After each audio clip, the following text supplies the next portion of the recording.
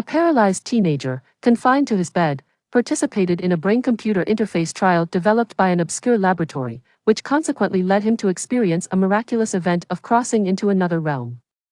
Though his physical condition was exceedingly frail, the previously incurable illness had mysteriously healed. He found himself traversing through endless parallel worlds. In a state of hazy oblivion, it was unclear how long Li Xiao had been in a slumber until a gentle breeze brushed against him, bringing with it a refreshing chill that roused him from his stupor. Upon opening his eyes, he was met with a dimly overcast sky. As he stared blankly upward, a prolonged moment of disorientation finally allowed his muddled thoughts to coalesce, and his memories surged forth, revealing his identity. Having languished in bed for several years, he now lay not upon a hospital cot, but rather on a patch of grass. The only plausible explanation for this transformation was that he had perhaps passed away, and this was merely a figment of his dying brain. His name was Li Xiao. 3 years prior, he had been diagnosed with myasthenia gravis, a condition that rapidly progressed to full-body paralysis. Doctors had predicted he would not live beyond 20, yet he had not even reached his 18th birthday. Flashes of his life's experiences raced through his mind, and he instinctively believed he was on the brink of death. Although he harbored a profound reluctance to accept such a fate, the excruciating torment of 3 years spent bedridden had rendered him a burden, both to himself and to others. Lying here, surrounded by the scent of fresh grass, he found an unexpected solace in what he believed to be his final moments. He lay quietly for what felt like an eternity, until the dreary sky gradually brightened, and warm sunlight began to pour down upon him. The heaviness that had clouded his mind swiftly dissipated, and numerous memories flooded back, including the fact that he had recently participated in a brain-computer interface trial. This technology involved a semi-implanted brain-computer interface, a concept he had never encountered before, nor had he heard of the small research facility that conducted it. This was the first time such technology was being tested on humans, and the risks involved were considerable. The reason he had chosen to take such a perilous risk with this immature technology stemmed from a desire to alleviate the financial burden on his family. As a patient suffering from both myasthenia gravis and amyotrophic lateral sclerosis, he had lost all hope for the future. Thus, when approached by the laboratory, he readily consented to participate in the trial. Although the laboratory was relatively unknown, the semi-implanted brain-computer interface technology proved to be surprisingly effective. Experiencing a genuine brain-computer interface for the first time, he managed to connect successfully to a game of PlayerUnknown's Battlegrounds, leaving him exhilarated and thoroughly immersed in the gameplay. He felt a sense of fulfillment upon achieving victory, only to swiftly succumb to sleep thereafter. A leaf fluttered down and landed on his face, prompting an instinctive response to reach up and grasp it. To his astonishment, he found that his hand had successfully captured the leaf. This sensation felt dreamlike, yet the sharp pinch he gave his own cheek confirmed the reality of his situation. In that moment, he recalled the brain-computer interface trial and the countless tales of transmigration he had read, realizing he might be extraordinarily fortunate to have encountered such a legendary phenomenon. He raised his hand to examine it closely. The frail and slightly pallid appendage was undoubtedly his own. It seemed that this body was still his, but the incurable affliction had mysteriously vanished. Though his body remained weak, he was able to move with ease and sat upright effortlessly. However, once sitting, he was astonished to discover he was clad in a bulletproof vest. A holster hung from his waist, containing a handgun, while the vest boasted a row of small pockets filled with 6 spare magazines, all fully loaded. Beside him lay a large backpack, from which a helmet had fallen. The backpack was adorned with equipment like a Car 98K and a frying pan, remnants of his victorious gaming session. Upon seeing these items, he immediately surmised that he had traversed into a gaming world, materializing directly into the realm of his favorite game, yet his body felt undeniably real, suggesting this was not merely a transference of consciousness. With a mixture of curiosity and confusion, he surveyed his surroundings. He found himself in an expansive meadow, though it could hardly be classified as a pure meadow, as a few modest trees dotted the landscape. A faint mist lingered at ground level, obscuring his view of the distance. The eerie silence was unsettling, devoid of the chirping of insects or the calls of birds, with not a single creature in sight. Not even an insect could be seen. The only sounds were his own breaths mingling with the occasional cool breeze, creating an atmosphere that bordered on the sinister. While this unsettling environment might have unnerved others, for Li Xiao, it was a source of exhilaration. His incurable ailment had inexplicably healed, and despite his lingering frailty, he could now move freely, a monumental shift for someone who had been bedridden for years. Though it was possible that he had succumbed to an accident in the real world, this did not dampen his spirits. According to the contract he had signed, should any misfortune befall him during the trial, substantial compensation awaited his family. With his burden lifted and a sum of money to ease his family's struggles, he resolved to live life to the fullest, cherishing this rare opportunity of rebirth. Quickly, he examined the belongings he had with him. When he drew out the handgun for inspection, he was taken aback to find an augmented reality projection displaying information. Model, P92. Caliber, 9mm. Base damage, 36 doubles when hitting critical points. Rate of fire, 0.35 seconds per shot. Effective range, 50 meters. Magazine capacity, 15. Empty weight, 0.96 kilograms. Durability, 100,001,0000. Firing once reduces durability by 1. Attachments, red dot sight. Could it be that this truly is a game world? He pinched his arm, the tactile sensation unmistakably real, leading him to question the authenticity of his surroundings. He even plucked a blade of grass, roots, and soil still clinging to it, further affirming the reality of his situation. However, he quickly dismissed any need for concern regarding whether this was a game world or not. To him, it was an undeniably real world where he was no longer the bedridden patient awaiting death. He holstered the handgun and picked up the Kar 98K, noting the following data. Model, 98K. Caliber, 7.92 millimeters. Base damage, 130 doubles when hitting critical points. Rate of fire, 2.2 seconds per shot. Effective range, 800 meters. Magazine capacity, 5. Empty weight, 3.9 kilograms. Durability, 100,001,0000. Firing once reduces durability by 1. Attachments, 8x scope.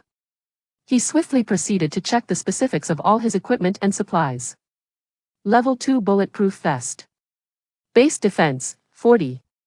Additional function, absorbs 40 of impact damage. Durability 1 for each absorption. Weight, 2.2 kilograms. Durability, 220,220. Level 2 helmet. Base defense, 40. Additional function, absorbs 40 of impact damage. Durability 1 for each absorption. Weight, 1.45 kilograms. Durability, 150,150. Vibranium frying pan. Physical damage, 22. 4.5 base weapon damage. Strength attribute agility attribute 50. Base defense, 200. Additional function, absorbs 90 of impact force. Weight, 0.8 kilograms. Durability, infused with vibranium, never wears down. Upon seeing the attributes of the frying pan, Li Xiao was momentarily taken aback, astonished that the absurd properties from the game had been recognized in this mysterious, game-like world. He found himself questioning whether this was indeed an incredibly realistic virtual realm. Regardless, for him, it was a tangible reality. Chapter 2. The terrifying monster and the upgraded energy. Upon meticulous examination of the contents within the backpack, subtle transformations had occurred. For instance, the energy drink not only swiftly restored 60 health points, but also alleviated certain bodily ailments. The first aid kit had evolved to rapidly restore 100 health points, completely negating all adverse conditions. Furthermore, the bandages had improved to facilitate the swift healing of wounds while additionally restoring 10 health points. The grenades now boasted a formidable power of 2,000, with a devastating blast radius of 5 meters. The flashbangs, too, had enhanced capabilities, not only causing temporary blindness, but inflicting up to 1,000 damage on creatures of the darkness. After diligently cataloging the supplies within the backpack, I found a total of 4 energy drinks, 1 first aid kit, 5 bandages, 2 grenades, 3 flashbangs, 357 rifle bullets, including the 5 already loaded in the rifle, and 161 pistol rounds, inclusive of those in the pistol and spare magazines. The supplies were indeed plentiful. However, the most pressing issue was the complete absence of food. My stomach roared with hunger, and the gnawing sensation made me question whether this world was truly a virtual realm. I harbored grave doubts that if I did not seek sustenance soon, I might very well perish from starvation. Yet, before embarking on any action, I needed to familiarize myself with the use of the pistol. With swift precision, I drew the pistol and examined it closely, although it resembled the P92 from a battle royale game. There were subtle differences. For instance, the game's version lacked a manual safety, while the P92 in my possession had one. Though I had never handled a real pistol before, I had seen enough to understand its operation. After a careful inspection, I unlocked the manual safety and pulled back the slide, successfully chambering a round. The pistol was equipped with a red sight, making it quite easy to aim at a small tree situated some 20 meters away. I gripped the pistol firmly and squeezed the trigger. Bang! The sound echoed, far louder than I had anticipated, especially in this eerily silent world, rendering it particularly jarring, surprisingly. The recoil was not as formidable as I had imagined. Despite my frail physique, I managed to handle the weapon without issue. The muzzle did jump considerably, yet the bullet struck the small tree, approximately 8 or 9 centimeters in diameter, with impressive force, piercing it cleanly through.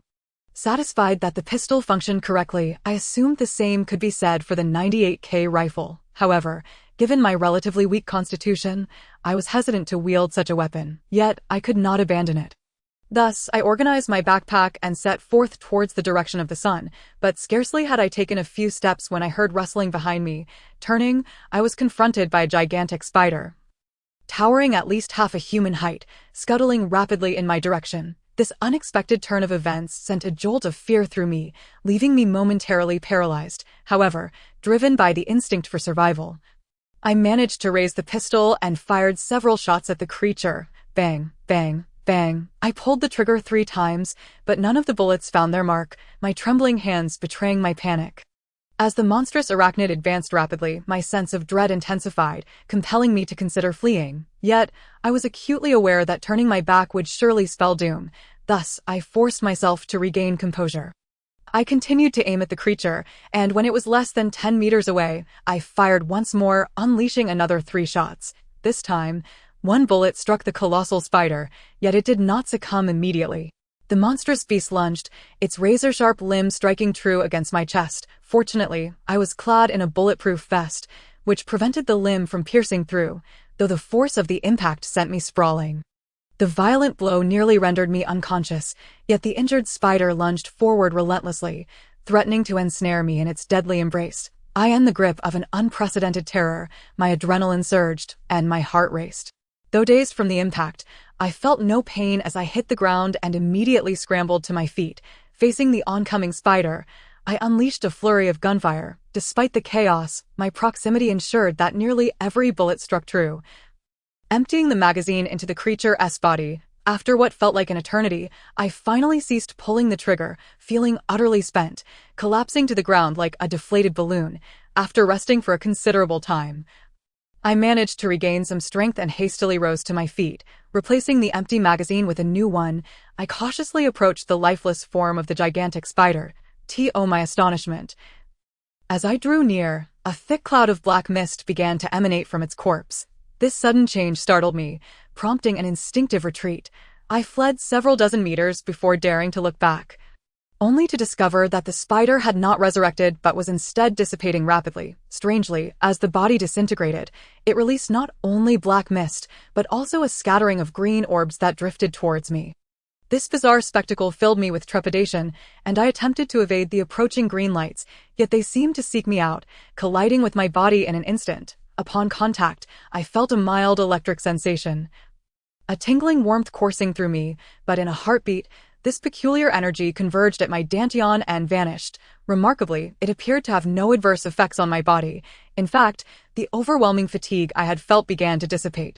Perhaps these luminous green points were a form of special life energy, suggesting that in this world, defeating monsters could indeed allow one to absorb vitality and subsequently level up. Even more astonishing, at the site where the monster's body had dissolved, I noticed several glimmering objects. Upon closer inspection, I discovered 4 coins, slightly smaller than a 1 yuan coin, each adorned with intricate patterns resembling a cityscape. It was evident that defeating monsters not only led to rapid decomposition, but also yielded energy and even coins, solidifying my suspicion that I had entered a game-like world. Of course, It was also possible that due to the unique nature of this realm, the laws of existence differed, allowing for such swift decomposition and the emergence of currency upon the demise of a creature. This was akin to how real-world corpses can be decomposed by microorganisms, or how hunting a rabbit yields flesh. The nature of these phenomena was perplexing, yet it seemed unnecessary to delve into them at present. The paramount concern was to ensure my own survival. Everything else was secondary. This world was far more perilous than I had anticipated. And if I did not quickly find a safe haven, my frail body would surely meet its end at the jaws of a monster. Furthermore, the intricate patterns on the coins suggested the existence of a city within this realm. If I could locate such a place, my chances of safety would increase significantly. However, the whereabouts of this city remained a mystery. I had yet to spot any roads or rivers. Nevertheless, upon seeing the sun on the horizon, I determined my direction and set forth towards the rising sun. Chapter 3.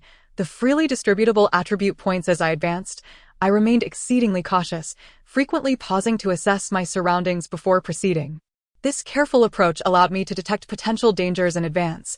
Although the underbrush towered over half a meter at times and the occasional thicket obstructed my path, visibility remained relatively clear. With vigilant observation, I could spot monsters from several hundred meters away. Thus, should I identify a threat early on, eliminating it with my 98K equipped with an 8x scope would pose no issue. It appeared that this world harbored no normal animals. After meticulously progressing for over 3 hours, I had encountered dozens of creatures, all of which were monstrous, despite their fearsome appearances. These beasts were easily dispatched with a single shot from the 98K, diminishing the perceived danger significantly. Unbeknownst to me, I had amassed over 100 coins in the process. Additionally, it became apparent that the energy absorbed from vanquishing monsters not only replenished stamina, but also improved my physical constitution. Initially, I struggled under a burden of nearly 20 kilograms, but now, with the additional weight of 1 kilogram from the coins, the journey felt noticeably less strenuous. This change instilled within me a sense of hope for the future. I was confident that through slaying monsters, I could attain levels of strength that would one day allow me to tear apart tigers and leopards with my bare hands. Yet, the situation was not entirely optimistic. My stomach growled painfully, the gnawing hunger almost unbearable. Several hours had elapsed since my arrival in this world, yet I had found no wild fruits or ordinary wild animals. Every creature I encountered attacked on sight, disintegrating into black mist upon death, leaving me with no sustenance to be found. Having also attempted to dig up some roots resembling licorice for sustenance, it became apparent that this substance might be toxic. Even a mere taste left my tongue numb, instilling a deep-seated reluctance to experiment further. Thus, I pressed on, enduring hunger with steadfast resolve. Fortunately, despite my ravenous state, the life energy absorbed from each monster I hunted sustained my bodily vitality, allowing me to maintain my strength through the arduous journey. After traversing several dozen miles with intermittent pauses, my energy remained remarkably abundant. As the sun began to dip in the western sky, I advanced with my back to its glaring rays. Suddenly, a creature reminiscent of a gray wolf emerged from a thicket about 200 meters ahead. Its size was formidable, towering nearly as high as the low shrubs surrounding it. Just as I swiftly crouched down, the massive wolf detected my presence and charged towards me with alarming speed, possibly even faster than a racing horse. Instinctively, I loaded a round into my firearm, taking aim at the approaching beast. Fortunately, while the creature sprinted with impressive velocity, it maintained a straight trajectory, making it an easier target through my 8-power scope, with a distance of 200 meters. Acquiring the massive wolf in my sights was a matter of mere seconds. As it closed into approximately 150 meters, I slightly lowered my aim and squeezed the trigger. With a thunderous bang, the bullet struck the wolf's head with unerring precision, tearing a significant gash into its skull. Under normal circumstances, even an elephant would succumb to such a wound from a 98K rifle. However, the creatures of this world defy conventional understanding, exhibiting an astonishing resilience. Despite the grievous injury, the beast continued its relentless advance, eliciting a surge of alarm within me. Yet, I remained composed, swiftly ejecting the spent cartridge and chambering another round. As I reacquired my target, the creature had already closed the distance to within 100 meters. I aimed at the enormous wound, calculating the rhythm of its galloping motion, and decisively pulled the trigger once more. Fortune smiled upon me. as the bullet fortuitously struck the previously inflicted wound. What had been merely a chip of its skull was now obliterated, leaving a gaping cavity. Yet, to my astonishment, the colossal wolf remained undeterred, still barreling towards me with unyielding ferocity. With no choice but to reload once again, I swiftly targeted the wolf anew. Now within 50 meters, I discerned a faint crimson glow emanating from below its neck, perhaps indicating its true vulnerable spot. Thus, I lowered my aim to target this glowing area. As the monstrous creature approached within 30 meters, I finally squeezed the trigger. The bullet struck true, hitting the glowing area with a resounding explosion. The wolf was utterly obliterated, reduced to a magnificent display of carnage. Perhaps due to the heightened tension, I felt a wave of dizziness wash over me as I stood up, taking a moment to regain my bearings. Glaring at the dismembered remains, I surmised this creature might differ from others, possibly leaving behind some edible mutated wolf meat. However, as I drew near, the shattered fragments dissipated into dark vapor, leaving behind a gem the size of an egg, radiating a soft golden glow, a clear indication of its value. Just as I prepared to collect my prize, a golden beam of light descended from the sky, flooding my body with a warm energy that swept away my weariness. Before me, a translucent screen materialized, akin to an AR projection, displaying my fundamental information. Name: Li Xiao. Profession: none. Level: 2. Strength: 20.2, pertaining to bone density and muscle explosiveness, with a human peak of 10. Agility: 10, involving nerve transmission speed, with a human peak of 10. Stamina: 30.2, relating to cellular vitality and recovery, with a human peak of 10. Mental power: 25, involving concentration, brainwave intensity, and consciousness strength, with a human peak of 10. Health points: 132. Mana points: 250. Unallocated attribute points: 5. Upon noticing the unallocated points, I felt a surge of excitement and tentatively clicked on the plus sign next to strength, which increased from 20.2 to 20.4. However, this merely augmented my strength by 0.2, consuming one of my unallocated points. Thankfully, the allocation method was not irrevocable, as a dialog box appeared, asking for confirmation to allocate points. Yes, no. Realizing this, I quickly canceled the allocation and attempted to click the plus sign next to mental power. Instantly, my mental power increased from 25 to 2.5, still consuming only one unallocated point. This indicated that in this unique game world, the attribute points awarded were proportional to the base attributes. Increasing strength yielded a mere 0.2 effect, whereas boosting mental power provided a 2.5-fold enhancement. An astounding disparity. After experimenting with agility and stamina attributes, I found that they also followed the same 10 increase based on innate attributes. Thus, it was evident that allocating points to mental power was the most advantageous choice.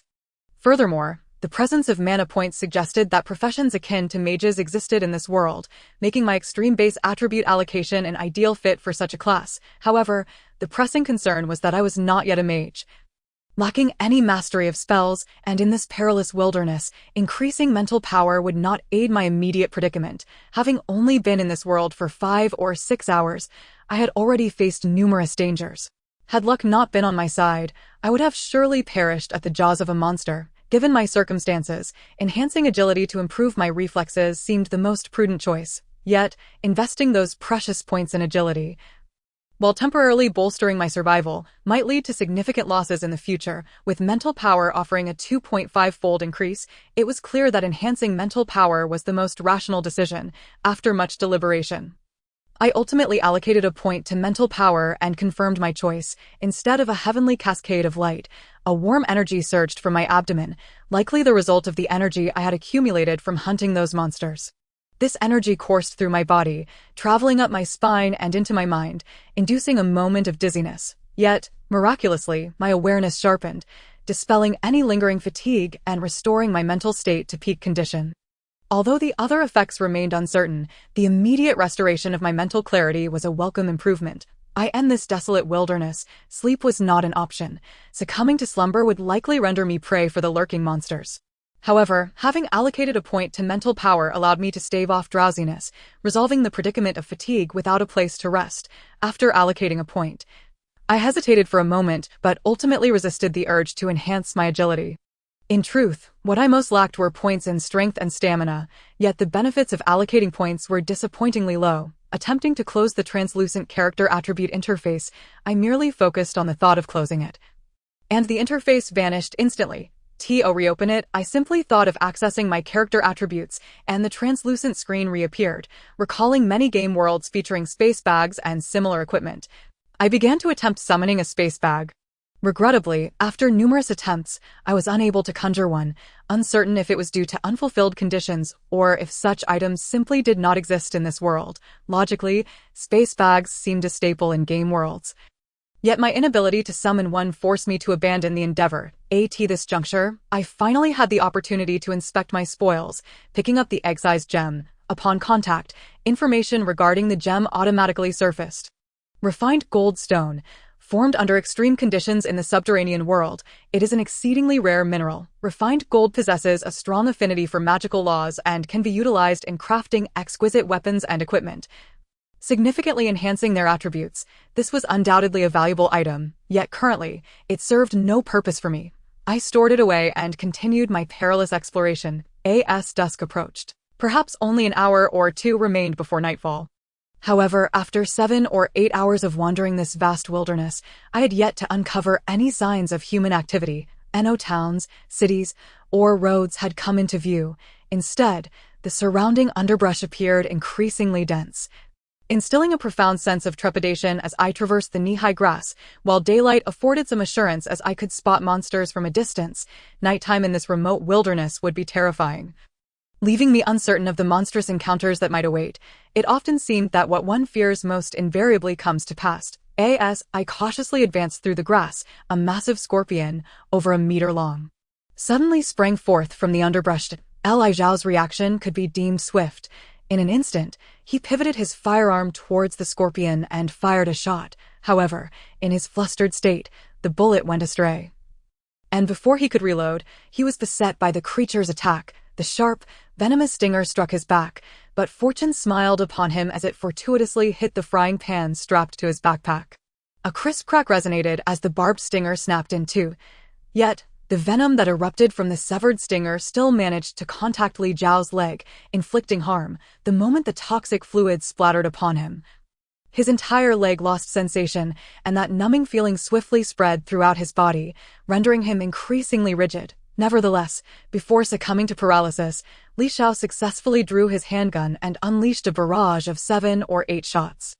However, he soon found himself entrapped in a state of complete immobility, clearly indicating the potent paralytic effects of the scorpion's venom as he toppled backward, with his mobility stripped away and another colossal scorpion nearby. A singular thought echoed in his mind. It was over. His journey of rebirth had scarcely begun, yet it was abruptly coming to an end, leaving him filled with an overwhelming sense of regret. However, as he waited with closed eyes for the inevitable demise, he was astonished to observe the giant scorpion dissipating into black mist. The specks of green light that merged with his body began to alleviate his hardened state.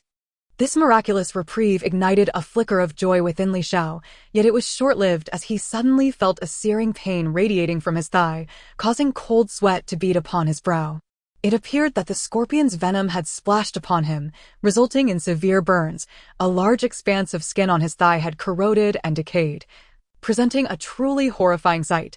He hastily retrieved an energy drink from his backpack and consumed it. Fortunately, this beverage indeed acted as the information had described, swiftly remedying his bodily afflictions. In mere moments, the excruciating pain subsided, and the decayed skin on his thigh began to regenerate at a visibly rapid pace. Within a few minutes, he was restored to his former self, with not a single scar remaining, save for the palm-sized tear in his trousers, which faithfully recorded the evidence of the venom's corrosive encounter. After resting for a few minutes, during which he regained his composure, he stood up once more, only to find 18 gold coins where the scorpion had vanished. He picked up the coins and gazed ahead at the increasingly tall grass. A reluctance to advance washed over him, for he could not ascertain what other monsters lay hidden within the thickets. If he were to be ambushed again, he might not be so fortunate as before. Perhaps his earlier choice of direction had been misguided. Venturing towards the rising sun seemed perilous, while navigating towards the shorter grass appeared to be a safer alternative. Contemplating this, he hesitated momentarily before ultimately deciding to alter his course. Setting forth towards the northwestern direction where the grass was less overgrown, to avoid being ambushed by lurking creatures, he tossed various items ahead of him with each step, creating a commotion in hopes of luring out any hidden beasts. Should any creatures reveal themselves, dispatching them would pose no challenge, and if nothing emerged, he could simply retrieve the items and continue casting them forward. Chapter 5. Automatically growing attributes. He tossed the frying pan ahead. And sure enough, it attracted the attention of a venomous scorpion, which lunged at the pan with fervor. In response, he swiftly fired a shot from his 98K rifle, piercing the scorpion's body. Instantly, a significant portion of its health was depleted. It was only at that moment that the scorpion realized its true adversary, charging towards Li Xiao. However, it was struck again by a bullet mid-flight, completely draining its life force. After reloading, he proceeded to collect his spoils. He could not help but marvel at the effectiveness of his tactic. Tossing items to stir up noise had indeed lured out the monsters concealed in the grass, as long as he could detect their movements beforehand. Armed with the 98K, he could easily eliminate them. Regrettably, the night began to envelop the land, forcing him to pause his relatively easy monster hunting expedition and remain vigilant, carefully observing his surroundings. Fortunately, the area was not entirely shrouded in darkness. Although the moon was absent from the sky, the multitude of stars shimmered brightly, and the nameless wildflowers and weeds on the ground emitted a faint glow, rendering the night less foreboding. Occasionally, flickering lights danced in the air. But upon closer inspection, he realized these were not fireflies or any such insects. Their exact nature remained a mystery, appearing merely as pure orbs of light. This enigmatic world, draped in night, was undeniably enchanting. Yet concealed within its allure were hidden perils, making it far more dangerous than during the day, for those monsters that had been vanquished would resurrect within an hour or two, and their revival locations were entirely random. After an hour of remaining on high alert without encountering any surprises, he began to relax, believing the area to be relatively safe. He settled down to rest while organizing his gear. However, just moments after he sat down, a scorpion suddenly resurrected nearby, lunging at him and nearly delivering a fatal blow. Thankfully, he instinctively raised the frying pan with his left hand to block the attack, while his right hand swiftly drew his handgun, unleashing a flurry of bullets at the creature until an entire magazine was expended, finally bringing the scorpion to its end. Unfortunately, his arm was splattered with the scorpion's venom once more, causing severe corrosion. Necessitating another energy drink to be consumed, he meticulously endured through the latter half of the night, and as fatigue began to creep in, he summoned a burst of mental fortitude to restore his alertness. After several more hours of cautious vigilance, dawn finally broke. As he prepared to set forth once more, he was astonished to find that his backpack felt significantly lighter than the previous day. Upon closer inspection, he discovered that nothing had been left behind. It seemed that the contents of his bag had actually increased, as he had collected dozens of gold coins and various materials for equipment processing and synthesis during the night, adding an extra 2 to 3 kilograms of weight. Yet now, it felt remarkably light. Out of curiosity, he summoned his character attribute panel. Level: 2 strength, 20.5 agility, 10 stamina, 305 mental power, 25 health, 135 mana, 300 unallocated attribute points. 3 to his surprise, both strength and stamina had automatically increased by 0.3, indicating a substantial growth. This revelation brought him joy. Upon reflection, it was quite reasonable. It seemed that as long as nutrition was adequately provided, attributes such as strength and stamina could indeed be enhanced through training, although he had been enduring hunger without food. The life energy absorbed from defeating monsters was a form of energy that could be directly assimilated by his cells. This energy was likely far more effective for muscle cells than any amino acid protein powder. Furthermore, after battling monsters for an entire day and night and experiencing numerous brushes with death, he had absorbed a considerable amount of life energy, making the significant increase in strength and stamina entirely logical. Perhaps in this world, even without allocating attribute points, strength and stamina would naturally grow to peak human levels. Once reaching that limit, Further breakthroughs might require the allocation of attribute points, though it was too early to tell. It was conceivable that this growth could continue indefinitely. In any case, this was splendid news. The only slight disappointment was that agility, which had reached peak human levels, and mental power, which far exceeded normal human capabilities, could not grow automatically. Additionally, while his mana seemed to regenerate on its own, he had yet to learn any spells. Otherwise, using magic against monsters would undoubtedly be much easier. Shaking his head to dispel such unrealistic fantasies, he gathered his belongings and resumed his perilous quest to uncover traces of human activity. Perhaps fortune was finally on his side. After cautiously advancing for over an hour, he finally spotted a narrow path. It was evidently a trail formed by the frequent passage of humans or animals, prompting him to decisively follow its direction. The grass around the path was notably lower, and the view ahead was considerably clearer. He could detect any lurking monsters well in advance. With a sniper rifle in hand, should he spot any creatures from a distance, he would not deem it dangerous, as a mere 1 or 2 shots would suffice to eliminate them. He treaded carefully for several kilometers, effortlessly dispatching dozens of minor monsters. It appeared relatively safe, at least on the surface. However, a nagging unease lingered in his mind, for despite traveling for so long, he had yet to encounter any other travelers or sight any towns or villages. Doubts began to creep in regarding whether he was heading in the right direction. If he were traversing deeper into the wilderness where the monsters were more formidable, it could spell disaster. Although hunting monsters was easy, the rapid consumption of ammunition posed a concern. Should he exhaust his bullets without discovering a human settlement, his current combat prowess would undoubtedly render him a feast for the monsters. As he pondered these concerns, he inadvertently let his guard down, failing to notice a thicket by the roadside ahead. Unlike before, he did not toss the frying pan to scout the path, but instead walked directly past it. Upon approaching within a mere 20 meters of the thicket, an enormous venomous serpent suddenly sprang forth from the underbrush. Fortunately, having endured numerous attacks from various monsters, my reflexes kicked in, and I instinctively brandished my trusty 98K rifle. To my astonishment, the serpent managed to latch onto the rifle with its powerful jaws, flinging it away. Its strike bore little resemblance to that of a mere reptile.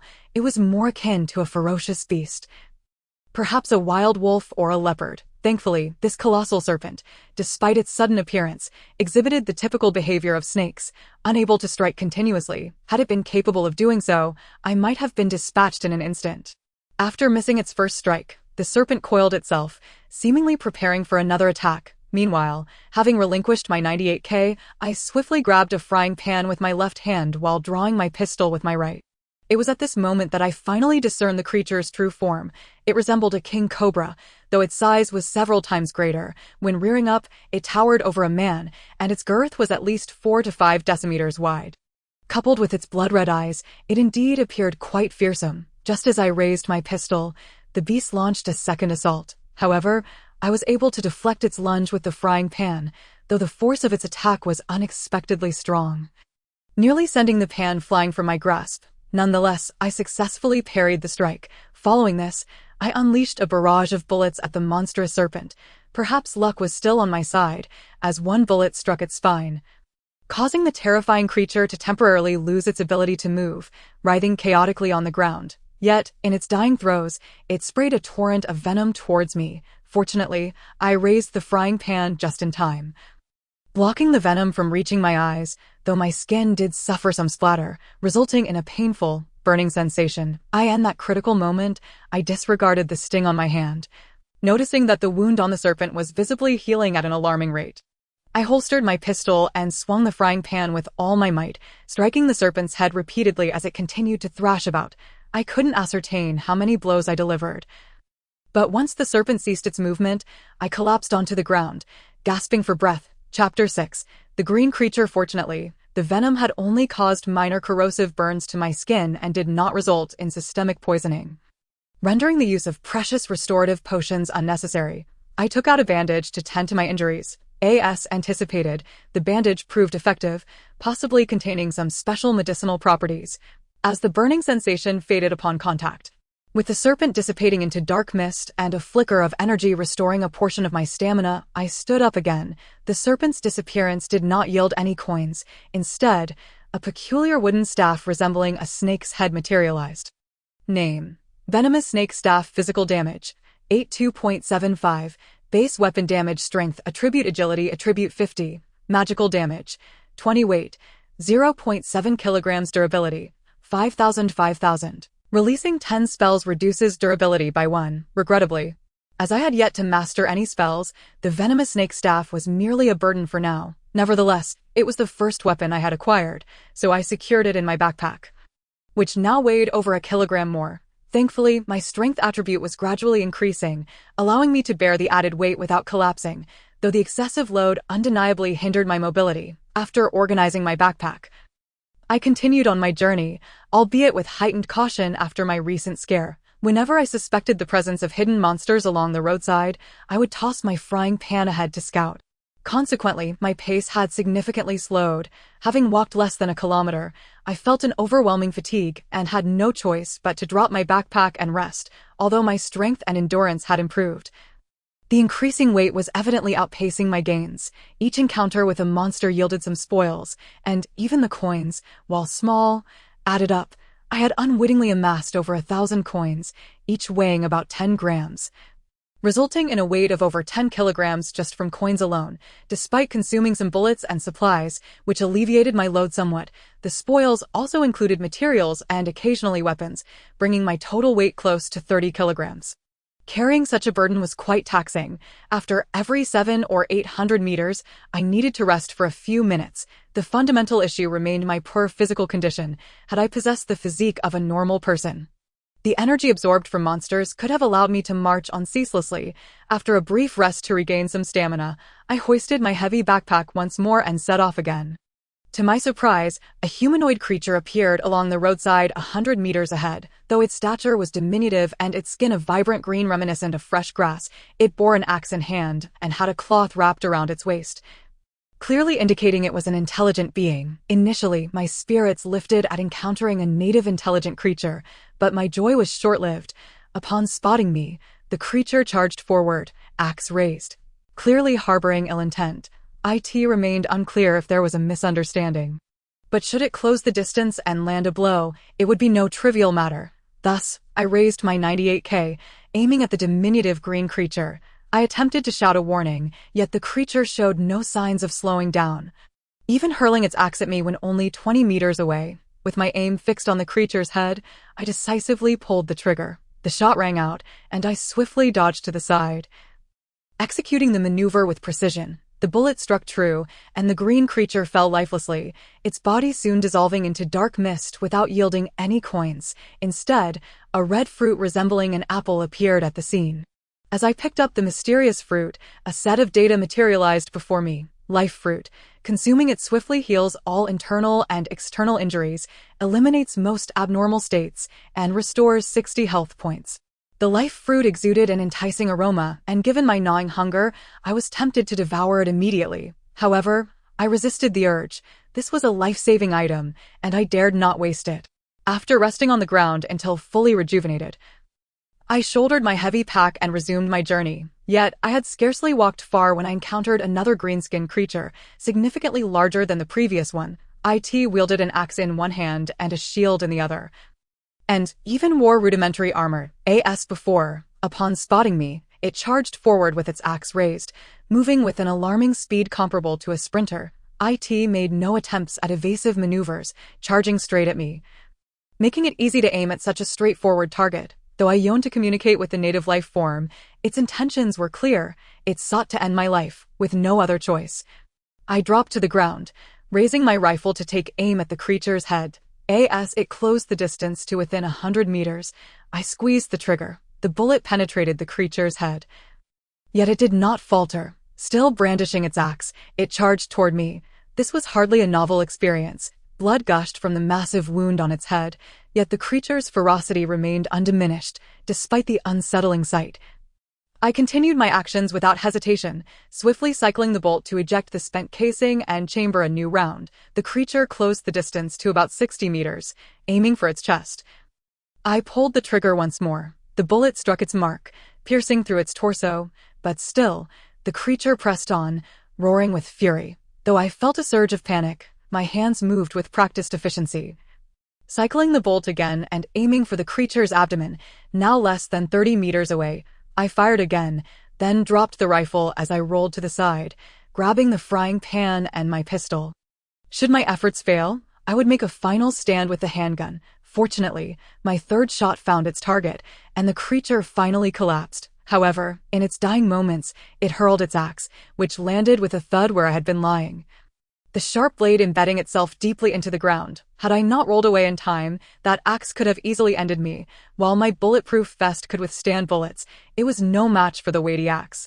The creature's body quickly disintegrated into dark mist, and having absorbed some energy, a beam of light appeared in the sky, signaling my ascension to the next level. Level 3 strength, 2-1 agility, 10 stamina, 3-1 mental power, 25-5 health points, 140 mana points, 300 unallocated attribute points. 8 The attributes of strength and stamina have inexplicably grown slightly, perhaps due to an explosive surge of energy accumulated within during the leveling up process, resulting in some additional effects. Regrettably, there has still been no sign of automatic growth in agility and mental power. After closing the character attributes panel, I noticed that the area where the monster had dissipated was still littered with 2 egg-sized crystals, radiating a soft golden glow. To my astonishment, I had encountered precious gold crystals. And not just 1, but 2 at once. I was certain that these items must hold significant value. However, the spoils did little to alleviate Li Zhao's anxious heart. If only a few bullets could be fired instead. As he watched the ammunition supply in his backpack dwindle, an overwhelming sense of panic began to consume him. Chapter 7.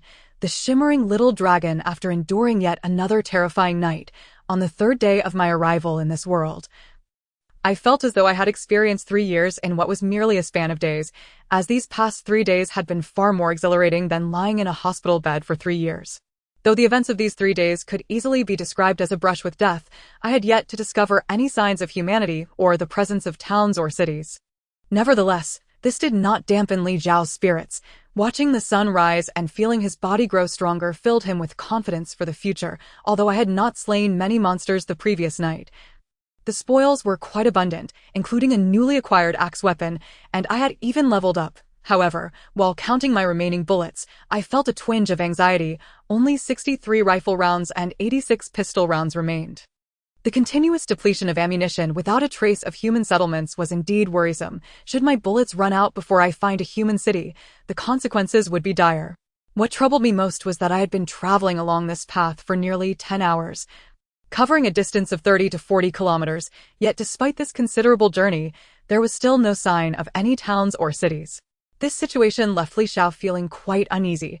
I found myself questioning whether any humans existed in this world at all. If it were only those incomprehensible green creatures, it would be a dire predicament. I also began to wonder if I had strayed off course. Perhaps heading in the opposite direction along the path would lead me to more civilized and communicable intelligent beings. However, with my ammunition reserves so critically low, retracing my steps was no longer an option, forcing me to press on resolutely. Suddenly, I spotted a giant scorpion emerging from the bushes by the roadside. I swiftly drew my frying pan, and as the creature lunged toward me, I fired a shot. Luck was on my side, as the bullet struck a vital point, resulting in a deadly blow that instantly dispatched the venomous scorpion. This was the only comforting aspect of the encounter. The monsters I faced now seemed significantly weaker than those I had previously encountered, even without a double damage effect. Most of the creatures I came across could be dispatched with a single shot from my 98K rifle. As the monster's corpse dissipated into black mist, 8 gold coins materialized from the spoils. However, these rewards did little to ease Li Zhao's anxious disposition. After collecting the coins and reloading my ammunition, I prepared to continue my journey. Out of the corner of my eye, I suddenly caught a glimmer of gold in the distance. Turning my gaze, I beheld a small dragon, shimmering with a golden hue, frolicking towards me on the grass to my left. Although the creature appeared diminutive, with wings yet incapable of flight, it moved with a playful bounce that suggested it would not be difficult to evade. The little dragon appeared utterly adorable, and I found myself reluctant to hunt this creature. However, the golden glow emanating from it resembled that of a treasure from a gaming world. Should I successfully hunt it, I might uncover valuable loot that could alter my current predicament. The little creature was still quite far away, and armed with the formidable 98K, dispatching it should not pose much difficulty, although my ammunition was dwindling. Even if I encountered a settlement, there was no guarantee that it would be inhabited by civilized, communicable beings. Thus, regardless of my course of action, considerable risks loomed ahead. Yet, the prospect of acquiring a valuable item was too enticing to ignore. And so, after a brief hesitation, I resolved to eliminate the shimmering little dragon. I quickly crouched down, aiming my 98K at the creature, despite being over 200 meters away. Its small size and rhythmic movements made it a manageable target. Calculating its hopping frequency, I pulled the trigger as it leapt into the air. Bang! The bullet struck the little dragon with remarkable precision, but the damage seemed minimal, leaving only a small wound that visibly healed at an astonishing rate. I had grown accustomed to the remarkable regenerative abilities of the creatures in this world, so I paid little mind to this occurrence and swiftly reloaded my rifle. Bang! Another shot rang out. Yet once more, the injury inflicted was minor, even as the creature continued to bounce toward me at a speed comparable to that of a normal human, with nearly 200 meters still separating us. I felt no urgency, quickly reloading my weapon before taking aim again. As I unleashed 5 more shots, I was astonished to find the little dragon still bounding closer, though its pace was not rapid. Within 20 seconds, it was nearly upon me. The distance had dwindled to less than 10 meters, leaving me no choice but to abandon my prone position. I hastily set down my backpack, rose to my feet, and while turning to retreat, I swiftly loaded another magazine. Before I could aim and fire, the little dragon unleashed a torrent of flames, searing my flesh and inflicting excruciating pain. My bulletproof vest offered little protection against the fiery breath, and I watched helplessly as my health plummeted by more than 30%. Panicking, I rolled on the ground several times, finally extinguishing the strange flames, yet the burning sensation lingered, and my health continued to dwindle. Fortunately, the little dragon's speed was not exceptional. Without the burden of a heavy backpack, I was able to evade its pursuit, adopting a kite-flying strategy to inflict damage while maintaining distance. Directly fleeing was not an option. Aside from the potential treasures that might be acquired from this creature, abandoning my supplies was simply out of the question. The kite-flying battle strategy, however, was not without its flaws, and I found myself scorched by the dragon's flames on more than one occasion. To preserve my life, I was forced to consume the last functional drink from my waist pouch. With all 30 rounds of ammunition expended, the resilient golden little dragon remained undeterred. I resorted to my handgun, continuing to shoot while retreating, yet the damage inflicted by the pistol was dismally inadequate.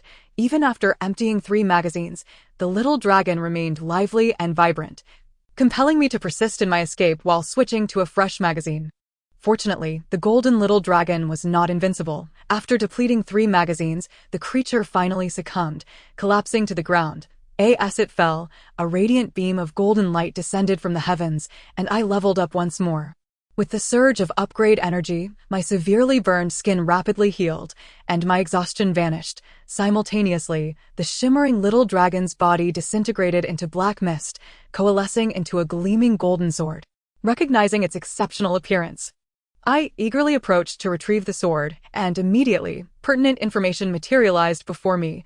Golden celestial sword damage, 122.95 length, 98 centimeters width, 3.5 centimeters weight, 1.5 kilograms durability, forged from a precious alloy. Seamlessly crafted, never wears down. Exceptional attribute 1, Dragon Flame Burn. Upon being struck, the target loses 3 health points per second for 1 minute. Exceptional attribute 2, Holy Light. Doubles damage dealt to undead and dark creatures. This sword was undeniably a remarkable weapon. However, given my frail constitution, engaging in close combat with monsters was a daunting prospect. Thus, under the current circumstances, this exquisite sword felt somewhat superfluous. Nevertheless, should my ammunition run dry entirely, I could wield this weapon alongside my frying pan against poisonous scorpions and similar creatures with a degree of confidence. Stowing away the exquisite sword, my burden increased by 1.5 kg, becoming somewhat cumbersome. After much deliberation, I reluctantly discarded the heavy whiteboard axe I had acquired the previous night, weighing a hefty 3 kg, alleviating my burden slightly before continuing along the path. Chapter 8. Encounter with the Elven race and the fierce battle with the golden python as the clock struck noon. The pangs of thirst became increasingly unbearable, especially with no water in sight, although defeating monsters could replenish one's life force and resolve the energy supply dilemma. The relentless thirst was tormenting. After taking a moment to rest, while my stamina quickly returned, my thirst only intensified. Unable to withstand it any longer, I unzipped my backpack and retrieved the tantalizing life fruit. Taking a bite, the sweet flavor unleashed a wondrous surge of energy within me, akin to finding a hidden spring. Initially intending to savor just a morsel for later, I found myself unable to resist and took another bite, then another, until the life fruit was devoured completely. In the distance, I spotted a diminutive green creature, one of the weakest monsters. After much contemplation, I resolved to engage it, wielding my Xiantian sword to attempt a close-range strike.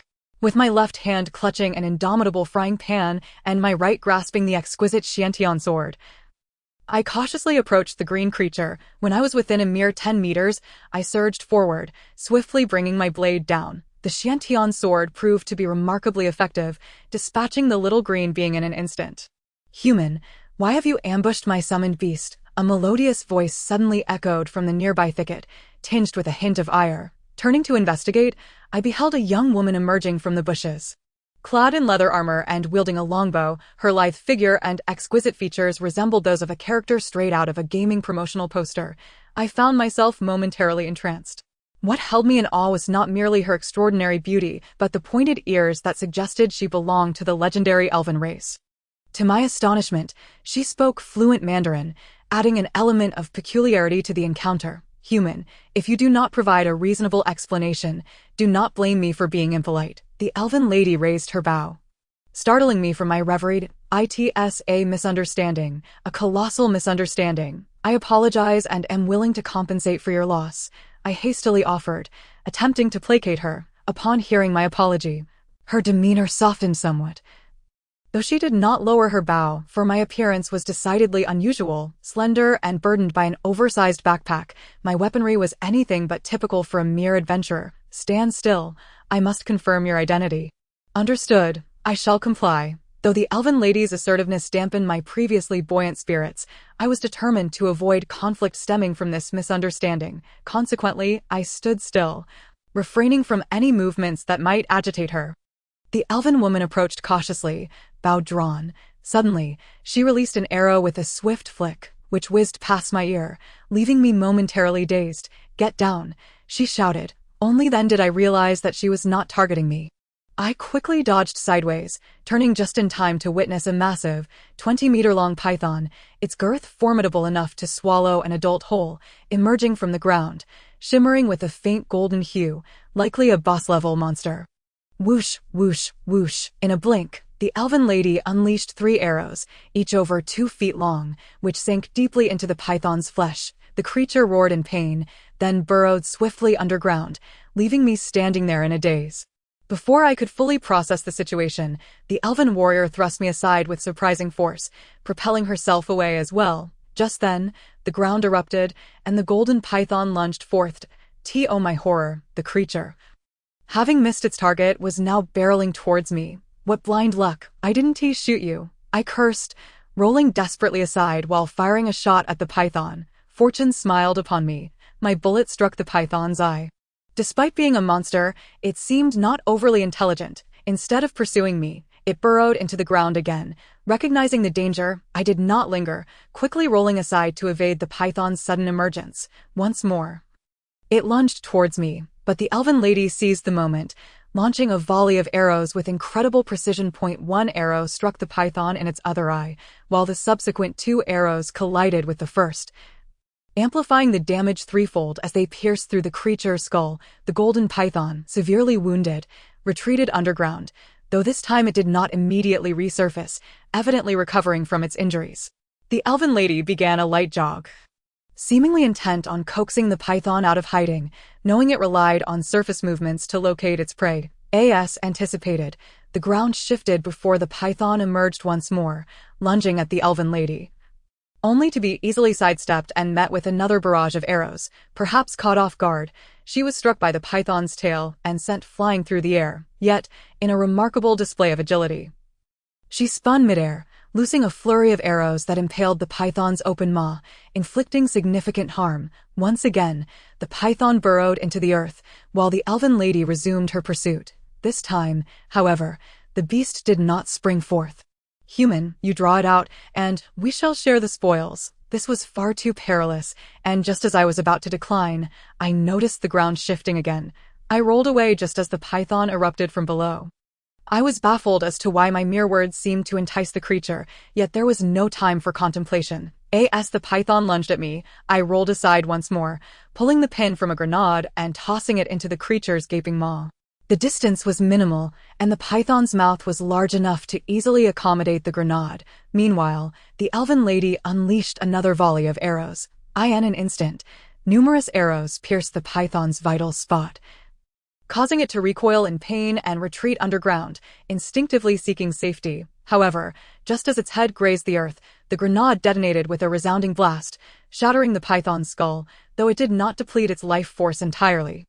It was rendered incapable of burrowing. As its thrashing body swung wildly, its tail struck me, sending me flying. Eventually, the now defenseless golden python succumbed to the elven lady's relentless barrage of arrows, its life force extinguished completely. Chapter 9. The class transitioner with several ribs broken. I slumped to the ground, unable to rise. Yet, the elven lady seemed to possess a remarkable healing magic. Placing her hand upon my forehead, a wave of energy surged through me, mending injuries that would typically take months to heal in a matter of moments. "Thank you. No need for thanks. While you did deliver the decisive blow, without my assistance, you would not have prevailed. Thus, the spoils should be divided equally. Of course, I concur. Then let us team up and collect the spoils." "Very well. How do we form a party?" "Have you truly never formed a party before?" "Indeed, I have always acted alone." As long as one issues a request to form a party and receives confirmation from the other party, the formation is complete. Although it seemed somewhat unbelievable, the elven maiden provided an explanation and promptly sent an invitation to Li Xiao. A semi-transparent window appeared before Li Xiao, displaying a notification. "Luna invites you to join her party." After clicking the confirmation option, the party was successfully formed, and both parties became aware of each other's names. With the successful formation of the party, Luna finally relaxed completely. She was still rather apprehensive about the item Li Xiao had thrown that had obliterated the head of the golden giant python, certain that her equipment could not withstand such an explosion. However, now that they were in a party, it was impossible for the other to continue attacking her. As for the notion of taking the initiative to eliminate this human and monopolize the spoils, such actions were certainly beneath the noble elven race. Of course, even the greedy humans would likely refrain from such behavior, as it would violate the laws of the universe. Angering the heavenly Tao system would lead to dire consequences for anyone involved. With the successful formation of the party, Luna felt a sense of relief, while Li Xiao was filled with excitement, envisioning future adventures with this elven companion, slaying monsters for profit, and engaging in a myriad of activities together. What was he daydreaming about? He needed to collect the spoils quickly. Luna patted Li Xiao on the shoulder, rousing him from his reverie, and together they approached the corpse of the golden giant python. As they drew near, the body rapidly transformed into black mist, and two streams of leveling energy merged into their bodies, coalescing into a large treasure chest at the scene. Together, they placed their hands on the chest, which then dissipated into twinkling golden light, revealing 12 precious golden stones. Seeing so many gems for the first time in his life, Luna exclaimed in delight, while Li Xiao remained relatively composed. For him, the significance of successfully forming a party with Luna far outweighed the value of the spoils. With this elven lady as his ally, his life was essentially secured. "Li Xiao, what is your profession? How come you wield such an unusual weapon?" she inquired, unable to suppress her curiosity upon seeing his 98K. "I don't have a profession. Impossible. Anyone venturing into the wild must have a profession, really. May I take a look at your attributes?"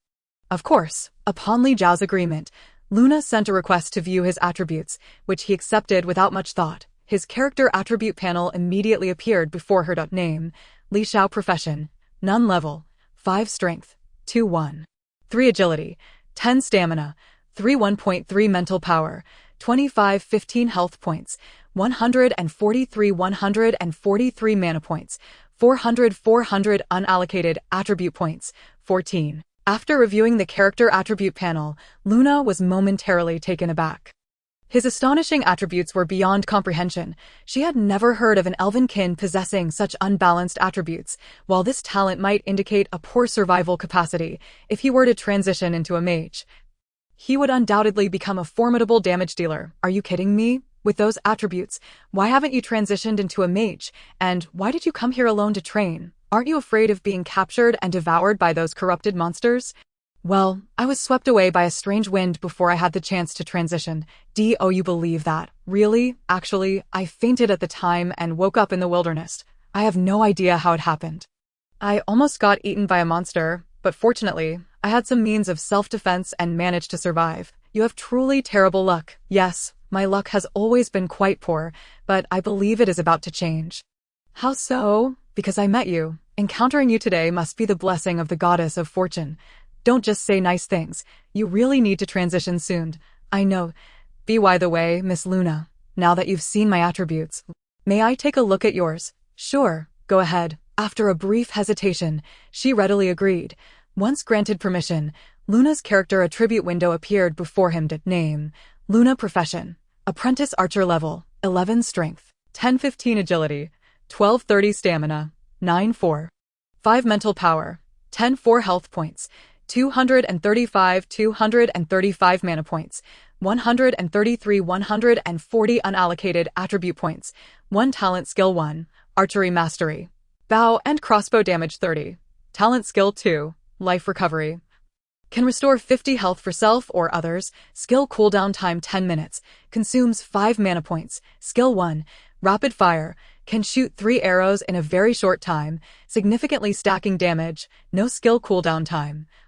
Consumes 1 mana point. Skill 2, Goblin Summon. Can summon goblins for reconnaissance and to distract monsters. Skill cooldown time 5 minutes. Consumes 3 mana points. Upon seeing the array of skills, Li Xiao felt quite frustrated.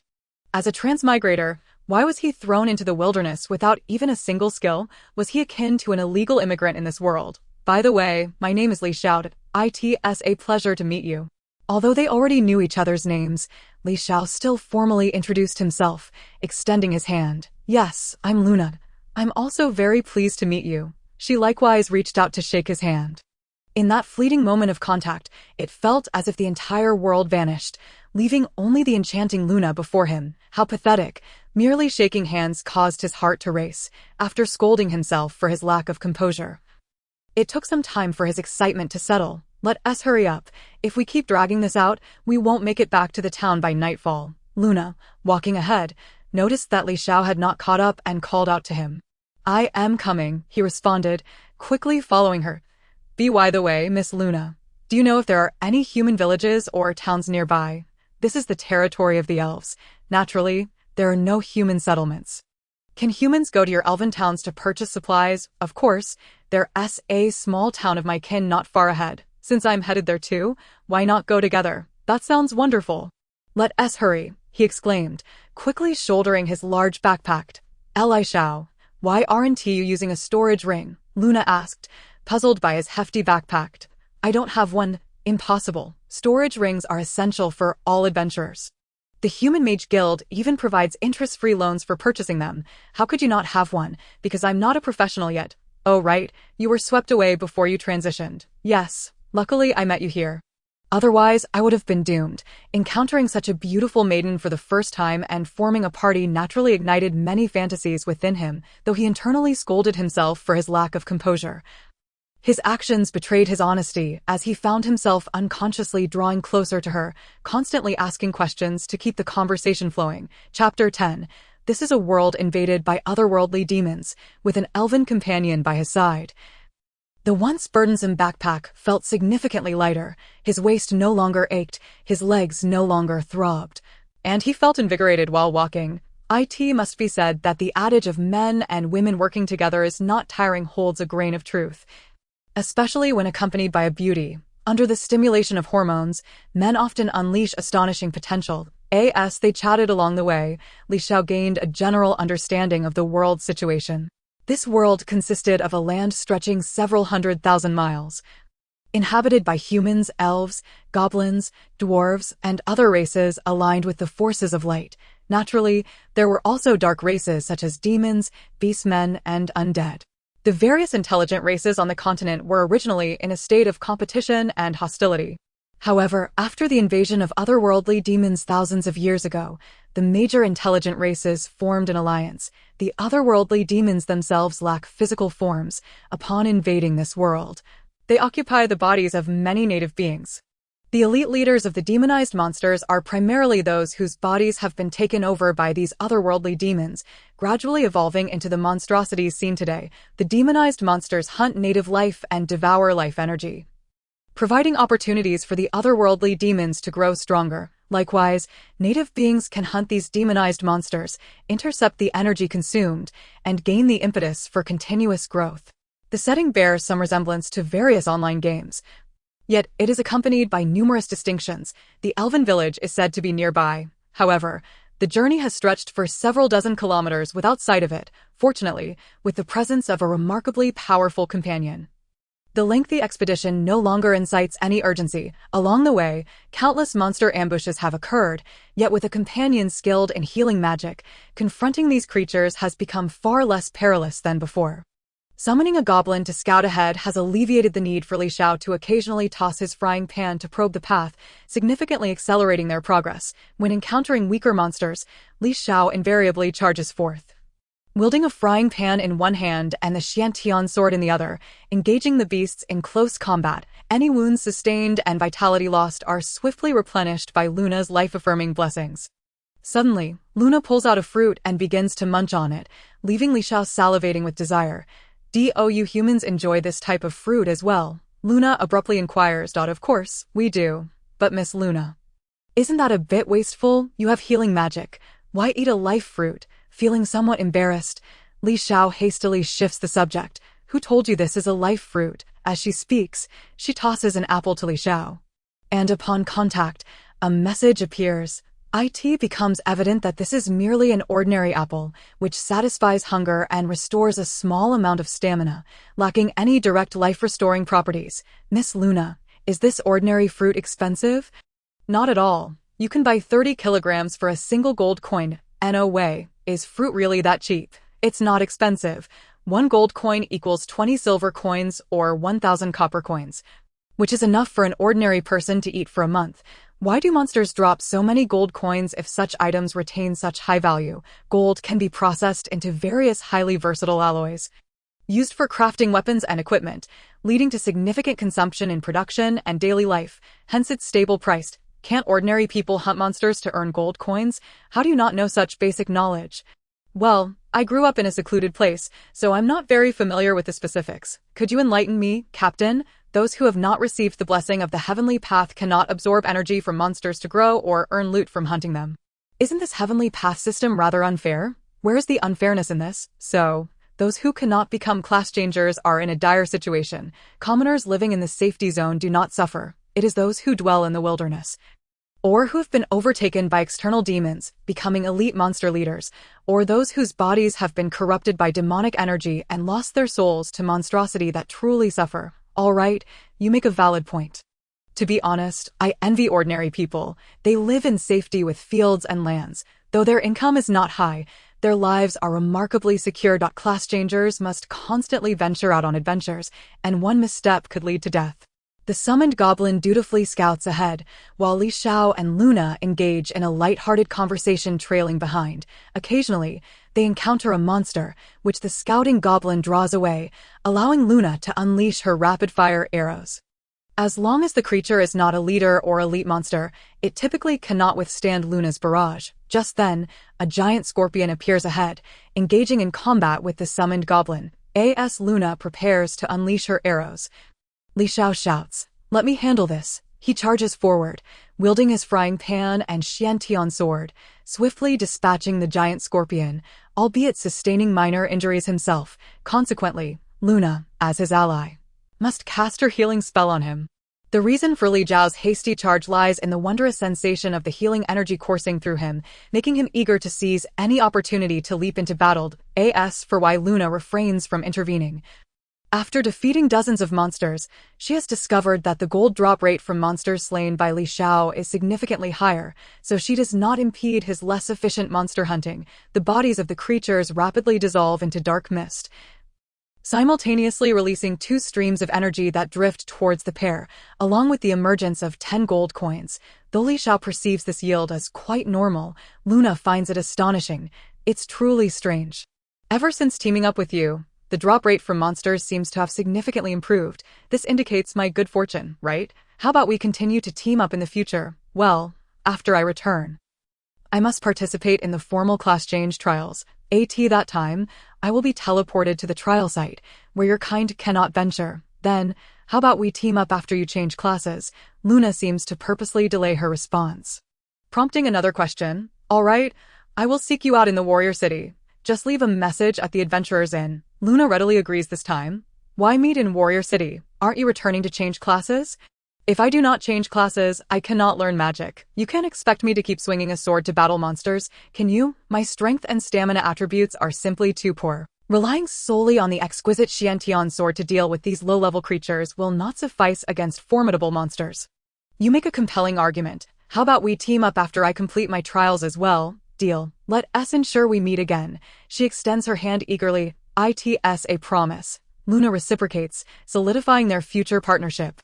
By the way, is it far from here to Warrior City? Can I walk back alone? Absolutely not. It's not just a matter of distance. There are numerous high-level monsters along the way. Even a team of low-level class changers would struggle to traverse safely. So, what should I do? You can seek a party to travel to Elven King City, where there is a teleportation array that can directly take you to Warrior City. Isn't there a teleportation scroll or something that can send me directly to Warrior City? There is, but it's quite expensive. Additionally, we are too remote, and there aren't many class changers around, making it hard to obtain. Chapter 11. Storage Ring. As nightfall approached, they finally caught sight of an elven village in the distance. The village spans a considerable area, exceeding 1 square kilometer. According to Luna, over 2,000 elves reside in this town, which is quite significant for a race with a total population of merely 100,000. Li Xiao finds it puzzling that such a large town is surrounded by only rudimentary fences, which seem too inadequate for protection against monster invasions. Unable to contain his curiosity, he turns to Luna and asks, "Can those fences truly fend off monster attacks? Do not underestimate those fences. They are fortified with modified hellvines. Any monster that approaches will be ensnared and perished, and with the archers stationed in the watchtowers.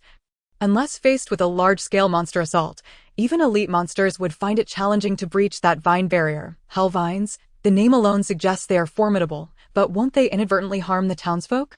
They are indeed modified, so they won't harm the villagers. Otherwise, who would dare use hellvines as a barrier? That is a fair point. Let us hasten our pace. It's nearly dark, Luna urged, increasing her stride. Prompting Li Xiao to follow suit. In truth, if given the choice, he would prefer to delay arriving at the village, allowing him more time to spend with Luna, despite having known her for less than a day. He felt as though his very soul was being drawn away by her presence. Entering the elven village was remarkably smooth. The alliance between humans and elves permitted human presence in elven settlements without causing much surprise. However, due to the village's remoteness, it had been many years since a human had been seen there. Thus the sudden appearance of one drew the attention of a throng of elves, nonetheless, despite their curiosity. No one approached to intrude. Being surrounded by a multitude of elves indeed made Li Xiao feel somewhat self-conscious, especially since the elves, regardless of gender, were all strikingly beautiful, causing him to feel inferior. Li Xiao, over there is a general store that provides services for class changers. You can head there on your own. Luna pointed to a shop not far off. Are you leaving? Yes, I've leveled up again today. So I must promptly report to the elders to register for the class change trials. If I delay, I will waste a considerable amount of gold. All right, best of luck. Let us meet in Warrior City. Sure, we'll meet again. Waving goodbye, Li Xiao was enveloped in a bittersweet feeling, lingering until Luna vanished around the corner of the street. Only then did he retract his gaze and turn toward the town's sole grocery store. Inside the shop, a dazzling array of goods awaited, all tailored for the elven race. Various longbows, short bows, and an assortment of crossbows, from large to small, including repeating crossbows. There were also leather armors of diverse styles. And in the center of the hall stood the shop's prized possession, a gleaming mithril armor radiating a silvery glow.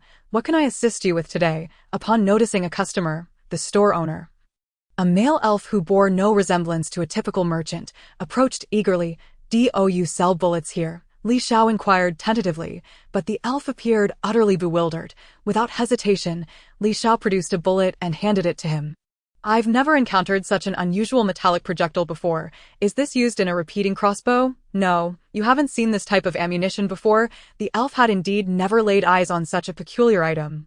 It seemed no shop would offer such specialized ammunition. Well, that's unfortunate. Although he had long suspected he might be unable to replenish his bullets, the confirmation left him feeling somewhat disheartened. Overall, firearms proved to be quite effective, especially for someone with his frail constitution. They were far superior to bows or swords. By the way, do you accept material for recycling? Of course, we accept anything of value. Without further ado, Li Xiao opened his backpack and revealed a hodgepodge of materials, managing to sell them for just over 700 gold coins. The piece of refined gold he possessed was particularly valuable, fetching a price of 1,000 gold coins. However, after careful consideration, he decided against selling it, opting to keep it for future weapon upgrades. The refined gold sword, too, was worth a substantial amount, with the owner offering 5,000 gold coins for it, yet Li Xiao hesitated to part with it. What astonished Li Xiao the most was the shopkeeper's keen interest in his 98K rifle, who offered an impressive 6,500 gold coins for it, surpassing even the value of the exquisite refined gold sword. Li Xiao did not outright refuse. If he could not replenish his bullets, the remaining 30 rounds would render the rifle largely useless. It would be far more practical to exchange it for supplies that would facilitate his swift advancement. Do you have any storage rings for sale? Indeed, we do. What size of storage space are you looking for? Storage rings come in different sizes, certainly. The smallest one, embedded with a standard empty stone, provides a storage capacity of approximately 1.5 cubic meters, while the largest contains 12 empty stones. How is the pricing determined? The first empty stone is relatively easy to embed, thus the cost is lower.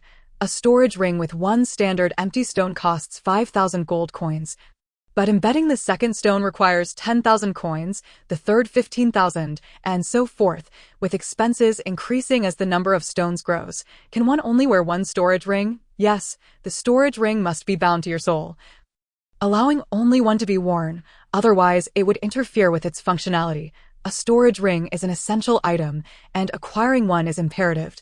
If he were to purchase merely a ring with a single empty stone, he had enough gold, but he also needed to buy various weapons and a considerable amount of supplies. Reluctant to sell the refined gold or the sword, he resolved to part with the 98K. All right, I'll trade you this rifle for the most basic storage ring. A wise choice. He eagerly accepted the mysterious weapon, promptly storing it within the newly acquired ring. Just as Li Xiao began to worry that the shopkeeper might abscond with his money due to his outsider status, the elf returned with a storage ring and an additional 1,500 gold coins. Overall, both parties were satisfied with the transaction. For Li Xiao, the 98K, unable to be replenished with bullets, was merely a decorative item, and selling it for over 6,000 gold coins was indeed a fair deal. For the store owner, this uniquely designed and intricately crafted weapon, particularly with its astonishingly high-performance scope, was sure to entice the goblins, who would undoubtedly pay handsomely for it to study or for research purposes, easily turning a profit of 2,000 to 3,000 coins with a stroke of luck. Chapter 12. The moon-chasing crossbow. The storage ring was truly magical. Upon donning it, the ring immediately shrank to fit snugly against his skin, and a surge of information coursed through the meridians in his arm directly to his brain, imparting knowledge on its usage. Remarkably, the ring even became invisible, rendering it weightless, as though it had completely vanished. This phenomenon left Li Xiao astounded. The value of this item far exceeded 5,000 gold coins. Of course, it could also be that storage rings were so commonplace in this world, with everyone possessing one, leading to highly developed associated technology, much like smartphones in the real world, which are incredibly complex yet can be found for just a few hundred. Shaking his head to dispel the swirling thoughts, he focused on the operational instructions that had been directly transmitted to his mind. With a mere thought, a semi-transparent rectangular storage space materialized before him, measuring 2 meters in height, 1.5 meters in width, and half a meter in depth, resembling a large wardrobe. He placed the refined gold sword into this semi-transparent storage space. It transformed into a translucent state and was seamlessly stored away. To retrieve an item, he merely needed to reach out and grasp it. There was no need for elaborate thought, as the item would automatically transition from its ethereal form to solid reality. This storage ring was indeed incredibly convenient. Naturally, storage rings are indispensable for all adventurers. They must be user-friendly. It is convenient, but why does the storage space resemble a wardrobe? Do you not find it convenient to reach for items in such a space? However, this space only has a thickness of half a meter, meaning anything exceeding that cannot be stored. Generally, there were no items designed to be that thick. Moreover, not all storage spaces were alike. The volume depended on the quality of the empty stones, with the standard empty stone offering a capacity of merely 1.5 cubic meters. It was rumored that the highest quality empty stones could reach volumes in the thousands. That must be exorbitantly priced. There is no price for such items. They can only be obtained by defeating formidable demon gods. If one is fortunate, there exists a small chance of acquiring a holy-grade empty stone. However, utilizing larger empty stones requires considerable skill. Without a powerful consciousness, one cannot lock onto items within the storage space, the shopkeeper explained patiently. I see. So, will this storage ring get lost or stolen? Not at all, although it is called a storage ring. Once the empty stone is bound to your soul, it essentially opens a storage space within your consciousness. The ring's presence merely facilitates the upgrading and addition of new empty stones. So, once an empty stone is embedded, it cannot be removed. Indeed, it cannot be undone. If your ring is filled, you must permanently discard one stone to replace it with a larger one. Thus, it is advisable not to fill the basic empty stone to avoid waste. Understood. Thank you for the reminder. Please provide me with a set of high-defense leather armor. Certainly, right this way. The Yalong set, crafted from the leather of the Yalong race, features embedded mithril fortification arrays and automatic repair arrays, consisting of a helmet, chest armor, leg guards, boots, and gloves, each providing 100 points of base defense and capable of absorbing 55 of damage impacts, priced at 13,000 gold coins. The Fire Dragon set, made from fire dragon leather, offers the same 5-piece ensemble, with each piece providing 130 points of base defense and absorbing 65 of impact damage, priced at 18,000. The shopkeeper enthusiastically detailed the offerings, but the prices were exorbitant for Li Xiao at this moment. Stop, my good man. I don't have that much gold. Do you have any sets around 3,000 gold coins? Yes, we have the bear skin set, which also includes mithril fortification arrays. This 5-piece set provides 55 points of base defense and absorbs 45 of damage impact, priced at 3,000 gold coins. After thoroughly examining the attributes of the bear skin set, Li Xiao promptly decided to purchase it. This armor certainly offered far superior protection compared to ordinary bulletproof vests. And being a full body set, he no longer needed to worry about being scalded by any corrosive substances. He paid 3,000 gold coins and changed into the bear skin set right in the store. It must be said that the equipment in this game world was remarkably wondrous. Initially, he had some concerns about whether it would fit well, but once donned, the armor conformed perfectly to his body. Devoid of any cumbersome feeling, the defense it provided surpassed that of his bulletproof suit considerably, and the effectiveness at absorbing impact damage had also significantly improved. Most importantly, it enveloped his entire body, greatly enhancing his safety. Moreover, the durability of this equipment is remarkably high, surpassing that of a bulletproof suit by over 20-fold. While I have acquired the gear, I am yet to procure a weapon. Without the formidable 98K rifle and lacking any learned spells, I am understandably reluctant to engage in close combat with monsters. Thus, I can only turn my attention to ranged weapons such as bows and crossbows. I intend to use these weapons to level up a few times near this novice village while earning some money before proceeding to the main city of the elves. There, I can utilize the teleportation array to journey to the city of human warriors for my class advancement. Are you interested in some crossbows? Observing Li Xiao examining a repeating crossbow, the shopkeeper promptly inquired. Do you have one with decent power that is easy to draw and allows for continuous fire? Yes, right this way. With that, the shopkeeper led him to a secluded corner. The Chasing Moon repeating crossbow, crafted by goblins, is fitted with 5 boxes capable of holding 60 bolts. It operates with energy crystals for power and features electromagnetic loading, achieving an incredibly rapid firing rate of 3 arrows per second. As he picked up the peculiar crossbow, he began detailing its features. What is its base attack power? The customer may see for himself. Saying this, He handed the weapon to Li Xiao, and as soon as he touched the crossbow, its attributes materialized before him. Chasing Moon repeating crossbow base damage, 50, critical hit damage is doubled, firing rate, 0. 33 seconds per shot arrow speed, 150 meters per second loading method, manual automatic. Manual loading requires 50 kilograms of pull, automatic loading requires energy crystals, effective range, 80 meters maximum range, 600 meters box capacity, 60 volts weight of empty crossbow, 4.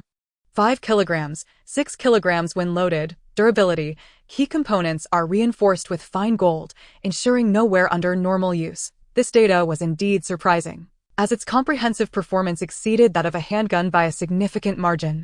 Although its size is considerable and rather heavy, the presence of a storage bracelet mitigates these concerns, leading to an almost instantaneous decision to purchase this item. How much does this Chasing Moon repeating crossbow cost? The crossbow, along with 5 boxes, is only 2,000 gold, a truly exceptional piece of equipment for novice leveling. Seeing Li Zhao's interest in the somewhat extravagant weapon, the shopkeeper hurriedly elaborated. Can the energy crystals replenish energy automatically? Ordinary energy crystals do not possess such a feature. However, should the customer require it, we can customize eternal energy stones that automatically replenish energy, albeit at a considerably higher price. What is the price of the eternal energy crystal? 15,000 gold. My word, that is quite expensive. Chapter 13. A prayer before sleep. Integrating a formation into the energy crystal that allows for energy absorption from the surroundings is exceedingly difficult. Even the continent's most esteemed formation masters can produce only a few in a month, making them sought after for many high-level magical weapons and equipment. Thus, eternal energy crystals are perpetually in short supply. It is uncertain whether one can purchase them even after reserving 15,000 gold. What is the price of ordinary energy crystals? Ordinary energy crystals are quite affordable, costing only 100 gold for a piece, with each crystal allowing for 3,000 loads. What about the price of crossbow bolts? Ordinary bolts are 1 gold for 80, while fine gold bolts are 1 gold for 5. Fine gold bolts are surprisingly inexpensive. Is that truly the case? Fine gold bolts are merely coated with a trace of fine gold. The manufacturing process is relatively simple and the quantity used is minimal, hence the low price. How much more powerful are the fine gold bolts? Their power is generally comparable, but the fine gold coating significantly enhances the durability attribute of the bolts, allowing them to be reused. Are ordinary bolts not reusable? Theoretically, they can be recovered as well. However, ordinary bolts are too weak, and when encountering monsters with tough shells or striking their bones, they are often destroyed. In contrast, fine gold bolts can withstand impacts even against steel without damage. Are there bolts with even greater power? Naturally, there are. By layering special formations onto the bolts, one can imbue them with spell damage, greatly increasing their power. However, such enchanted bolts cost several dozen gold coins each and are destroyed after a single use, making them impractical. Can spare boxes be purchased separately? Certainly, they are quite inexpensive, with an empty box costing only 30 gold. The shopkeeper was responsive to inquiries, eager to highlight the benefits of the repeating crossbow, striving to swiftly sell this weapon. The goblin-crafted Chasing Moon repeating crossbow sold decently among humans, but it was not particularly favored among the elf race.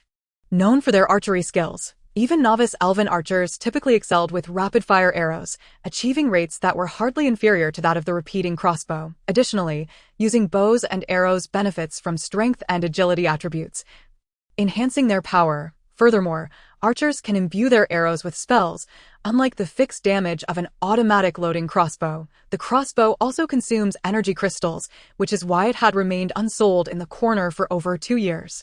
While the elves may not appreciate this crossbow, Li Xiao found it quite appealing. Its power and magazine capacity were comparable to that of a submachine gun, making it exceptionally useful for early monster hunting and leveling.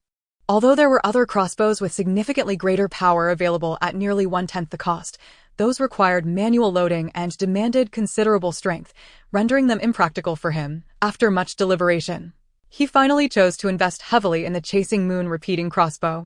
He then spent 150 gold on 5 empty boxes, 500 gold on 5 energy crystals, and an additional 300 gold on 1,500 fine gold bolts, concluding with a purchase of 20 life fruits for 100 gold coins. By the way, do you sell outdoor warning devices? Just as he was about to leave, he suddenly recalled the inconveniences faced while resting outdoors. Certainly, Those are essential products for adventurers venturing into the wild. Would you prefer a large or small device? Well, please provide details on the prices and specific effects. The large device consists of 1 core and 120 formation pillars, capable of establishing a warning zone with a diameter of 500 meters. Priced at 2,000 gold, suitable for high-level areas with formidable monsters. The small device comprises 1 core and 12 formation rods, establishing a warning zone with a diameter of 60 meters, priced at 250 gold. Ideal for novice testers. Will it alert me to any monster intrusion? Absolutely. The formation rods can sense the energy on monsters, providing immediate alerts upon approach. What about threats from above? It is imperative. This is a sensing field specifically for monster energy, capable of detecting entities whether they approach from the sky or burrow from underground, thereby issuing warnings. Does this device also require energy crystals? Indeed, it does, but it is quite energy efficient. The small warning device can continuously operate for 20 years on a single crystal, while the large device can last over 2 years. Given the presence of a warning formation, are there also devices capable of eliminating monsters? Such devices do exist. However, they consume an immense amount of energy crystals. Using such formations to combat monsters would certainly lead to financial losses. Can't we use eternal energy crystals? Eternal energy crystals also require time to recharge. If their energy is depleted, it takes 3 to 4 hours to restore. The massive energy consumption of the Slaughter Rune formation would exhaust the energy of eternal crystals in mere minutes. To establish a formation that perpetually avoids energy depletion would necessitate a vast quantity of eternal crystals, driving the cost sky high. Very well, please provide me with a small warning formation. He promptly paid 250 gold for the small warning device. Shopkeeper, do you sell meat? Here, among the elves, we have never consumed meat. Surely you have ordinary fruits for sale? Of course, we have plenty. How much would you like? The price is 30 gold for 30 kilograms. We have over 20 varieties of fruits, including apples at that price. I'll take 5 kilograms of each. Did a bid to collect more seeds? He intentionally ordered a bit of each fruit. Certainly. The shopkeeper quickly retrieved a large assortment of fruit from the storage warehouse. How much do I owe you? No need to worry. As you have completed such a large transaction today, consider these fruits a gift from me. Thank you very much, you're welcome, and we look forward to your next visit. Having exited the general store, Li Xiao initially intended to bolster his mental energy and immediately venture out to slay monsters. However, after augmenting his mental energy, although he felt slightly more invigorated, he still experienced lingering fatigue. It seemed that allocating mental energy could not eliminate the need for sleep. It merely provided a temporary stimulus, delaying the onset of slumber. Therefore, for safety's sake, he decided to stay the night at a small inn before embarking on his monster hunting expedition the following day. At the only inn in the town, he secured a room. Although he had been quite drowsy, once he lay upon the bed, he found himself tossing and turning, unable to fall asleep. It is not that I am not weary, but rather that I harbor some trepidation regarding the act of falling asleep.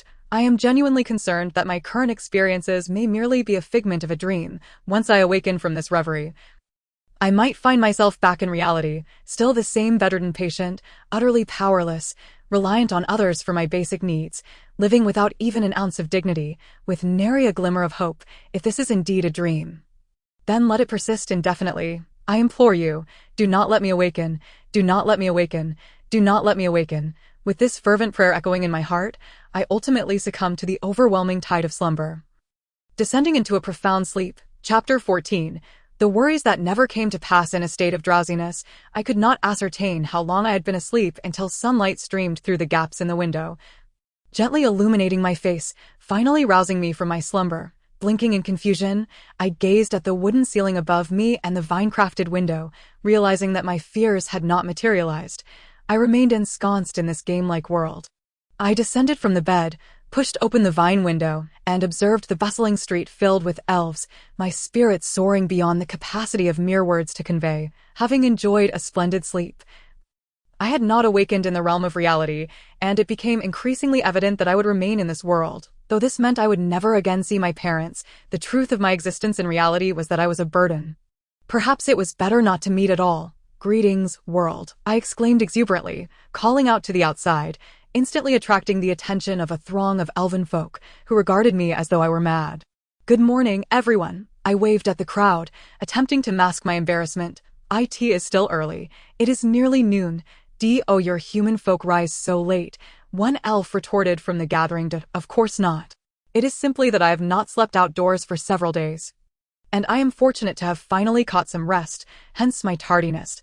I felt compelled to provide an explanation, then closed the window. After refreshing myself, I made my way downstairs and enjoyed a lavish meal of vegetables and fruits in the dining hall. The lodging fee amounted to 5 silver coins, and the meal cost 3 silver coins, totaling 8 silver coins. Are you referring to silver coins? Indeed, silver coins. But I do not possess any silver coins. 1 gold coin is equivalent to 20 silver coins. Guests may also pay with gold. Ah, I see. No change is necessary, I said, handing over a gold coin and turning to leave. Wait, called the elven proprietor suddenly. We elves do not have a custom of taking advantage of others. With that, he retrieved a handful of silver coins to return to me, appearing somewhat displeased. I sincerely apologize. As a newcomer, I am unaware of the customs here. Please forgive my ignorance. Noticing the proprietor's irritation, I hastened to express my contrition. Upon hearing my immediate apology, the elven proprietor's expression softened, returning to a more neutral demeanor. Guests should exercise caution when dealing with our kind. We do not wish to receive charity from others. Understood. Thank you for your guidance. After departing the small inn, I wandered through the elven town, secretly hoping to encounter Luna. Alas, she had already gone to undertake her class change trials. And after some time of searching, I found no trace of her. Instead, I came across 2 other adventurers who had already formed a party. Initially, I considered inviting them to join me on an adventure in the dark forest. But upon discovering that I had yet to master a single spell, I offered a polite excuse and took my leave. In truth, I was not particularly interested in joining another party, having acquired a repeating crossbow superior to a handgun. I was confident that I could hunt monsters safely around this elven town without undue peril. In a modest blacksmith shop, I affixed a device to my formidable frying pan, transforming it into a somewhat unusual small shield before finally exiting the elven town. However, I did not plunge straight into the wilderness. Instead, I made my way to a natural archery practice range just outside the town. The shields were made from a plant with remarkable restorative properties, capable of mending even the most grievous wounds within mere hours. Perhaps having arrived rather late, I found that the elves had finished their archery practice, and the natural range was devoid of any other elves. I retrieved the somewhat heavy Munchaser repeating crossbow, attached a crystal the size of an egg, and activated the automatic cocking mechanism. Under the influence of electromagnetic force, the bowstring snapped into place, and in an instant, a bolt was automatically loaded and secured onto the string. To be honest, witnessing the speed with which this mechanism operated sparked my curiosity. Given such an efficient electromagnetic launching system and the existence of this remarkable energy source in the form of crystal, why not construct an electromagnetic gun instead of a crossbow? Logically, creating an electromagnetic gun should be simpler than a crossbow, considering the advanced technology already at play. Although puzzled, I refrained from overthinking it.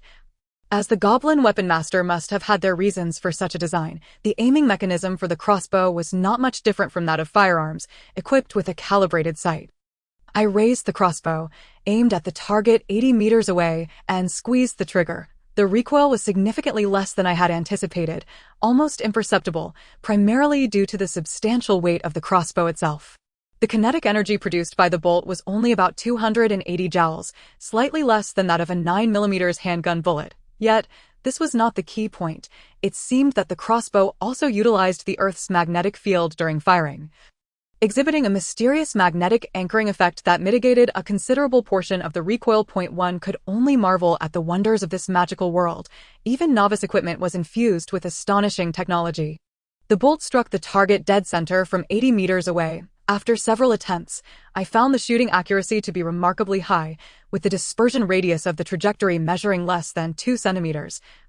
And I even encountered a phenomenon of one bolt tailing another. To prevent damage to the precious bolts, I rushed to the target, but recovering the bolts proved rather troublesome. After flying over 80 meters, the bolts had embedded themselves 7 or 8 centimeters into the biological target. It took considerable effort to extract the precious bolts. The bolt that had tailed another had nearly disappeared into the target, and I had to utilize my sword to carve open a sizable hole to retrieve it. I suddenly regretted purchasing only precious bolts, as their recovery was indeed a hassle. After collecting my bolts, I retreated to approximately 150 meters away and once again aimed meticulously before pulling the trigger. Beyond the effective shooting range, the accuracy of the bolts diminished significantly, although I still assumed a prone position while aiming. The crossbow exhibited almost no shaking, and despite firing over a dozen times, only one bolt struck dead center, with the dispersion radius nearing 30 centimeters, although the precision had decreased considerably. The penetrating power remained formidable, with the bolts still embedding themselves 4 or 5 centimeters into the target. Thus, while the effective range of the crossbow was officially stated to be 80 meters, it could still deliver substantial lethality, even at a distance of 150 meters. Overall performance far surpassed that of a handgun, yet there remained a considerable gap when compared to rifles. I pondered for a moment before deciding to test the rapid-fire capability, adjusting the mechanism to initiate the continuous fire mode. I returned to around 100 meters, assuming a prone position once more, and aimed at the target before pulling the trigger. In an instant, a series of whooshing sounds erupted as a flurry of bolts surged toward the target. The rapid-fire accuracy exceeded that of a submachine gun, yet the firing rate fell short in comparison. However, when I attempted to manually cock the mechanism, I found it to be quite cumbersome, wasting a significant amount of stamina in the process. Thus, while the crossbow could theoretically be manually cocked, this feature proved to be rather impractical. Nonetheless, the Moonchaser repeating crossbow was undeniably an exceptional piece of equipment for a novice adventurer, representing outstanding value for me.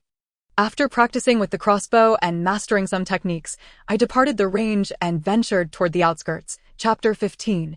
Safety first. After traversing several miles, I finally encountered my first monster, a giant scorpion, the most common creature near the town. The creature quickly spotted me and charged forward. Yet, before it could close the distance, a bolt struck it, embedding itself 20 centimeters deep. Its health plummeted by nearly half in an instant. Roaring in pain, it continued its advance, but was met with another bolt, and before long, its health was entirely depleted.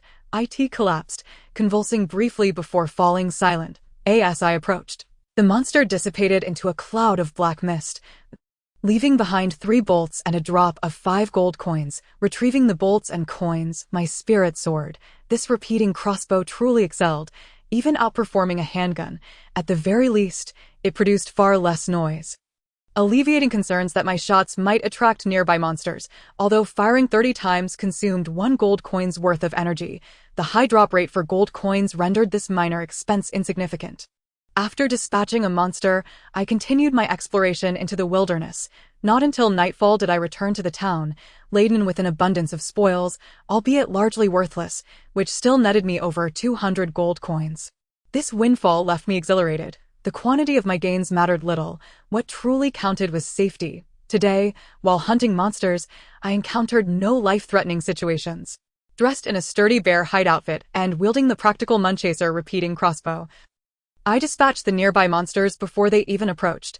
Even in the rare instances of ambush, the protection offered by my bear hide attire mitigated any substantial harm, and throughout the day of hunting, I had yet to consume a single healing fruit. Can you enhance the Moonchaser repeating crossbow here, my good sir? It is not feasible. Reinforcement requires specialized formations, which I currently lack. Very well, then. I shall procure an additional 10 energy crystals, 500 exquisite crossbow bolts, and 20 life fruits. As he spoke, he produced 1,200 gold coins and handed them over, marking the entirety of his earnings for the day. Has the guest consumed the energy crystals so swiftly? Not at all. However, now that funds are available, it would be prudent to stockpile some supplies. If the guest truly enjoys utilizing the Moonchaser crossbow, I would recommend reserving an eternal crystal, which is equivalent to over 100 ordinary energy crystals. Unfortunately, funds are insufficient. You may place a deposit of 1,000 for a pre-order. Would you like assistance in arranging one? How long will it take for the reservation to arrive? Approximately 1 month. Though you must bring the contract and gold coins to the City of Warriors to collect it, what happens if I fail to retrieve it by then, if it remains unclaimed for over a year? The contract will automatically become void, resulting in the loss of 1,000 gold coins. Very well, I shall forego the purchase of 10 energy crystals for now and request the reservation of the eternal crystal instead. No problem. He promptly retrieved a scroll, swiftly inscribing his name and affixing a seal. Then, muttering an incantation, a beam of golden light illuminated the scroll as the enigmatic heavenly Dao system validated the contract. Remember, 1 month from now, you must visit the Energy Crystals specialty store in the City of Warriors within a year for it to be valid. Otherwise, you will have squandered 1,000 gold coins. The proprietor deliberately cautioned, "Understood. I shall take my leave now. See you tomorrow." Although his spirits remained high, the late hour was ill-suited for monster hunting, so he took refuge in the only inn in the small town for the night.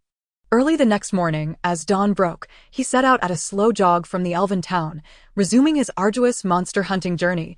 The monster population in the vicinity of the elves was sparse, often requiring him to wander 1 or 2 kilometers before encountering a creature, resulting in a gradual deceleration of level progression and diminished earnings. However, Li Xiao cared little for this. For him, nothing was more paramount than safety.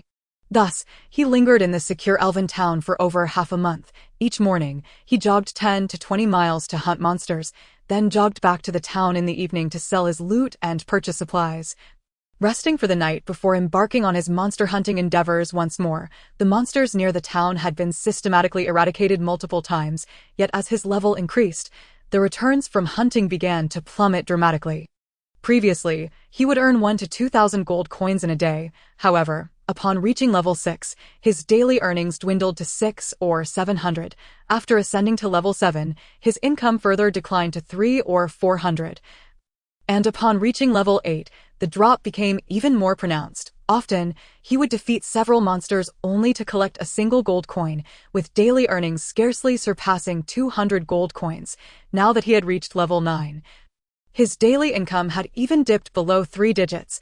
Nonetheless, Li Xiao continued to wander in the vicinity of the town. The reasons for his persistence were twofold. After waiting for over half a month without successfully forming a party, a magicless mage was often dismissed by others. Additionally, although his returns were diminishing, the growth in his abilities had not significantly waned, while his leveling speed had slowed considerably. His daily excursions to hunt monsters had led to remarkable increases in strength and stamina.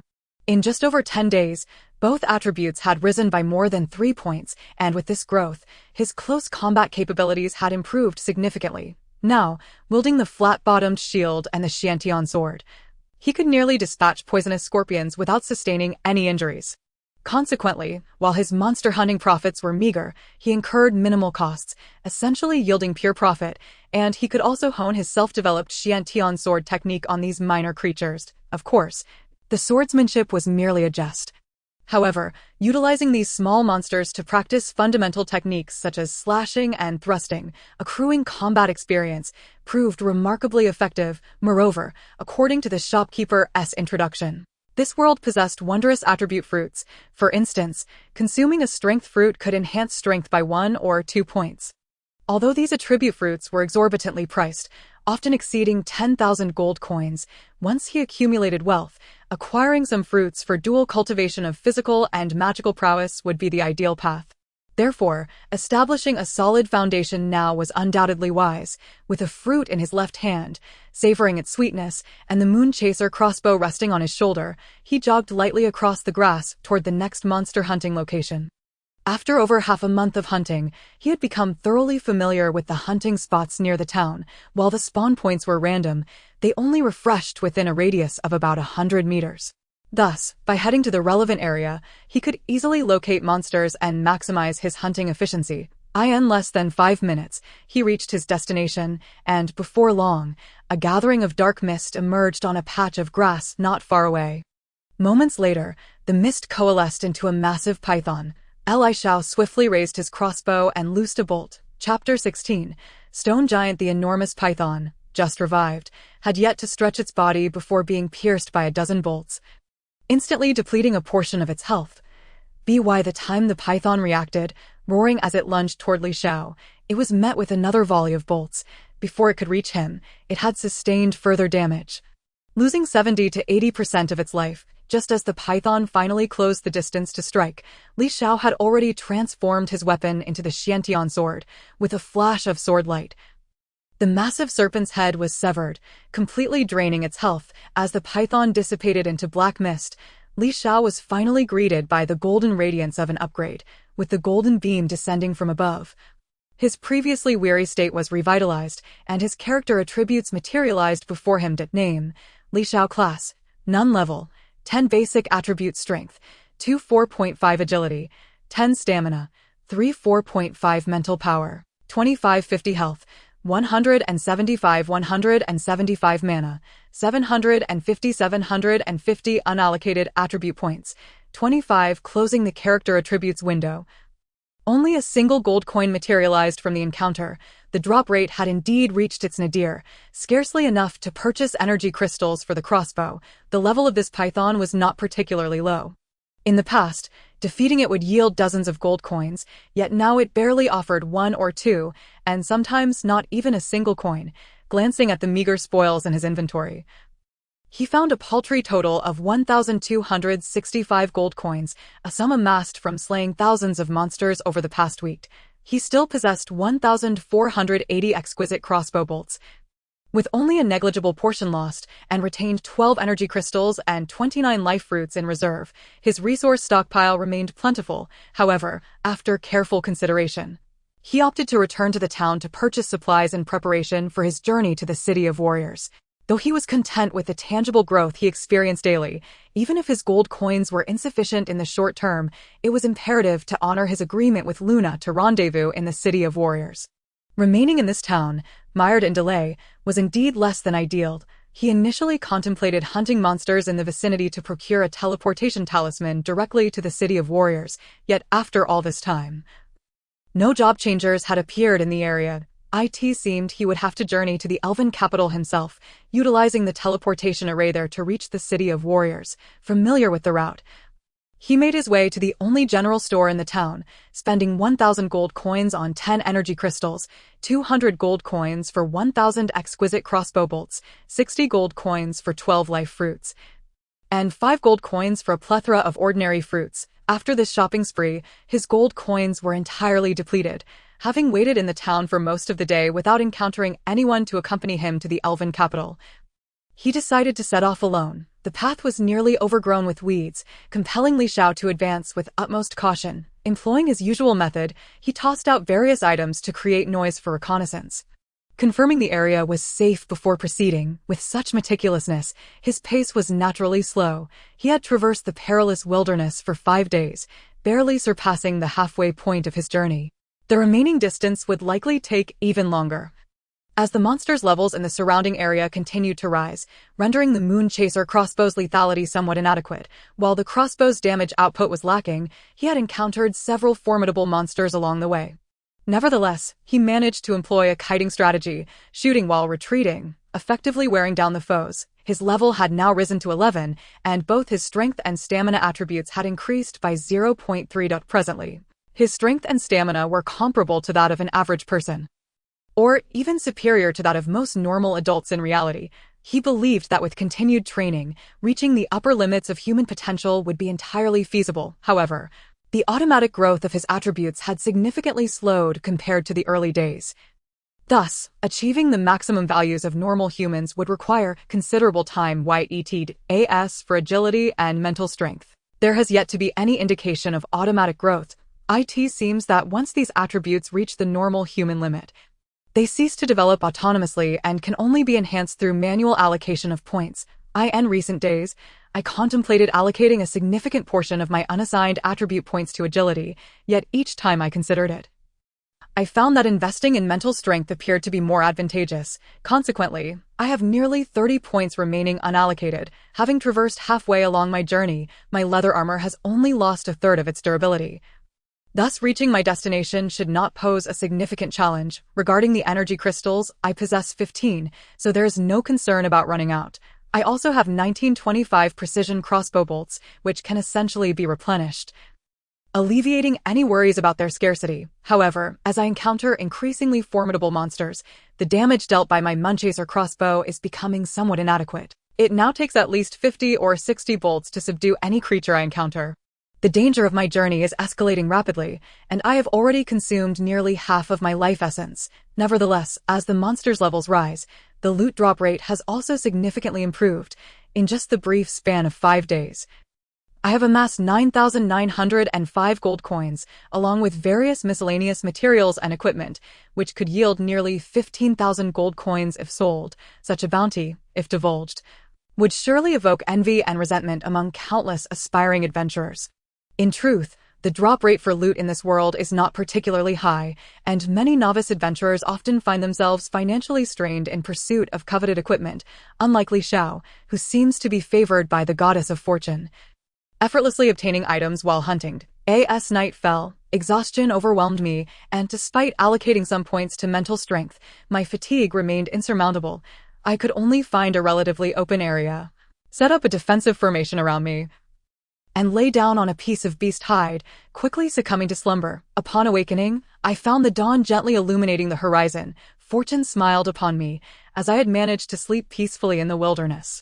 After a simple breakfast, I packed my belongings and resumed my journey. However, I had not ventured far when a mound of stones by the roadside suddenly rose, transforming into a towering stone giant over 3 meters tall. In an instant, I aimed at the stone creature and pulled the trigger. A series of swift whooshing sounds erupted as my bolts shot towards the stone giant. However, to my utter astonishment, the armor-piercing bolts were effortlessly deflected by the giant. This was an unprecedented encounter. Although the Moonchaser crossbow's damage output was lacking against high-level foes, I had never faced an opponent that could simply swat away my bolts. The stone giant, perceiving the attack as a provocation, let out a thunderous roar and charged towards me. The ground trembled beneath its heavy footsteps, sending a shiver of fear through me, compelling me to turn and flee, regretting my decision to provoke the creature. Unbeknownst to me, all corrupted monsters in this world instinctively hunt any normal creatures they detect, regardless of whether they are provoked. Despite having trained diligently for over half a month, my running speed was still no match for the towering stone giant, whose strides covered several meters with each step. The distance between us was closing rapidly. Chapter 17. The weakness of the stone giant. As the stone giant closed in, I had no choice but to draw my Xiantian sword and frying pan. As its massive fist descended upon me, there was no avenue for escape, forcing me to raise the frying pan in defense. With a resounding thud, the frying pan absorbed 90 of the impact. However, the remaining 10 was still overwhelmingly powerful, sending me flying and likely fracturing several ribs. Fortunately, upon landing, my leather armor absorbed an additional 45 of the impact, sparing me from being crushed by the creature's blow. Though I still lost a significant portion of my health, I quickly consumed a life essence fruit, regaining some vitality, and scrambled to my feet, running with a speed that eclipsed my usual pace, driven by the instinct to survive. Yet, I was still unable to outpace the stone giant, which continued to close the distance between us. In a moment of frantic thought, I recalled the 2 explosive grenades I had yet to use. Hesitating briefly, I retrieved one, pulled the pin, and hurled it behind me. With a thunderous explosion and a blinding flash of light, the stone giant momentarily halted. Seizing the opportunity, I lunged forward, striking at the giant with my sword. Sparks flew, yet my attack failed to breach its defenses. This was not due to the sword's inadequacy, but rather my woefully inadequate strength attribute, which rendered me incapable of harnessing the true power of the Xiantian sword. Realizing I could not linger, I turned and sprinted away, hoping to widen the gap while the stone giant remained momentarily incapacitated. After about 7 or 8 seconds, the giant regained its composure. And though I had already escaped to 50 meters away, it was relentless in its pursuit, roaring once more and charging after me. This dire situation left me in a state of panic.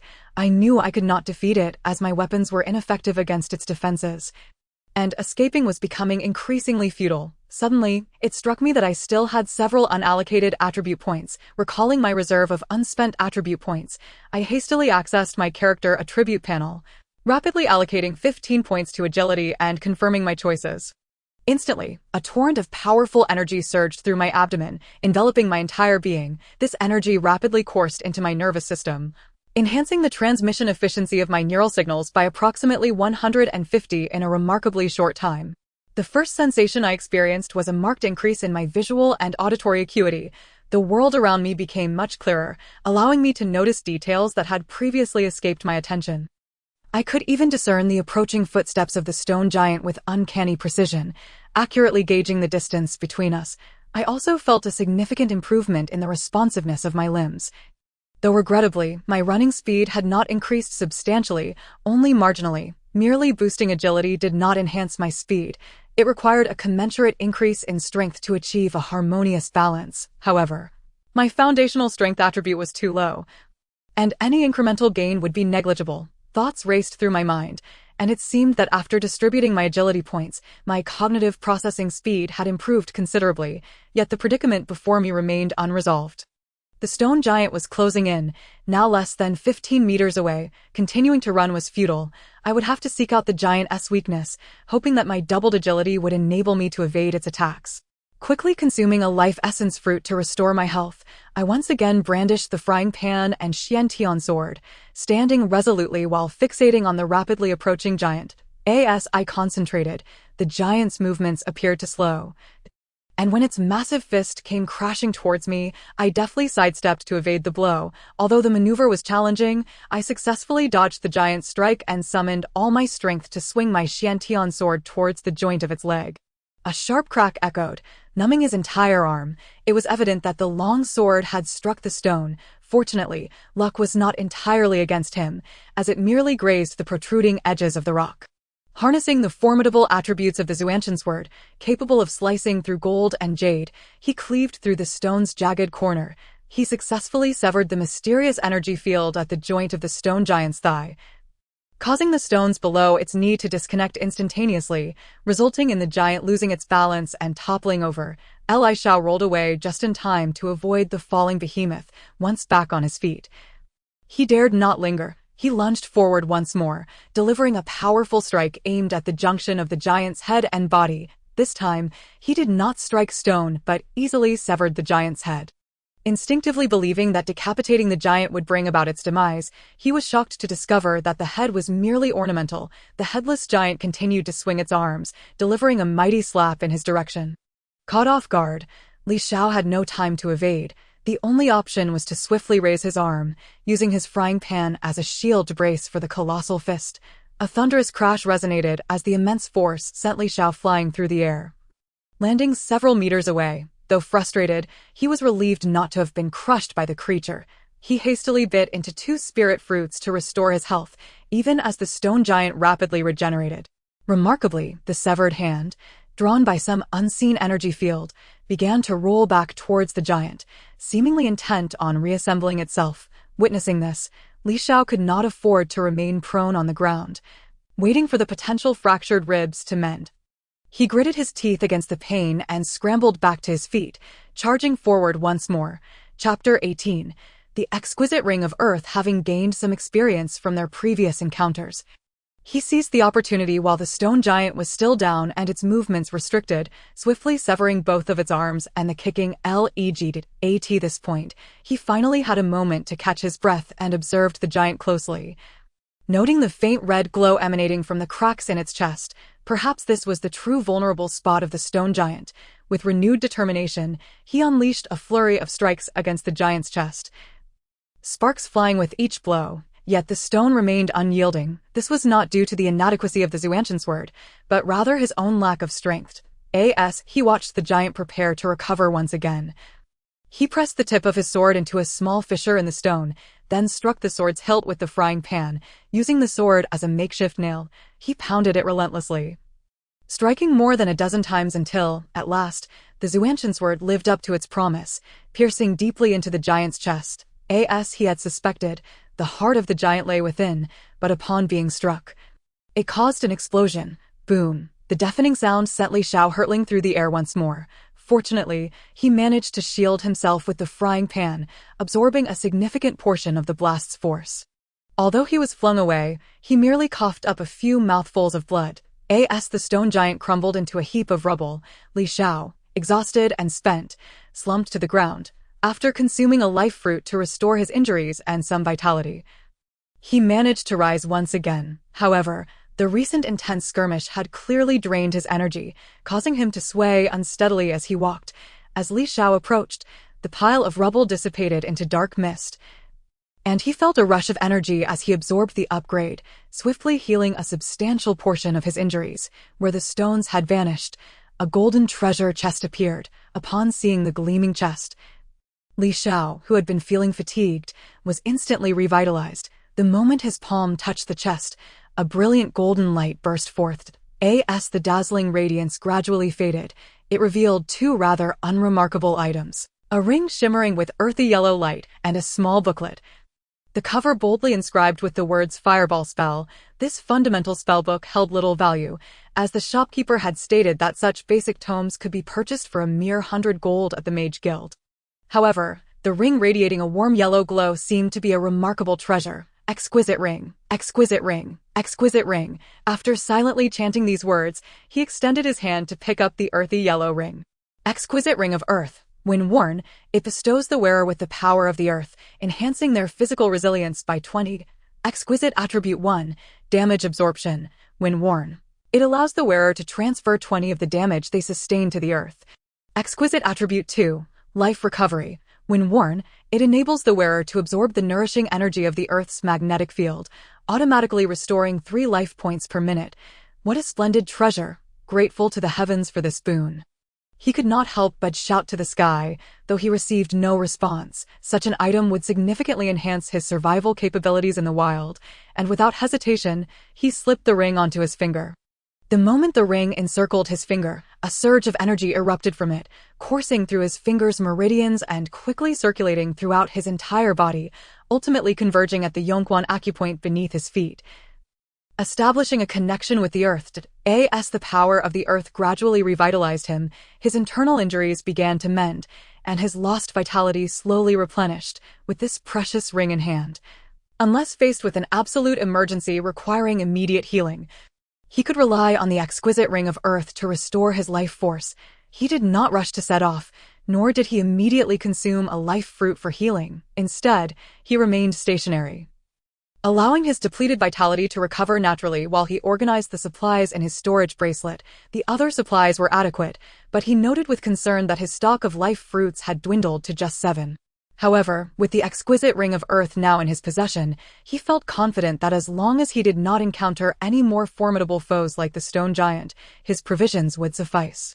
Such great bosses were exceedingly rare, with only one appearing in a given area. Now, with approximately 150 kilometers remaining to the elven capital, he doubted he would encounter another, of course, even if he did face another stone giant or similar boss. With his newfound experience and the ring's power, he might not need to consume many life fruits to overcome it. After resting for nearly half an hour, his vitality fully restored to its peak. He packed up his belongings and continued towards his destination. However, he soon realized he had miscalculated. As he drew nearer to the infamous dark forest, not only did the number of monsters increase, but their attack and defense capabilities surged exponentially. The fixed damage of his moon-chasing crossbow dealt increasingly less harm to the creatures. Often, he found himself expending 2 bolts to take down a single monster. While the bolts could generally be recovered, the supply of energy crystals was limited, and over just 30 kilometers, he had already used more than 5. Moreover, the monster's defenses were escalating, rendering his crossbow's attacks almost futile. By the time he reached the edge of the dark forest, he felt a strong sense of trepidation. The once vast grassy plains now seemed daunting compared to the towering trees, damp shadows, and multitude of monsters within the forest. The creatures inside appeared even more formidable than the rumors had suggested, employing a myriad of bizarre attack patterns. Sometimes they would drop from the trees, other times spring from beneath piles of leaves, and some even released toxins or induced hallucinations. There were even tree-like creatures and rapidly growing vines that ensnared their victims, making it nearly impossible to defend against their unpredictable strikes. After traversing only a few kilometers, he encountered several life-threatening situations, forcing him to consume multiple life fruits for survival. Fearing further risks, he had no choice but to retreat from the dark forest. Though the forest spanned only 100 kilometers north to south, it stretched several thousand kilometers east to west. Theoretically, he could circumvent it, but his supplies seemed insufficient. The path he was currently on was a vital route for many elven tribes leading to the elven capital, so if he remained here for some time, he might chance upon a group of adventurers heading that way. If he could join their ranks, they could cooperate to safely traverse the dark forest. Having contemplated this, he set up camp near the path, patiently awaiting the passage of a party of adventurers. Chapter 19. The method of breath guidance as the sun dipped below the horizon and nightfall approached. The unfamiliar surroundings limited visibility, making the dangers of the night exponentially greater than during the day. Li Shao, naturally, dared not wander aimlessly. He promptly set up a warning array around the camp. Having gone several days without sleep, he felt drowsy but could not afford to rest. Just having arrived in this area, he was still unfamiliar with the local monster spawn zones, and given their high combat power, should a creature resurrect nearby while he slept, it would pose a grave threat. Thus, I could only access the character attribute panel, adding a touch of mental fortitude to alleviate my drowsiness, although this method of combating fatigue is somewhat superficial. It is the only course of action available in this unfamiliar environment. Upon noticing that I still had 13 unallocated attribute points, I suddenly felt compelled to prioritize safety. The increase in agility would not only significantly enhance my perception, but also improve my neural response time, even augmenting my speed of movement. Had I recklessly ventured into the dark forest earlier, I might have perished had it not been for my elevated agility. After much deliberation, I resolutely allocated an additional 5 points to agility, raising it to 1020. While the surge in perception from this increase was not as astonishing as the previous sudden spike, the overall enhancement remained remarkably evident, especially when concentrating. The leaves drifting on the wind appeared to fall in slow motion. Drawing the Xiantian sword, I swiftly sliced through the leaves with ease. This wondrous effect nearly compelled me to allocate all remaining 8 points to agility, but ultimately, I restrained myself, mindful of my aspiration to become a formidable mage. It would be unwise to squander all my attribute points solely on agility. Closing the character attribute panel, I found the long night rather dull and began to examine the spoils within my storage space. I had amassed as many as 18 pieces of refined gold stone, along with 7 pieces of mithril ore, which were even more valuable than the refined gold. Additionally, there were some less valuable leather, bones, and other raw materials, along with a few weapons and armors of mediocre attributes, not to mention that my gold reserves had exceeded 10,000. It can be said that while hunting high-level monsters is perilous, the rewards are indeed swift. Upon noticing the Fireball spellbook, I casually retrieved it, and a series of information instantly materialized. Fireball spell damage, 100. Specific damage depends on mental power. Mental power 1 damage 1. Skill casting time, 2 seconds skill cooldown time. 0 mana cost, 100 additional effect, splash burn. Damage equal to 50 of main damage. Splash radius mental power attribute points 2. Attack range. Depends on mental power. Mental power 1. Attack range 1 meter consumption. 100 mana. Requirements. 80 points of mental power. Requirement met. Must change class to initiate mage. Future requirement. Unable to learned. I attempted to open the spellbook and surprisingly succeeded, discovering an extensive amount of content within the booklet. The Fireball spell can be mastered through the initial mage mark implanted during class change or gradually learned through self-cultivation. The method of breathing guidance. Sit quietly, adjust breathing, and use intention to stimulate and strengthen the human biofield, allowing consciousness to extend outward, sensing the fluctuations of external elemental energy fields, ultimately achieving control over elemental energy waves. The Fireball spell booklet was filled with thousands of words, accompanied by numerous illustrations detailing the specific training process for breathing guidance. It seemed that with persistent practice, one could even master the Fireball spell without changing classes to become a mage. Originally intrigued by this method of self-cultivation, my interest waned upon reading the concluding sentence. Those with exceptional talent may achieve minor success in 3 years, while those with poor talent may take 9 years for the same. The self-cultivation methods detailed in the booklet appeared somewhat out of place. After all, by changing classes to a mage and implanting an energy circuit mark within, one could master relevant spells in moments. Why then document such a time-consuming and arduous self-cultivation method? Was it intended for those who changed to classes such as warrior or archer? Surely. Investing time in hunting monsters for level-ups and acquiring gear would be more advantageous than engaging in such tedious self-training. Could self-cultivation perhaps offer additional power? Regardless, with nothing pressing at the moment, I decided to practice nonetheless. Muttering to myself, I positioned my body as depicted in the illustrations and began to adjust my breathing into stillness. Just as I began to enter a meditative state, my acute hearing detected a faint sound of air being sliced behind me, startling me awake. Instinctively, I darted sideways, drawing the Xiantian sword and executing a swift slash, severing a vine as thick as an arm. In an instant, Numerous vines erupted from the earth, rapidly encircling me. Hastily, I gathered my severed vines and rolled away, sprinting several miles to distance myself from the relentless pursuit of the encroaching vines. It seemed that with the setting sun, the monsters in the dark forest began to spread outward. However, no sooner had I caught my breath than I heard a series of cracking noises 100 meters away. Turning to look, I beheld a towering stone giant, over 3 meters tall, charging towards me. This situation left me feeling quite exasperated, while I had managed to evade the vine's pursuit. Escaping the stone giant was undoubtedly beyond my capabilities. I would have to devise a strategy to eliminate this creature. Although I was confident in my ability to defeat it, my life essence was dwindling to single digits, and I was uncertain how many life essences I would have left after vanquishing this enormous foe.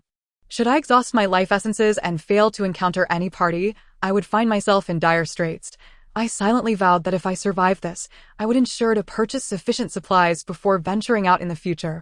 With no option to flee, I drew my sword and shield, preparing for the stone giant's approach.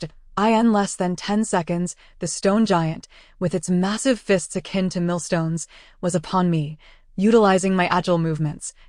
I dodged to the side, countering with a swift strike. To my surprise, I easily severed the stone giant's fist. Although I was struck by its other hand, the impact was mitigated by my frying pan shield, causing me to slide back a few meters rather than experiencing the anticipated force. It appeared that this stone giant was not the same as the elite boss I had previously encountered. This one was merely a common foe.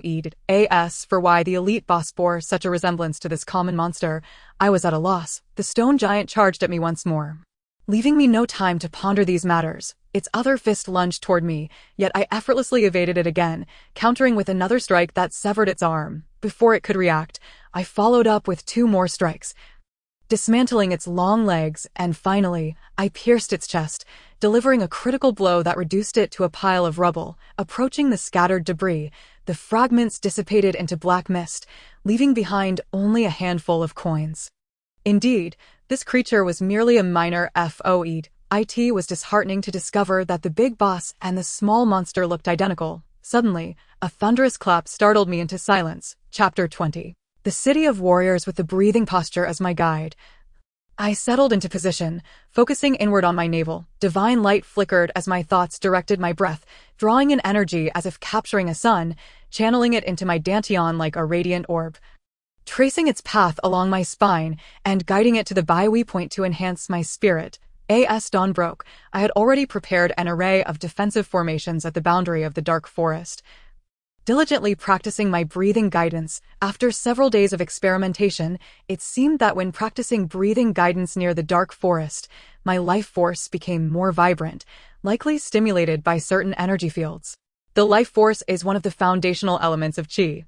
As it became more active, achieving stillness also made it easier to sense the presence of Qi fields, rendering the practice of breathing guidance significantly simpler. Thus, every morning, I would venture to the outskirts of the dark forest to hone my breathing guidance. Of course, it was certain that practicing within the dark forest would yield even better results. However, the inherent dangers of the forest deterred me from attempting such a venture, forcing me to settle for the mysterious energy fields at its periphery. Breathing guided the ebb and flow of my life force, and after completing hundreds of cycles of breathing within a span of several minutes, I promptly concluded my practice, just as I retracted the defensive formations I had set up around me. A trant revived nearby. Coincidentally, it appeared that each time I finished my energy training, a monster would respawn in the vicinity, even if I had just defeated a monster. It seemed that the area remained unaffected by the usual restrictions on monster respawn locations. The trant charged at me, but for someone as prepared as I was, it posed little threat. I unleashed a barrage of bolts from my crossbow, followed by a flurry of strikes from my Xiantian sword, completely depleting its health and causing it to dissolve into black mist, yielding only 4 coins, although the monster level in this area was relatively high. After 5 consecutive days of hunting and having leveled up, the drop rates had begun to decline sharply.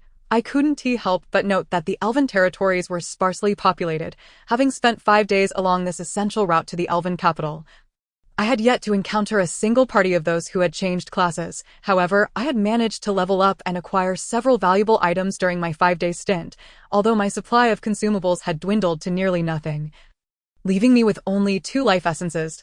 It seemed I could only retrace my steps to the elven town to purchase supplies before contemplating any further plans. I pondered whether to set off back.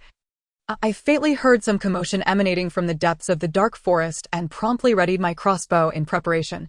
Before long, 3 figures emerged from the depths of the forest: a stout dwarf warrior, a human mage, and an elven archer. Leading the group was the dwarf, wielding a massive 2-handed axe that towered over his own stature. I in the middle, the human mage clutched a staff, adorned in an enchanted robe that shimmered with a faint magical aura. Bringing up the rear, the elven archer radiated an ethereal life force, unmistakably a high-tier class. As Li Xiao caught sight of the trio, they too immediately noticed him. Upon seeing Li Xiao brandishing the Munchaser crossbow, they instinctively raised their weapons. Hey, do not misunderstand. I mean no harm. I am merely waiting to form a party, he quickly explained, lowering his weapon. The 3 also relaxed their stances. Are you an archer of the human race? The mage inquired, his face a mask of confusion. No, I am a mage, though I have yet to undergo my class transition, Li Xiao replied. Such audacity among the youth nowadays, daring to wander into the dark forest without having transitioned. How reckless, the mage remarked, shaking his head. It was merely an accident. Might I join your party? Li Xiao proposed. Sorry, but we do not accept those who have not transitioned. Their combat capability is simply too inadequate. The dwarf warrior interjected first. Indeed, young one, it would be prudent to transition in Warrior City first. Although theoretically, one could become a multi-classed individual through self-study, the path is exceedingly arduous and lacks promise. The human mage advised, I would return, but I must reach the elven capital first to make my way back to Warrior City. I am willing to pay. How about I temporarily hire you to guide me through the dark forest? So you simply wish to return to Warrior City for your transition? Precisely. Conveniently, I possess a scroll that can return you to Warrior City. Would you care to purchase it for 1,000 gold? The human mage asked, producing a scroll. The 2 companions beside him hesitated, clearly sensing that the return scroll should not cost that much, suspecting the mage was trying to make a quick profit. That is too expensive. How about 500 gold? Impossible. The lowest I can go is 900. Let us each make a concession and settle on a middle price of 700 gold, shall we? Initially reluctant to sell, the human mage noticed his compatriot's eagerness and recognized that haggling was quite common among humans.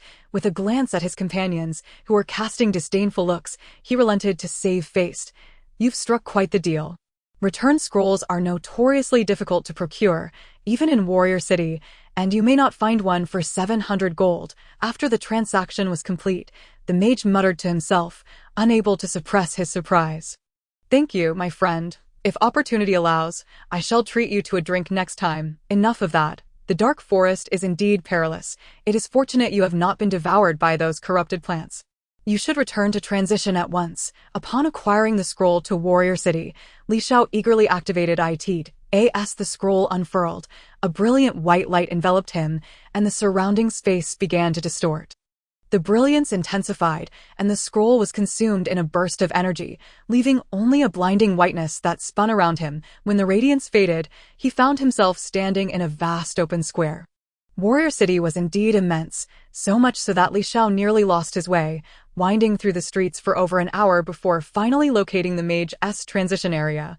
The transition was overseen by an elderly man with gray hair and beard, resembling a character from a fantasy film. Good sir, I wish to transition to a mage, Li Xiao stated directly upon arriving before the old man. The elder looked up at Li Xiao, his expression turning quizzical. Young man, what brings you here at such a late hour to transition? I encountered some minor mishaps. Can I still transition? It is possible. But your mental acuity has grown so high that integrating the mage's mark into your soul will require significantly more energy crystals. Thus, your initiation transition fee will be considerably higher. How much will it be? 2,000 gold. Very well, here is 2,000 gold. Please accept it. Without hesitation, Li Xiao placed a large pile of coins on the table. Well, you seem quite affluent. Please step onto that magic circle. I will activate it to imprint the apprentice mage mark upon you. The old man gestured towards a nearby platform after receiving the coins. Chapter 21. Void Energy Sphere. Following instructions, Li Xiao stepped onto the magic circle, and the old man activated an intricate and mysterious array. The energy crystals embedded within the array burst forth with a kaleidoscope of colors. illuminating the runes that began to glow and project golden symbols into the air. The omnipresent void energy in the surroundings rapidly converged upon these symbols, eventually coalescing into energy runes capable of stable existence. These energy runes, infused with a semblance of life, swiftly gravitated towards Li Xiao, merging into his being, either attaching to his meridians, gathering in his dantian, or coalescing in his mind, forming a complete set of spell marks. In less than 3 minutes, the integration of the apprentice mage mark was complete, and Li Xiao instinctively grasped a new skill, the void energy sphere. This ability allowed him to draw upon internal energy, creating a circuit sensory field in his palm, thus harnessing the void energy of the world to form an energy sphere that could be launched at adversaries, inflicting magical damage. Upon completing his transition, Li Xiao could hardly contain his excitement as he opened his character attributes. Name: Li Xiao. Class: Apprentice Mage. Level: 12 Strength, 24.8 Agility, 1020 Stamina, 34.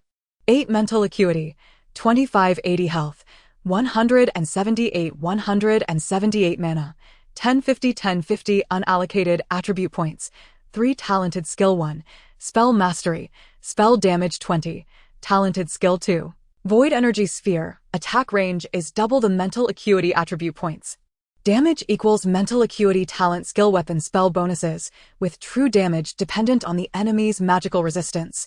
Initial skill casting time, 1.5 seconds. Intermediate skill, 1 second. Advanced skill, 0.5 seconds. No cooldown. Mana cost, 10. Gazing at the 2 newly acquired talent skills, he was momentarily taken aback. Although he was aware that completing the initial transition would allow him to easily learn spells, he was astonished to have directly comprehended the Void Energy Sphere skill, especially since the mana consumption appeared to be exceptionally low and remarkably powerful. Master, is there a place nearby to test spells? Of course. Just step out, turn left, and after 60 meters, you will find a spell training ground. Thank you. Wait a moment. What is it? Your level qualifies you for the initial mage transition. If you delay, you will waste considerable resources in the future. Can I transition directly to an initial mage now? Indeed. Pay 200 gold to register and receive a pass to the trial ground. There, you must gather earth, water, fire, wind, and thunder energy crystals from magical creatures. Can those energy crystals be purchased directly? Not at all. They must be obtained by defeating monsters. All right then. Without further ado, he paid the 200 gold and received a pass resembling a teleportation scroll. Before your formal transition trial, you might want to visit the Warrior Tavern. The old man cryptically suggested as Li Xiao eagerly departed. I do not enjoy drinking, Li Xiao replied casually, hurrying out of the hall towards the spell practice area, though the exterior seemed modest. Upon entering, he discovered a substantial space bustling with mages practicing various spells. Li Xiao found an unoccupied corner and began to channel the energy he had just learned to manipulate, expecting the first spell release to be challenging. He was pleasantly surprised to feel as though he had mastered the void energy sphere for years. With a slight mental nudge, the runes within him activated, and energy rapidly gathered in his palm, forming a sensory field that coalesced into a void energy sphere, resembling a powerful energy orb. With a swift motion, he sent the energy sphere flying towards a target he had locked onto, its speed surpassing that of sound, striking the target 100 meters away in the blink of an eye. Boom. The stone monument displayed a damage report of -126, while the power was not overwhelming. Li Xiao felt a surge of excitement. This was the first time he had directly unleashed energy to harm a distant target. In a martial arts world, such a feat would undoubtedly be regarded as an extraordinary skill.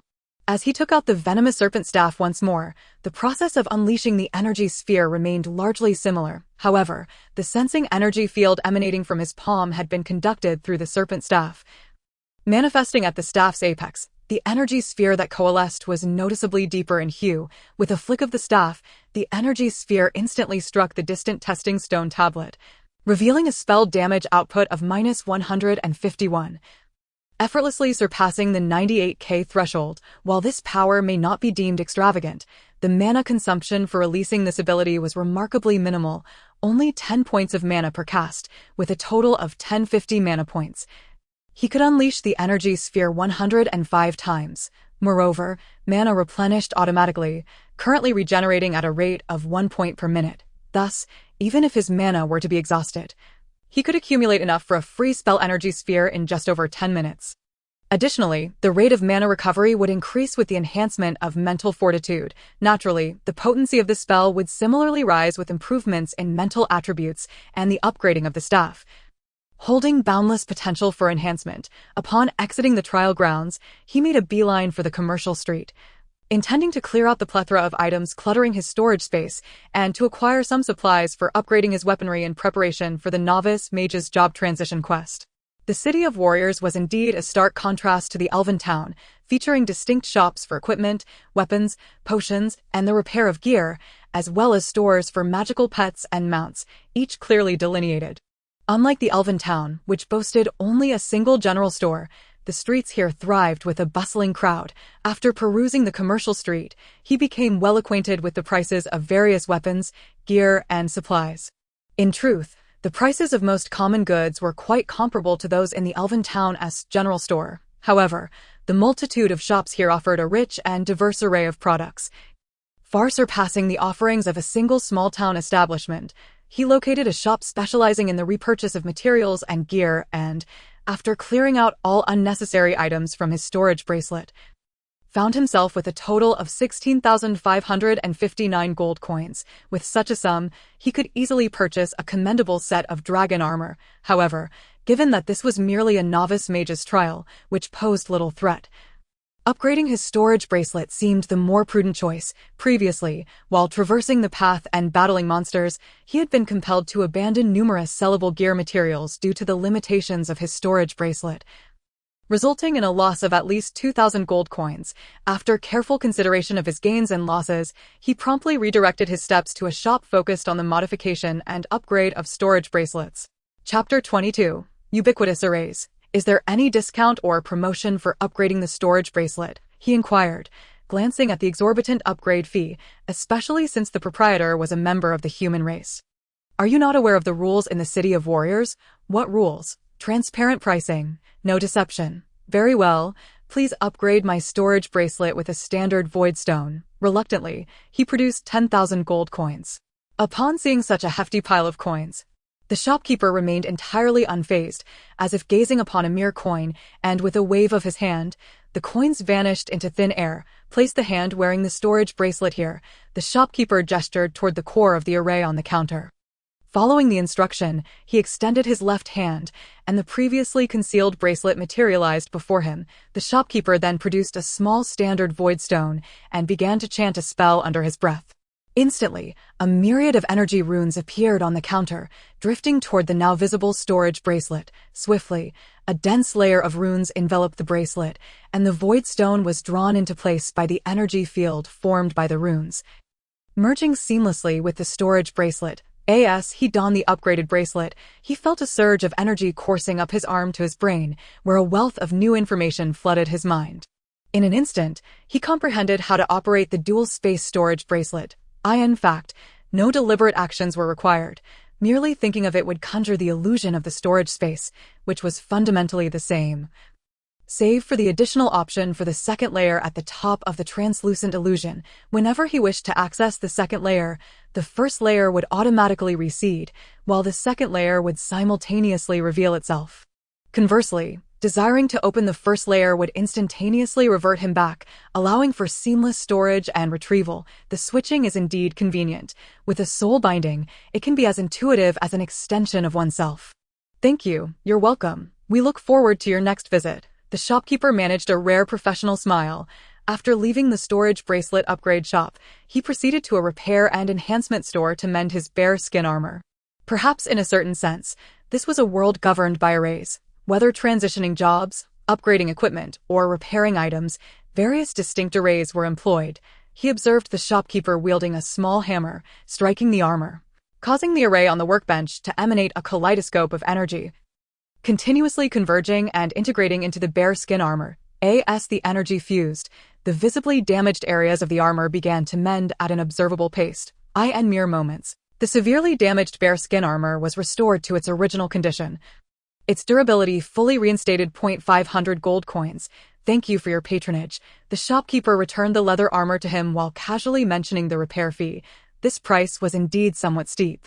amounting to 1/6 the cost of a complete set of equipment.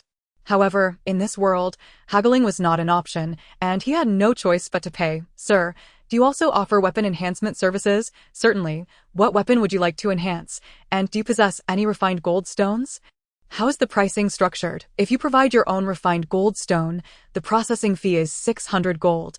If we supply it, the enhancement costs 1,600 gold. Even the processing fee is so high. The equipment required for procurement is quite expensive. By stacking enhancement rune arrays, the overall performance of the weapon can be increased by 1/3. If the weapon has good base attributes, enhancement is indeed quite worthwhile.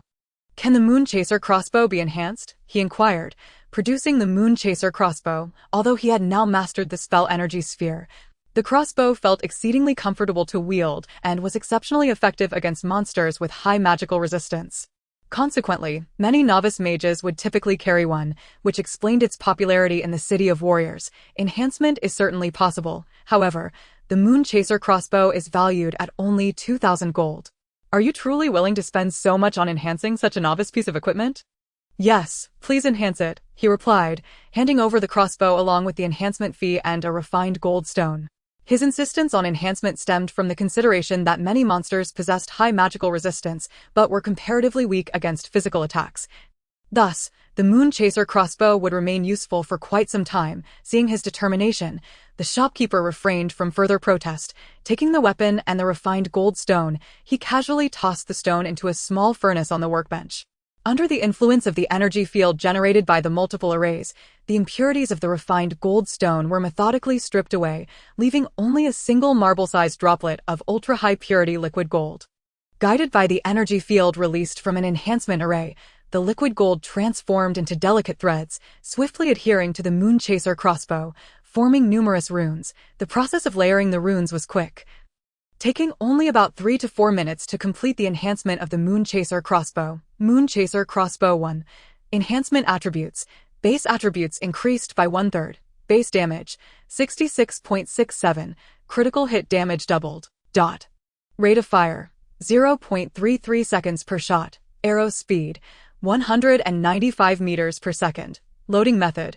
Energy crystal provides automatic loading. Effective range, 104 meters. Maximum range, 780 meters. Examining the significantly enhanced attributes of the crossbow, he felt quite satisfied, even pleasantly surprised, as both the effective range and maximum range had increased by 1/3. Upon reflection, however, this was to be expected. The crossbow's power was augmented primarily due to the energy field generated by the refined gold array, which accelerated the speed of the bolts, thus naturally extending their range. How many times can this weapon be enhanced? Theoretically, any weapon can be enhanced up to 9. However, at 2, the enhancement costs and required materials double. And at 3, the materials and costs again double. Thus, enhancing weapons with poor base attributes is indeed not very cost-effective. I was merely asking out of curiosity. Please enhance this Xiantian sword and the serpent staff as well, he said, handing over the Xiantian sword and the serpent staff. Dear customer, while the enhancement of the refined gold Xiantian sword is understandable, why would you wish to enhance the low-value serpent staff? This staff is worth but a few hundred gold, far less than a single refined gold stone.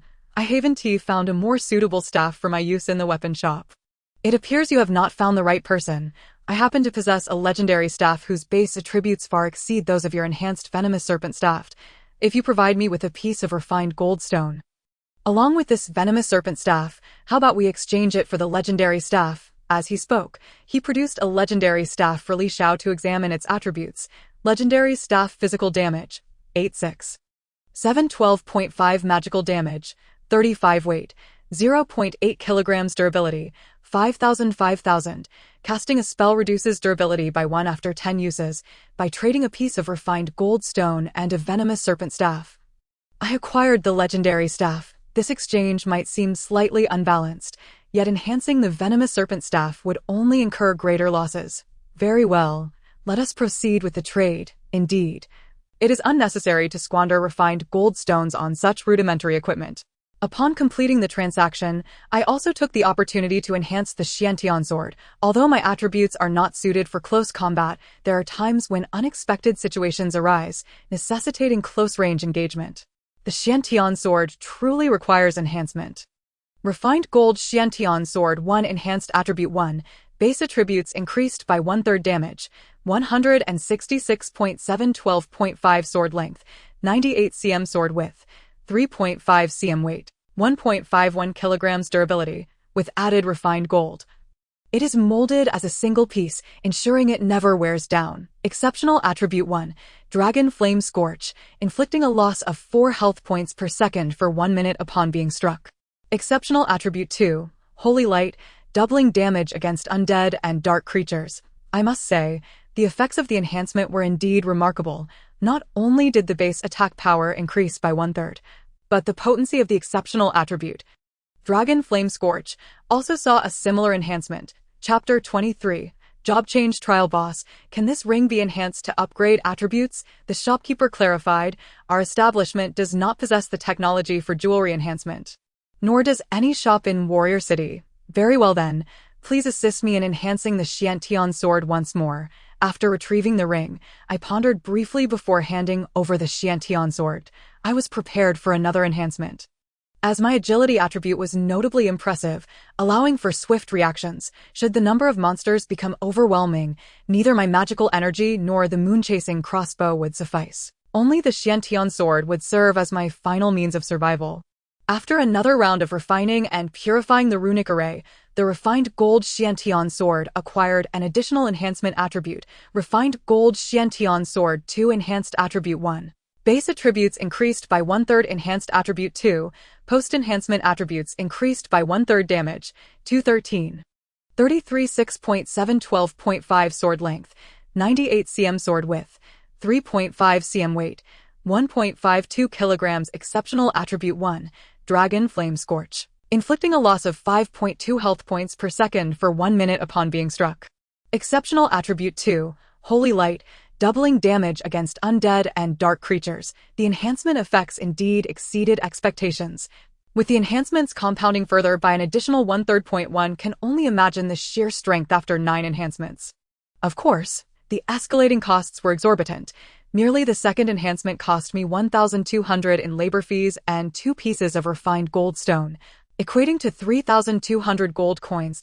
TO enhanced to level 9 would require over 400,000 gold coins.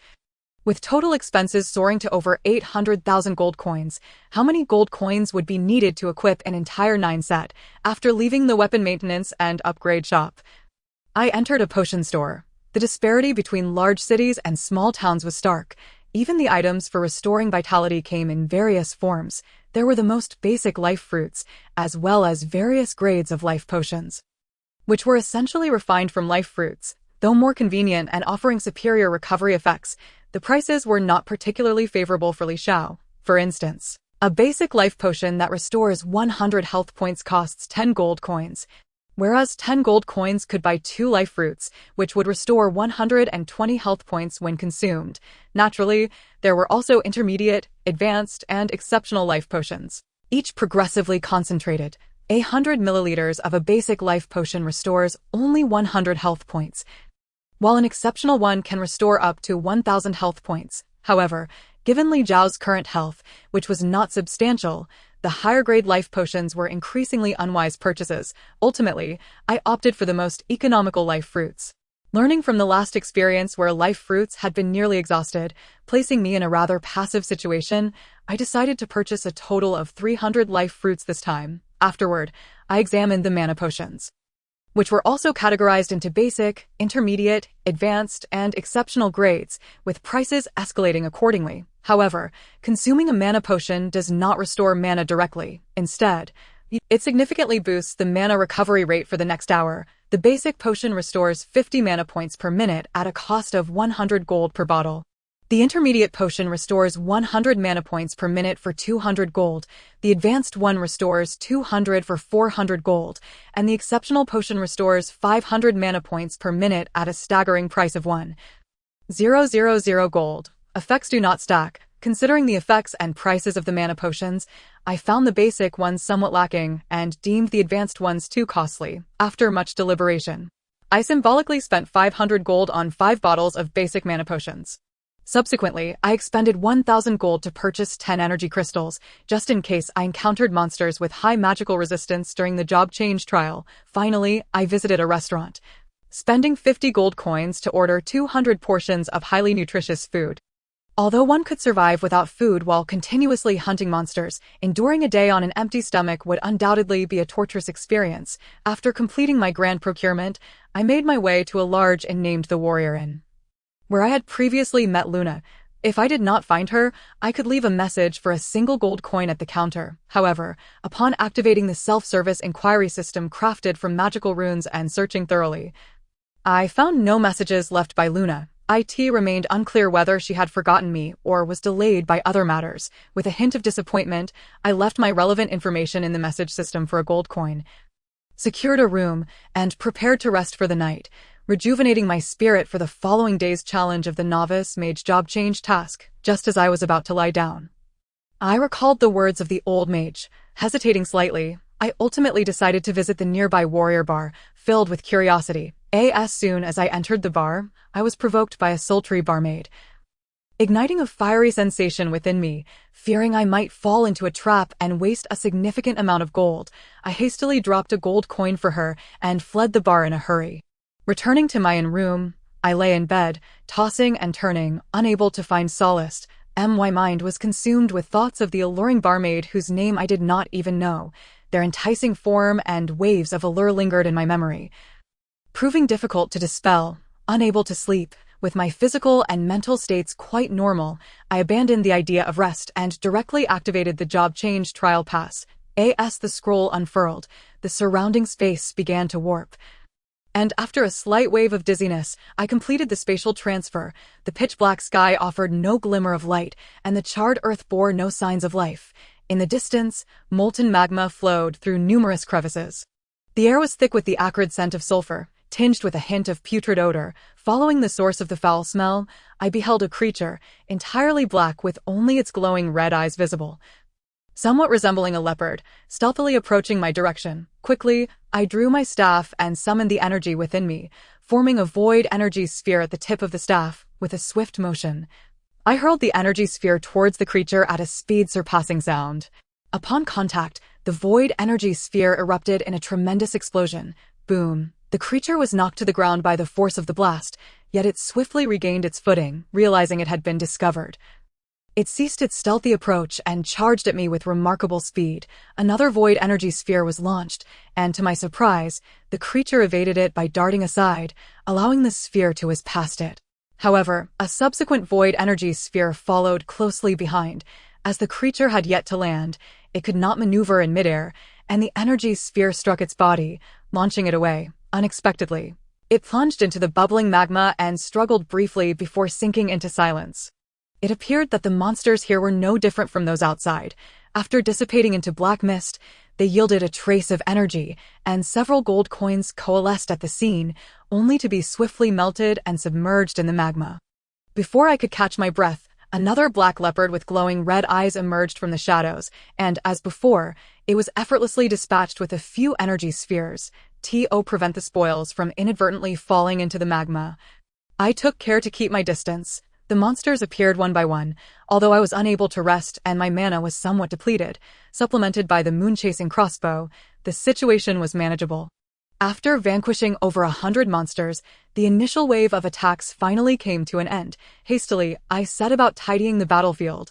Although the gold was not particularly abundant, there were plenty of materials and equipment to collect, and my storage space remained quite ample for gathering items. Amidst the clutter, I fortuitously discovered a shimmering red crystal, which upon closer inspection turned out to be one of the objective items for this mission, the fire crystal.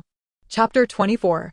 The hellish difficulty of the class transition quest. Having replenished all my crossbow cartridges, I sat down quietly for a brief respite of over 10 minutes, before the next wave of monsters descended upon me once more.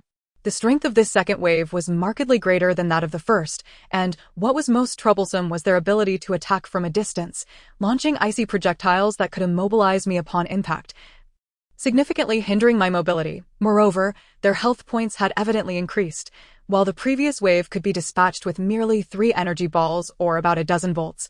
This new wave required at least 5 energy balls, or nearly 20 bolts, to be defeated. What filled me with trepidation was that the monsters no longer appeared one by one, but instead surged forth in a continuous stream, overwhelming my capacity to fend them off, even after consuming a basic mana potion. My mana regeneration struggled to keep pace with the consumption rate, and the 10 crossbow cartridges were quickly depleted, leaving me no time to reload. Fortunately, the Xiantian sword proved to be quite effective. With just a strike or two, I could fell a monster. However, due to frequent interruptions from being frozen by those creatures, my movements became sluggish, often resulting in a trade of blows with the monsters as they closed in. Thus, I found myself resorting to consuming a life fruit to replenish my stamina.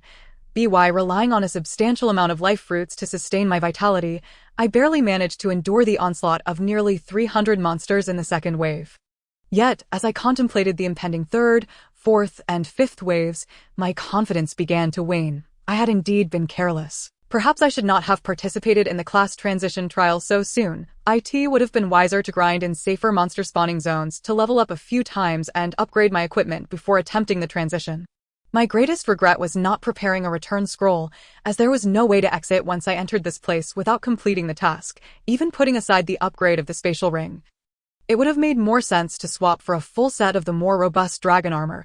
I had always reiterated the importance of safety, yet here I was, having inadvertently placed myself in such perilous circumstances. Although I felt immense frustration, it was too late for regrets. I swiftly resumed clearing the battlefield, reaping substantial rewards, including a task crystal. However, my spirits were anything but lifted as I hurried to reload the crossbow cartridges. Then sat down to recuperate my strength. This time, my rest extended significantly.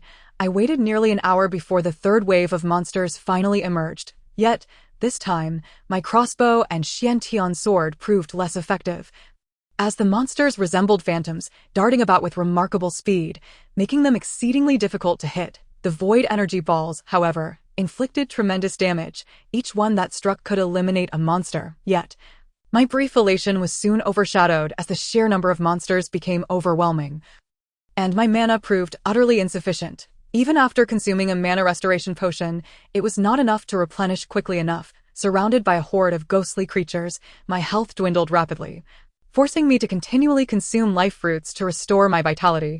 My mana was completely depleted, and the 10 crossbow cartridges were exhausted, leaving me with no choice but to wield the pot shield in my left hand and the Xiantian sword in my right. Desperately fighting back, however, these spectral wind monsters moved with blinding speed, attacking from every conceivable angle, leaving me unable to defend myself effectively with just the Xiantian sword. The number of monsters around me continued to escalate at an alarming rate. I truly experienced the meaning of being overpowered, as the ghostly creatures swarmed from all sides and above. Each impact from the wind monsters drained a portion of my life force, and no amount of life fruits could sufficiently replenish my health in time. As my health dropped below 1/3 and the rate of depletion accelerated, I realized that if the situation did not change, I would surely be drained of life by these ghostly beings. This was not merely a matter of failing the task, it posed a genuine risk of death. In desperation, I retrieved the last remaining flashbang, hoping for a stroke of luck. I swiftly pulled the pin and hurled it upward with force, then closed my eyes and covered my ears. Boom! A dazzling white light erupted. Even with my eyes tightly shut, I could still feel the brilliance radiating forth, accompanied by a violent shockwave that made my ears ring despite my attempts to muffle the sound. When I finally dared to open my eyes, I was pleasantly surprised. The flashbang had worked wonders, completely depleting the life force of the hundreds of ghostly monsters. As these spectral beings perished, a massive energy beam descended from the heavens, and I leveled up, erasing all negative statuses while fully restoring my health and mana. I collapsed onto the ground, not from exhaustion, but from sheer fright. I could hardly fathom that what appeared to be a simple class transition trial could be so perilous.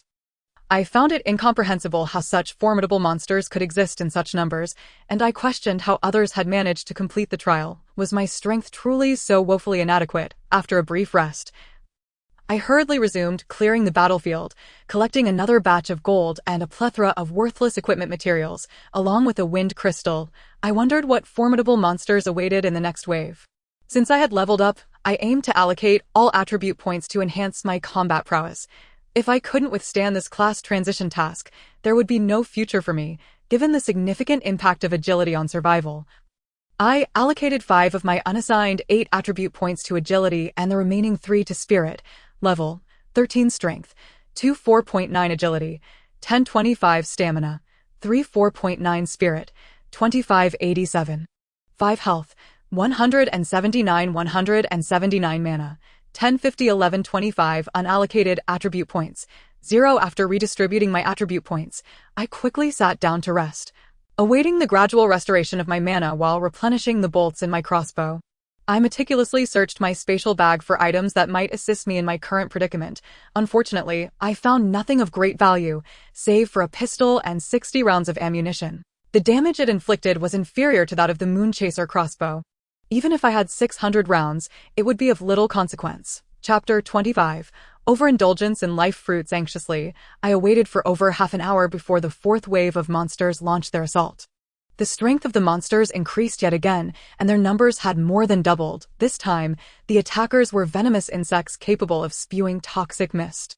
While the damage from a single insect was not particularly high and their movement speed was relatively slow, the sheer quantity of them was overwhelming. Swarming from all directions, the hordes of venomous insects quickly closed in on me, rendering my void energy balls and crossbow ineffective for long-range attacks. Soon, I found myself surrounded. As these monsters drew near, I was incessantly bombarded with toxic mist, causing my health to plummet dramatically. Terrified, I could only gnaw on life fruits while desperately swinging my Xiantian sword to slay the creatures. Fortunately, these venomous insects were not like the wind monsters. They lacked the ability to attack from every angle. Additionally, the pot shield strapped to my arm successfully deflected many of the direct venom sprays, mitigating a significant portion of the damage. In the end, I managed to survive by voraciously consuming life fruits, but I overindulged to the point of nausea. That moment, I finally understood the importance of health restoration potions. In situations requiring substantial health recovery, one truly needed health potions, which essentially distilled and purified life fruits into a beverage. A single sip of a health potion could instantly restore 100 health points. As for the more advanced concentrated restoration potions, one gulp could recover several hundred or even 1,000 health points, making them essential for warriors tasked with absorbing monster attacks. Those warriors would surely perish if they relied solely on life fruits. However, it was too late for realizations. I had already overindulged this time. What would I do when the next wave of monsters arrived? The quantity of life fruits was indeed abundant, yet my stomach was limited in capacity. I could only retreat to a corner, attempting to induce a gag reflex, which resulted in a tumultuous churn in my stomach, ultimately expelling all the life fruits I had consumed.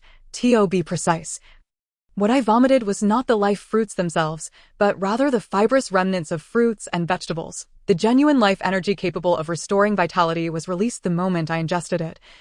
Having already been absorbed by my body, once my stomach was emptied, I hastily began to clean the battlefield and gather the spoils, yielding a considerable bounty that surpassed even the rewards I had accrued during my arduous efforts near the elven town for the better part of 2 weeks. I had also successfully discovered the task crystal. However, no amount of bounty could alleviate the unease gnawing at Li Zhao's heart. The final wave of monsters arrived with an agonizing slowness. After waiting for a full 2 hours without a single creature appearing, I decided to actively explore the surroundings. To my dismay, this peculiar area appeared vast, yet the actual range of movement was less than 600 meters, with a mysterious force field at the perimeter blocking any escape. I was compelled to return to the center of the enigmatic square, where I set up the boundary array and began organizing the items within my spatial bracelet.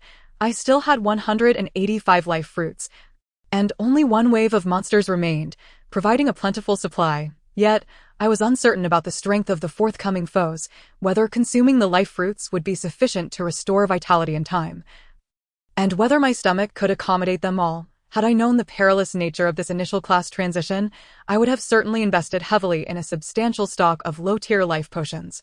Alas, there exists no remedy for regret in this world. I possessed 8 mana potions, still clinging to frugality that had hindered my preparedness. At the time, I had believed this task posed little danger, purchasing only a few basic mana potions, never anticipating the unexpectedly high level of risk associated with this novice mage's transition trial. I had 8 energy crystals left and thousands of crossbow bolts. Yet the monster's strength was escalating, rendering the damage from the bolts increasingly ineffective. If I had known earlier just how treacherous this novice mage transition would be, I would have undoubtedly spent lavishly on some crossbow bolts enhanced with explosive runes. Despite their hefty price, as a single shot could incite a localized explosion, inflicting significant area damage to the monsters, while regret washed over me, a multitude of questions arose. Why was the novice mage's transition trial so fraught with danger? Did others face similar perils? How had they managed to endure? Was it merely my own inadequacy? Had Luna perhaps met her demise during her transition task? Suddenly, a buzzing sound pierced the air, signaling the incursion of a monster into the alert zone. Roused from my reverie, I sensed an unusual movement in the air behind me, as if something was pouncing towards my back. My heightened reflexes propelled me to roll aside, just in time to evade the monster's full assault. Though my back was still struck by the unknown creature, I felt an immense force slam into me, sending me crashing several meters away. Thankfully, my keen reactions allowed me to successfully block most of the damage with my pot shield, absorbing the brunt of the impact, while the remaining force was mitigated by the Earth's resistance, leaving me with only minor injuries. I quickly rolled to my feet, scanning the area but finding no trace of the monster. Instinctively, I drew my Moon Chaser crossbow and unleashed a flurry of bolts towards a spot where the energy field exhibited an anomaly. A series of whooshing sounds filled the air as I finally compelled a creature from the shadows, a reptilian beast resembling a chameleon. Exceeding 10 meters in length, however, this creature possessed the ability to cloak itself, vanishing in an instant. If it chose to remain hidden, discovery would prove exceedingly difficult. Yet, as it stealthily approached, my exceptionally keen hearing allowed me to detect its presence. I raised my hand and fired another volley in the general direction, with several bolts striking true, once more revealing the creature from its invisibility. Seemingly enraged, the beast chose to abandon its stealth and lunged directly at me. I swiftly dodged to the side while simultaneously redirecting my crossbow to shoot at its eyes. Unfortunately, the creature reacted swiftly, closing its eyes just in time, and its eyelids appeared to possess a protective layer of scales. Deflecting my bolts, the monster's tongue shot forth like a spear, and instinctively, I raised my hand to block it, the pot shield successfully intercepting the rapid projectile. However, the tongue ensnared the shield, tugging me towards the creature. In an instant, I pivoted the crossbow towards its gaping maw and unleashed another barrage. Several bolts pierced its open mouth, causing the creature to reflexively release its grip on my shield, with a flick of its tail. It struck at me, but I was prepared, raising my pot shield once again, absorbing much of the impact. Nevertheless, I was still sent sprawling to the ground. Rising, I continued to fire at the retreating monster. But it quickly distanced itself and vanished once more into invisibility. This time, the beast did not rush in. Instead, it remained at a distance, recuperating from its minor injuries while assessing my weaknesses as a novice transitioner. I attempted to blind fire my crossbow around the vicinity, but to no avail in revealing its position, forcing me into a defensive stance, switching to my Xiantian sword and pot shield, remaining vigilant of any movements nearby. Chapter 26. The greater the danger, the greater the reward. The increase in agility had sharpened my senses to a critical degree. Even as the creature approached stealthily, emitting no sound, the unique scent it carried betrayed its presence. I detected an unusual odor, sensing something lurking behind me. Suddenly, I spun around and thrust my sword blindly, fortuitously striking true. Luck was indeed on my side, as the sharp Xiantian sword pierced one of the creature's eyes. Despite the formidable protective scales guarding it, the sword penetrated effortlessly, delving in over half a foot. Seizing the opportunity, I forcefully swung my pot shield, striking the sword's hilt. With a resounding thud, the Xiantian sword sank deeper, its tip impaling the creature's brain. Under normal circumstances, such an injury would spell immediate doom for any living being. However, this was a fantastical realm, and this creature was no ordinary life form, though grievously wounded. It did not perish on the spot. Instead, it unleashed a powerful surge of electricity in retaliation, paralyzing me in an instant, causing me to topple backward. Thankfully, the sword embedded in its eye, penetrating to the brain. While it did not kill the creature outright, dealt it a devastating blow, especially as the Xiantian sword continued to emit its dragon flame, bearing the unique essence of the Golden Dragon clan. It instilled profound fear in the creature, which belonged to a lesser dragon lineage. The beast, unable to focus on attacking the fallen Li Xiao, turned and fled in terror. A few moments later, regaining my mobility. I hastily consumed a life fruit to dispel my immobilization. I quickly drew my crossbow and unleashed a volley at the fleeing monster. The creature, despite its grievous injuries, attempted to cloak itself, yet it was unable to remove the sword embedded in its eye. While the ongoing dragon flames continuously disrupted its invisibility, I seized the opportunity to unleash a series of shots from my crossbow, exhausting all bolts in my quiver before switching to my staff to cast void energy spheres. Shortly after, my mana was depleted, and the creature remained alive, staggering as it attempted to escape. Drawing my pistol, I continued to shoot. To my surprise, the penetrating power of the bullets proved superior to that of the crossbow bolts against the creature's tough scales, creating numerous bloody holes in its hide. The reasons for this discrepancy were unclear. Perhaps the world lacked similar ammunition, preventing the creature's scales from evolving to counteract bullet damage. Fortune smiled upon me, just as my bullets dwindled, the creature finally succumbed to its last vestiges of life, vanquishing the ultimate boss of this transition trial. The monster faded into a wisp of dark energy. The Xiantian sword and several bolts remained scattered on the battlefield, alongside a resplendent golden treasure chest that had materialized. I must concede, despite the perilous nature of this quest, the rewards were indeed substantial. Any treasure chest is bound to yield valuable items, and this one, gleaming with golden light, appeared far superior to the two previous chests I had encountered. Reaching out to touch the radiant chest, a blinding flash of gold illuminated the area, revealing two pieces of equipment, an unusual silver longbow and a shimmering silver inner armor. The silver inner armor looked remarkably familiar. It seemed to be the mithril inner armor I had once seen in the general store of the elven town, prominently displayed as the shop's prized possession. With a touch of excitement, I picked up the mithril armor, and a series of information emerged. Mithril Armor 2 Enhancement Attribute 1. Base attributes increase by 1/3. Enhancement Attribute 2. Post-enhancement attributes increase by 1/3. Base defense, 267. Additional function. Absorb 60 of impact force. Weight, 0.6 kilograms. Durability. Equipped with an automatic recovery array, it can self-repair as long as it is not utterly destroyed. Exceptional attribute, Guardian Field, capable of forming a protective field with a diameter of 2 meters around the wearer, absorbing 60 of damage from all directions. Note, each instance of damage absorption consumes 6 mana points. This all-encompassing damage-absorbing Guardian Field was indeed a first for me.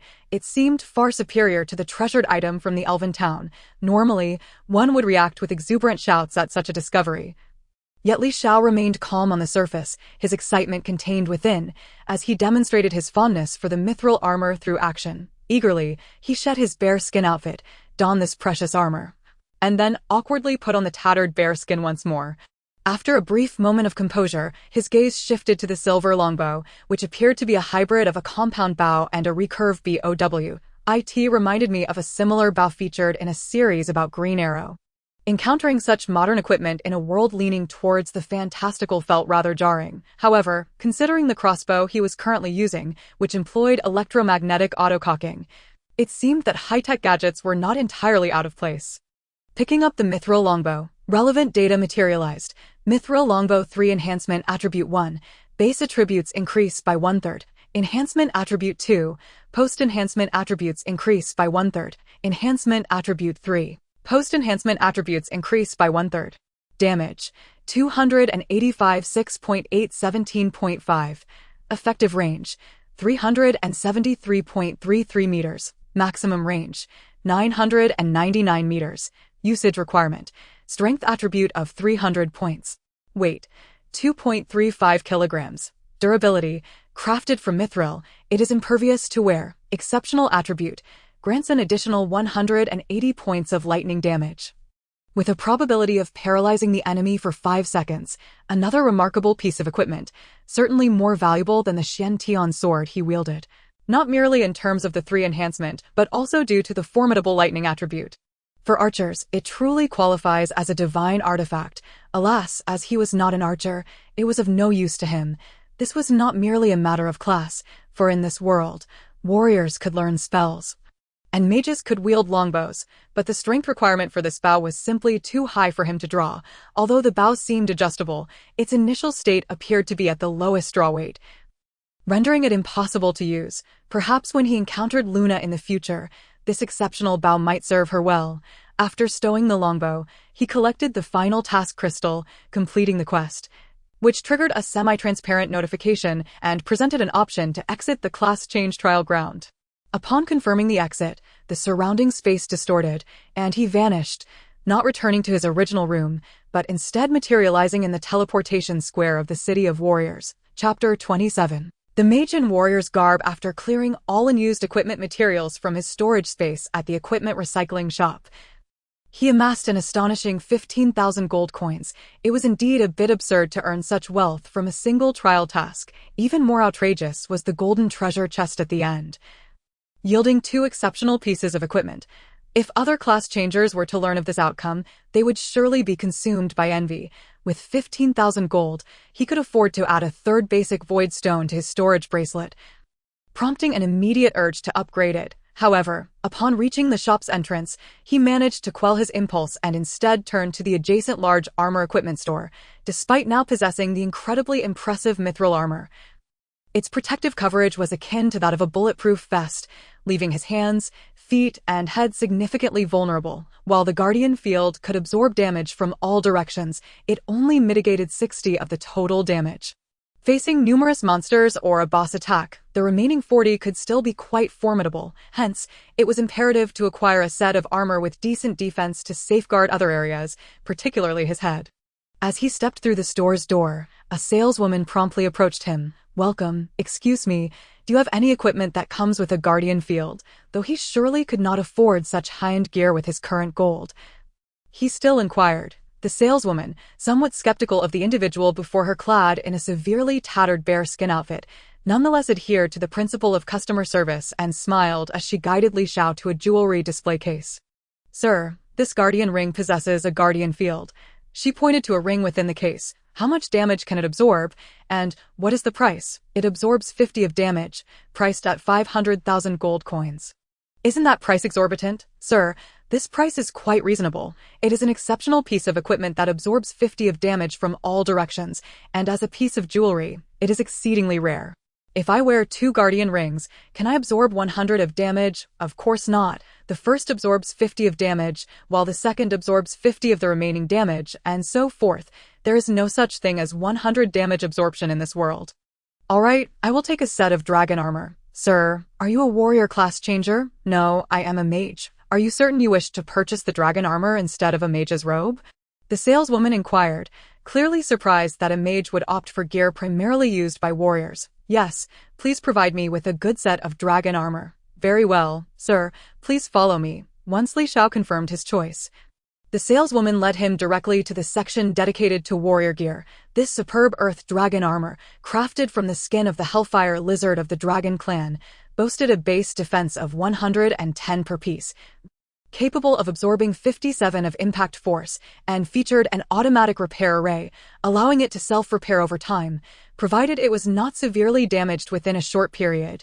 The saleswoman elaborated on the details, presenting a set valued at a staggering 22,000 gold coins. Though its defense was not significantly higher than that of a standard dragon armor, its exceptional attribute of automatic repair essentially granted it infinite durability, making it a worthwhile long-term investment. Yet, he only had 15,000 gold coins. "I'm short on gold. I'll sell some precious gold stones and return." "Sir, there's no need for such hassle. Each precious gold stone is equivalent to 1,000 gold coins, and we accept them for payment here." "All right, I'll buy it then." He retrieved 10,000 gold coins along with 12 precious gold stones, completing the transaction. "Thank you, sir. Please come again." The saleswoman graciously saw Li Xiao out. "Yes, goodbye." He waved and headed straight to the Mages Guild. Wearing the brand new Earth Dragon armor at the Mages Guild attracted numerous curious glances from fellow mages. The elderly figure responsible for class changes expressed surprise upon seeing Li Xiao adorned in Earth Dragon armor. "Young man, are you preparing to change your class to a warrior?" "Certainly not." "Then why spend such a considerable sum on the exceptional Earth Dragon armor typically worn by warriors, because of its high defense and excellent survivability?" "The defense of mage robes is simply too inadequate. As a mage, you need not engage in close combat with monsters. Why require such high physical defense? A robe would enhance your spellcasting power significantly." With the same expenditure, a superior robe could increase your spell power by 50. A mere 50 increase in spell power is not particularly useful. Wearing the Earth Dragon armor offers me greater peace of mind. A 50 increase in spell power is hardly negligible. Do you realize that most novice mages' staves only provide a 40 to 50 boost? Well, once I have more funds, I'll purchase a robe to wear, young man. You ought to read more and learn some common knowledge. Robes serve as a conduit between the human body and external energies. How could they be worn over the Earth Dragon armor? Then underneath, that won't work either. The Earth Dragon armor interferes with the array on the robe, disrupting its connection to the energies of the world. In that case, I won't wear one. Safety comes first. Mages who forego robes find it challenging to form parties. Without a good team, soloing as a mage is arduous. Should you exhaust your mana, you might find it impossible to recover in time, leading to dire consequences. I understand. Let's not dwell on that. Old sir, please assist me in completing my novice class change. As he spoke, he handed over the collected crystals. Seeing that Li Xiao was not heeding the advice, the old mage refrained from further comments. After receiving the crystals, he directly embedded them into a special class transition array. The array swiftly completed its charging process, subsequently imprinting the initial level mage's mark.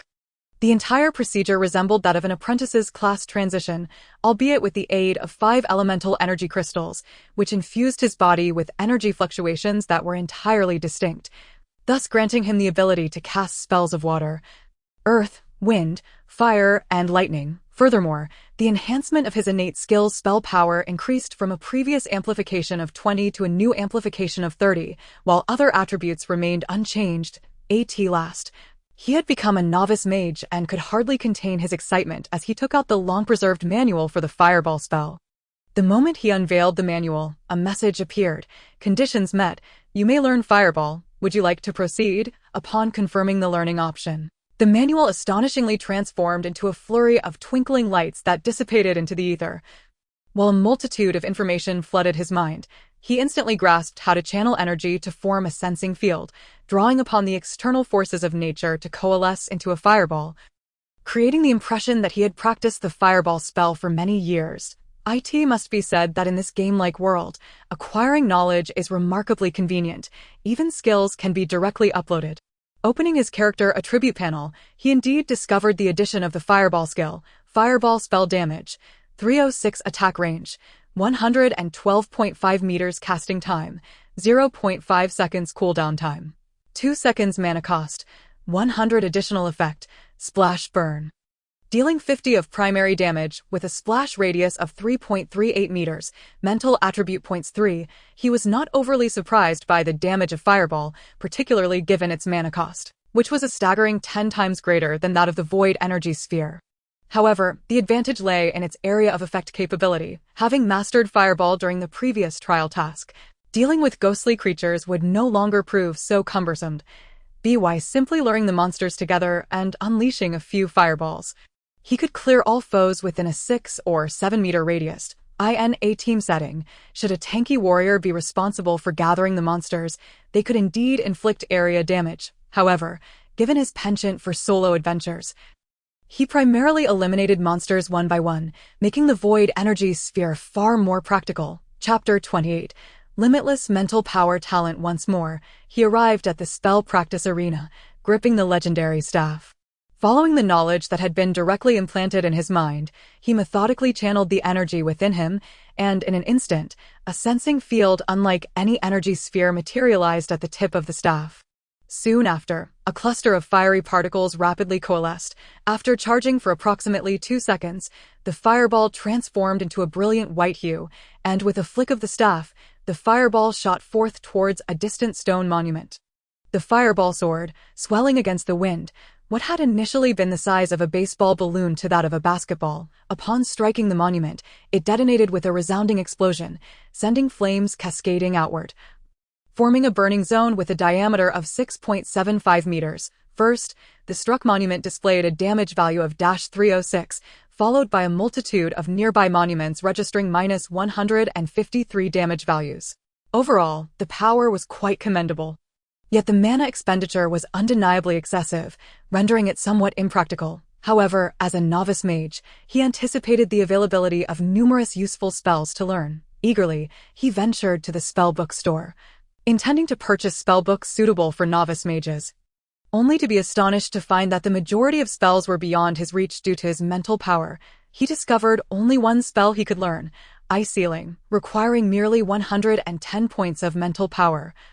His current mental power was sufficient. However, Palm Thunder required 150 points, Tornado demanded 180 points, Guardian Light necessitated 210 points, and Fire Dragon required 230 points. The most outrageous was Space Teleportation, classified as a novice spell, which astonishingly required a staggering 480 points of mental power, higher than that of most intermediate spells. Boss, how can Space Teleportation, with such a high mental power requirement, still be considered a novice spell? Of course, the Heavenly Tao has declared it a novice spell. Who are we to argue? Is there truly anyone capable of learning Space Teleportation before transitioning to intermediate rank? I've never heard of such a case. However, theoretically, if one possesses a 2.5x limit mental power talent and allocates all upgrade attribute points to mental power, it is indeed possible to master Space Teleportation before reaching level 40 and transitioning to intermediate rank.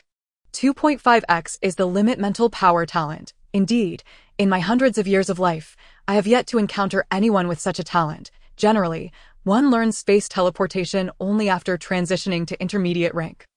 Many mages do not acquire it until they reach advanced ranked. It is absurd that a novice spell requires more mental power than most intermediate spells. This classification is truly ludicrous. There must be some rationale behind the Heavenly Tao's categorization. Indeed, who are mere mortals to comprehend the thoughts of the Heavenly Tao? I will take these spellbooks. Very well. 6 novice spellbooks, totaling 1,200 gold coins. Please proceed with your purchase. While there are dozens of spells available for novice mages, most are rather impractical, so he selectively chose 6, Ice Sealing, Palm Thunder, Tornado, Fire Dragon, Guardian Light, and Space Teleportation. After acquiring the desired spellbooks, he directly proceeded to the potion shop, where he first purchased a substantial stock of life fruits, replenishing his reserves to 300. Considering the overwhelming experience he had during the transition trial, he resolutely spent another 2,000 gold on 200 bottles of basic life recovery potions, along with a dozen mana recovery potions.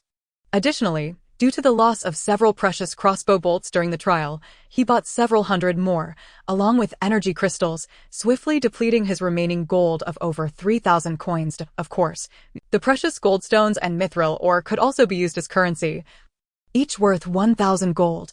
With 12 precious gold stones and 6 mithril ores, he could hardly claim to be lacking in funds. Nevertheless, with no pressing purchases on his agenda, he returned to his inn room.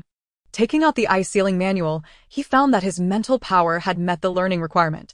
The moment he grasped the manual, the option to learn appeared before him. Instead of confirming immediately, he opened the manual to study its contents meticulously. Indeed, the Ice Sealing manual also contained the breathing guidance technique. Overall, it was fundamentally similar to the training methods documented in the Fireball manual, with only slight variations in the energy flow during the final step of spell release.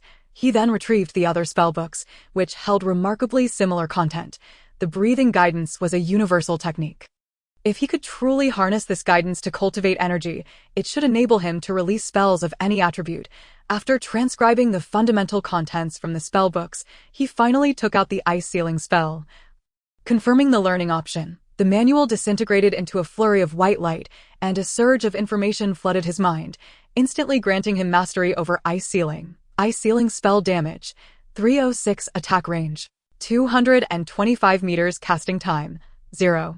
5 seconds cooldown time, 3 seconds mana cost, 30 additional effect, slows enemy movement speed by 60 for 5 seconds. Note, ice spell resistance may reduce freezing duration. Ice Sealing is not an area spell and can only target a single enemy. However, it boasts a greater attack range and lower mana cost, particularly with its effect of slowing enemy movement speed, making it exceptionally useful for Li Xiao when encountering troublesome boss-level monsters. He could effectively utilize this spell to hinder their mobility, then employ a kite strategy to gradually wear down the foe. After completing all his tasks, he finally retired to be ED. To his surprise, Luna appeared in his dreams, and they fought monsters together, traversing the world. and ascending to the divine realm, reminiscent of legendary celestial couples. Amidst the floral splendor and moonlit ambience, a flirtatious atmosphere enveloped them. Naturally, he desired to engage in some intimate activities, but just as he embraced her, before even shedding their garments, his heart raced with excitement, and he abruptly awoke from his slumber. What a disappointment! He chastised himself for being so easily flustered by a mere embrace, with a heavy sigh of derision at his lack of composure. He tossed aside the covers and sat up. After washing up and consuming a light meal, he visited the message hall to check for any news from Luna, only to find none, which left him feeling a twinge of disappointment. However, he quickly regained his spirits, assessing his ample supplies and storage. He then purchased a detailed map of the vicinity surrounding Warrior City at the inn's front desk and set forth on his solitary journey of monster hunting and leveling up. Warrior City was not like Elven Town. The number of class changers was substantial, and thus, the surrounding areas were often bustling with small teams of adventurers hunting monsters for profit. As a competent mage, it would typically be quite easy to find a group to join. However, as a mage clad in warrior garb, he found that few teams expressed interest. Moreover, Li Xiao was not particularly keen on joining others. He preferred to enhance his overall abilities without being encumbered by others. One's identity diverges significantly from that of other transmuters, while others may meet an unexpected demise, merely losing some equipment and perhaps dropping a level or two. They do not truly cease to exist. In contrast, my abrupt arrival in this realm leaves me pondering whether my own end could be immediate and irreversible, thus safety becomes paramount. Engaging in solitary monster hunting not only allows for considerable enhancement of my overall survival skills, but also diminishes my desire to form teams. After meandering throughout Warrior City for an entire day, I finally identified a region that, while underappreciated by adventurers, is exceptionally conducive to my solo endeavors for leveling up. Chapter 29. The Ancient Battlefield. Strength Fruit. Approximately 20 kilometers southwest of Warrior City lies a battlefield, once a stronghold for the demon incursion against the city. Countless beings perished here, yet more demons met their demise on this cursed ground, which now exudes a malevolent aura. As night falls, a multitude of undead creatures emerge, posing a significant threat to novice transmuters, making this one of the few areas near Warrior City that remains untouched by other adventurers. The reason for this lack of visitors is not solely due to its danger, but rather the relatively meager experience gained from slaying monsters and their low drop rates, rendering it an unattractive hunting ground. Yet, this very locale has become my favorite haunt, particularly under the cover of night when the undead are most rampant, for the sheer number of monsters and their swift regeneration make for an exhilarating challenge.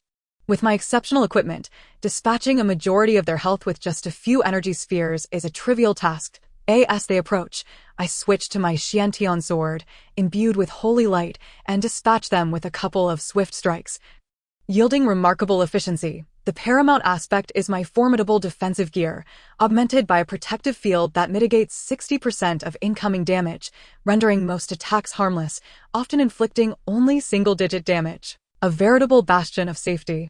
As time swiftly passes, I find myself having hunted in the outskirts of Warrior City for over 2 months, and it has been more than 3 months since my arrival in this world. Through rigorous training over this period, my strength and stamina have surpassed normal human levels, advancing towards the peak data of humanity, with my level now elevated to 18. Additionally, I have amassed a considerable fortune in gold coins. However, only a fraction of this wealth has been allocated for enhancing my equipment. The majority has been invested in upgrading my storage ring, which now boasts 4 standard void stones, providing me with 6 cubic meters of storage space. Speaking of gold coins, I cannot overlook the P92 pistol, nearly depleted of ammunition, which I successfully sold to a goblin merchant for a staggering 10,000 gold coins. The exorbitant price was not attributed to the pistol itself, but rather to the red sight attached, which the goblin merchant praised effusively. In retrospect, the sale of the 98K rifle seems like a loss compared to this transaction, though it hardly concerns me. Although the circumstances necessitating the use of my crossbow have diminished, my fondness for it remains unwavering. Hence, I procured the ordered Eternal Energy Crystal, and even invested 3,000 gold coins to enhance my Moonchaser crossbow to 2, granting it power comparable to that of a small-caliber rifle. It is worth noting that the Eternal Crystal does not provide endless energy. It can store enough for 3,000 shots, and when depleted, It requires a full minute to recharge for 2 shots, with complete restoration taking 30 hours. Overall, the past 2 months have unfolded rather favorably, with the sole disappointment being Luna's absence. The reasons behind her disappearance remain elusive. While it is increasingly evident that I may never encounter her again, I still cling to the mithril longbow, hoping for a future reunion. It is curious that despite having interacted with Luna for merely half a day, her memory lingers vividly in my dreams, making her an undeniable romantic obsession that is difficult to forget after 2 months of training and having achieved such a high level. The once perilous area that necessitated cautious monster hunting has transformed into a domain where I can freely engage in group farming. As dawn breaks, I conclude my monster hunting endeavors and return to the inn for rest, only to return under the cloak of night to continue my monotonous yet strenuous leveling efforts, despite having mastered spellcasting. I have not neglected the practice of breath guidance. I discovered that each session of this training significantly enhances my mana recovery speed, prompting me to sit and practice breathing techniques while awaiting monster respawns. Through this unintentional focus, I have become remarkably adept at breath guidance, easily entering a meditative state with each deliberate breath, leading to a tenfold increase in my mana regeneration. On another ominous night, I find myself jogging cautiously through the eerie remnants of the battlefield, inadvertently awakening the slumbering skeletons beneath the earth. They emerge en masse, their eyes aglow with a ghastly green light, swaying unsteadily as they pursue me. Concurrently, various venomous creatures, typically concealed underground, scramble to join in the chase, while the malevolent energy in the air coalesces into phantoms that lunge towards me. I continue my leisurely jog around the battlefield, soon attracting a horde of nearly 100 monsters. The swift specters lead the charge, while the sluggish skeletons lag behind, and the insects frequently burrow underground to stalk me, making the art of gathering them into a cohesive group a skilled endeavor. During this process, I occasionally endure mental assaults from the specters, sending waves of inexplicable dread coursing through me, though it merely raises the hairs on my neck without causing true harm. Times I am struck by the venomous creatures that erupt from the ground, inflicting poison upon me, and I must also contend with skeletal warriors wielding axes and bows, while their damage is minimal. The sheer number of adversaries necessitates the occasional use of healing potions. After consuming a basic healing potion, I finally manage to gather the swarm of monsters together, promptly unleashing a long-prepared fireball. Boom! A conflagration erupts, obliterating 30% of the horde in an instant. I circle around once more, consolidating the remaining monsters. Another fireball descends, decimating a significant portion of them. Although the majority of their health has been depleted, they continue their relentless charge, prompting me to unleash yet another fireball, nearly clearing the field. A few energy spheres subsequently eliminate the last remnants of the monsters. The scene is left littered with the charred remains of poisonous creatures, fragmented bones, and the ashes of the phantoms, which dissipate into black mist. Scattered among the debris are a few pieces of equipment, materials, and several gold coins. However, amidst the loot, I discover a peculiar fruit glimmering with a dark red hue. I hastily retrieve it, and its properties materialize before me. Strength fruit, crafted from the fusion of refined gold elements and the spiritual energies of heaven and earth. Consumption allows the user to absorb and increase strength by 1 to 3 points. Holding this legendary attribute fruit, my excitement is palpable. Basic attribute fruits typically have a standard market price of 10,000 gold coins, yet they are scarce in availability, often fetching double that in private transactions, rendering them unattainable for novice mages. To my astonishment, I have acquired such a treasure from slaying minor creatures. The temptation to consume the strength fruit is overwhelming, yet my current strength attribute stands at 2.7. 2, still a distance from its peak potential, making immediate consumption seem wasteful. Thus, I restrain my impulse and close my storage space. If one were to assess value, converting it into gold would be the most prudent choice. After all, 20,000 gold coins are nearly equivalent to a premium dragon suit, rendering the meager strength gain hardly worth the price, yet the thought of selling it fills me with reluctance. Chapter 30. A mage enthralled by agility enhancements, I spent the entire night in the ominous ruins of the ancient battlefield, continuing until the first light of dawn dispelled the chilling aura and the monster spawn rate significantly diminished. Only then did I conclude my hunting expedition. Burdened with a plethora of spoils, I hastened back to the city, seizing the opportunity to enhance my running speed, which also benefits my strength and stamina attributes. I persevered in this frenzied sprint for nearly an hour, covering over 20 kilometers before finally exhausting my energy, concluding my vigorous run, and leisurely making my way toward the distant warrior city. All the while checking my character attributes: level 18 strength, 27.4 agility, 1040 stamina, 37 spirit, 25,107.5 health, 200 mana, 1309 1325 unallocated attribute points, 0. Strength has grown by another 0.1, albeit this increase comes after a stagnation of 5 days. Thus, while this growth continues, it is theoretically possible to reach a peak. However, the rate of increase is becoming increasingly sluggish. To fully attain that peak may require another 2 to 3 months. Additionally, I have not allocated all my level up attribute points to spirit, for every increment in agility markedly enhances my neural reaction speed, which in turn heightens my senses and, naturally, my survival capabilities. Consequently, each time I level up, I unconsciously assign a significant portion of my attribute points to agility. Although this distribution does indeed diminish my spell attack power and considerably slows the mastery of new spells, the improvement in neural response and sensory perception significantly boosts my survival ability.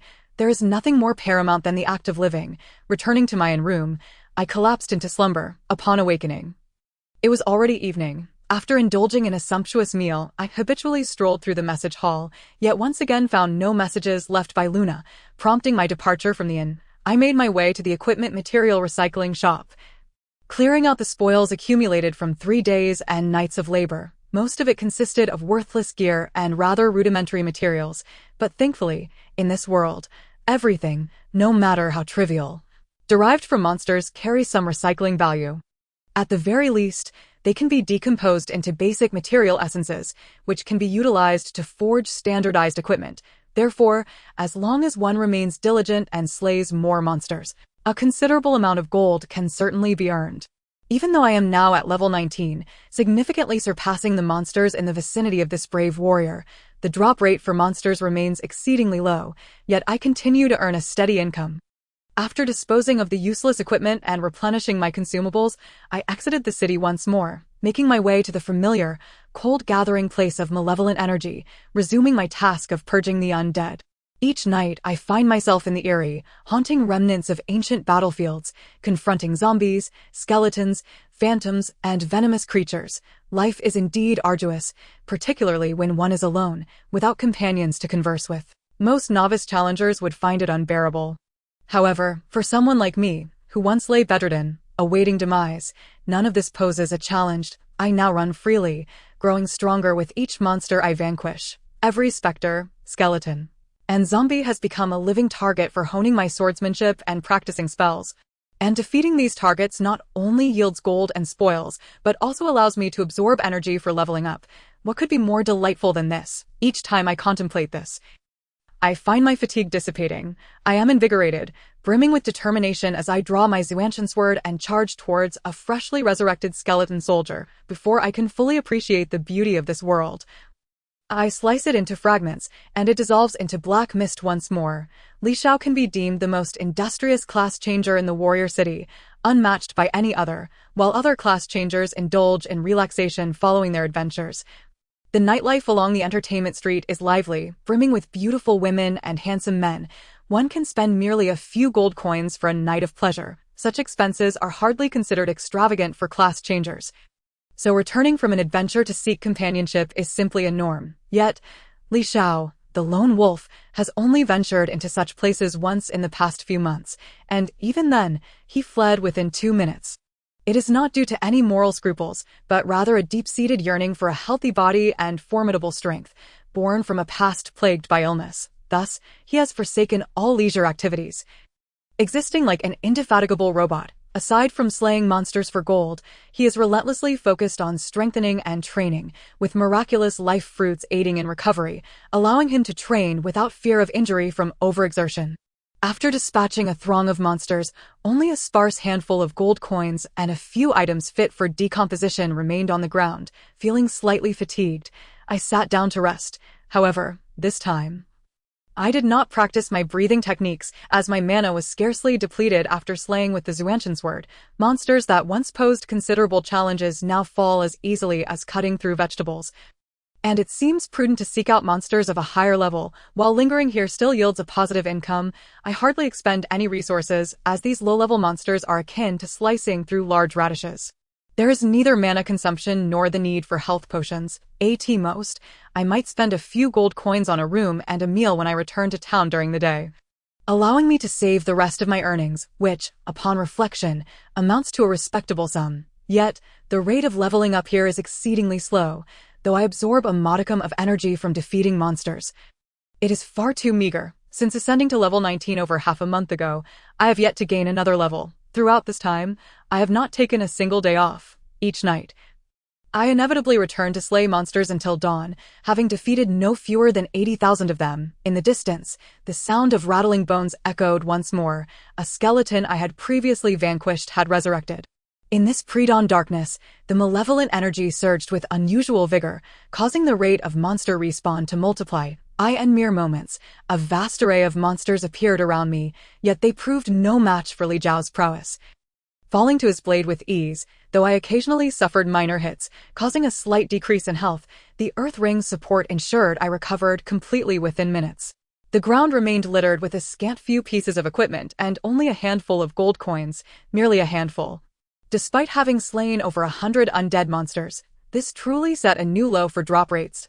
As the dawn broke in the eastern sky, the malevolent energy around the battlefield began to dissipate, reducing the respawn rate of monsters dramatically, and in some areas, they ceased to respawn altogether. The occasional monster that appeared failed to ignite any interest in continuing the hunt, forcing me to set off back to the city with my meager spoils.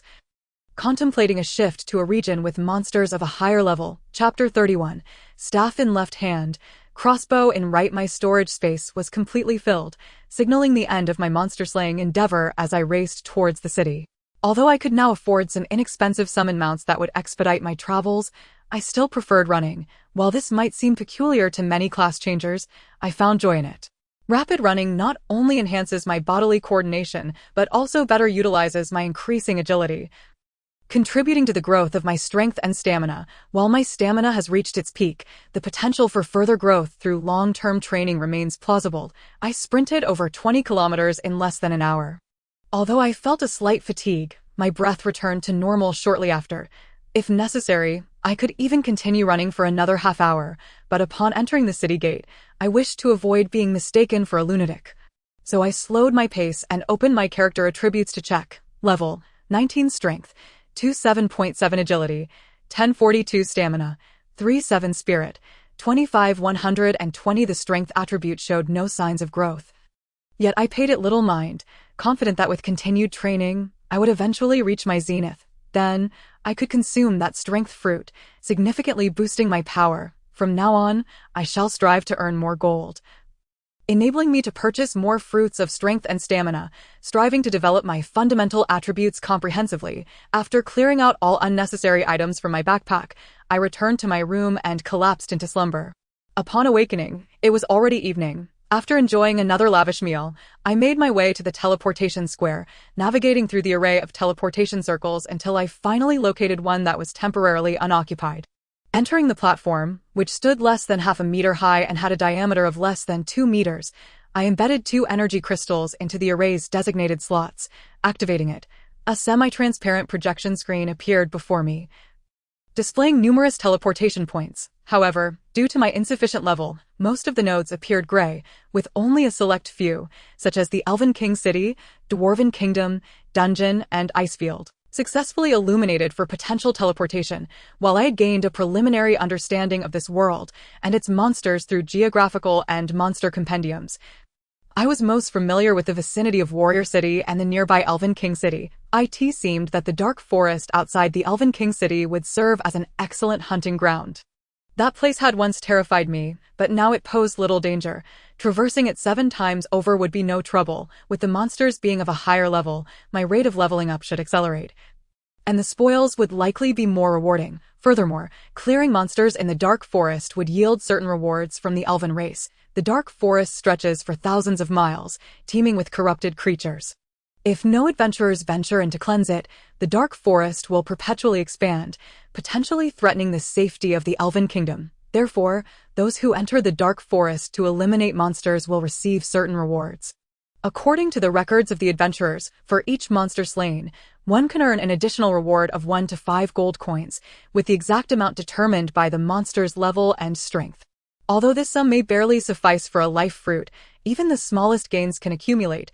With diligence, one could easily earn several hundred gold coins in a single day, upon confirming the teleportation to the Elven Kingdom. The teleportation array began its full charging process, bending the surrounding space. Moments later, 2 locations separated by tens of thousands of miles overlapped, completing the spatial shift. And the individual appeared on a teleportation platform within the Elven Kingdom. Though the Elven Kingdom appeared exquisite and grand, Li Xiao had no time to admire it. He immediately opened his map, confirmed his direction, and headed directly to the archery shop. According to the World Monster Codex, monsters in the Dark Forest possess an exceptionally rapid recovery rate. A single adventurer's output may prove insufficient. Thus, it is essential to procure specialized crossbow bolts that can continuously inflict damage and suppress the monster's healing. Upon arriving at the archery shop, without hesitation, he purchased 2,000 specialized crossbow bolts, spending over 1,000 gold coins. These specialized bolts are quite complex to manufacture.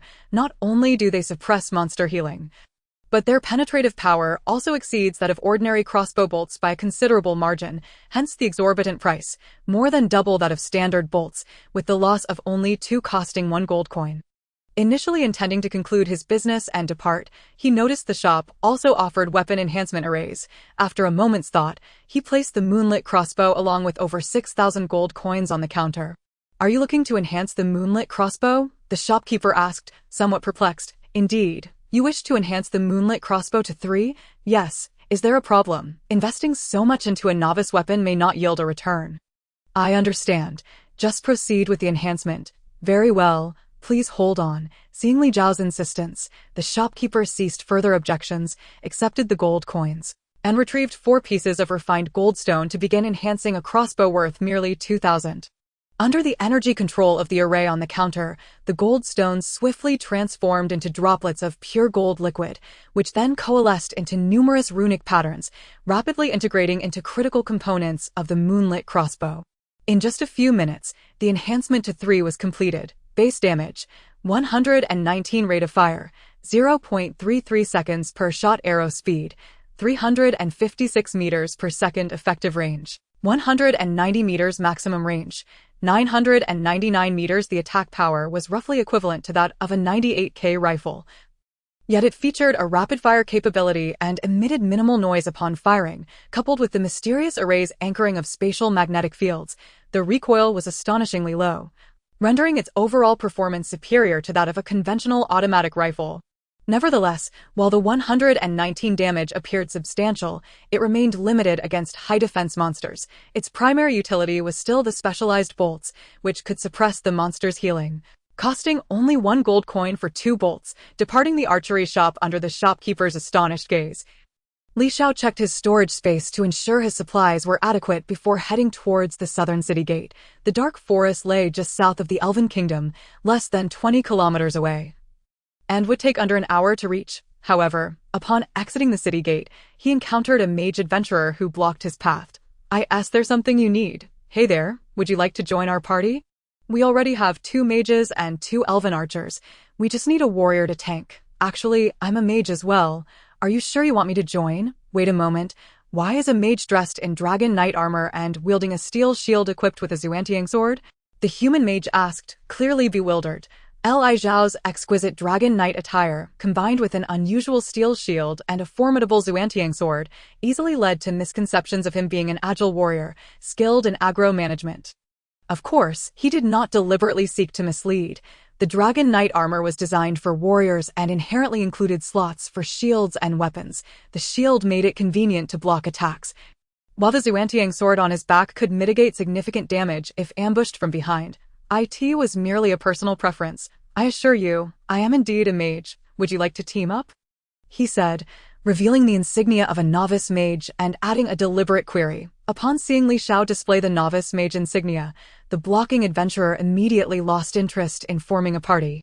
"I'm afraid we cannot take on another mage. We already have two." After a moment of hesitation, the blocking adventurer finally spoke the truth.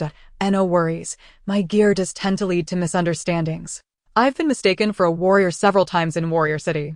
"Then I won't keep you from your fortune. Goodbye." Li Shao paid little heed to this minor incident, waving farewell as he exited the southern city gate. His speed increased exponentially as he rushed towards his destination. The Dark Forest was only about 18 kilometers from the southern gate of the Elven Kingdom, a distance Li Shao could traverse in just over half an hour. After a brief rest, he retrieved his staff with his left hand and held the moonlit crossbow in his right, stepping lightly into the Dark Forest. Chapter 32. The All-Elemental Battle Mage. Indeed, the Dark Forest was abundant with monsters. Just as Li Shao entered, a trance suddenly lunged at him from the woods, but it was swiftly met with an ice-freeze spell, drastically reducing its speed, allowing him to easily evade the assault. Following this, he unleashed a combination of an energy sphere from his left hand and the moonlit crossbow from his right. Just as the ice freeze was about to wear off, he successfully refroze it and unleashed a barrage of energy spheres and crossbow bolts. He adeptly combined the damage output of an archer and a mage, showcasing exceptional evasion skills akin to an agile warrior. Even when struck by monsters, the loss of health was a mere 10 to 20 points, hardly significant. Before he could finish off a single treant, the most common monster in the Dark Forest fell, dissipating into black mist and yielding over 20 gold coins, with most of the specialized bolts successfully reclaimed. He only lost 2 bolts, but netted a profit of 26 gold coins, and the energy absorbed for leveling up was nearly 100 times greater than that from the undead outside Warrior City. This only served to illustrate that higher-level monsters indeed offered superior rewards. After quickly reloading his bolts, he sat down to practice his breathing technique, swiftly recovering his expended mana. The minor loss of health was also fully restored with the aid of the Earth Ring. Rising once more, he continued deeper into the forest. Not long after, he encountered a corrupted python. The battle remained effortless. With dual magical and physical strikes, the corrupted python's health was rapidly depleted, and he was never hit even once during this engagement. While many novice adventurers perceived the Dark Forest as perilous, Li Shao, a fellow novice, felt no such threat. In fact, to maximize his efficiency in monster hunting, he chose to return to the city during the day for rest, only to venture into the Dark Forest at night when the monsters were most rampant. After several days of this routine, he finally received the energy beam signifying his level up, successfully reaching level 20. However, this time, he allocated all his attribute points to spirit rather than agility. Achieving 150 points in spirit would allow him to learn the Palm Thunder spell, a controllable spell that would significantly ease encounters with formidable monsters. Having swiftly assigned his attribute points, he retrieved the Palm Thunder manual he had stored for some time. Instantly, the option to learn it appeared. Upon confirmation, the manual dissipated, and a surge of information flooded his mind, granting him mastery over Palm Thunder. Spell damage, 478 attack range, 45 meters casting time, 0.1 seconds cooldown, 5 seconds mana cost, 60 additional effect, paralysis, causing the target to become immobilized for 3 seconds. Duration depends on the enemy's resistance to lightning. While the paralysis effect lasts only 3 seconds, it is more than sufficient for Li Shao. In fact, even a mere 0.3 seconds could create a crucial opportunity for a decisive strike against his foes. As Li Shao reveled in the attributes of Palm Thunder, he suddenly sensed a disturbance in the soil beneath him. Instinctively, he dodged to the side as a vine erupted from the ground, accompanied by several others springing forth nearby. With a swift motion, he cast Palm Thunder, unleashing a brilliant flash of light accompanied by a thunderous crack. The struck vine instantly turned to char, while the surrounding vines trembled and froze in place. Clearly, the vines and the charred vine belonged to the same life form. Thus, when one vine was attacked, the others similarly fell into a state of paralysis. The crossbow in his right hand instantaneously transformed into the Xiantian sword. With a swift leap, he surged forward, effortlessly severing several surrounding vines and, in the process, tracing back to the very roots of the hellish vines. A fireball rapidly coalesced at the tip of his staff, and with a flourish it shot forth, expanding in the wind until it swelled to the size of a basketball, striking the roots of the hellish vines with unerring precision from several dozen meters away. A thunderous explosion erupted, flames billowing upwards, and the hellish vines emitted a wretched howl akin to that of a wild beast, their roots instinctively retreating from the searing flames. Yet, barely a moment later, they encountered the onslaught of an ice spell. Following this, Li Xiao charged forward at breakneck speed, his left hand weaving spells with deft control while his right wielded the Xiantian sword in a frenzy of strikes. With the added 4 enhancement to the Xiantian sword and his current high agility attributes, its base damage rivaled that of the Palm Thunder spell. Moreover, the creatures inhabiting this dark forest were coincidentally of the dark element, allowing the holy light imbued in the Xiantian sword to double the damage dealt. A single slash could inflict between 800 to 900 points of health damage. Additionally, the dragon flame inflicted burn damage, albeit a modest 7 to 8 points per second. Nevertheless, this continuous loss of health significantly hampered the monster's ability to draw upon the Earth's life force, periodically unleashing a Palm Thunder or an ice spell to maintain control. He unleashed a torrential flurry of strikes with the Xiantian sword. Even the most resilient hellish vines could not withstand Li Jiao's frenzied assault. In less than 2 minutes, the elite mini-boss of the dark forest, the hellish vine, was utterly vanquished, disintegrating into black mist. Yet, where the creature had perished, a fruit gleaming with a pale green light appeared. Upon seeing this fruit, Li Xiao felt a quickening of his heart. He was all too familiar with the 4 fundamental attribute fruits. Although he had never consumed one, he had seen them numerous times at the acquisition stalls. This fruit resembled what he knew to be the stamina fruit. Hastily picking it up, a series of information materialized before him. Stamina fruit, crafted from the fusion of mithril elements and the spiritual energies of heaven and earth. Consuming it grants between 1 to 3 points of stamina. It was indeed the stamina fruit. While it was true that the stamina fruit was relatively less expensive among the 4 attribute fruits, requiring only around 15,000 gold for acquisition, it was nonetheless a treasure of considerable value. Having long coveted the power fruit stored within his inventory, but refrained from consuming it due to his strength attribute not yet reaching its peak, he now found himself with a stamina fruit. His stamina already having grown to the human peak, since further natural growth was no longer possible, there was little reason not to consume this stamina fruit, although selling it for gold to enhance his equipment seemed more prudent. He was not inclined to part with it. After a moment's hesitation, he decisively took a bite of the stamina fruit. The taste was a delightful blend of sweet and sour, reminiscent of jelly. But the flesh swiftly transformed into a torrent of energy that spread throughout his limbs and body, imparting a sensation akin to a rebirth. However, this feeling was fleeting, and soon the energy was fully absorbed by his body. He promptly opened his character attributes. Level 20 strength, 27.7 agility, 1042 stamina, 372.5 spirit, 25,132.5 health. 225. His stamina had increased by 2.5, and his maximum health had risen by 25 points.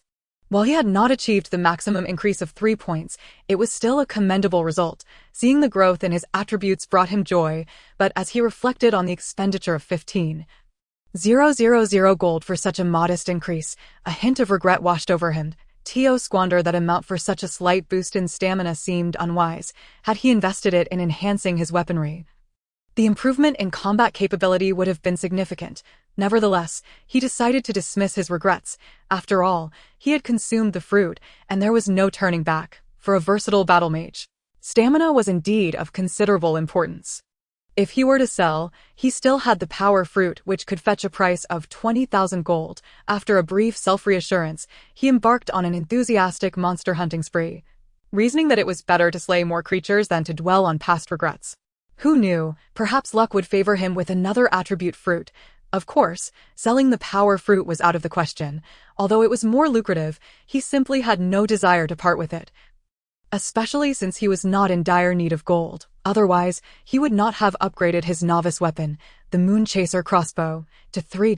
Over the past few months, he had diligently hunted monsters and, thanks to a stroke of good fortune, accumulated a fair amount of wealth. Yet, despite his earnings, he had never indulged in extravagant spending, and thus, he had enhanced nearly all his necessary equipment. For instance, his Earth Dragon set had been fully upgraded to 2, and he wielded a 4 Thunderstaff with a 71 increase in spell damage, AS for the Xiantian sword and mithril armor.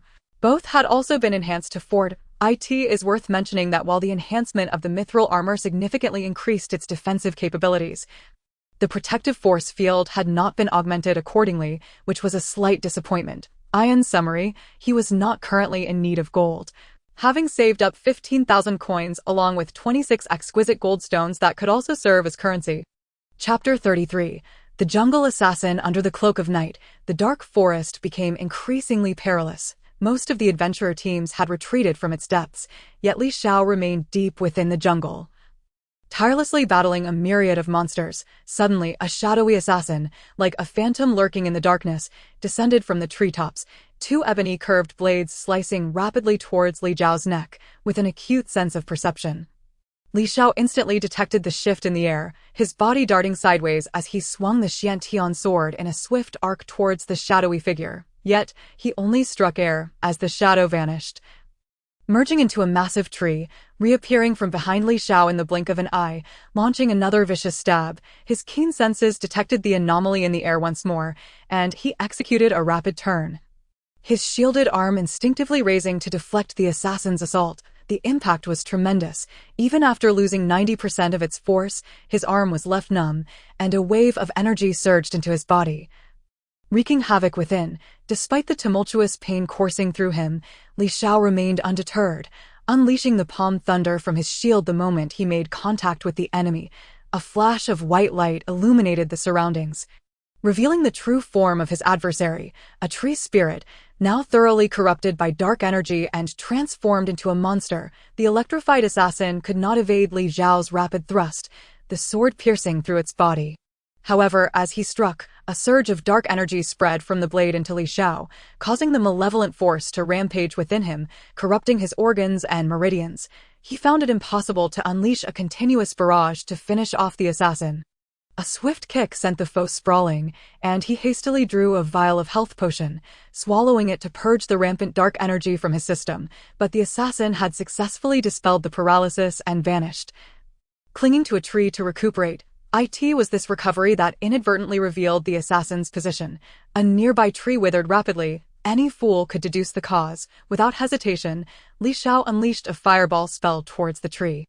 Boom! A conflagration erupted, forcibly exposing the assassin. Yet, in those brief seconds, the assassin's wounds had healed significantly. Once more utilizing the ubiquitous trees for evasive maneuvers, Li Xiao recalled that this creature, known as an assassin, had a predictable habit.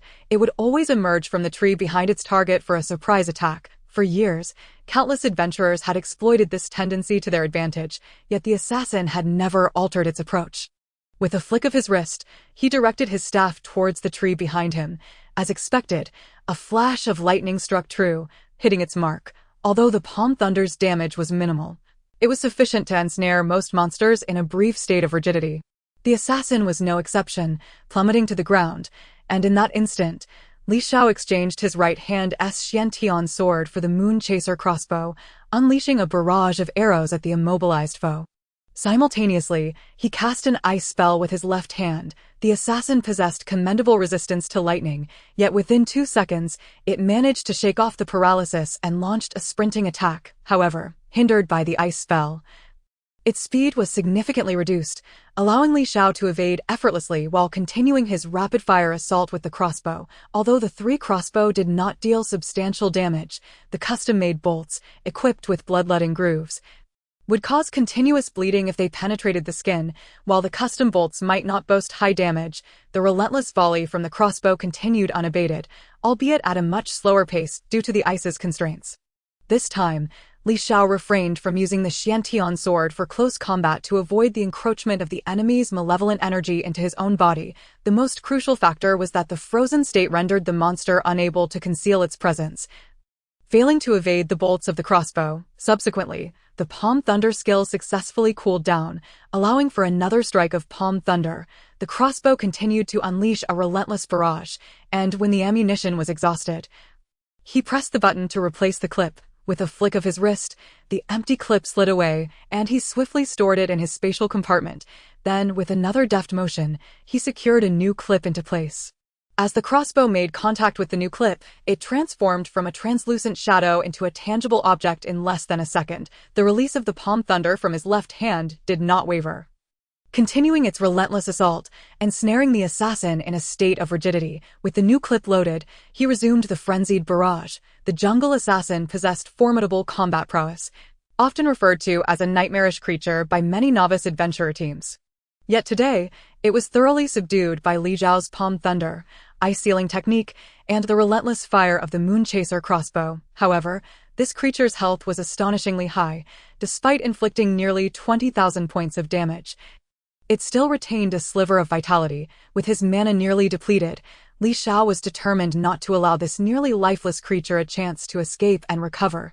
Thus, he charged forward, replacing the crossbow with a 4-Xiantian sword.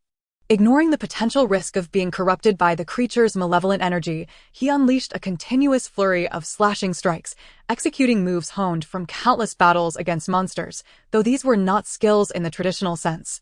They surpassed mere abilities. There exists no inherent skill for warriors. It is merely that many have emerged, transforming into techniques. This was a saying from the Warrior Guild, encouraging individuals to create their own skills.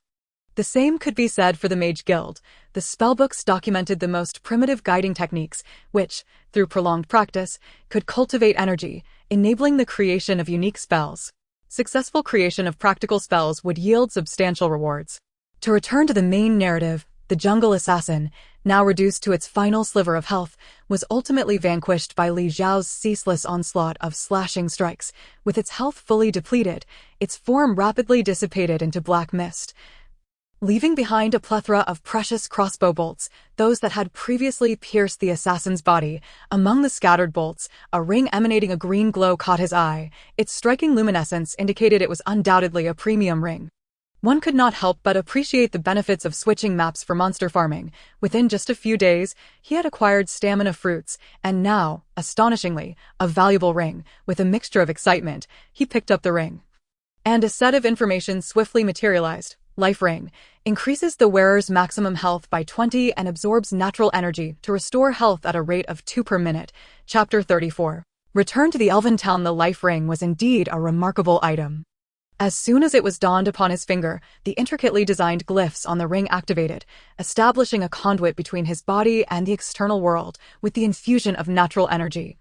His life force surged by 20%, while the natural energy gradually integrated into his body, tirelessly mending his injuries, proving to be far superior in recuperative effects compared to the Earth Ring.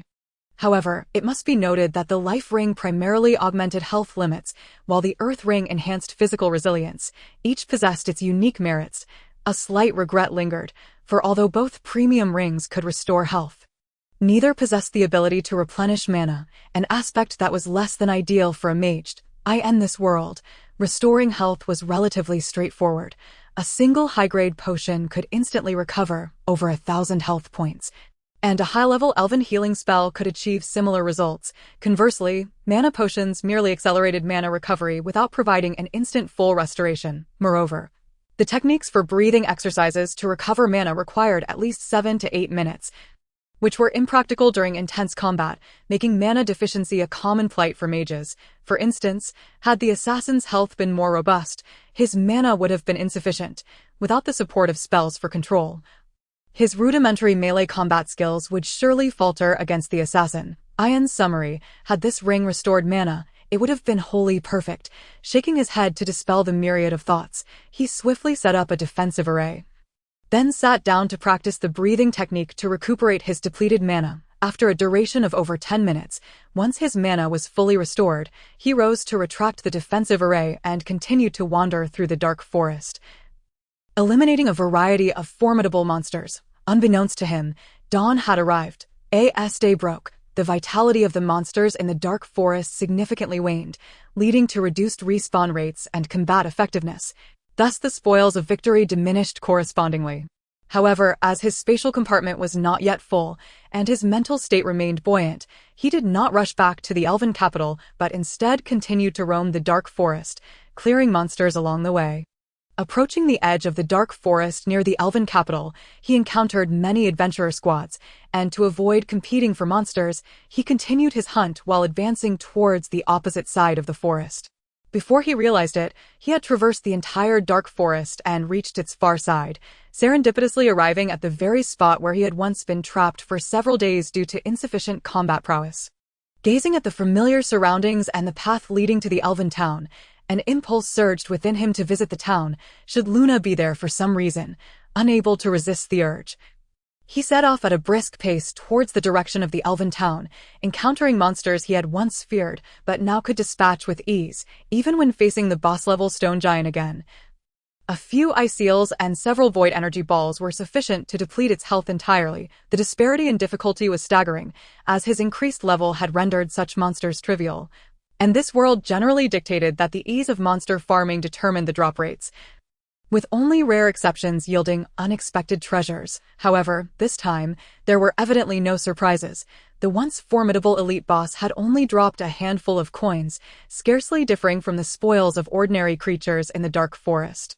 As night fell, after several days without sleep, fatigue finally set in. He established a defensive array, laid down a mat, and fell into slumber. In this peculiar dream, he did not encounter Luna, but rather witnessed a horrifying war. Under the assault of terrifying monsters, the fabric of time and space shattered, and the world crumbled into dust.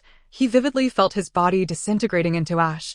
Abruptly jolting awake from the nightmare, it seemed that this dream was not merely a figment of imagination, but rather a transmission of information from the dark energy he had inadvertently absorbed while practicing the breathing technique to restore his mana after vanquishing monsters in the dark forest.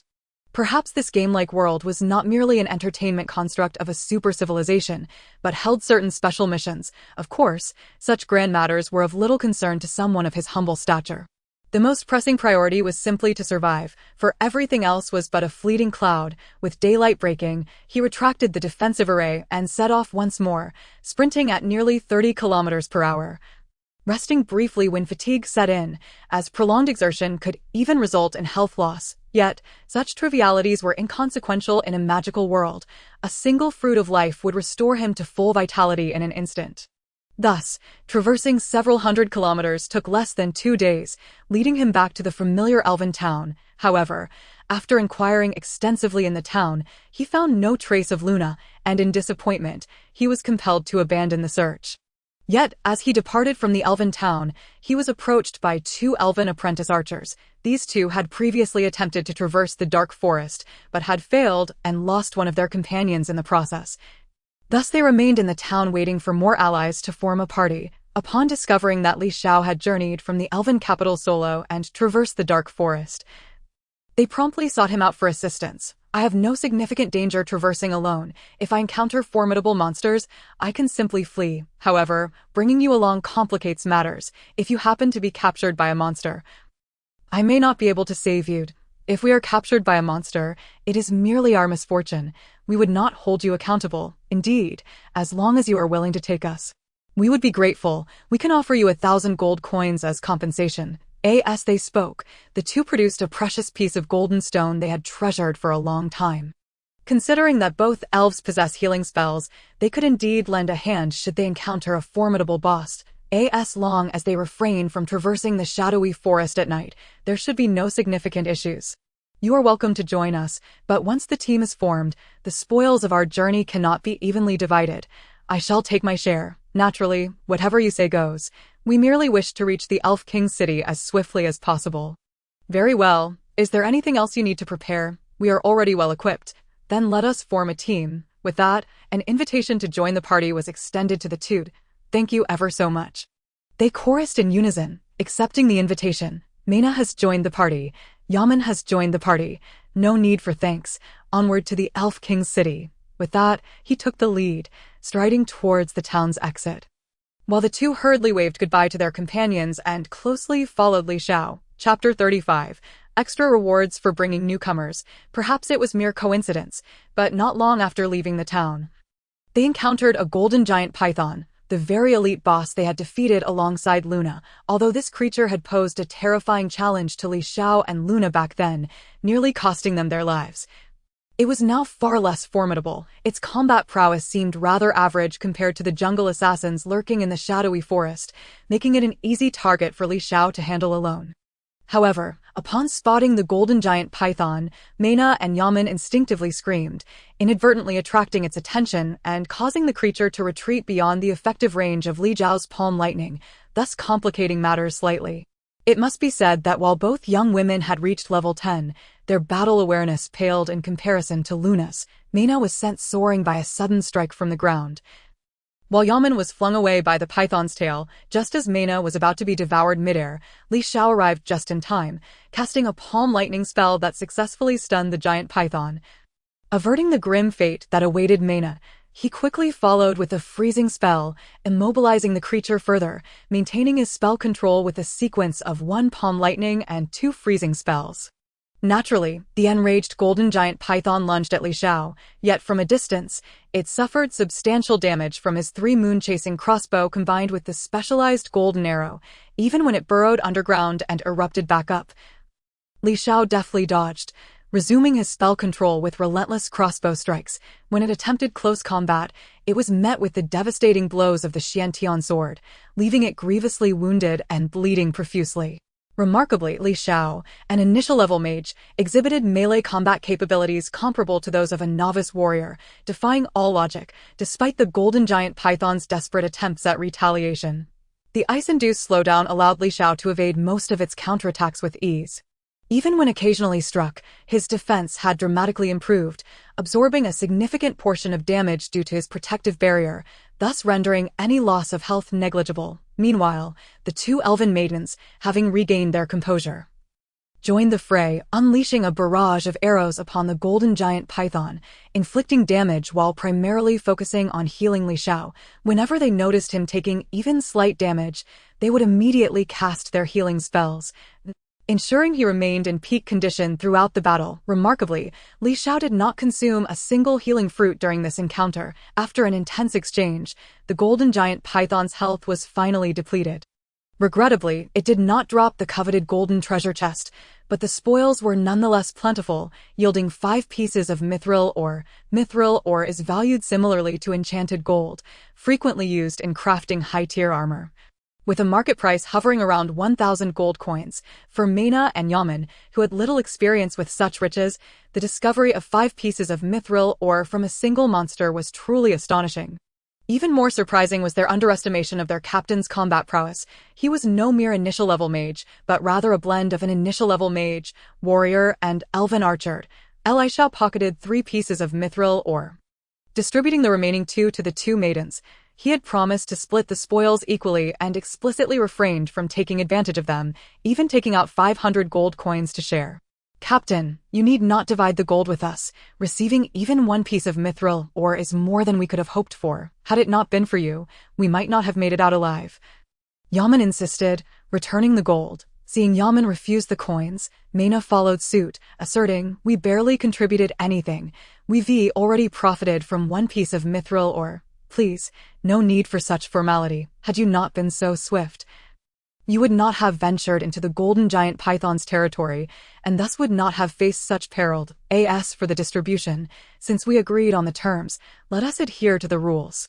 However, since the figure of 250 per person sounds unappealing, I shall add a little more to your share." With that, he placed an additional coin into their hands. "Thank you, Captain. You truly are the best captain in the world." Mena, with her straightforward nature, eagerly accepted the coins, showering him with praise, although Yamen wished to advise her to be more courteous in dealings with humans to foster goodwill for potential long-term collaboration. She felt compelled to accept the coins since Mena had already done so, lest she burden her companion. "Let us not linger. We should set off promptly." With that, Li Xiao resumed his brisk pace, the 2 maidens closely following. However, they appeared exceedingly exhilarated along the way, having never anticipated the ease with which they vanquished the once-dreaded golden giant python. Throughout the ordeal, they had merely stood back, casting healing spells and a few arrows, ultimately reaping substantial rewards, including an additional 251 gold coins. Their hearts brimmed with hope for encounters with numerous formidable elite monsters, envisioning the fortunes they could amass together. Inwardly, They began to strategize on how to garner their captain's favor, hoping to forge a lasting team. Yet for Li Xiao, who seemed to embody the capabilities of a swordsman, mage, and archer, it appeared he had no need for elven archer assistance. While he had heard tales of those who mastered both martial and magical arts, this captain had remarkably upgraded his moon-chasing crossbow to 3 and acquired the exorbitantly priced specialized golden arrow. Achieving damage levels typically reserved for elite elven archers, his melee combat skills, while lacking the enhanced damage from a warrior's aura, nonetheless delivered continuous strikes that rivaled the output of agile swordsmen of the same level. As for his spells, their damage was on par with those of initial-level mages, and his mastery of spell control was extraordinary. He effortlessly subdued the formidable golden giant python using only the most basic spells of palm lightning and freezing. It seemed that such a talent required no assistance from teammates. Perhaps it would be wise for him to specialize in assisting spells from the Elven Summoning School, focusing on healing and augmenting his captain's offensive and defensive capabilities. However, one such individual sufficed for any team, leaving the question of what role the other would fulfill. Any sustainable team would find it untenable to support a member who merely consumed resources without contributing. Unbeknownst to Li Xiao, the thoughts of the 2 elven maidens were far removed from his own.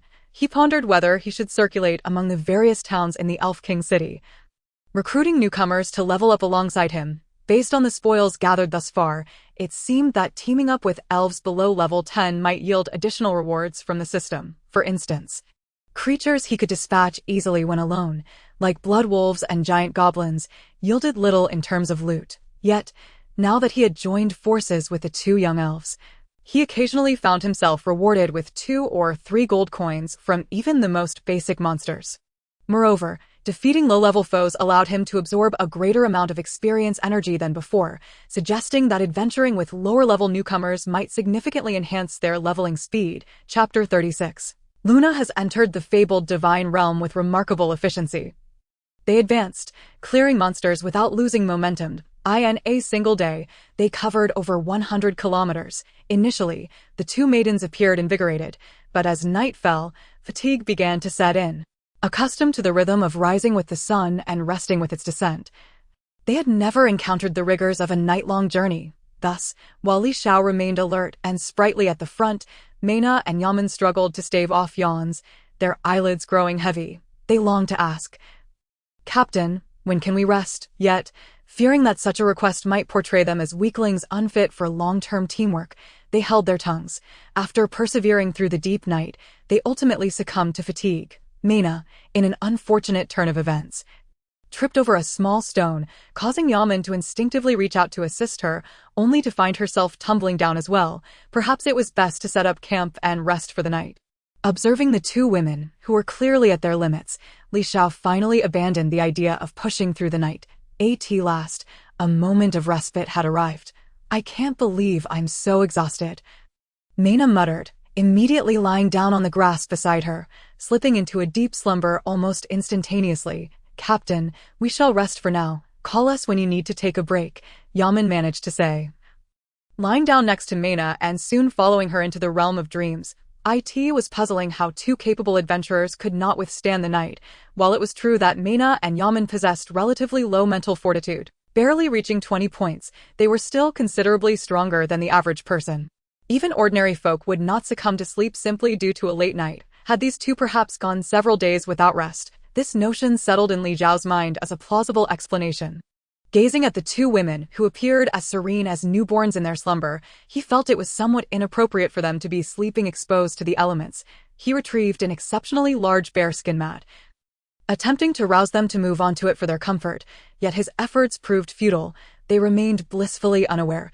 He began to suspect that they were feigning sleep, perhaps hoping to take advantage of the situation.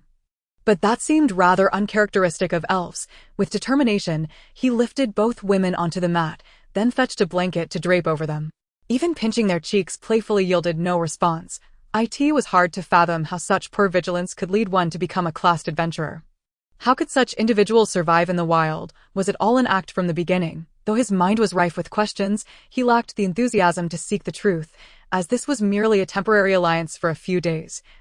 which would dissolve upon reaching the Elven Kingdom. He swiftly began to set up a defensive array around their camp, concurrently practicing his breathing techniques before extracting a book and a glowing stone to delve into his studies.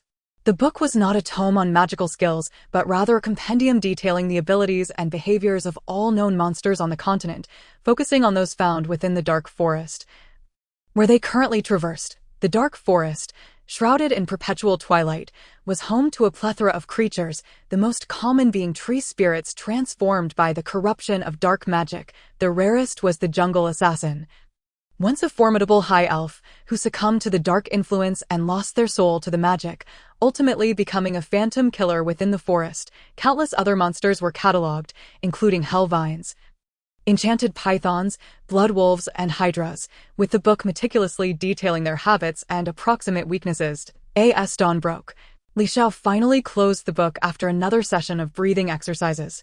A venomous scorpion stealthily approached, yet it had not even breached the perimeter of his warning system when Li Xiao detected it. With a flick of his wrist, he sent forth a void energy sphere, which exploded upon contact with the scorpion, scattering it into pieces. The commotion successfully roused the two sleeping women. My goodness, we slept until dawn, Mena exclaimed, noticing the morning light. Captain, why didn't you wake us? Yaman asked, a hint of embarrassment in her voice.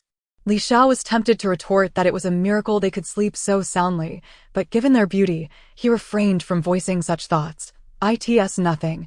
My mental fortitude is quite high, so I require little sleep. Are you both well rested? He inquired. Yes. Are we setting off immediately? They responded in unison. Indeed, the journey is long, and we cannot afford to linger. Captain, do you truly not need any rest?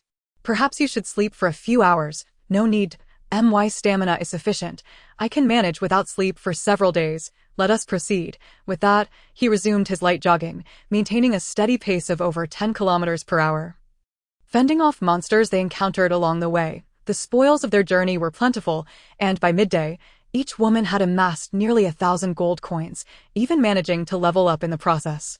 Li Xiao could only express a tinge of envy. The exhilaration of leveling up was indeed delightful, yet the energy required for advancement increased with each level, making such experiences increasingly rare. However, teaming up with lower-level adventurers could enhance the absorption rate of upgrade energy, leading him to contemplate guiding newcomers in the future to accelerate his own progress. Yet, consistently battling low-level monsters was not conducive to improving his combat prowess. He worried that when faced with more formidable tasks requiring solitary effort, he might struggle. Hence, he deemed it prudent to limit the number of newcomers he took under his wing. Captain, how do you manage to be so formidable? Please share some advice. During a rare moment of rest while enjoying a fruit feast, Mina eagerly approached Li Xiao for guidance. I follow the path of a battle mage, which is quite different from your elven archery. I cannot offer much insight. Then do you think specializing in summoning, healing, and blessing skills has potential? I cannot speak to that. It is beyond my knowledge. What kind of companions did you prefer to team up with? Most of the time, I operate alone. Why not team up? You gain a boost in energy absorption, because few wish to team with a battle mage who does not wear robes. We would be willing. Let us form a party together. Previously, he had mentioned to Luna the desire for a long-term partnership, only for her to inexplicably disappear. Thus, he felt it best to postpone such discussions for now. In truth, Luna's disappearance was not without reason. According to the elders, she had encountered a unique opportunity during her class transition trials, ascending directly to the divine realm. After much hesitation, Yaman finally divulged the secret she had learned. Is that even possible? I thought one could only ascend to the divine realm after reaching the maximum level? I am unsure, but rules are not immutable. Extraordinary opportunities may allow for earlier ascension. So, Luna is currently in the divine realm? That would be my assumption. That's a relief. I feared something had happened to her. Captain, may we form a long-term team in the future? Mena inquired once more. Li Xiao did not oppose the idea of a long-term alliance. However, he noted that both women had difficulty staying awake while he preferred nighttime monster hunting, making them less than ideal companions. Given the uncertainties ahead, let us wait until we safely reach the Elven Kingdom to discuss this further. His evasive response left Mena and Yaman momentarily disheartened. As night fell once more, the increasing number of monsters encountered along their journey led them to take their time, resulting in less than 100 kilometers traveled throughout the day. Noticing the fatigue etched on the faces of the two women, Li Xiao decided to set up camp by a small stream, preparing to rest for the night. Perhaps due to their earlier arrival, the women took great care in their preparations. They even erected a tent and arranged a sumptuous fruit feast. Li Xiao, however, preferred grilled meat. To avoid offending their vegetarian sensibilities, he ventured several hundred meters away to set up a barbecue, intending to prepare some grilled meat. Although he had ample cooked meat stored in his spatial storage, food placed within remained unchanged in quality and taste. He relished the opportunity to relax and indulge in his hobby of grilling, which also allowed him to hone his swordsmanship and hand-eye coordination. He tossed a fist-sized piece of venison high into the air, with agility exceeding 30 points and mental power exceeding 100. He watched as the meat descended in slow motion. The sharp-edged Zuanshan sword appeared in his grasp as he leaped, executing a swift horizontal slash. In a flash, the venison was cleaved in two, and with a rapid upward thrust, it was neatly divided into 4 equal strips. As he landed, he sidestepped nimbly, repositioning himself to perform another swift upward cut, resulting in 8 perfectly cut pieces. The venison, once clustered together, now scattered in various directions. Unable to continue showcasing his flamboyant slicing technique, he sheathed the Zuanshan sword and drew a finely crafted crossbow, unleashing a flurry of rapid-fire bolts. Regrettably, he only managed to strike 5 pieces. 3 fell to the ground unscathed. Not due to a lack of aim or visual acuity, but rather the limitations of muscle strength, preventing him from fully harnessing his rapid reflexes. Thus, the greatest constraint on combat power at present lies within the attribute of strength.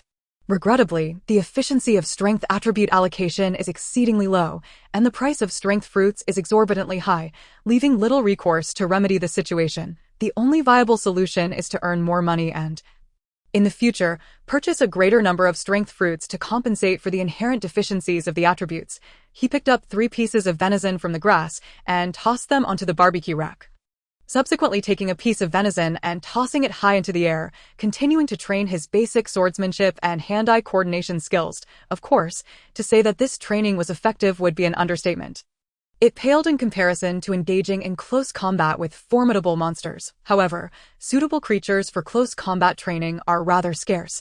For instance, the jungle assassins serve as excellent training targets. Yet, engaging in close quarters with jungle assassins bears a high degree of danger. Akin to dancing on the edge of a blade, a single misstep could lead to disaster. Thus, when encountering such creatures, it is prudent to maintain distance, as he dared not risk honing his swordsmanship against such monsters. As for the tree spirits, those clumsy giants are akin to lumber, their sheer strength capable of inflicting immense damage, though his barbecuing skills left much to be desired, rendering the grilled venison far inferior to that purchased from a shop. The satisfaction derived from consuming his own creations, paired with the fruit wine, made the meal quite enjoyable. Suddenly, a scream pierced the air, emanating from the distant stream. Li Xiao immediately abandoned the barbecue and rushed toward the creek, only to find the bare-skinned Mena, seemingly caught off guard while bathing, unexpectedly confronted by a crab monster in the water. Fortunately, the creature had already been dispatched by the arriving yamen. Under normal circumstances, one would retreat at such a moment.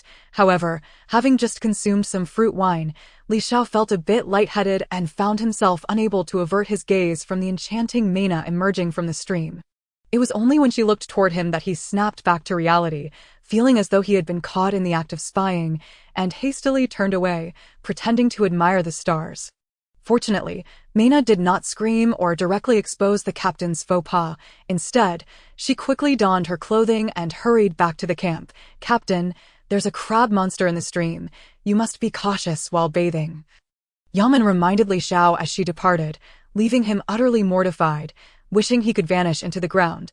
What compounded Li Xiao's embarrassment was the indelible image of Mena etched in his mind, one that he could not shake even after taking a prolonged soak in the stream. He could only occupy himself with clearing out nearby monsters, round after round.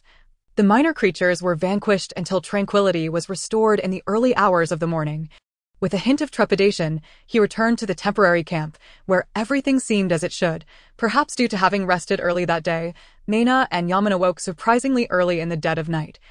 Insisting that Li Xiao take a break while they kept watch, feeling somewhat guilty, Li Xiao dared not refuse, especially not wanting to remain near Mena, so he quickly retreated into the tent. However, the tent was infused with a faint, alluring fragrance, which proved quite tantalizing for the already restless Li Xiao.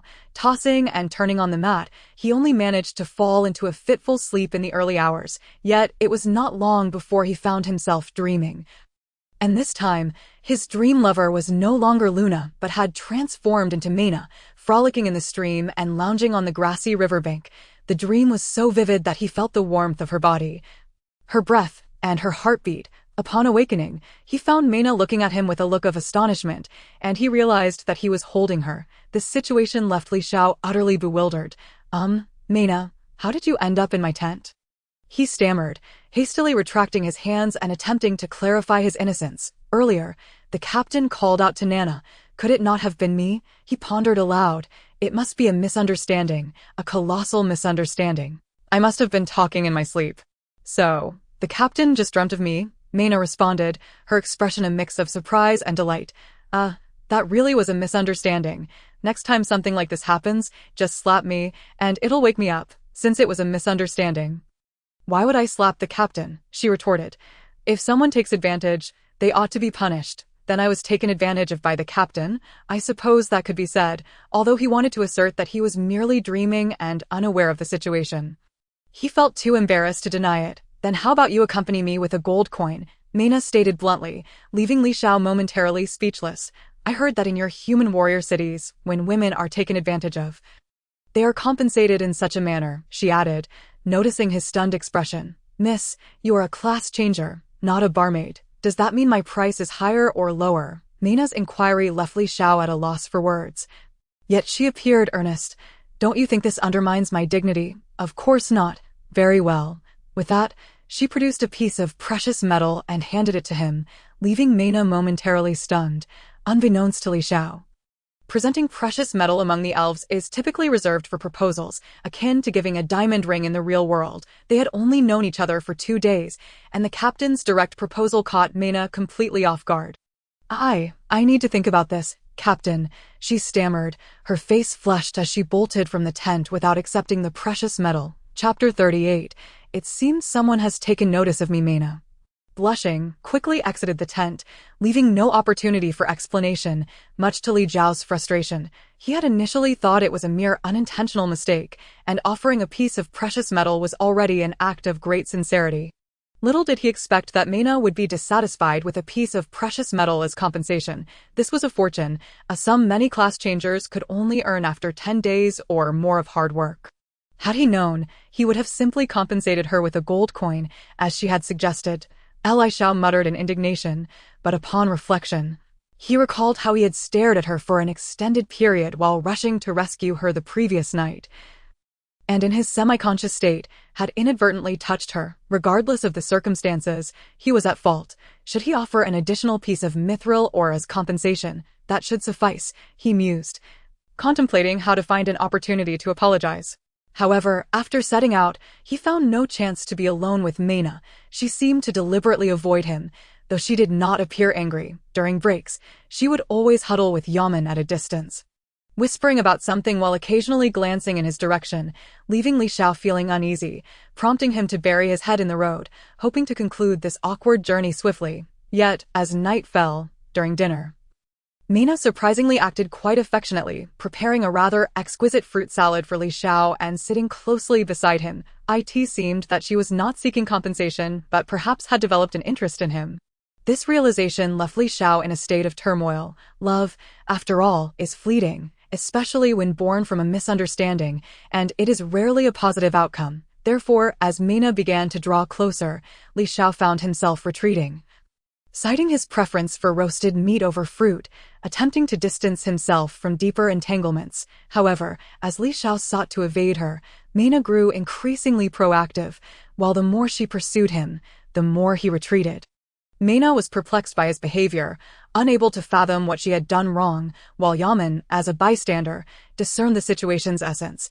The captain's offering of precious metal was not a proposal to Mena, but rather a colossal misunderstanding. Mena, you should wake up. The captain likely does not have feelings for you. How could that be? The captain must like me.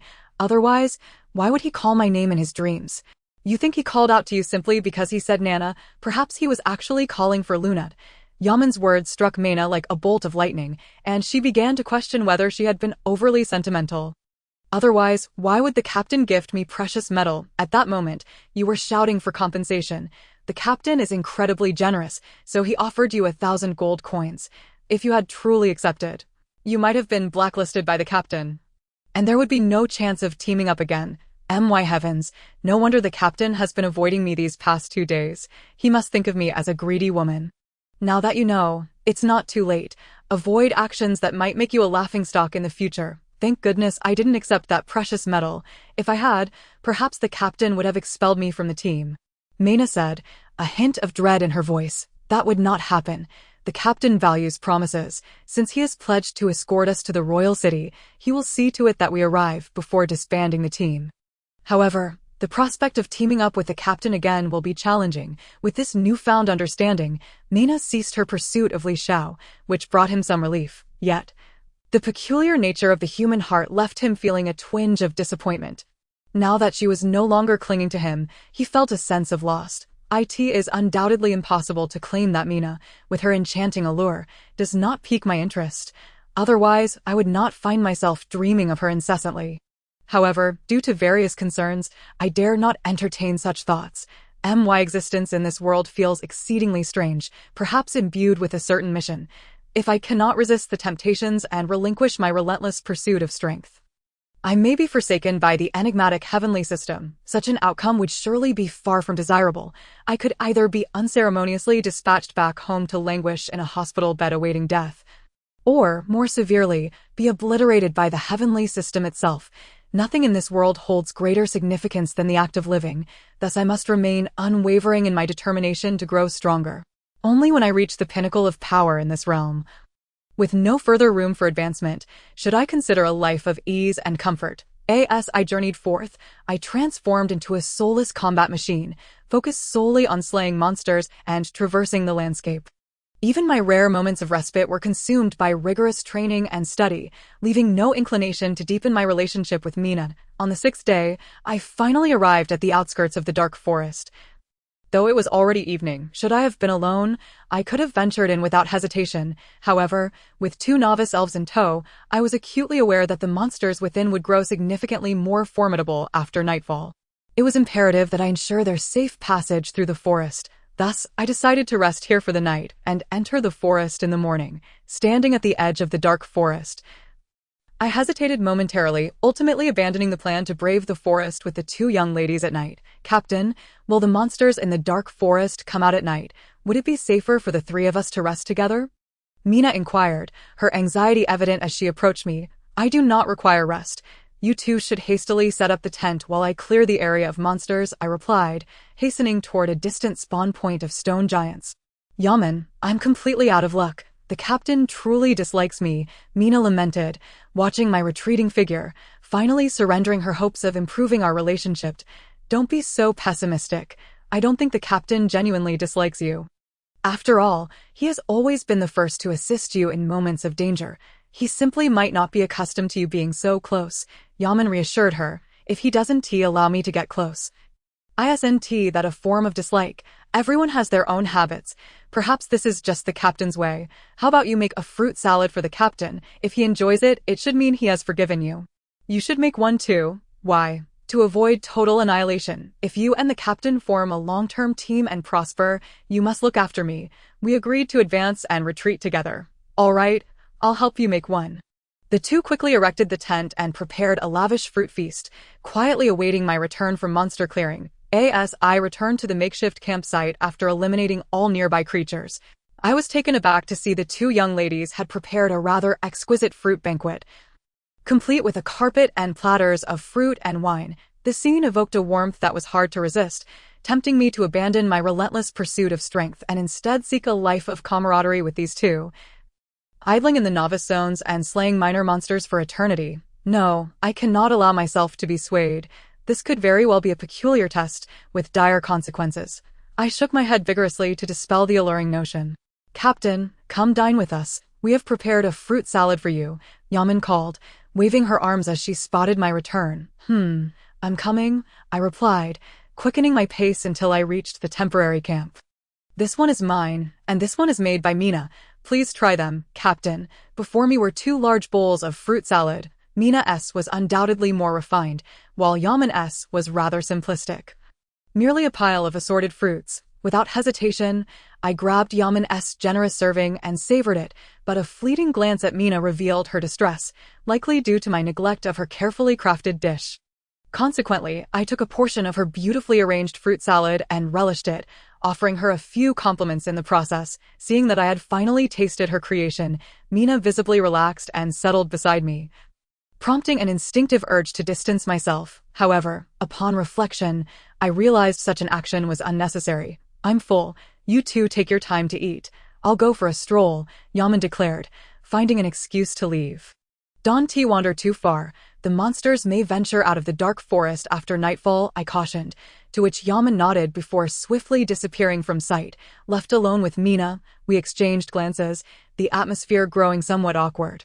Ultimately, Mina broke the silence by pouring me a glass of fruit wine. Alcohol is ill-advised. It could lead to complications. However, yesterday was indeed my fault, I admitted, presenting her with a piece of precious gold and a chunk of mithril ore as compensation. "Is this for the unintentional embrace?" "Yes. Are you foolish? That was merely a minor accident. There's no need for compensation. Even if it had been intentional, you owe me nothing." I suffered no loss. She attempted to return the items to me. "I must reiterate, I truly did not mean to I understand, so no need for compensation." "Then, perhaps you should keep it. It will put my mind at ease." "Truly unnecessary. I am not a legendary goddess. I am not so precious. In my homeland, a girl like you would undoubtedly be regarded as a goddess, attracting attention wherever she goes." "Really? Absolutely. Then I will only take the precious gold and not the mithril, or, if that's acceptable." "Why, just say whether you agree or not." "Fine. If you say so, then it is agreed. Thank you for the gift. I truly appreciate it." With that, she accepted the precious gold and returned the mithril ore to me. "I ought to be the one thanking you. These past 2 days have been quite awkward."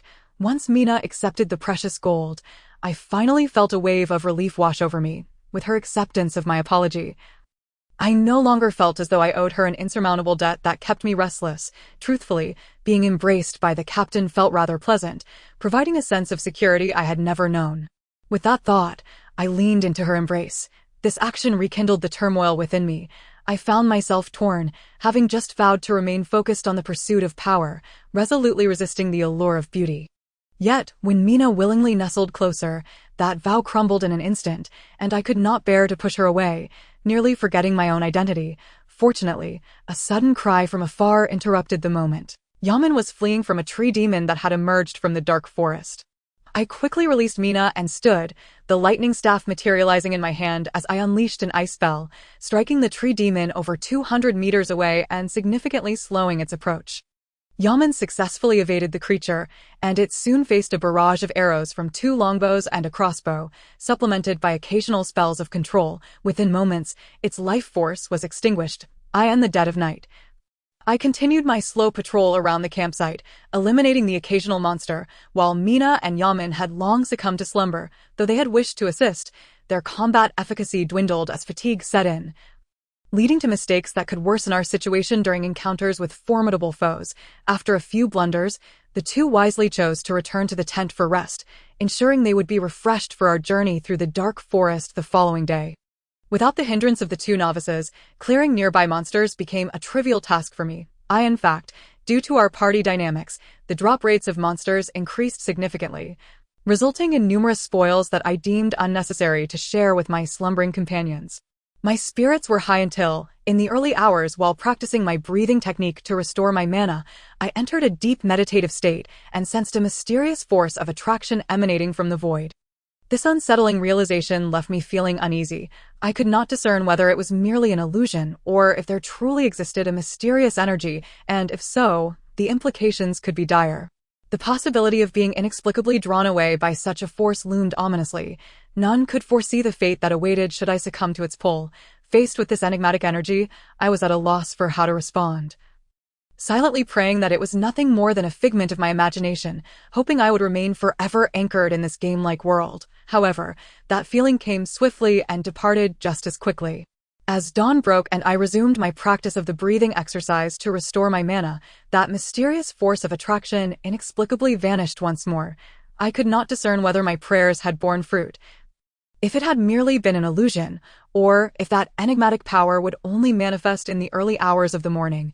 With a mind full of questions, I returned to the temporary camp, where I spotted the early risers, Mena and Yaman, stretching gracefully on the grass. Their elegant postures left me momentarily entranced. Must I not aspire to greater things? I rapped my knuckles against my head, chiding myself, and shook off the errant thoughts, hastening toward the camp. Upon seeing Li Xiao return, Mena was the first to approach. "Why did you keep watch alone again last night?" she inquired with a hint of reproach, perhaps subconsciously treating Li Xiao as her boyfriend, thus omitting the title of captain. "The creatures lurking near the dark forest are fearsome after nightfall, making it unwise for you to guard alone. Can you not extend at least a modicum of trust toward me and Yaman?" "This is not a matter of trust. Let us not dwell on it further. Please pack your belongings swiftly. We must set off at once. You have not slept for 2 days. It would be wise to rest for a few hours to regain your strength before we depart. The dark forest spans 150 kilometers. We must traverse it before nightfall, and time is of the essence." Saying this, I quickly began to dismantle the protective array around us, although Mena wished to persuade further. Yaman promptly began to pack the tent. "Yaman, can't you consider the captain's well-being? He is a person too. Fear not. Your captain possesses experience far beyond yours. If he says it is fine, then it is indeed fine." Chapter 40. The Hydra Cypress. Indeed, the dark forest is teeming with monsters. On average, we encounter a new variety every 300 or 400 meters. It is impossible to circumvent them or charge through directly, as that would merely cluster them together, greatly amplifying the danger. Thus, we must eliminate each creature we encounter, advancing steadily while clearing the path, which inevitably slows our progress. Fortunately, we set out at dawn, and barring any unforeseen events, we should still be timely. However, this time I am not alone, and the noise generated during combat has attracted more nearby monsters, making our journey more arduous. Of course, while this has drawn in additional foes, the experience and loot gained from vanquishing them have been significantly enriched. Although Mena and Yaman's combat abilities are limited, they still manage to unleash a few rapid-fire arrows, cast a healing spell, and occasionally summon a small goblin to distract the monsters, which certainly alleviates some pressure from Li Xiao. Unbeknownst to us, 5 hours had already slipped by, and we had covered over half the distance. As the two young ladies gradually adapted to the monsters of the dark forest, our pace quickened slightly. However, just as we increased our speed, it soon slowed again, for upon reaching the heart of the dark forest, the towering trees stood so closely together that their dense canopies completely obstructed the sunlight. The damp and humid ground was perpetually shrouded in a faint mist, which not only obscured visibility but also possessed a certain hallucinogenic effect. Despite Li Zhao's formidable mental fortitude, he remained oblivious to the mist's disorienting properties. It was not until the two ladies trailing behind him meandered toward a hydra cypress, nearly falling prey to it, that the predicament became apparent. He hurriedly dashed forward, unleashing a palm of lightning that incapacitated the hydra cypress, severing the vines and snaring the two girls with a swift strike. With a powerful throw, he sent them backward while propelling himself towards the hydra cypress. His left hand swiftly conjured a freezing spell, while the right wielded the Zuanshan sword with fervor, severing the clawing branches that lashed out at him.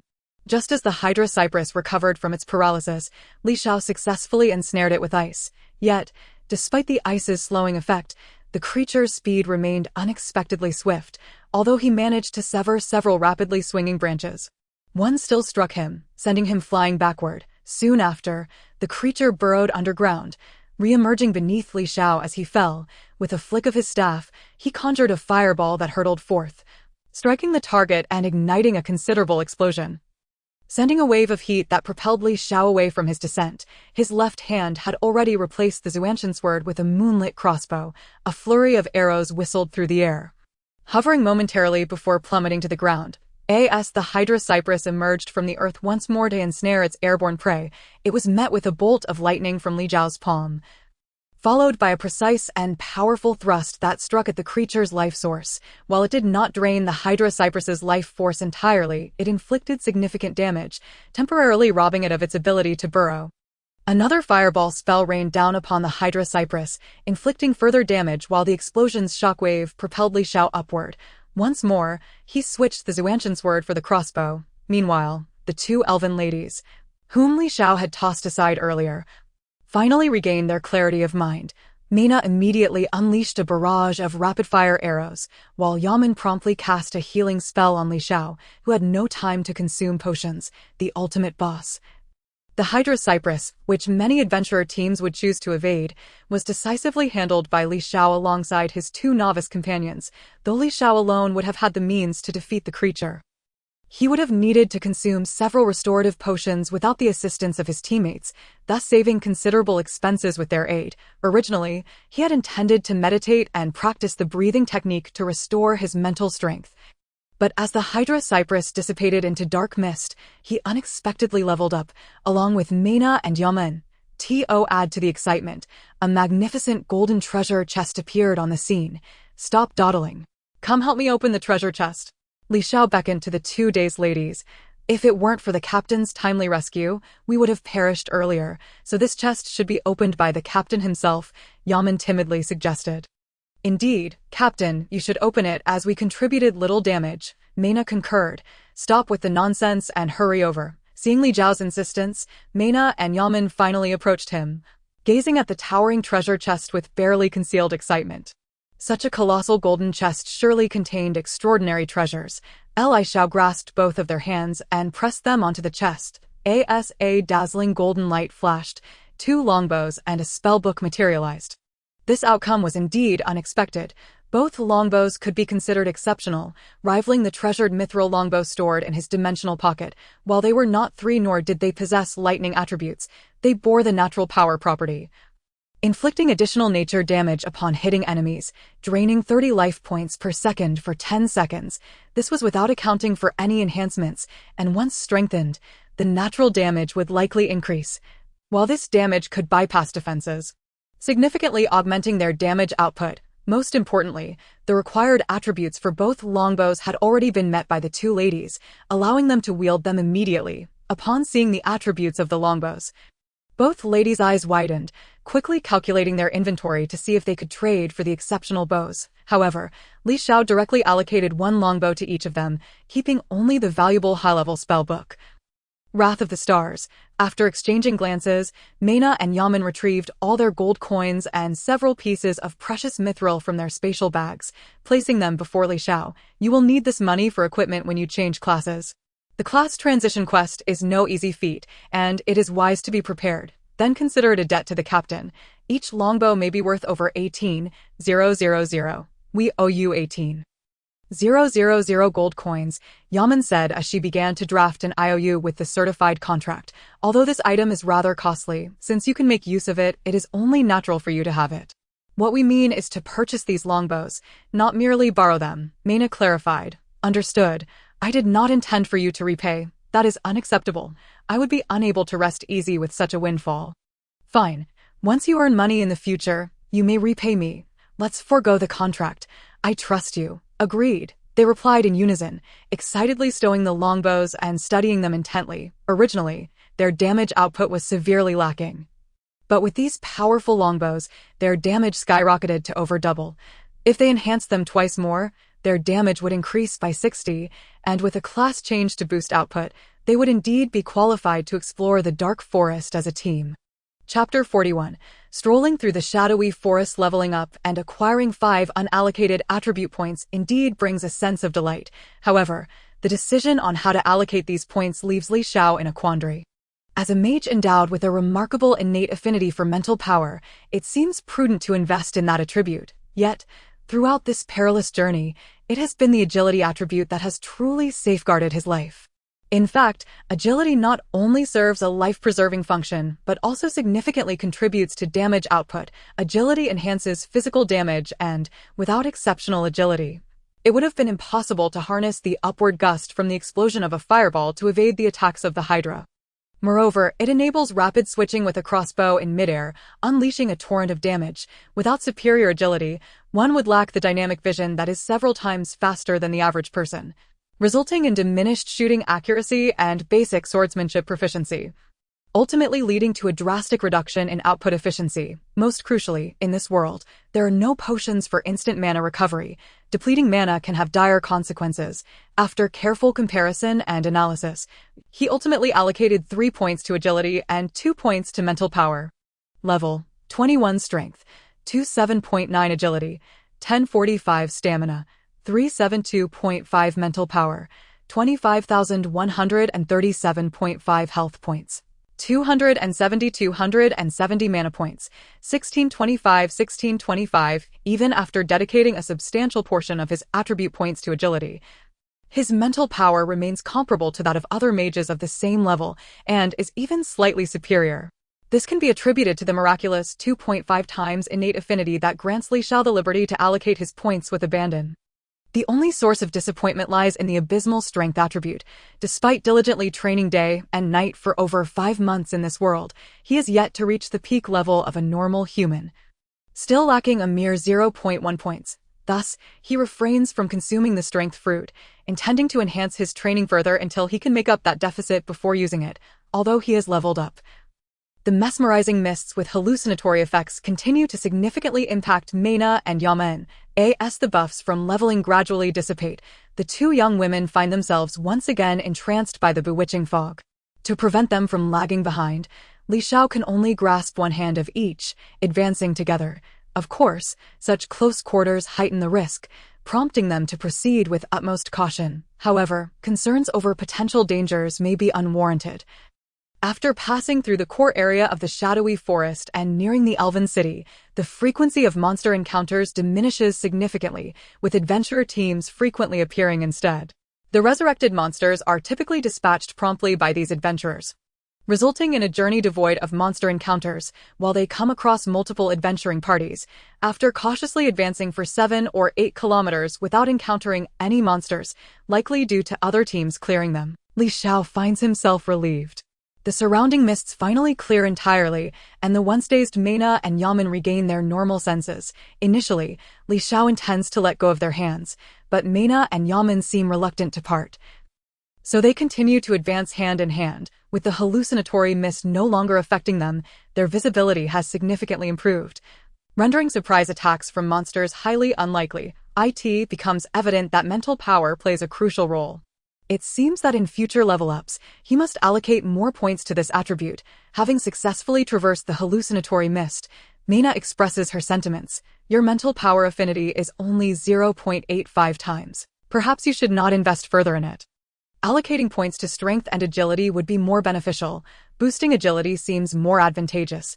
Li Xiao interjects. Does that mean I should refrain from adventuring in the core area of the shadowy forest in the future? Are you not aware that there exists such a thing as mental power fruits? Meina replies. If we save up to purchase 2 or 3 of those, we can easily reach the 20 points of mental power needed to withstand the hallucinatory mist. Those fruits cost at least over 10,000 gold coins each. We, the impoverished, cannot afford such luxuries. Truthfully, with a bit of diligence, earning money is quite feasible. Captain, my mental power affinity is 1.25 times. Allocating points to mental power should be advantageous for me. Right? Yamen inquires. Indeed, if we consider personal survival, agility and strength are indeed the most beneficial. However, for the team, a higher mental power enhances recovery spells, blessings, and summoning spells, which is undoubtedly advantageous. The three engage in low-key discussions about attribute allocation while strolling leisurely through the shadowy forest. Before long, they encounter another adventurer team. To their surprise, one member is someone Li Xiao recognizes, the individual who initially approached him at the city gates to form a party. This person evidently recognizes Li Xiao as well. The sight of this mage, who is not clad in a robe, accompanying 2 elves in the forest, is quite astonishing. When did the treacherous shadowy forest become a scenic area for romance? It appears they have just emerged from the core area, having miraculously evaded the elusive Hydra. Hey, did you just come from the leader's area? The youthful human mage inquires. Yes, is there a problem? Li Xiao responds. Did you not encounter the Hydra? Of course we did. But we eliminated it as soon as the mention of the Hydra arises. Mina cannot contain her excitement and boasts proudly, "Impossible. How could just the three of you defeat the Hydra?" The mage expresses disbelief.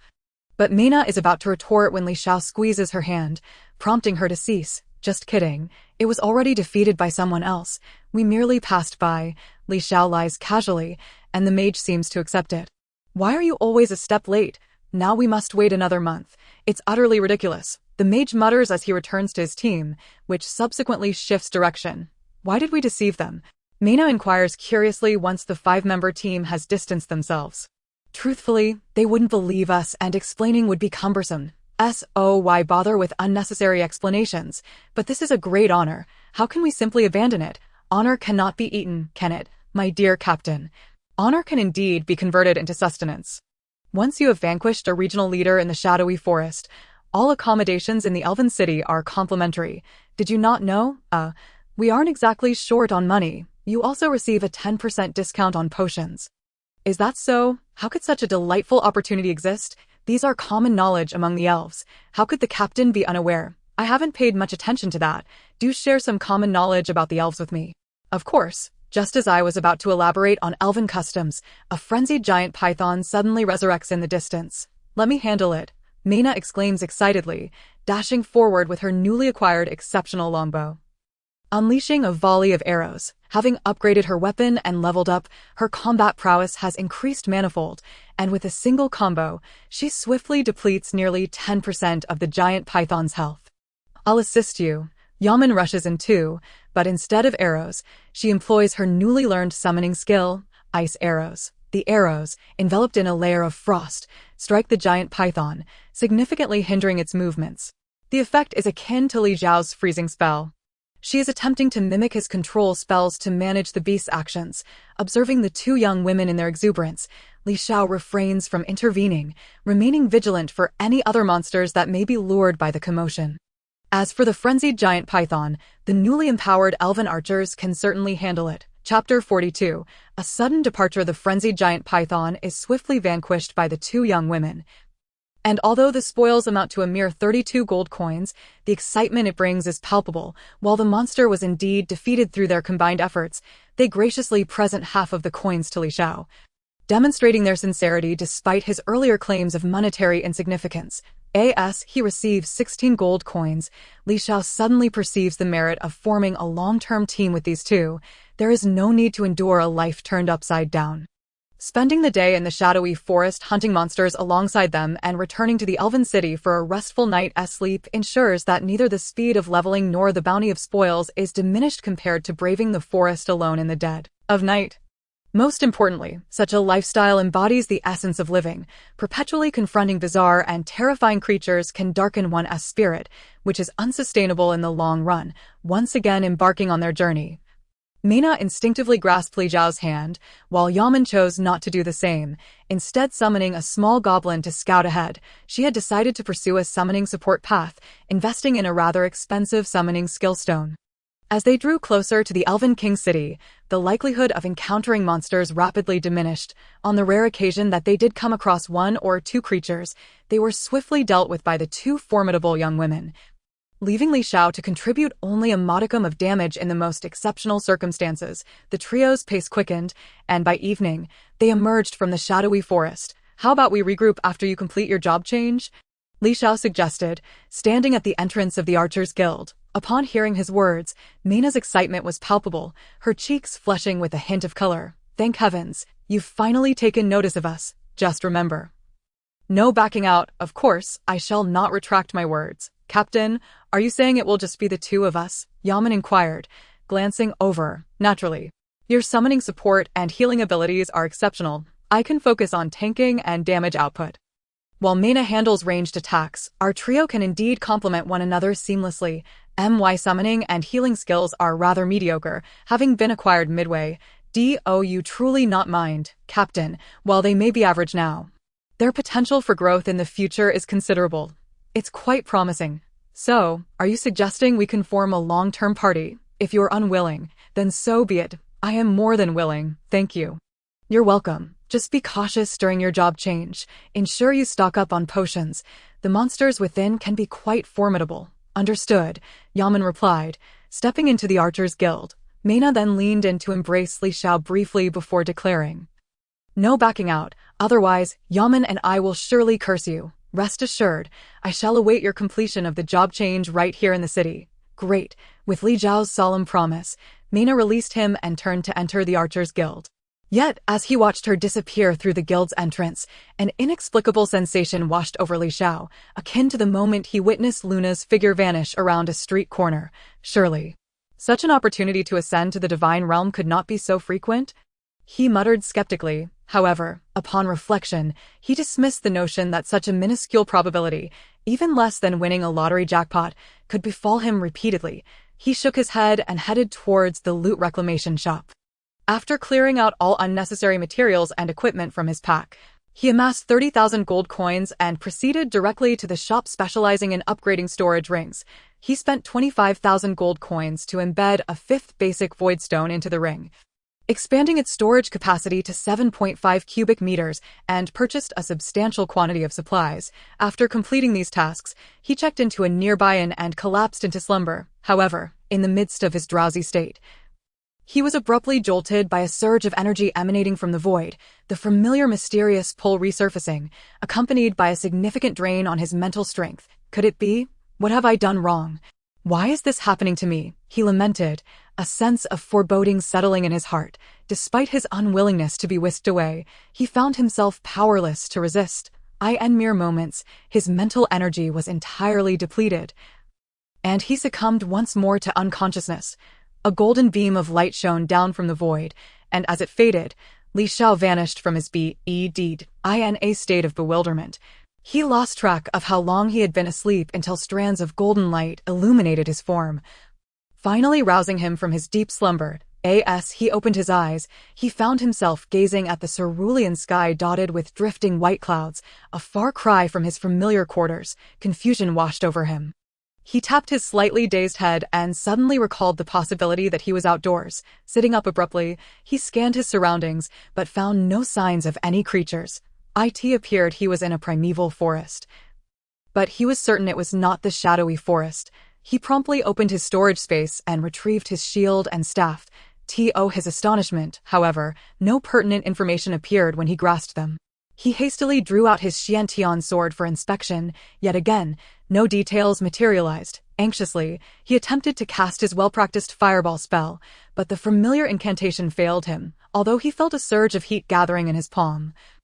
It failed to manifest as a cohesive energy field to conjure a fireball. Quickly, he settled into a cross-legged position, striving to utilize his breathing techniques to sense the unique energies of the environment. However, he could not detect the familiar energy that facilitated spellcasting. Have I been ejected from the game world? He pondered, an alarming possibility dawning upon him. In a state of urgency, he retrieved a valuable return scroll. Yet, upon unfurling it, he found that the energy circuit did not activate, and no spatial distortion occurred. He remained firmly in place. I asked this a joke. I merely wished to form a party. Where did I go wrong to be cast out?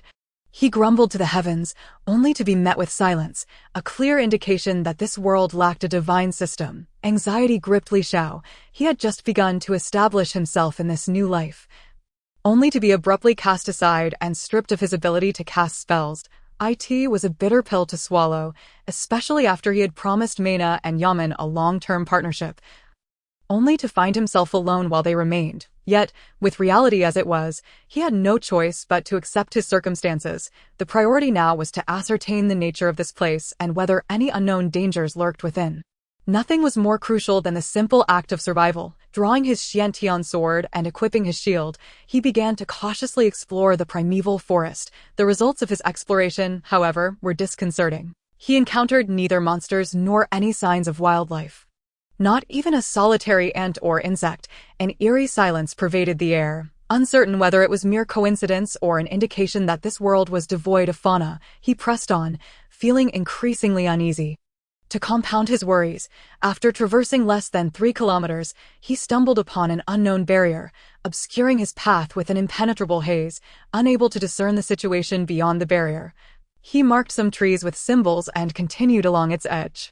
This exploration lasted for 8 or 9 hours, covering at least 40 kilometers, yet he found no signs of animals, no insects, not even a single ant. An unsettling stillness enveloped the area as the golden sunlight faded from the sky. Darkness swiftly descended upon the land, intensifying the oppressive atmosphere. Fortunately, with the complete disappearance of the sun's rays, silver beams resembling starlight began to filter down, brightening the night. As time wore on, the flora of the forest emitted a faint bioluminescence, illuminating the surroundings further. Yet, it was clear that this place was not the familiar game world. If it were, the character attribute panel would surely be accessible, but here, it remained elusive. After consuming some of his rations and resting for a moment, he resumed his cautious exploration of the enigmatic barrier. However, not long into this new endeavor, he recognized a mark he had previously inscribed on a large tree. After exploring for over 9 hours, he had unwittingly returned to his starting point. It seemed he was trapped within a completely enclosed barrier, with no exits in sight. The diameter of this shrouded realm appeared to be around 15 to 16 kilometers. While the situation was not entirely dire, at least this world seemed safe, devoid of fierce monsters. His lack of any animal sightings, even the smallest creatures, remained perplexing. Logically, where there were plants, there should also be animals. Even in the wilderness of the game world, where demonic energy prevailed, one could still find ants and insects. Yet here, there were no signs of life. This scenario more closely resembled the descriptions of the demon realms recounted by those who had undergone job changes. Yet, according to the legends, those realms were populated with numerous spectral demons, while this place held nothing. With no visible exit, he resolved to explore further into the heart of this mysterious land. Within the vast expanse of the primeval forest, the compass became useless, leaving him with no sense of direction. Relying on the marks he had etched into the trees, he meandered for several more hours. At last, as the starlight waned and golden sunlight bathed the landscape once more, he successfully emerged from the dense, shadowy forest, discovering a narrow stream less than 10 meters wide and less than a meter deep. Across the stream lay a clearing, roughly a kilometer in diameter, adorned with exotic and beautiful flora, shimmering under the gentle rays of sunlight. However, Li Zhao's attention was completely captivated by a peculiar platform in the open space, which shimmered with a faint silver light. At the center of the clearing stood a circular platform, approximately 50 meters in diameter and about 1 meter high, adorned with silver hues that seemed to intertwine with golden patterns. These golden lines appeared to flow with a subtle golden luminescence, strikingly reminiscent of the teleportation platforms found in the game world's teleportation square, yet vastly larger than any personal teleportation array. Could it be that this was still the game world, merely a special space unknown to ordinary job changers? Upon seeing the somewhat familiar platform, excitement surged within him. The prospect of teleporting back was utterly perfect. After thoroughly surveying the surroundings and confirming the absence of threats, he finally waded across the small stream, cautiously approaching the circular platform. The silver platform indeed featured numerous golden patterns, evoking the sensation of a circuit board, with delicate golden light occasionally coursing through the intricate designs. These myriad golden lines seemed to converge toward the central area, which housed another platform, about 5 meters in diameter and 2 meters high, also embellished with various golden patterns that resembled inscribed symbols. It appeared distinct from the teleportation arrays of the game world, and there were no evident slots for energy stones. The nature of this massive, mysterious device remained unclear, yet curiosity compelled him to step onto the silver platform. However, the moment Li Zhao's foot touched the platform, a mysterious energy surged through him straight to his mind, instantly flooding it with a plethora of information. The revelation was indeed surprising. This enigmatic platform was also a teleportation array, but unlike the typical devices confined to temporal and spatial boundaries, this one could transcend such barriers for cross-temporal teleportation. Theoretically, this trans-temporal teleportation array could transport individuals across different times and spaces, while simultaneously allowing for their return. It seemed that during his training in breath control within the game world, he had inadvertently sensed a certain pulling force emanating from this teleportation array. The reason for its inexplicable selection of him remained a mystery, as did the circumstances surrounding the sudden explosion that occurred right after the array's construction, preventing its activation. The cause of the explosion was unclear, as was the reason for his being drawn here, and the true nature of this place was equally uncertain. Moreover, the safety of traversing time and space through this mysterious device was also in question. The only certainty was the conspicuous absence of animals in this world. Otherwise, after wandering through so many locales, he would have encountered insects or ants at the very least. Additionally, although this mysterious little world was teeming with plants, there was nothing edible in sight.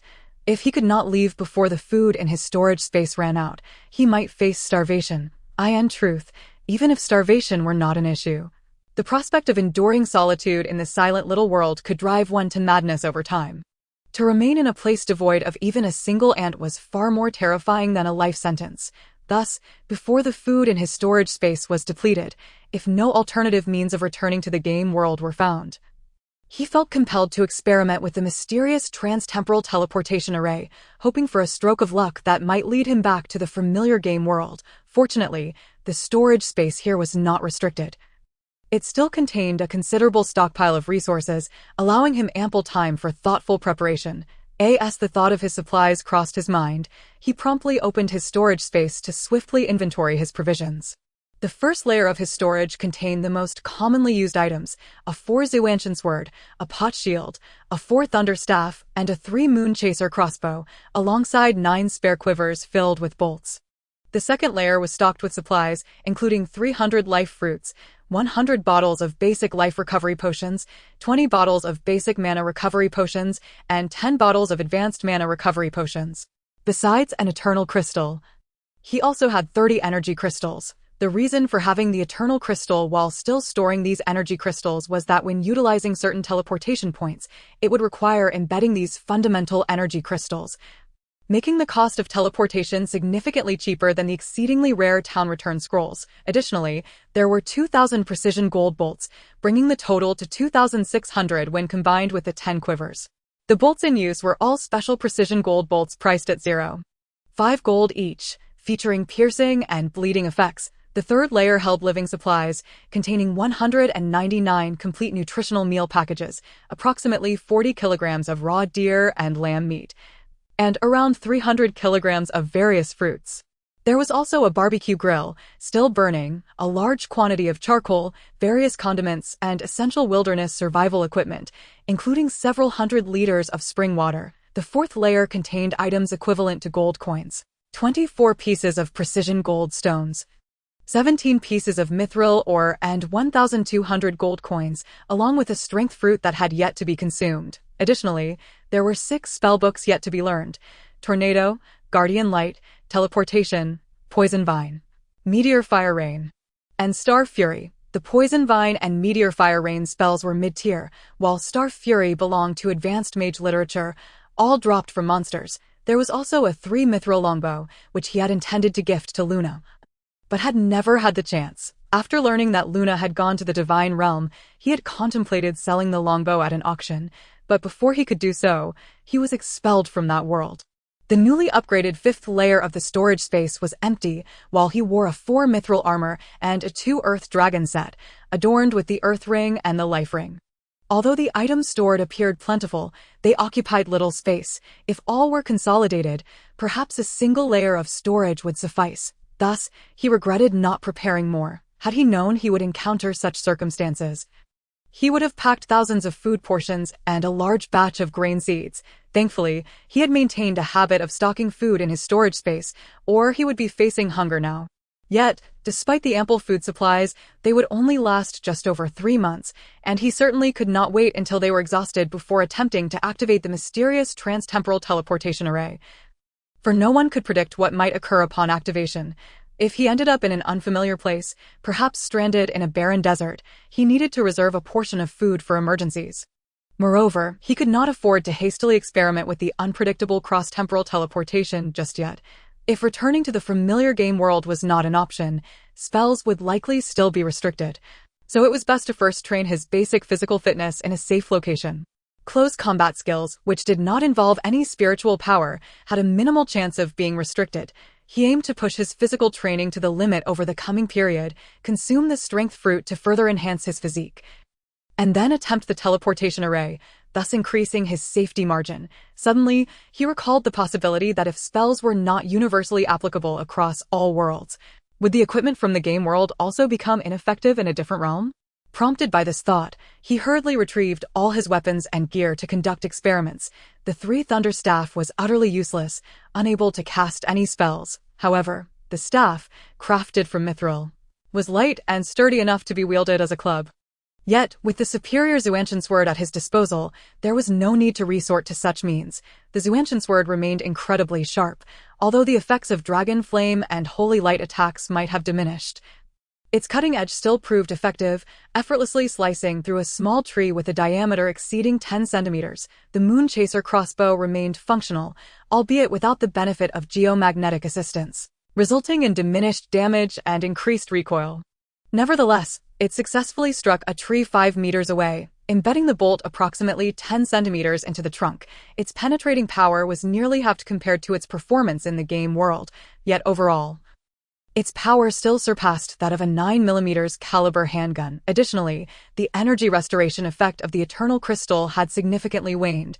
In the game world, there was almost no concern about energy depletion, as it could be restored in mere seconds. Here, however, after firing a single bolt, he had to wait several minutes for the Eternal Crystal's energy to fully replenish. Therefore, if the 3,000 units of energy were expended, it could take 10 days or more to recover completely. The protective field of the mithril armor had also weakened considerably. Normally, a bolt could penetrate the trunk by 10 centimeters, but after passing through the protective field, it only managed to penetrate around 8 centimeters, resulting in a 20% reduction in damage. Nonetheless, the defensive capabilities of the mithril armor remained astonishing, as bolts could not penetrate, regardless of proximity or the number of shots fired. The seemingly robust Earth Dragon armor was successfully pierced by a crossbow bolt at close range, indicating a certain reduction in its defensive capabilities. However, it should still withstand the impact of ordinary handgun bullets without issue, excluding larger caliber firearms such as the Desert Eagle. Additionally, it may struggle against the penetrating power of small caliber rifle ammunition, as the current penetration ability of the Chasing Moon crossbow is comparable to that of small caliber automatic rifles. The armor's durability auto-recovery feature has not completely vanished. It merely functions at an exceedingly slow pace. A small hole created by the bolt took over an hour to recover even slightly, and complete restoration may require several days. In summary, while weapons and armor possess a degree of versatility, they are enhanced by various augmenting formations that necessitate external sources of energy, such as the spiritual energy of the world, geomagnetic forces, or the enigmatic powers of nature. If the surrounding realm lacks the requisite energy, their effectiveness will be significantly hampered. Chapter 45. The Plan of Crossing. Survival comes first while meticulously inspecting the specific conditions within the small world. Layers of clouds suddenly appeared in the sky, and soon, a gentle rain began to fall. This phenomenon was indeed quite astonishing. It turned out that this mysterious realm not only experienced the transition of day to night, but could also produce rain. And the rainfall was substantial. One might wonder if the barrier above was not fully sealed, allowing clouds and mist to drift in from elsewhere. Earlier attempts to shoot with the crossbow revealed that a barrier still existed several hundred meters above. And as altitude increased, the barrier appeared to constrict gradually, suggesting that it enveloped this area like a vast dome. However, if the rain was indeed the result of evaporated moisture forming a closed cycle, the volume of rainfall seemed excessive, continuing for over an hour without respite, leaving the low-lying areas around the spatial transmission array submerged in water. Just as Li Xiao began to worry that the array might be inundated, the cloud cover dissipated swiftly and golden sunlight re-emerged, as if some mysterious force governed the weather of this small world. Initially, the marvel of this weather control system was quite captivating, but upon reflection, considering the existence that created this realm, capable of constructing a spatial transmission array, it seemed trivial to manage a weather cycle, leading to a sense of resignation. After 10 days of careful exploration, it was confirmed beyond a doubt that no animals inhabited this place. Despite the abundance of flora, the absence of fauna was decidedly illogical, yet the reality remained. The source of carbon dioxide for the plants was unclear. Perhaps there were no large animals, yet microorganisms must exist, otherwise, the leaves would not decompose. It is likely these microorganisms released carbon dioxide, maintaining the atmospheric composition of this small world. Nonetheless, these questions need not be overly pondered. After all, for an entity capable of constructing a spatial transmission array, addressing such minor issues seemed insignificant. Thus, Li Xiao was not overly concerned with the balance of the air composition in this small world. What truly preoccupied him was the realization that the absence of animals meant the unavailability of meat. Without the support of animal protein, he wondered whether he could continue to sustain his physical training. After an exhaustive search through the forest, he discovered several fruit trees, all of which were commonplace apple trees from Earth, laden with fruit. Initially excited by the discovery of these apple trees, he speculated that the fruits within this peculiar realm might possess unique properties. However, after sampling a few apples, he found them merely tart without any remarkable effects. In this small world, he also encountered strange and mysterious minerals, but no irregularities were found on the surface, leaving the potential for hidden wonders underground uncertain. It was impractical to wield the Xiantian sword all day to excavate treasures. Each day, a significant rainfall would occur, lasting approximately an hour and a half, consistently maintaining this remarkable punctuality. As daylight returned. Having enjoyed a rare night of rest, Li Xiao rose early and began practicing his breathing techniques outside the makeshift grass hut, although he could no longer feel the exchange of energy within his body and the surrounding world after leaving the game realm. He had developed a habit of practicing these techniques over several months and continued out of sheer habit, recognizing that there was no harm in doing so. He now practiced once each morning after waking and again before bedtime, eschewing any additional sessions during the day. After nearly 20 minutes of stillness and completing numerous cycles of breath control, he concluded the exercise, allowing the residual warmth to return to his dantian. After a brief moment of focus, he rose to commence his physical training. Deliberately loading a 20-kilogram weight into a beast-skin backpack, he swiftly dashed into the woods, engaging in extreme speed and endurance training. Preparing for an experiment involving spatial transmission in 2 months, he understood the necessity of enhancing his physical capabilities, while other skill training could be postponed. However, mastering the art of survival was imperative. Navigating through the uneven terrain of the forest, he maintained an astonishingly high speed, as his neural reflexes vastly outpaced his muscular strength, eliminating the possibility of colliding with trees. With dynamic vision far exceeding that of an ordinary human, his movements felt as effortless as a leisurely stroll through the woods, even though he was exerting himself to the utmost, although he perceived himself as moving slowly. The force of the wind rushing past him confirmed that his speed was anything but insignificant, enough to send his uncut hair flying backward. While the exact speed remained undetermined due to a lack of measuring devices, he was confident that in a race against a world-class sprinter, he would leave them far behind. His ultimate running speed might only slightly exceed that of an average human, yet his endurance could potentially be several times greater, even under the burden of 20 kilograms. He could maintain this peak speed for over 10 minutes. Remarkably, his recovery rate was astonishing. After exhausting his energy, merely resting on the ground for 3 or 4 minutes would fully restore his stamina. Of course, there was an even quicker recovery method, consuming life fruit, which could instantly replenish expended energy. It must be noted that while the vitality restoration effects of the life fruit may have diminished somewhat, its efficacy in restoring physical strength remained impressively potent. However, uncertainty loomed over whether he could return to the game world. If not, these fruits would become exceedingly precious, thus he refrained from using them for recovery. After exhausting himself from running at peak speed for over 10 minutes, he opted for a well-deserved rest. After enjoying breakfast and wandering through the forest for over half an hour, he arrived at the edge of the barrier. He then resumed running along the perimeter of the barrier. This time, he did not push himself to the limit, instead maintaining a brisk pace of 8 to 9 meters per second, primarily to enhance his endurance. After completing a full circuit, approximately 50 kilometers in distance, he returned to the temporary camp near the transmission array. He then began to excavate the earth, not for mining or farming, but to construct a clay kiln. Attempting to fire some bricks and tiles to build a large house that could provide shelter from the elements. Although the simple grass hut was habitable, in this quiet world, there was little to occupy his time. And he could not spend the entire day training, as that would not be beneficial for his body. Thus, he needed to find some tasks to engage in solitude within this peculiar realm devoid of even a single ant. The prospect of idleness was fraught with an unbearable sense of loneliness that could drive one to madness. Chapter 46.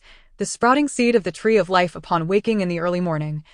Li Xiao engaged in 3 hours of rigorous physical training, followed by 2 hours of practicing basic sword techniques and crossbow shooting. In the afternoon, he felled trees for charcoal and tinkered with the clay kiln. And after a dozen failed attempts, he successfully produced bricks and tiles. Though of mediocre quality, they were indeed a success. He could not help but reflect on how, during his paralysis, he had been unable to do anything but use the only functioning finger to click a mouse and watch videos. Inadvertently acquiring a wealth of practical knowledge, not only did he overcome the challenges of creating bricks and tiles, but he also devised a wooden structure using traditional mortise and tenon techniques.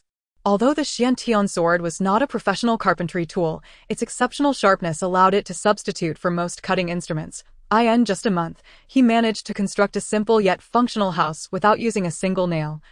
As he had none, every connection was resolved using the intricate mortise and tenon joints. While he could not produce cement, the mud brick walls he built remained robust and durable, provided they were not directly washed away by rain.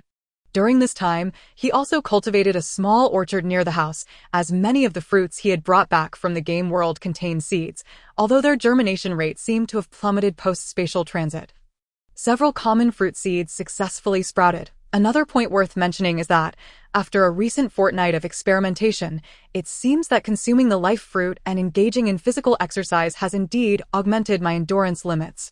Perhaps this is the fundamental reason why my current stamina surpasses that of an average human by several folds. Regrettably, however, the seeds of the life fruit have failed to germinate. I have endeavored to plant numerous seeds throughout this miniature world. Yet despite several hundred seeds being sown over the course of half a month, none have successfully sprouted, which is indeed a source of considerable disappointment. Within the life fruit, there exists a seed, less than a centimeter in diameter, perfectly round and reminiscent of a pearl, which is why I have developed a habit of collecting that small seed whenever I consume the life fruit while battling in the wild. My storage space for living supplies on the 3rd level has amassed over 3,000 of these seeds.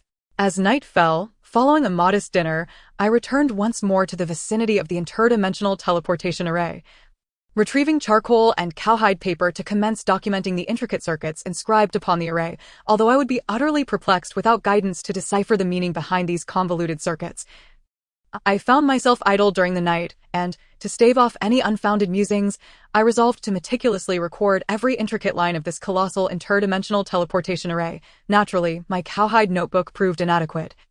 However, after enhancing my mental capacity significantly, I seem to have acquired an eidetic memory, allowing me to note only pivotal junctions while committing the majority of the structure to memory.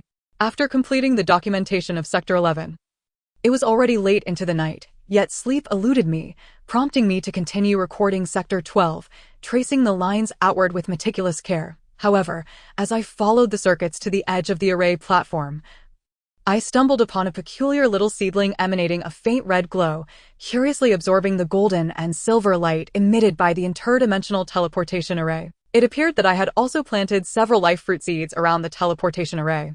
Cautiously, I cleared away some soil and, to my astonishment, the small seedling had sprouted from a seed as round and lustrous as a pearl, with numerous roots extending from it. This discovery exhilarated Li Xiao to the point of nearly leaping with joy, and he hurriedly covered the soil again before swiftly searching the vicinity of the teleportation array. Yet, only one life fruit seed had successfully germinated, while the others, numbering over a dozen, remained dormant. The reason for this remains unclear. Nonetheless, I retrieved several dozen life fruit seeds from my storage space and sowed them around the teleportation array, hopeful for a future bountiful harvest. As for whether the life fruits harvested in this miniature world bear the same efficacy as those in the game world, that remains to be seen. Daylight returned, and although I had not slept a wink, I felt invigorated, observing the golden rays cascading from the sky. I departed from the interdimensional teleportation platform and returned to the vicinity of my small wooden cabin, finding a flat area to sit and commence my practice of the breath-guiding technique. Initially, I had attempted to practice this technique on the teleportation platform, and it seemed I could absorb some void energy. However, that occasion nearly activated the interdimensional teleportation array. Following that incident, I refrained from practicing on the platform, as I had no desire to be inexplicably transported to bizarre realms before I was adequately prepared. After completing several hours of physical training and taking a brief respite, I began honing my basic swordsmanship, casually grasping a handful of leaves to strike and pierce at the fallen foliage. The leaves were either cleaved in two or swiftly perforated. Upon landing, not a single leaf remained intact. After practicing basic swordsmanship for over an hour, I proceeded to refine my crossbow shooting technique. Aiming at the leaves descending from above, the bolts pierced through the leaves only to be halted by a nearby barrier, falling back to the ground, and retrieving them was quite effortless. However, I could only practice crossbow shooting about 1,000 times each day, as excessive shots would exhaust the energy of the eternal crystal too rapidly. While I possessed several ordinary crystals for practice, I was reluctant to waste them. After concluding my morning training, I returned to my small wooden cabin for lunch. Resting for over half an hour before assessing the growth of my strength, I attempted to add approximately 2 to 3 kilograms to a makeshift barbell fashioned from bluestone and endeavored to lift the barbell, which likely weighed over 200 pounds. After several attempts, I found myself unable to succeed. It appeared that my strength had reached a plateau. For an entire week, there had been no discernible increase in my power. Perhaps it was time to consume the strength fruit I had been saving. Unfortunately, this item lacked seeds, making it impossible to cultivate. It was an artificially refined substance akin to a potion, resembling a type of fruit. After hesitating for a considerable time, I finally bit into the strength fruit. Its flavor was similar to that of the vitality fruit, tart and sweet, with a jelly-like consistency. However, upon swallowing it, a wave of warmth surged through my body.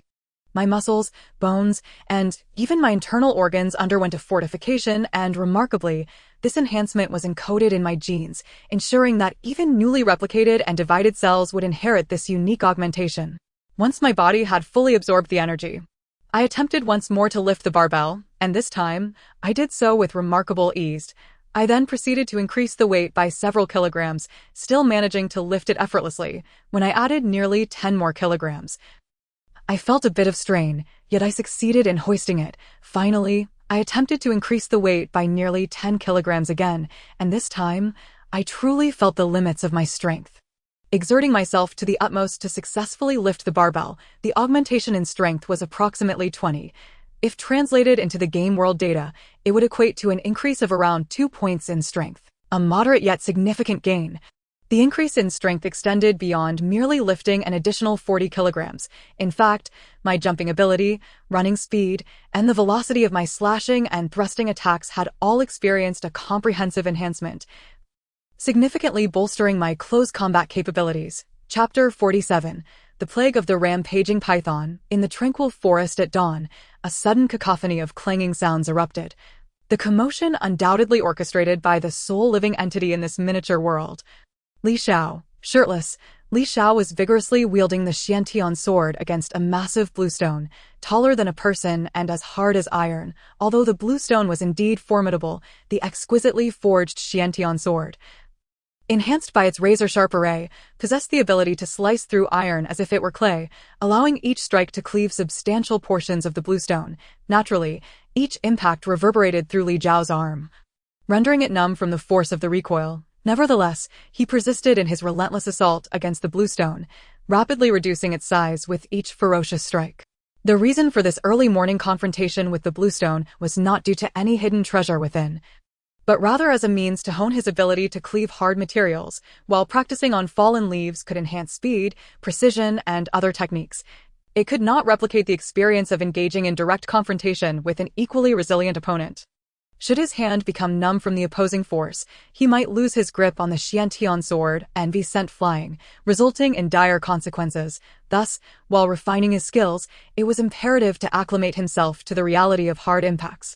After over an hour of rapid strikes, a thick layer of the bluestone had been eroded. The exquisitely forged Xiantian sword remained unscathed, the blade showing no signs of damage, yet Li Zhao's arm had entirely lost sensation, compelling him to cease his attacks and take a seat to rest. During his respite, he consumed a life fruit. The rationale behind this was twofold.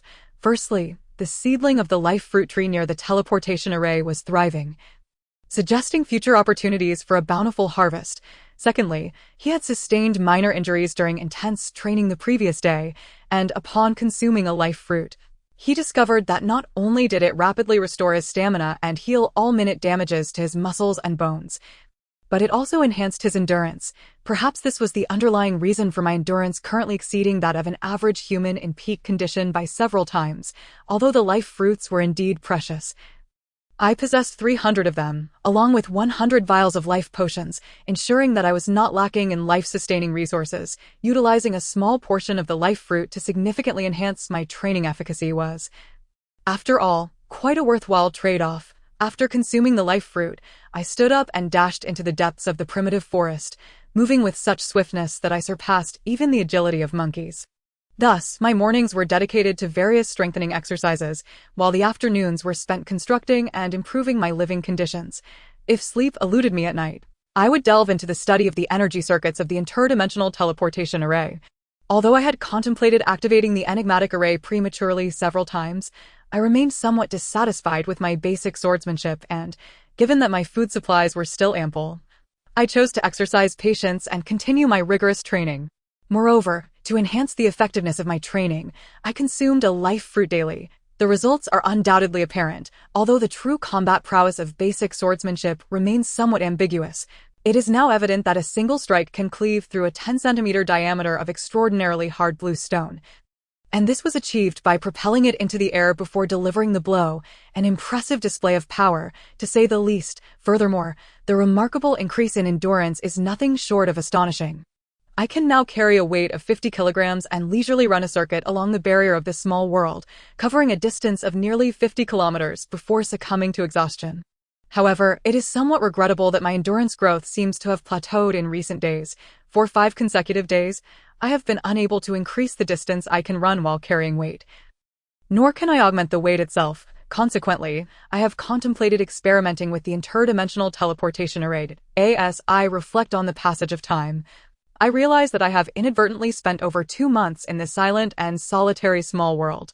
Despite having more than 70 items stored within my spatial compartment, it is clear that extreme training has reached its limits, rendering further exertion rather futile. After much consideration, I resolved to test the interdimensional teleportation array.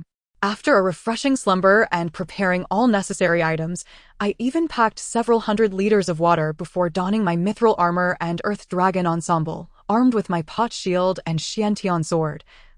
I approached the teleportation array. Once I stood firmly in the center, a stream of information flashed into my mind. Would you like to activate the interdimensional teleportation? After double-checking the contents of my spatial compartment to ensure everything was in order, I finally confirmed the teleportation. The golden circuitry of the platform erupted into a dazzling light, and a tremendous surge of energy converged towards the core, culminating in a brilliant golden beam that shot skyward, piercing through the barrier and the infinite void beyond. However, Li Xiao did not witness this spectacle. Prior to the ascendance of the golden light, his mental energy was frantically siphoned away, plunging him into unconsciousness. In a daze, I could not ascertain how long I had been asleep when a sudden, thunderous noise jolted me awake. To my dismay, I found myself within a dimly lit tunnel, fearing its imminent collapse. And I hastily scrambled to my feet and fled. In my frantic escape, I attempted to summon ice shards, but to no avail, thereby confirming that this was not the familiar, game-like world I had known. I then tried to access my spatial wristband, which functioned smoothly, revealing that it was indeed a universal device. Uncertain of what I might encounter, I swiftly retrieved my pot shield and Xiantian sword. After a brief sprint, I arrived at a fork in the tunnel. One path was engulfed in darkness, while the other emanated a glimmer of light. Naturally, I chose the illuminated route. Moments later, I emerged into a brightly lit area, where I beheld rows of electric lights, evidence of a modern society. However, beneath these lights lay a field of flowers, abundant with blood-red blooms, and amidst the flower beds, I discovered several oiled paper-wrapped parcels. This scene instantly reminded me of a film I had once watched. Anaconda Ford. My impression of this movie was profoundly vivid, not because of the terrifying, infinitely resurrecting giant snake, nor due to the jumbled plot being particularly moving. In fact, the fourth installment was the weakest in the series. Nevertheless, I was deeply captivated by the mysterious serum featured in the film. During a period of severe myasthenia gravis, I was confined to bed, with little to occupy my time beyond watching movies. In the Anaconda series, there exists a miraculous plant known as blood orchid, from which a substance could be extracted that could cure nearly any ailment and even extend human lifespan exponentially. Especially in the fourth film, a brilliant scientist successfully developed a serum that revived a wealthy businessman on the brink of death from cancer. A single injection revitalized him completely, even though he ultimately met his demise at the jaws of the giant snake. Nonetheless, the serum filled me with numerous fantasies, imagining a world where blood orchids truly existed, and such a miraculous serum could be synthesized, allowing me to eliminate my myasthenia gravis with a mere injection. I had watched those films repeatedly, lost in countless daydreams. As my fleeting memory subsided, I stood before the underground flower field, and with the striking resemblance of the blossoms, I could ascertain that these were indeed the legendary blood orchids. Potentially enhanced varieties, it seemed that I had unwittingly entered the narrative of Anaconda Fort. Though my body had healed, the discovery of such a valuable resource was not something I could overlook. I swiftly stowed away my remote-controlled explosives to prevent any accidental detonation before beginning to harvest the blood orchids. Hundreds of these plants, roots and soil included, were unearthed and carefully packed for transport. You may wonder why I chose to take them with roots and soil. It was a consideration for future cultivation in that wondrous small world. Should I succeed in mass-producing them, I would possess a remarkable and precious material. The efficacy of the blood orchid extract, in certain respects, surpassed even that of the life fruit, which cannot resurrect the deceased. Having swiftly harvested all the blood orchids, I departed the scene, only to stumble upon an unconscious woman at the exit. Upon seeing her, I was nearly certain that I was indeed within the realm of Anaconda Fort. This woman was the film's female lead, a brilliant doctor, renowned for her remarkable running abilities, having sprinted from the third film to the fourth. It was deeply ingrained in my memory that she never seemed to perish, so I deemed it unnecessary to attempt waking her and instead made my exit from the underground world. Upon emerging from the tunnel, I followed a narrow path and soon spotted a building, presumably the laboratory where the serum was developed. I vaguely recalled that within this structure lay stored vials of the life-restoring serum. Seizing the opportunity to obtain such a valuable resource, I could not allow it to slip away. The laboratory appeared rather rudimentary, with only one individual conducting research and analysis. The reason was not a lack of funds. Rather, it stemmed from a disastrous incident in the biological laboratory depicted in the third film, which resulted in numerous fatalities, leading the government to ban such experiments and forcing researchers to covertly relocate to this secluded forest to continue their studies. Initially, I had only intended to procure the serum, but upon observing the sparse laboratory, I noticed several desktop devices that could easily be transported within my spatial compartment. I suddenly felt compelled to gather all these items. Although I was unfamiliar with their operation, I could learn gradually. The silence of the small world was exceedingly dull, and having something to analyze and study would certainly help pass the time. Moreover, the computer server might still contain comprehensive data regarding the life restoration serum. If I were to fully comprehend this information and successfully synthesize the serum, it could potentially be a far superior remedy compared to the life-restoring potions in the game world. No matter how potent those potions were, they could not resurrect the dead, whereas the life restoration serum could revive even a giant snake whose head had been obliterated. I hastily collected a desktop microscope, a biological analyzer, a microcentrifuge, and the computer tower, along with numerous test tubes, until my spatial compartment was nearly filled to capacity. After thoroughly rating all portable equipment, I relied on my memory and successfully located a glass vial containing a red liquid hidden within the floorboards of one room.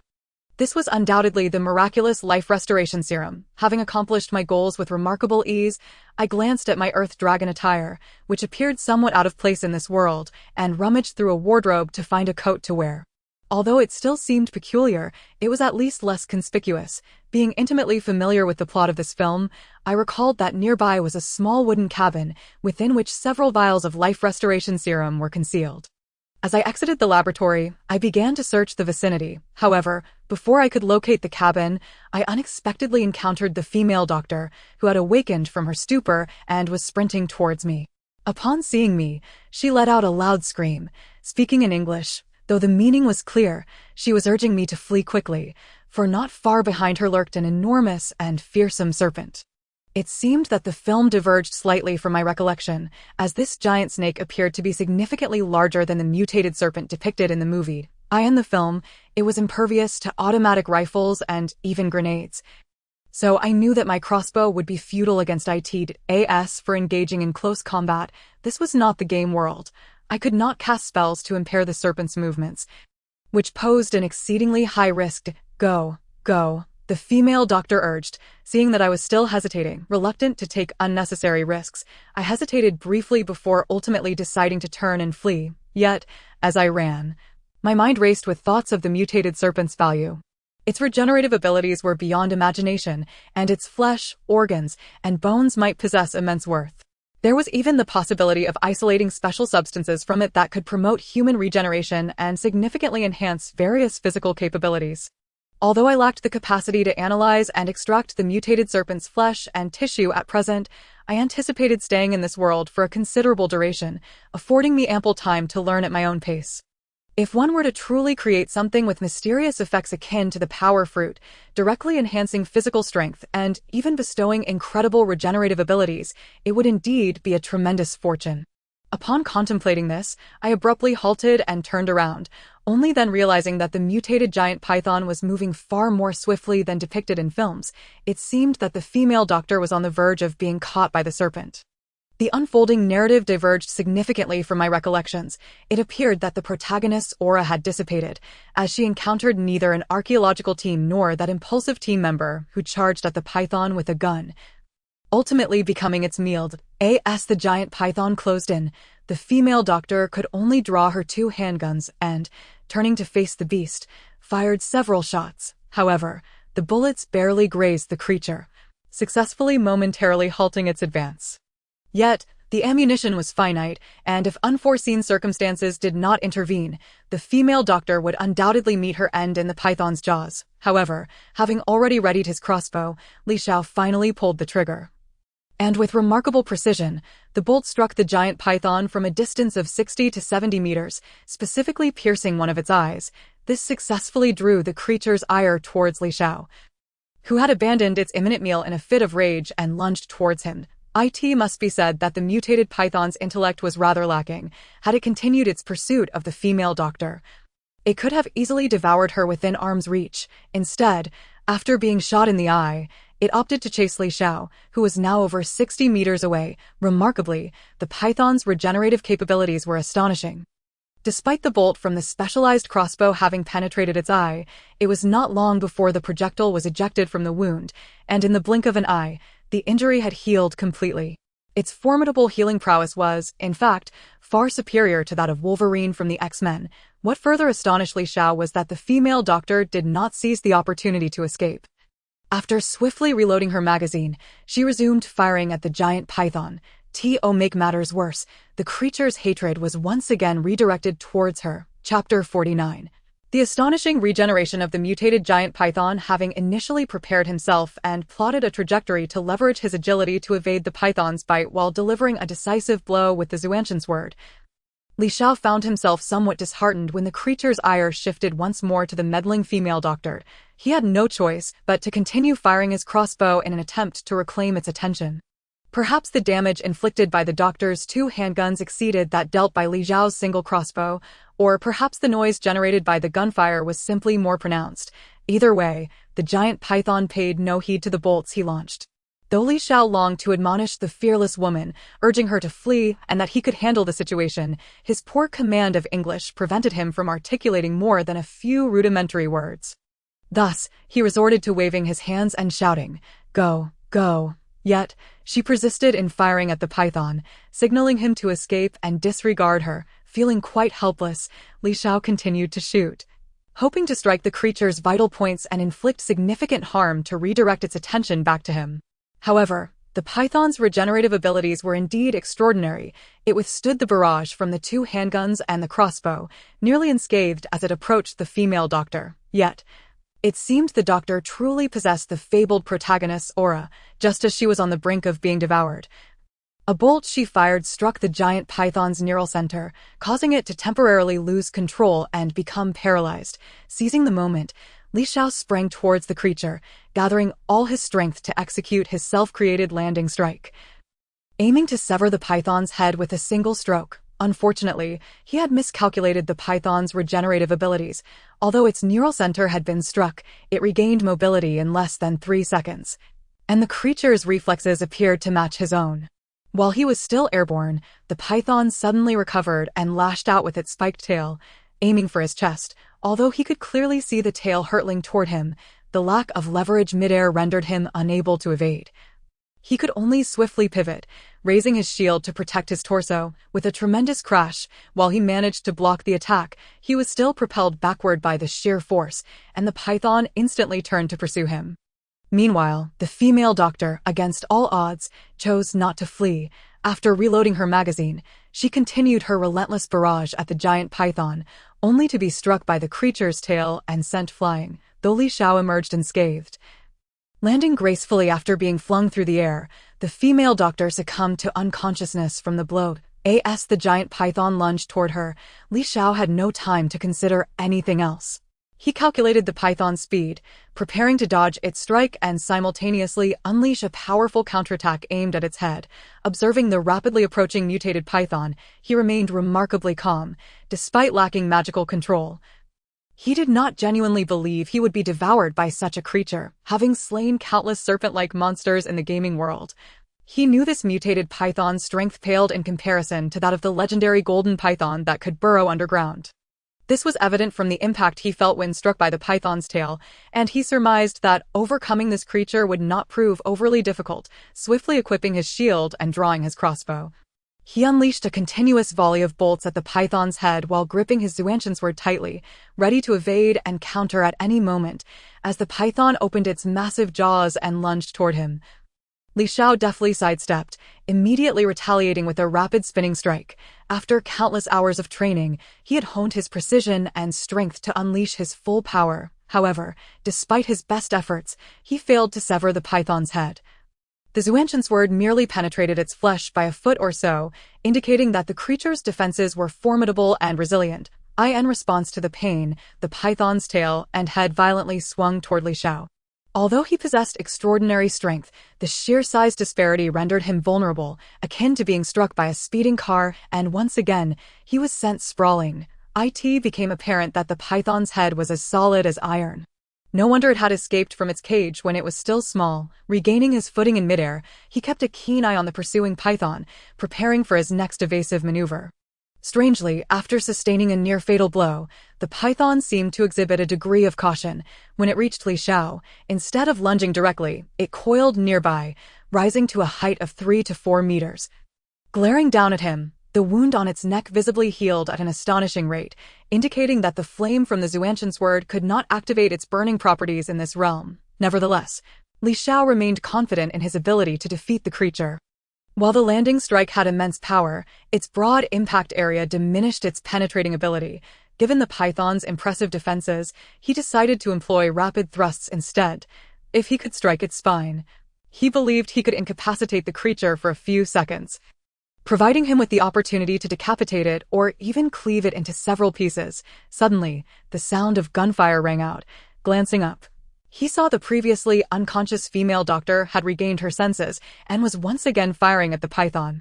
Fully aware of the life-threatening risk of aggravating the mutated creature, she nonetheless chose to draw its attention, a decision that bordered on foolishness. Yet, despite her foolishness, her unwavering loyalty moved Li Xiao. Unfortunately for him, the python's hatred was once again redirected towards the female doctor, who was now staggering away from the scene, and Li Xiao could only resume his assault with the crossbow, unleashing a barrage of bolts at the creature as it pursued her. In an instant, the python was pierced by over 10 bolts, successfully diverting its attention back to him. Chapter 50. The mutated python packaged for departure. Perhaps it is true that the woman possesses a certain aura of protagonism. The giant python was irresistibly drawn to her presence. As Li Xiao's crossbow bolt failed to strike the creature's nerve center, the python lunged forward. In that critical moment, the female doctor fired a bullet that fortuitously struck the python's eye. The severe impact on its eyeball caused the python to instinctively whip its head, missing the doctor, but sending her hurtling away. This time, the force with which she was thrown was significantly greater than before, propelling her 7 or 8 meters before crashing into a large tree, rendering her unconscious once more. Had Li Xiao not been present, the python might have proceeded to hunt down humans. However, his relentless barrage of crossbow bolts had been steadily draining the creature's vitality.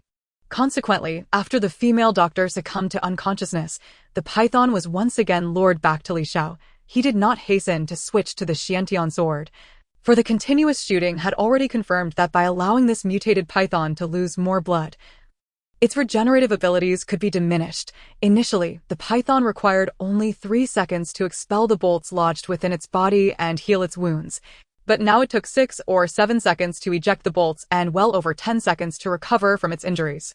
Thus, he opted to continue firing the crossbow while retreating, leading the python deeper into the woods in wide circles, all the while unleashing a relentless stream of bolts. The moment his quiver was emptied, he swiftly replaced it, having trained for so long that he could accomplish the swap in just 0.5 seconds, maintaining nearly uninterrupted fire, although the python was slightly faster in a straight line. Its massive bulk hindered its ability to navigate through the dense forest, allowing Li Xiao to evade capture while it was repeatedly pierced by crossbow bolts, blood pouring from its wounds. Its blood volume diminished significantly. The creature's regenerative capabilities waned drastically. After being struck by over 400 bolts, not only did its regenerative ability diminish greatly, but its movements also became sluggish. Seizing the opportunity, Li Xiao switched to the Xiantian sword and leaped into the air, executing a powerful thrust that precisely severed the python's nerve center, rendering it completely rigid. He followed up with several rapid slashes, relentlessly hacking at the creature's head. Not content with merely severing the head, he continued to strike until the giant python's corpse was cleaved into more than a dozen pieces, all of which he stored in a spatial pouch. The storage space of the divine realm could not accommodate it all, forcing him to discard several hundred liters of drinking water brought from the game world before swiftly retrieving the specialized bolts scattered nearby. After collecting the exquisite bolts, he hurried to assess the female protagonist's injuries. It must be said that the protection of her protagonist aura is indeed formidable, despite being thrown by the python twice, resulting in what appeared to be severe injuries. Her condition was surprisingly mild. She seemed to have only sustained minor abrasions and some bruising, likely recoverable with a week or 10 days of rest. Given her relatively unscathed state, he decided against further interference and retraced his steps, successfully locating a wooden cabin in the forest. After rummaging through it, he discovered 4 vials of regenerative serum within a special insulated container. Seizing the opportunity, he replenished all his quivers with exquisite bolts before departing the small cabin. However, he found himself in a quandary regarding his next destination. As an individual without any identification, the safest course of action would be to venture into remote areas to hunt deer or wild boar for food storage, leading a life of seclusion. Yet, being alone in a small world after finally arriving in modern society felt rather disheartening. Moreover, he yearned to gather more information and acquire practical tools, seeds, and other necessities. He also needed to purchase solar panels and battery packs, otherwise, the equipment he had salvaged from the lab would remain useless. Additionally, it would be prudent to obtain several laptops to download as much information as possible, facilitating his learning and living in that solitary realm. To acquire these items, he could not remain hidden in the deep mountains indefinitely. Thus, he needed to procure some money. With over 1,000 gold coins in his backpack, selling them would yield a substantial sum, sufficient to purchase the desired items. The only issue was that he lacked identification and was unfamiliar with the area, compounded by the challenge of language barriers. Unlike the previous game world, this one did not possess a system to assist with translations. A cursory glance at the available materials revealed they were all in English, rendering them incomprehensible to him.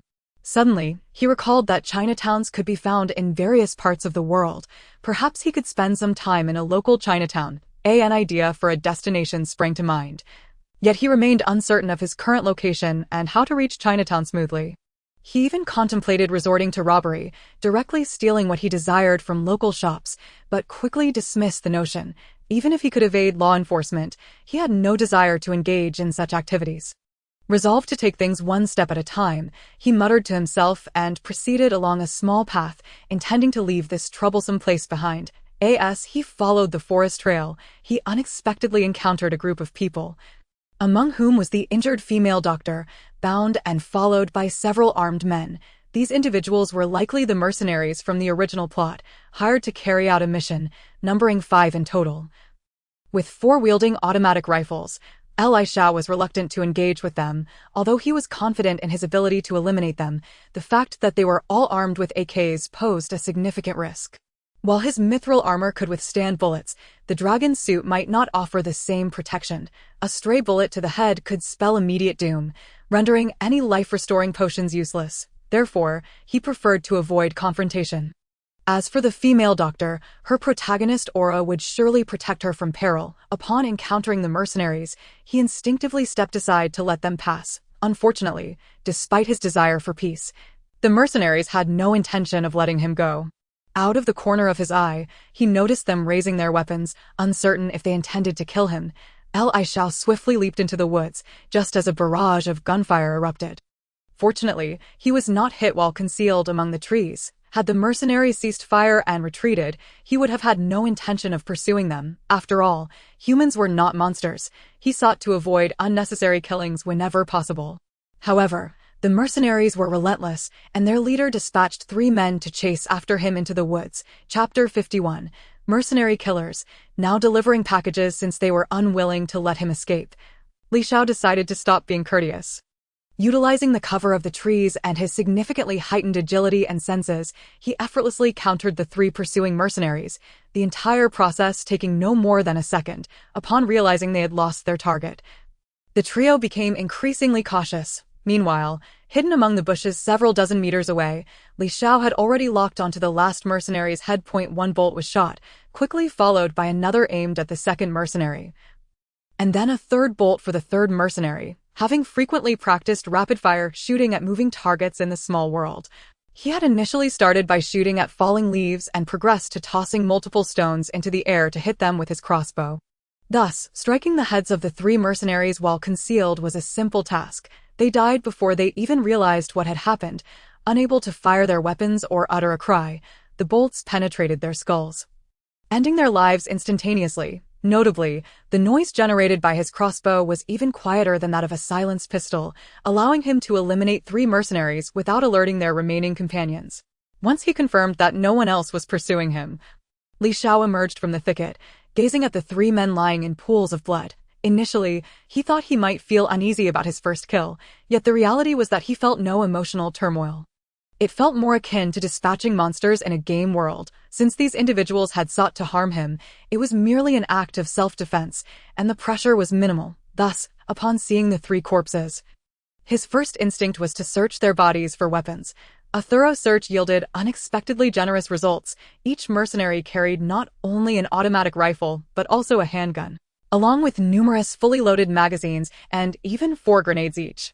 The automatic rifles appeared to be AK-74s, while the handguns were Glock 17s.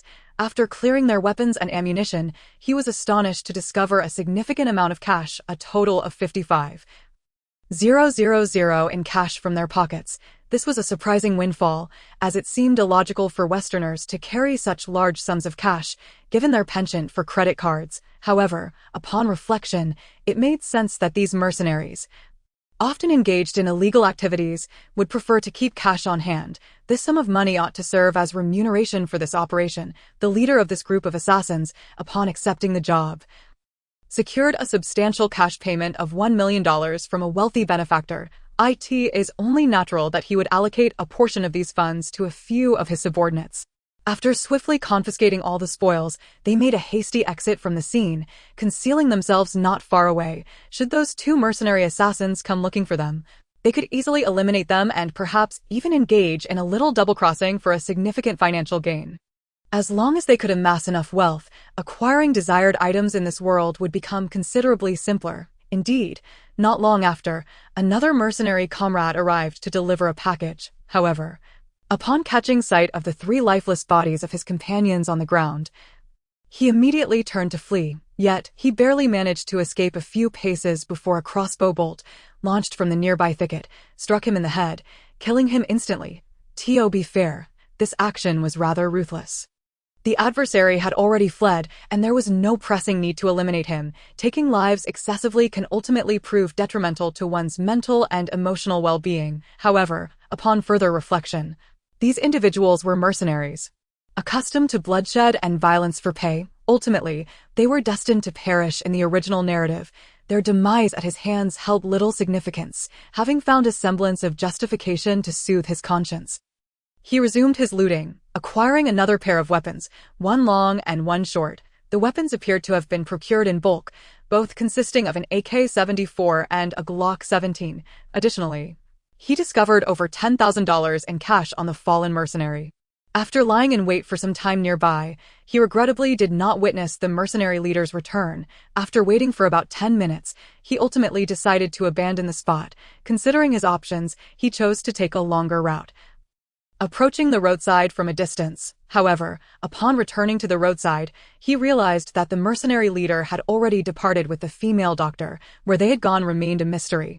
Although he had wished to assist the doctor if circumstances permitted, her whereabouts were now unknown, leaving him with no choice but to give up on that endeavor. He once again ventured into the woods, intending to leave this perilous area.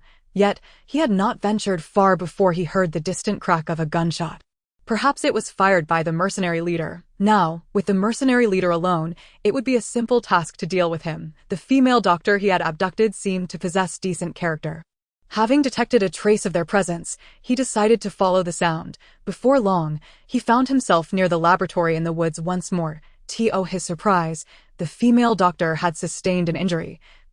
Having been shot in the calf, it seemed she had attempted to escape, only to be struck in the leg by the mercenary leader. Presently, the mercenary leader stood behind the female doctor, one hand gripping her throat while the other held a pistol pressed against her temple.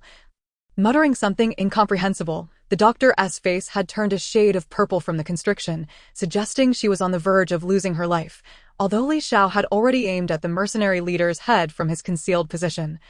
He hesitated to fire, as the leader's gun was still pressed against the doctor's head. Despite the distance of merely several dozen meters, he was confident in his ability to hit the mercenary leader. However, the risk of the gun going off and harming the doctor was substantial, so he bided his time for the opportune moment.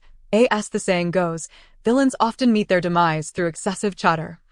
And today seemed no exception. It was possible that he sought to extract information from the female doctor, hence his reluctance to kill her outright. As the doctor neared unconsciousness, the mercenary leader finally released his grip, causing her to collapse onto the ground. This provided Li Xiao with the opportunity to shoot. With swift decisiveness, he pulled the trigger. Thwack! A crossbow bolt struck the assassin leader directly between the eyes, killing him instantly. Bang! The mercenary leader's gun went off as he fell, and though he had died instantly, the convulsions of his muscles caused the pistol to discharge, likely hitting the female doctor.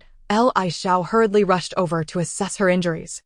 Remarkably, the protagonist's aura proved formidable. The stray bullet merely grazed her shoulder, requiring only a simple bandage. However, the wound on her calf was severe, as the bullet had penetrated through, and blood continued to flow profusely.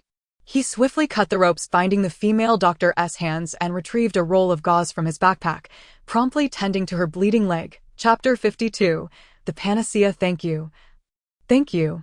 The female doctor repeatedly expressed her gratitude. Although she spoke in English, the most common phrases were understandable, though she barely managed to comprehend. She waved her hand dismissively, indicating no need for thanks. What nationality are you? The female doctor attempted to inquire. Li Xiao did not grasp her question. Shaking his head, he finished bandaging her injuries and then turned to search the mercenary leader's body. Surprisingly, the leader had not carried an automatic rifle but instead possessed two handguns, both Glocks, specifically the fully automatic Glock 18 model, along with 8 fully loaded spare magazines. However, Li Xiao was taken aback to find that the leader had only a few $100s in cash and a set of car keys on him. He pondered where the nearly $1 million cash had been concealed. Had he successfully acquired it, purchasing anything in this world would have posed no financial concern. Are you Japanese? The female doctor asked after Li Xiao finished searching. This question was one he understood. No, I am Chinese. He finally managed to articulate a few words. Chinese? Yes, I am Chinese. I cannot speak English. I only know a little Mandarin, thank you. The female doctor attempted to communicate in Mandarin, albeit word by word, with a somewhat jumbled order, yet it was still comprehensible. No need for formalities. Originally intending to take his leave, he hesitated, realizing the female doctor's leg injury was quite serious, and the members of the nearby archaeological team had yet to appear. It seemed he could not abandon her. Where's your car? I can take you there. Thank you. My car is over there. She pointed down a narrow path, but the vehicle remained unseen and was likely still some distance away. Thus, he offered his support to help her walk. However, the injury on her calf was indeed severe, making it nearly impossible for her to place weight on it. Progressing in a hopping manner proved inefficient, and eager to depart this treacherous place, Li Xiao decided to carry her instead. I'm heavy. Can you manage? Of course, he replied nonchalantly, striding purposefully down the path. I am Amanda, and you are? Amanda introduced herself while inquiring about Li Xiao's named Li Xiao.as. He carried her along the forest path. The situation felt somewhat peculiar. Amanda, seeking to alleviate his burden, tightly wrapped her arms around his neck, her body almost completely pressed against him. The close proximity created an awkward tension for Li Xiao, causing a slight flush to rise to his cheeks and beads of sweat to form on his forehead. Yet, Amanda misinterpreted his discomfort as fatigue, considering him a mere adolescent boy who likely lacked the strength to carry her this far. Nevertheless, he maintained his composure, unwilling to admit any weakness. Li, do you need to rest? No. Where exactly is your car? 2 kilometers away. And, do you need to rest? No. With that, he quickened his pace, transitioning into a light jog. This unexpected display astonished Amanda. In her eyes, Li Xiao was simply a teenage boy. She had assumed he would struggle to carry her even a few hundred meters. To her surprise, he had managed to carry her for several kilometers without showing signs of fatigue.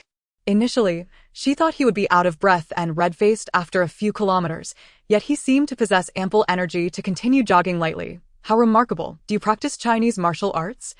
Amanda suddenly posed the question, breaking the intimate atmosphere. No, I simply possess a bit more strength than the average person. Your physique is truly impressive. Indeed, I believe my physique is quite commendable. Li, how old are you?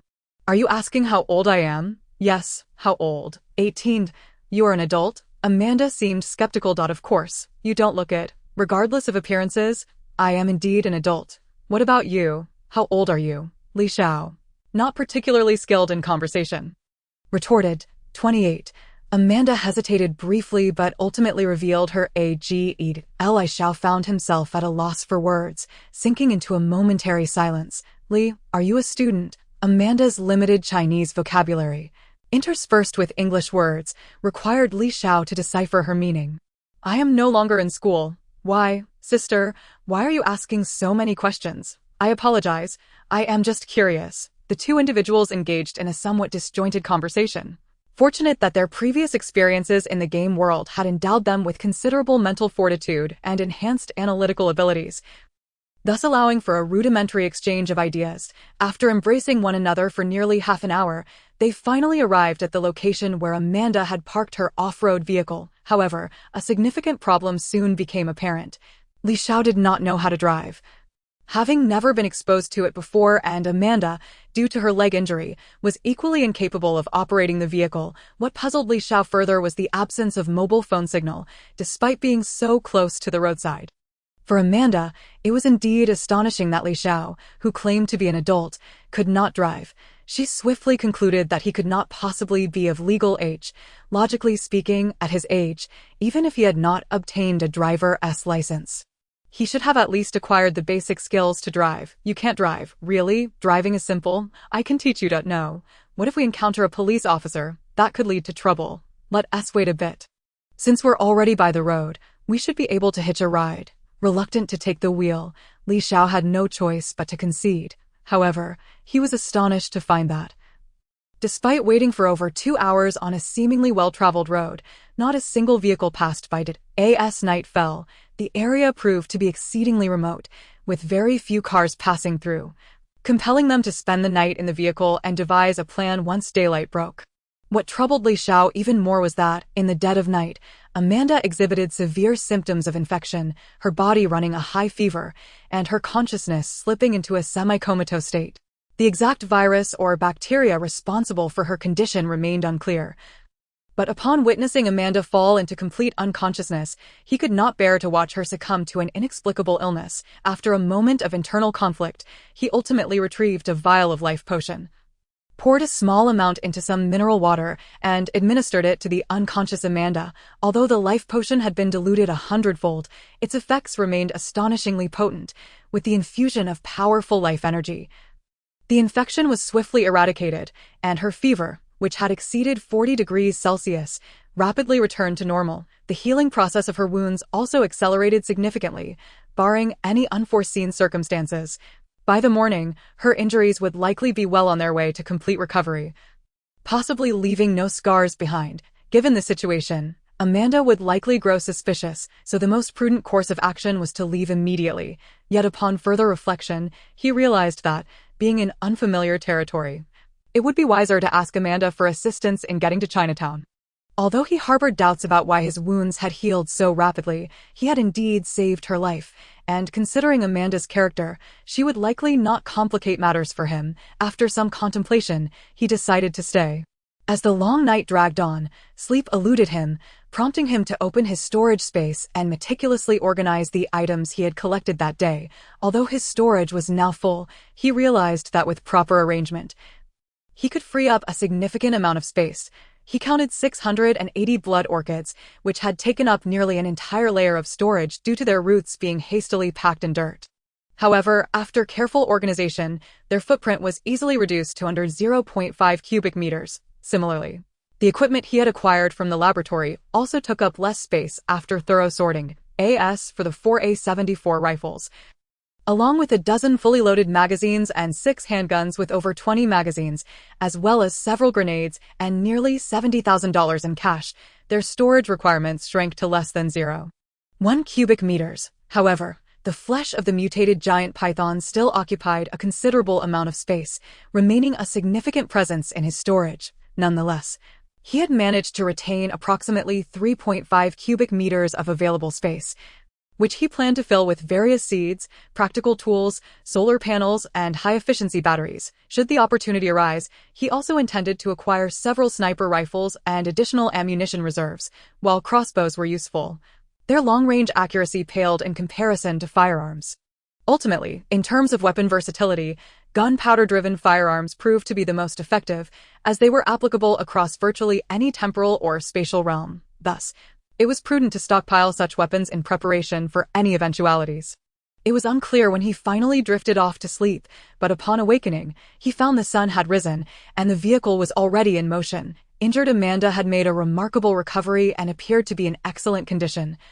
Driving along a rather secluded road, "Hey, good morning," Amanda greeted Li Xiao with enthusiasm upon noticing his wakefulness. "Good morning, how are you feeling?" "Thank God, I'm fine," she replied, her native tongue slipping out in her excitement. "Amanda, I really can't understand English. I will try my best to use Chinese. I apologize for the inconvenience. Where do you live? I will take you." "Thank you, just take me to Chinatown in the nearby city." Li Xiao specified his destination, but Amanda was taken aback, bringing the vehicle to a halt. "What's wrong? Chinatown? Yes. Is there none nearby?" "There is no Chinatown nearby. You must take a plane." As she spoke, she began to turn the car around. "Aren't there Chinatowns in most cities? Why would I need to fly? You just arrived in Greece." "No. Is this Greece?" "Yes. Did you not know?" Li Xiao was at a loss for words, primarily because the film had utilized US dollars, leading him to assume the story took place in America, only to discover it unfolded in Greece, Europe. "So, you are Greek?" Li Xiao sidestepped the topic with a question of his own. "I am American. Employed by Hall Pharmaceuticals, working here." Amanda graciously provided her background without further probing. "Well then, let's stop by the roadside.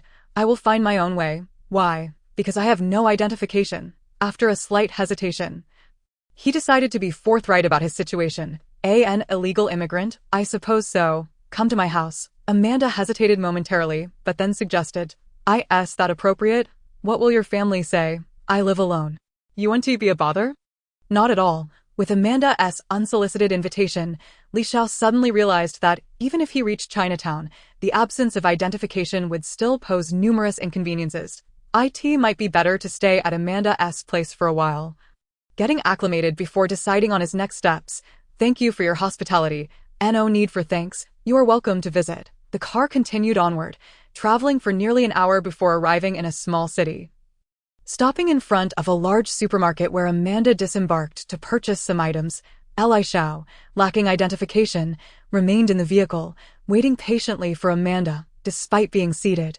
He felt a twinge of anxiety. He was not particularly worried that Amanda would report him. Rather, he feared a police officer might suddenly take an interest in checking his identification, especially when he noticed a police car approaching, which made him quite nervous. Although he had dispatched 5 assassins and eliminated a mutated giant python the previous day without a second thought, he still harbored a natural apprehension towards law enforcement, primarily due to his lack of identification. When faced with the police, it was impossible not to feel a twinge of guilt. His fears were soon validated when the police car stopped nearby, and a middle-aged officer approached, knocking on the window. Li Xiao had no choice but to lower the glass. The officer spoke in Greek, a language Li Xiao could not comprehend, but he gathered that the officer was gesturing towards a no parking sign in the distance. He quickly pointed towards the supermarket, miming that the driver was inside buying something and would leave promptly after. He had already prepared to flee should the officer decide to apprehend him, planning to incapacitate him and then escape into the mountains. Fortunately, just then, a Chinese passerby happened to walk by, and upon seeing Li Xiao explaining in Mandarin, hurried over to assist with the interpretation. The officer appeared to recognize the passerby and, after offering a brief admonition, returned to his vehicle and drove away. Watching the police car depart, Li Xiao let out a profound sigh of relief. "You just arrived from your home country?" "Yes, just arrived. Thank you for your help. No problem. My surname is Qin, from Qitian, Zhejiang. What do you go by, and where are you from?" "My surname is Li, hailing from Wuhan." "Hubei. It's not often to see someone from Hubei here. I run a motorcycle shop there. You're welcome to visit anytime." A middle-aged man pointed to a nearby car dealership and remarked, "Certainly, thank you very much today, Brother Qin. No need to mention it," he replied. "When one is away from home, it can be quite inconvenient, so we ought to look out for one another. However, you should learn some local everyday phrases. Otherwise, venturing out alone will prove rather troublesome." "I understand. I'm currently learning. Well, I have some matters to attend to, so let's talk another day." "All right, Brother Qin. Take care." The gentleman surnamed Chun waved his hand in farewell as he returned to his car dealership. After waiting a few minutes, Amanda finally emerged from the supermarket, pushing one shopping cart and pulling another, both filled to the brim with goods. Li Xiao hurriedly got out of the car to assist her in loading the items. "Amanda, why did you buy so many things? You didn't bring any luggage. Are these all for me?" "Some of them are for me. How much did you spend?" "I'll reimburse you. No need." Chapter 54. Parallel Universe in 2010. 10,000 bitcoins equaled 2 pizzas. After leaving the small town, the car ventured onto a winding forest road. After about 10 minutes, crossing a small stream and going around a hill, they finally arrived at Amanda's residence. It was indeed quite remote, almost comparable to the forest laboratory they had visited the previous day, seemingly devoid of any other houses within several miles, the dwelling almost entirely enveloped by trees. "Amanda, how do you live alone in such a secluded place?" "No one disturbs me. It's convenient for research. Aren't you afraid of criminals finding you in such isolation?" "My marksmanship is quite good. I can defend myself." As Amanda spoke, she had already opened the door, revealing that the house also served as a small laboratory. A large partition within was filled with numerous pieces of equipment used for biological research and analysis. This setup bore many similarities to the forest laboratory they had visited yesterday, but there were no cages holding animals in this house. "What are you researching here by yourself?" "An anti-cancer serum." Li Xiao found it somewhat perplexing that Amanda was still researching an anti-cancer serum. If she wished to continue developing new treatments for cancer, why had she gone to such lengths to destroy those blood orchids? "You're actually conducting research on an anti-cancer serum all alone?" "Yes. Is there a problem? Aren't you employed by Hall Pharmaceuticals?" "Some unfortunate events occurred, and we parted ways. An experimental accident. There was an incident at the research center. A whole lot of people died," Amanda explained in English, leaving Li Xiao utterly bewildered. "Stop, I was merely asking casually. You needn't go into such detail." Seeing his confused expression, Amanda attempted to clarify using Chinese. "Accident. Many died. At the time, I was angry, destroyed the data. Later realized the anti-cancer serum itself was not the problem." She struggled to explain in Chinese. I understand. How is your wound? Do you need help cleaning it?" "No, I can manage myself. Feel free to make yourself at home." With that, she gestured and retreated to her room. Left in the living room, Li Xiao could only sit on the sofa, picking up the remote control to turn on the television. Clearly, there was no cable service available. It appeared to be a small satellite receiver. The signal was not very clear, and most of the channels were in languages he could not comprehend, after waiting for a while without Amanda reappearing. He turned off the television out of boredom and began to wander around the rather spacious house. To his surprise, he discovered that the makeshift laboratory's computer was still powered on and connected to the internet. Excitedly, he entered a domestic website and successfully accessed it to catch up on the news. After browsing the online news, he gained a general understanding of the world around him. Overall, this world was quite similar to his hometown. Though there were some differences in the timeline, the world he once inhabited had already entered the new decade of the 2020s, while this world was still in 2010, a 10-year gap, although other aspects were largely consistent. Additionally, while perusing the news, he stumbled upon a seemingly insignificant article stating that someone had purchased a pizza for 10,000 bitcoins. Upon seeing this, he immediately thought of the future when bitcoin prices skyrocketed.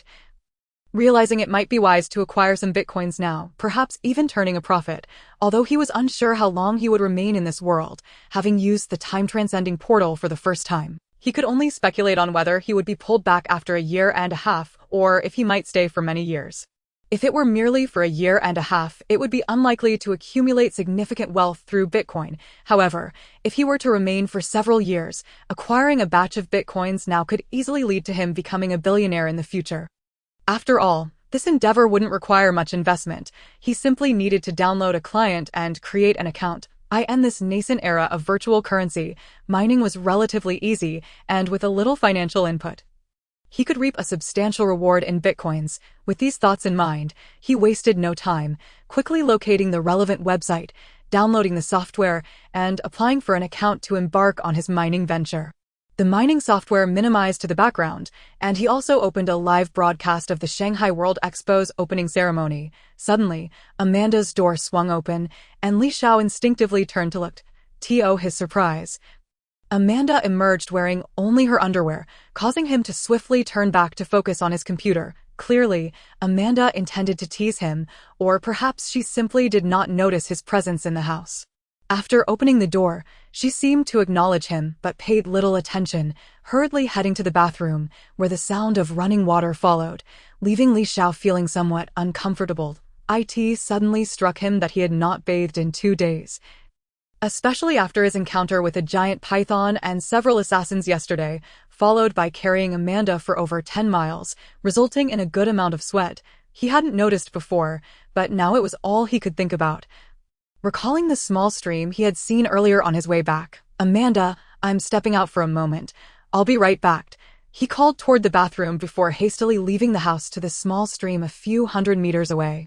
Jumping into the water with his clothes on, he scrubbed himself thoroughly, washing both himself and his attire. When he returned home in his damp clothing, he found Amanda preparing lunch, still clad in a tank top and tight pants. Her curvaceous silhouette was undeniably alluring, and Li Xiao found himself momentarily entranced. Simultaneously, he fell into contemplation. Suddenly realizing that staying at Amanda's home might not be a wise choice, he genuinely questioned his self-control. If Amanda were to actively flirt with him, he might very well forget his own name, though Amanda might not be the most beautiful woman, at least compared to the elf maidens he had encountered in the gaming world. She exuded a more authentic and down-to-earth charm, devoid of that self-deprecating feeling, making her quite attractive in her own right. "Lee, why are you standing there in wet clothes?" Amanda inquired, noticing him dazed at the door. "Oh, it's nothing. I'll dry off soon. Quickly change. You shouldn't stay in those. I don't have any clean clothes. I prepared some for you in your room," she said, pointing to a door. "All right, thank you." Upon entering the room Amanda indicated, he indeed found a pile of clothes on the bed, evidently purchased earlier at the supermarket. He felt a deep sense of gratitude for Amanda's thoughtfulness, even though he had saved her life. This kindness still warmed his heart. Initially, he had hesitated about leaving without a word, but he quickly dismissed that thought. What he truly needed now was a stable life, to use the internet to absorb knowledge rather than embarking on reckless adventures. Chapter 55. Days of stability, a frenzied absorption of knowledge having changed clothes, he stepped out of the room, only to be hurriedly pulled to the computer by Amanda. "Lee, did you install this software?" "Yes. Why? What is it for?" "It's for mining bitcoins, a form of virtual currency." He attempted to explain, but Amanda seemed perplexed. "Is this a virus?" "Of course, it's not a virus. I'll buy you a new computer." "This one cannot run the software. There's important data that needs processing here," Amanda clarified. I didn't think it through. "I can buy my own computer," he said as he promptly uninstalled the mining software. It must be said that during this time, Bitcoin was indeed not in high regard. Mining was relatively easy, and within just 2 hours, he had mined several Bitcoins. However, if calculated based on the current price, which was almost worthless, he would barely cover the electricity costs. "Are you upset?" "Of course not. It was indeed my oversight to carelessly install mining software on your computer, which could certainly affect your data analysis research. However, once I purchase my own computer, would it be acceptable to borrow your internet connection for a while?" "That's perfectly fine. Would you like me to accompany you this afternoon to buy a computer? Then I shall trouble you for that." "It is no trouble at all. Let's go for a meal." With that, she promptly took Li Xiao to lunch. After enjoying their meal, they immediately ventured into the city, spending a total of 3,000 euros, not only acquiring a decently equipped desktop computer, but also purchasing a commendable laptop. However, it was Amanda who footed the bill, as the store only accepted euros and did not take US dollars, so she had to use her credit card for payment. Upon returning to the car, Li Xiao quickly retrieved over 3,000 US dollars from his pocket and handed it to Amanda. "My God, why do you carry so much cash?" Amanda exclaimed, as if in her eyes, carrying such a large sum was far more alarming than wielding 2 handguns. "Without any identification, I can only carry cash. The exchange rate, well, I'm not sure if it's accurate, so you can calculate it." Although Amanda was reluctant to accept the money, she hesitated for a moment, fearing that refusing it might insult Li Xiao's dignity. Ultimately, she accepted the cash, even going so far as to calculate the exchange rate and return $200 to Li Xiao. "Let me get you a card.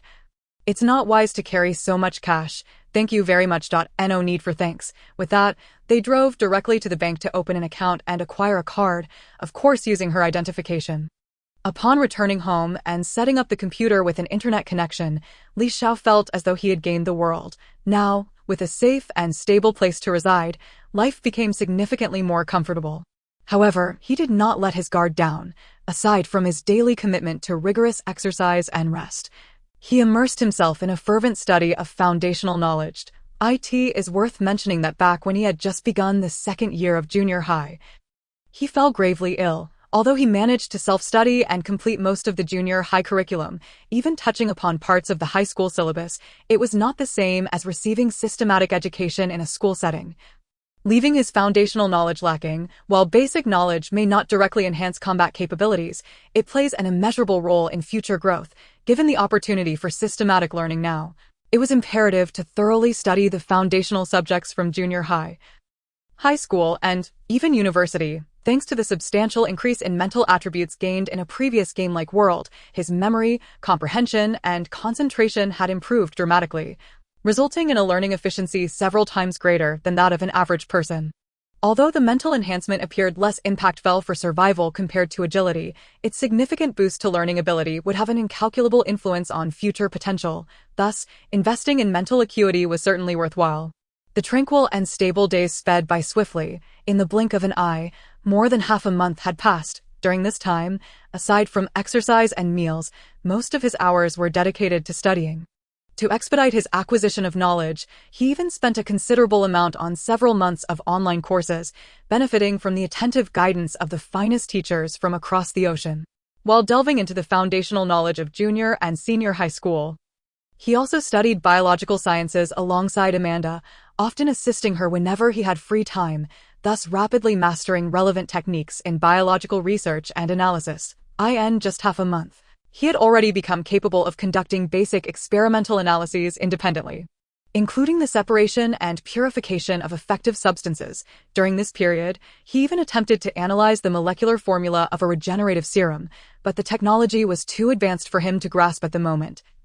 He would need to acquire sufficient biological knowledge before attempting such an analysis again. Additionally, his previously abysmal level of English had soared due to his enhanced learning ability and daily immersion in an English-speaking environment, enabling him to rapidly improve his proficiency, even picking up some common phrases in Greek. Under Li Zhao's meticulous guidance, Amanda's command of Chinese also advanced swiftly. She was no longer reduced to uttering single words, but was now able to form sentences, often interspersing them with English vocabulary. Another observation was that, although the general environment of this world closely resembled the real one, there were many subtle differences. For instance, in those remote mountains and forests, one might encounter exceedingly rare plants with extraordinary properties, such as the natural blood orchid, which certainly does not exist in reality. The existence of such peculiar plants inevitably leads to the emergence of odd animals. Genetic mutations do not only occur in laboratories, but can also happen in the wild. Just the other day, he came across news online about a massive ancient crocodile sighting in a tranquil suburb of America, along with numerous rumors of encounters with mythical creatures such as werewolves and vampires. While the stories of werewolves and vampires might simply be exaggerations, the reports of the giant crocodile appeared credible, supported by official announcements attributing its size to some radiation-induced genetic regression phenomenon. Moreover, he had managed to extract a significant amount of useful information from the mainframe obtained from the forest laboratory. Although he had not yet found detailed data on the regenerative serum, he had gathered extensive information regarding the improvement and cultivation of the blood orchid. Some days prior, he had discovered a particularly suitable experimental site in the woods, where he attempted to plant a few blood orchids, which had taken root successfully and appeared to be thriving. Thus, bringing the blood orchids back to his small world for large-scale cultivation should pose no significant issues. He also contemplated analyzing the flesh and blood of the mutated python, but due to his current knowledge limitations, he could not make much sense of it and decided to temporarily abandon the extraction of effective substances. Nevertheless, he did consider whether he should grill a few slices to taste, though he hesitated, fearing potential genetic mutations from consumption. After much deliberation, he ultimately chose not to risk it. Chapter 56. The separation of special biological enzymes from the python's flesh. Initially, he believed acquiring a legitimate identification would be exceedingly difficult. However, it turned out to be far simpler than expected. With the assistance of Mr. Chin, a local businessman with over a decade of experience, he successfully obtained the necessary documents for less than $10,000. These were not counterfeit documents, but genuine ones recognized by government agencies. However, they were not long-term residency permits, only valid for 2 years. Should he fail to find work and pay taxes within that timeframe, he could face deportation. This posed no issue for Li Xiao, as it seemed unlikely he would remain in this world for such an extended period. If he had not returned 2 years later, he could easily sell some bitcoins and make a few $1,000,000 without a doubt. With such funds, people would be eager for him to stay and invest, alleviating any concerns about deportation. Upon receiving his identification, he promptly took Amanda to Mr. Chen's motorcycle shop, where he spent over $4,000 on a high-displacement off-road motorcycle. While Amanda felt inclined to voice her disapproval regarding Li Zhao's extravagant purchase of a somewhat impractical motorcycle, she refrained, considering that everyone has their own preferences. However, she was curious about how Li Xiao was earning money. In recent days, he had bought numerous impractical items, totaling at least $60,000. She also wondered what had become of the items he purchased, as they never seemed to be used, disappearing the very next day. She began to suspect that Li Xiao might have established a secret experimental base somewhere, given the solar panels and lithium-ion battery packs, which seemed suited for use in areas lacking power supply. Despite sensing that Li Xiao harbored many secrets, she was certain of one thing: he bore her no ill will. In fact, it was thanks to Li Zhao's assistance that the development of the anti-cancer serum had progressed so smoothly. Moreover, the presence of this mysterious and powerful ally provided her with an unprecedented sense of security, allowing her to sleep soundly each night. As for Li Zhao's secrets, she chose to simply ignore them. After all, everyone has their own mysteries. How about it, Amanda? Would you like me to take you back? When did you learn to ride a motorcycle? I just learned a few days ago. Forget it. I'll just drive back. Don't you trust my driving skills? Yes. Just be careful on your way back.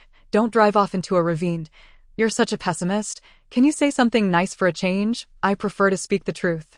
Fine. I'm in a good mood today, so I want to argue with you. With that, he donned his helmet, mounted the motorcycle, and sped away at a remarkable pace, certainly, while the speed may only be a mere tens of kilometers per hour. To Li Xiao, it felt exceedingly slow and devoid of any challenge. With just a modicum of concentration, everything around him seemed to decelerate 5 or 6 times. After a late-night study session that encompassed the foundational courses of mathematics, physics, and chemistry, he found himself still wide awake. Thus, he borrowed Amanda's laboratory to continue his analysis of the mutated giant python's flesh and blood. Recently, he had acquired some new knowledge, prompting a renewed investigation into the peculiarities of the mutated creature.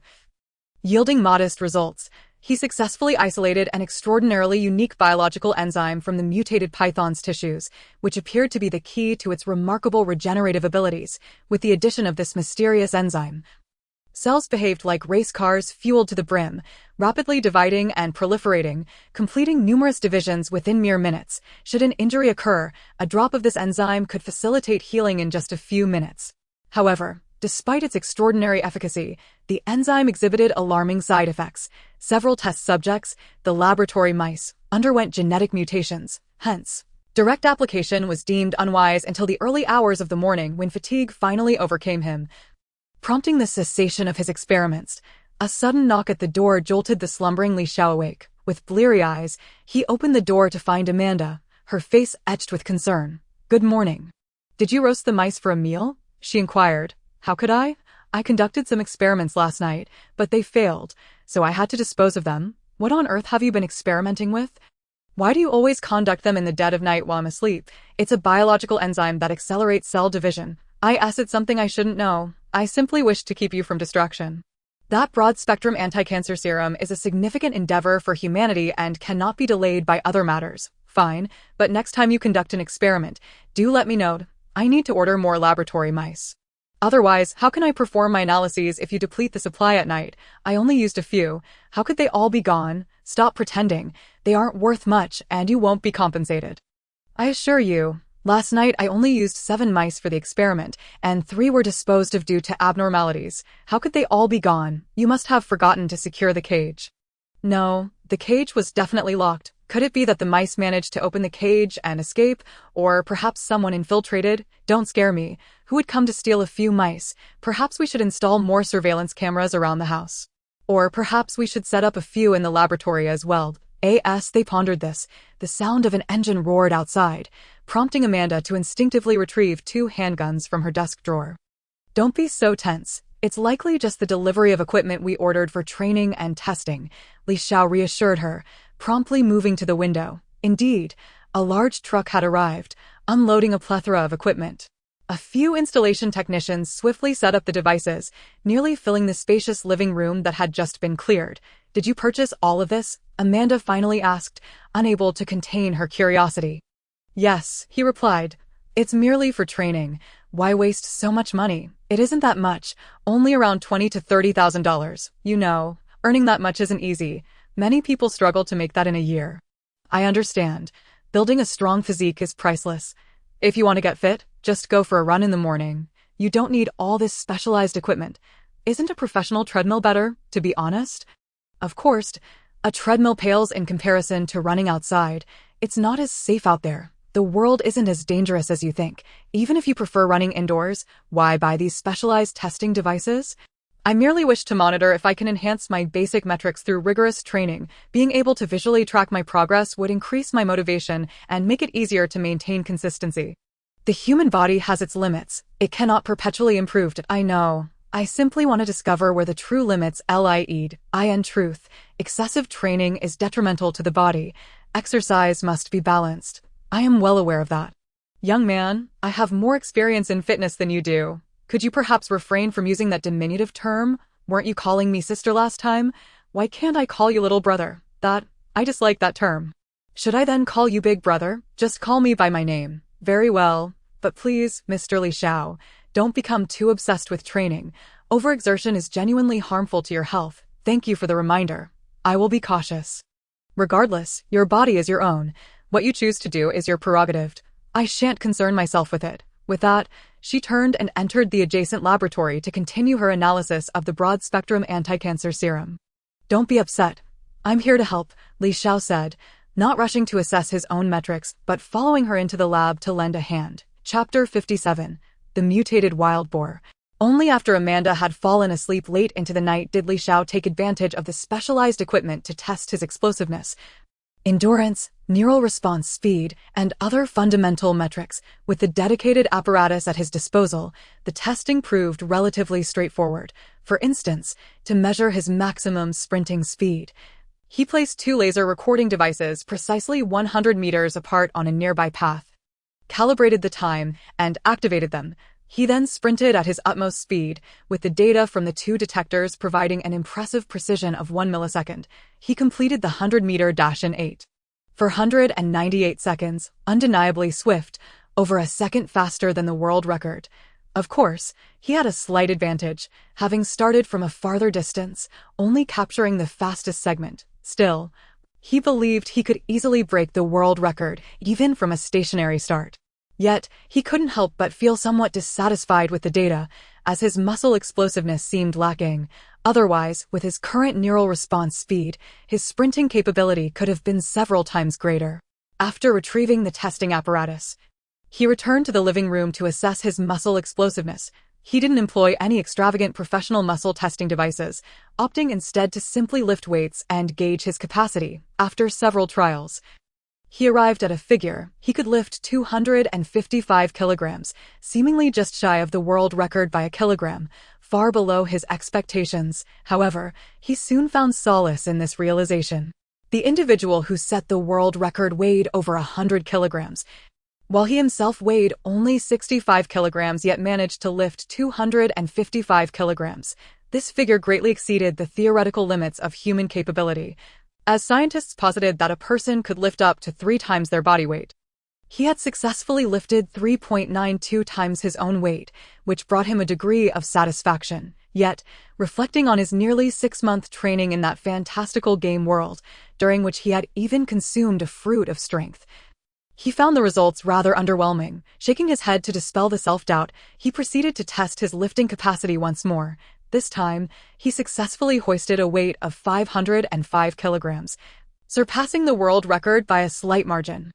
However, the record holder weighed over 100 kilograms, at least 60% more than his own weight, thus rendering his muscle efficiency significantly superior. Moreover, while that strongman had lifted nearly 500 kilograms at the expense of his health, reportedly suffering a nosebleed in the process, Li Xiao, having lifted 505 kilograms, experienced no such harm to his body. After a brief rest, he felt completely normal. His vertical leap test revealed he could elevate his center of gravity by 1.7 meters, allowing him to jump onto a platform 3 meters high, while his long jump, with a running start, reached approximately 11 meters. These metrics, while not astonishing, paled in comparison to his neural response speed, which, according to the specialized equipment, was nearly 6 times the theoretical limit for humans, even exceeding the agility attribute in the game. Regrettably, while his neural response speed was rapid, it lacked accompanying muscle explosiveness. Thus, his overall actions were only about 30% faster than the maximum limits of ordinary humans. On a brighter note, his sensory system remained unaffected by the limitations of muscle explosiveness, particularly his vision, which proved crucial. When fully focused, the surrounding events slowed dramatically, in direct correlation with his neural response speed. Moreover, the acuity of auditory, olfactory, and tactile senses surpasses the limits of ordinary humans by several multiples, resulting in an enhanced perception of danger that is likewise heightened. Undoubtedly, the brain is capable of processing a vast influx of information and responding with remarkable speed. This phenomenon may not solely be attributed to the velocity of neural transmission, but also to the substantial mental fortitude conferred by the gaming realm. Otherwise, the overwhelming barrage of sensory input within such a brief span could potentially induce dizziness. Yet, when focusing intently to activate that extraordinary dynamic vision, there is a conspicuous absence of any disorientation, even allowing for prolonged maintenance of this heightened state. In addition, the elusive 3-mithril longbow, which had previously resisted full draw, was recently tested and surprisingly yielded to my efforts, allowing me to draw it multiple times within a minute. However, this state, requiring immense exertion, hardly qualifies as suitable for regular use. Attaining the ability to wield this formidable bow effectively remains a considerable challenge. Without continuous breakthroughs in physical limits, it may remain forever beyond my grasp. As for endurance, it has long since been assessed. Carrying a burden of 50 kilograms while running continuously for 30 kilometers necessitates a halt to avoid exhausting my stamina, which recovers remarkably quickly, requiring merely a few minutes. Should I disregard the consequences and run recklessly, I could sustain a 50-kilogram load for over 50 kilometers, yet such an endeavor would deplete my energy reserves, necessitating several hours of rest for recovery. After concluding my tests, it was already late at night when I finally settled into bed, only to be roused by the early-rising Amanda, who insisted on a leisurely jog through the woods. It seemed she was attempting to recalibrate Li Zhao's daily routine, yet despite her persistent efforts, the impact was minimal. The two of us trotted slowly through the grove, and although I had only enjoyed 2 or 3 hours of sleep, my spirits remained high. In a bid to enhance the training effect, I intentionally added a 30-kilogram load, trailing behind Amanda at a relaxed pace, not due to the added weight, but rather to spare her the embarrassment of being outpaced by someone she deemed an athletic expert. After half an hour of jogging, Amanda, unburdened, was already breathless, while I, encumbered by 30 kilograms, appeared remarkably composed, scarcely breaking a sweat. I can't go on. You've won. If I run any further, my lungs will explode. Amanda gasped, finally coming to a stop, prompting me to do the same. I offered her a drink, retrieving a bottle of electrolyte beverage from my bag, which she accepted gratefully, taking several gulps. With your stamina, it's a shame you're not competing in the Olympic athletics. You would surely break world records in long-distance running. Not just in long distance. We could shatter records in sprints as well. I replied without reservation. Although Amanda expressed some skepticism, she chose not to counter my assertion. I've never understood how someone of your talents could end up in such a situation. Well, I've always been quite low profile. Few realize my capabilities, and in the eyes of many, I am deemed inept. So, I should feel honored. Indeed, encountering me in this lifetime is a stroke of serendipity. Isn't humility a virtue? Why have you become so arrogant? Didn't you catch that I was jesting? I didn't look. A boar, Amanda suddenly exclaimed, pointing into the distance, her fright momentarily breaking her linguistic composure. I immediately spotted the enormous wild boar that had appeared in the woods. Its size astonishing, likely weighing 2 to 3 tons. Under normal circumstances, a wild boar could not attain such proportions, leading me to suspect that the blood orchids I had secretly cultivated in a concealed location may have been uprooted by this creature, resulting in a genetic mutation. The colossal boar charged towards us with alarming speed. If I attempted to flee with Amanda, we would surely be unable to escape. Thus, I resolved to confront the beast. While retrieving a weapon would undoubtedly simplify the task, I preferred not to draw from my spatial backpack in Amanda's presence, although she had begun to suspect I possessed some mysterious abilities. She had yet to witness any materialization of objects from thin air. My previous encounter with the giant python had necessitated a weapon change only after she had been knocked unconscious, and it was not appropriate to incapacitate her now. Opening my backpack, which was designed to increase weight, I found only a few dumbbells, along with some beverages and snacks. It appeared the only usable item was the dumbbell, which I quickly seized. Stay here and don't move.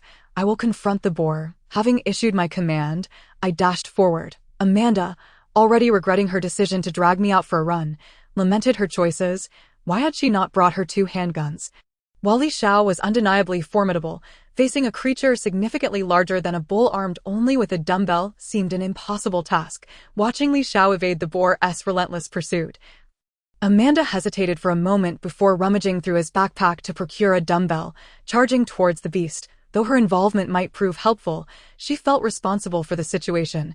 If Li Xiao were harmed while she stood idly by, she would live a lifetime of regret. Better to confront the boar herself. Suddenly, a resounding crash echoed through the air, accompanied by the boar's anguished squeals. Li Xiao had finally seized an opportunity, striking the creature's forehead with the dumbbell. Yet, the impact failed to subdue the enraged beast. Shaking its head furiously, the wild boar turned and charged at Li Xiao once more, its formidable tusks aimed directly at his abdomen. As the scene unfolded, Amanda felt a tightening in her chest, yet Li Xiao appeared unfazed. In the split second before the tusks could pierce him, he swiftly dodged to the side, executing a rapid spin as he did so. propelling the dumbbell towards the boar once again. The dumbbell struck true, connecting with the creature's forehead and causing blood to spatter, momentarily disorienting the massive beast. However, the enraged boar remained unyielding, unaware of its injuries, and swiftly pivoted once more, its tusks sweeping towards Li Xiao. Utilizing all of his strength, Li Xiao leaped nearly 2 meters into the air, evading the boar's sweeping attack effortlessly. As he soared, he again brought the dumbbell crashing down towards the creature's skull. The impact was devastating. The dumbbell shattered upon contact, and the boar collapsed, convulsing on the ground, its brain severely injured. Li Xiao landed and struck the boar several more times, ensuring its demise. The entire encounter transpired in mere seconds, leaving Amanda bewildered. How had Li Xiao gone from being pursued by the boar to vanquishing it with a dumbbell in the blink of an eye? Stunned, she remained rooted in place until Li Xiao turned to wave at her, at which point she collapsed onto the ground, completely drained. He swiftly approached her side. "Are you all right? Did the wild boar frighten you?" he inquired with curiosity. "Me? I'm not that timid. I merely exhausted my energy after running for half an hour without rest." Relieved to see Amanda unharmed, Li Xiao assisted her in returning to the boar's side, where they examined the wounds. There was no sign of healing, and its breathing and pulse had ceased entirely. It appeared unlikely to revive, indicating that this mutation differed from that of the giant python. After scrutinizing the boar thoroughly, I found no abnormalities aside from its significantly larger size. "What do you think caused this?" I asked Amanda. "Perhaps there is an unknown radiation source nearby that triggered the boar's mutation, much like the unexpected mutations observed in crocodiles in Maine. How should we deal with the carcass? What else can we do? It's far too large to drag back for roasting. Shouldn't we dispose of it? Nature will handle it. Many animals will feast on the remains. What if it triggers mutations in other animals? The probability is exceedingly low even if it does cause genetic mutations in other creatures. That is simply a part of natural evolution, and we need not intervene. However, since there is a mysterious energy radiation source nearby, it would be prudent for us to depart post-haste." "All right, your reasoning is sound." As she filled a bottle with some of the boar's tissue and blood for further analysis, I noticed Amanda was struggling to walk, so I squatted down. "Climb on my back. Aren't you tired?" "Of course, perhaps we should take a break. I only need 20 or 30 minutes to recover." "Indeed, this place is not suitable for prolonged stay. Should a few more of these colossal wild boars appear, it would be quite troublesome. Didn't you effortlessly dispatch the wild boar with just a few swings of your dumbbell? Surely, you could handle a few more with ease, couldn't you?" "It may seem simple, but it is not quite so. Hurry up. My burden is significantly heavier than your backpack. We are pressed for time, so move quickly. You really are quite ungrateful. I might just crush you for that." With that, I leapt onto Li Zhao's back. "This mere weight is nothing at all," nonchalantly I remarked, while simultaneously grabbing the backpack and breaking into a run. Normally, when carrying nearly 90 kilograms, I could only sprint for a few minutes before feeling fatigued and needing a brief respite. However, this time, I managed to dash for over 10 kilometers without pause. The astonishing discovery was that the 2 exquisite rings I wore seemed to have regained some of their mysterious powers. Whenever I felt weary, a jolt of energy akin to electricity would emanate from the earth ring, swiftly replenishing my depleted stamina. Meanwhile, the life ring radiated a gentle warmth that coursed through my meridians, tirelessly replenishing the energy expended by my muscle cells and significantly slowing the onset of fatigue.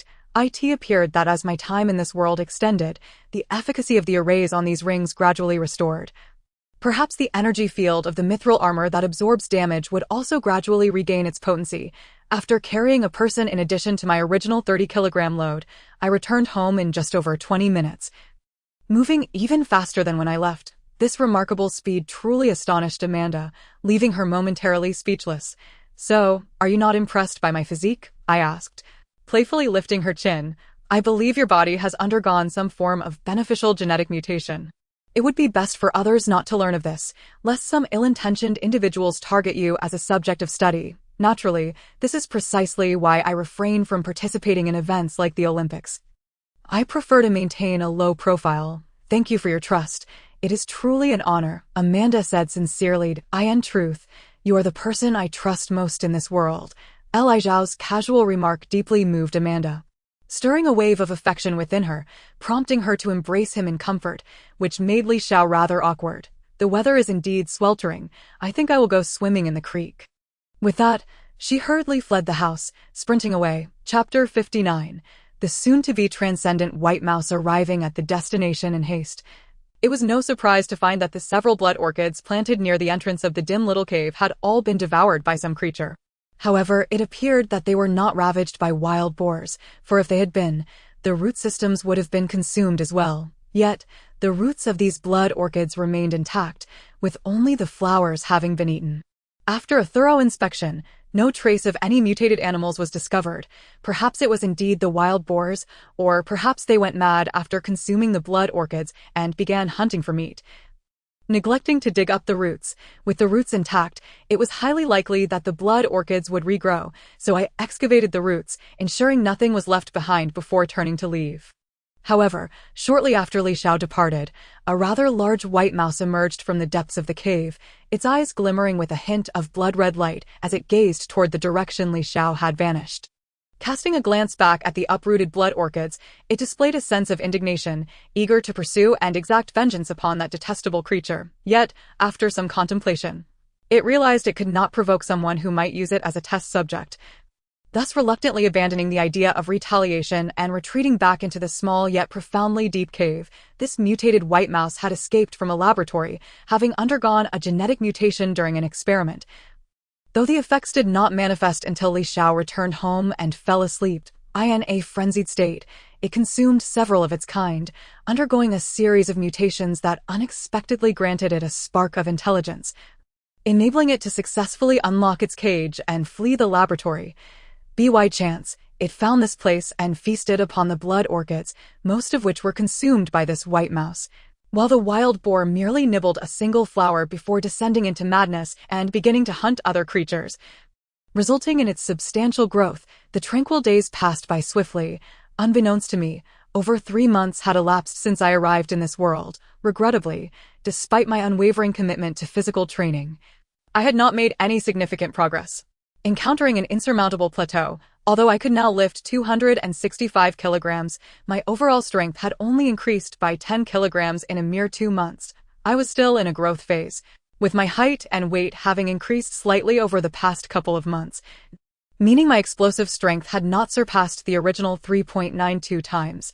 My relentless training merely maintained my explosive strength from declining, and my maximum sprinting speed remained at around 8.5 seconds for the 100 meters. With no further improvement, the only aspect that continued to grow was my endurance, which showed no signs of stagnation. I could now sustain a sprinting speed for 8 to 9 minutes, likely due to my consistent practice of breathing exercises. While I had yet to master any formidable Qi techniques, the subtle energy circulation within my body through these exercises gradually enhanced my endurance and recovery speed, and this growth had persisted over the past 2 months. Despite the difficulties in breaking through my physical limits, my studies in foundational courses progressed remarkably well. Within just over 3 months, I completed all the high school curriculum. I even simulated the college entrance examination, achieving commendable scores. It is unfortunate that I cannot attend school now. Otherwise, I would genuinely wish to experience the enchanting life of a university student. Furthermore, Amanda's development of a broad-spectrum anti-cancer serum has been exceptionally smooth. Largely owing to Li Jiao's contributions, the substantial research data I obtained from that laboratory in the woods proved instrumental in resolving some of the challenges Amanda faced in her serum research. Through discussions with Li Xiao regarding related research dilemmas, she frequently gleaned insightful revelations, leading her to firmly believe that he was a once-in-a-century genius. Consequently, she sought his counsel on various biological questions.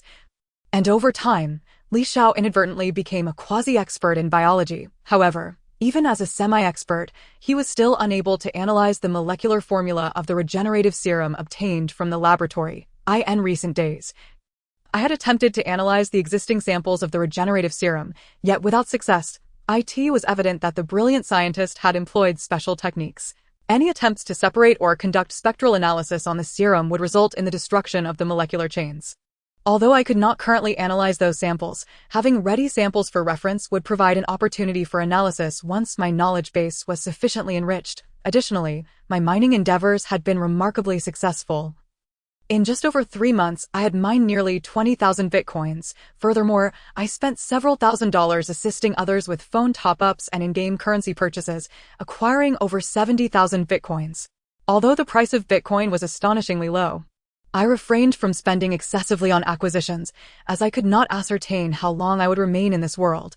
It seemed wiser to reserve surplus funds for essential supplies. Nonetheless, throughout these months, I had essentially completed my procurement of necessary materials and tools. However, the $70,000 I initially procured had been almost entirely depleted.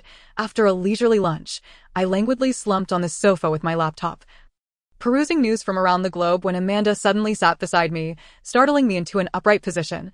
Why so tense? Are you afraid I might eat you? How could that be? I simply needed to change my position after sitting for too long. Really? Of course. So, why haven't you conducted any mouse experiments today? The broad-spectrum anti-cancer serum has successfully passed the mouse trials, yielding highly favorable results in inhibiting the spread of most cancer cells, even completely reversing some. Without any side effects detected, congratulations. How about we celebrate by dining out? Stop fixating on food. I need to discuss something with you. What is it? In order to continue developing the serum, we must conduct trials on larger mammals. However, the conditions here are rudimentary, and we lack the necessary resources for such experiments, so we must seek collaboration with a major pharmaceutical group. Then let us find one. Why do you need to consult me about this?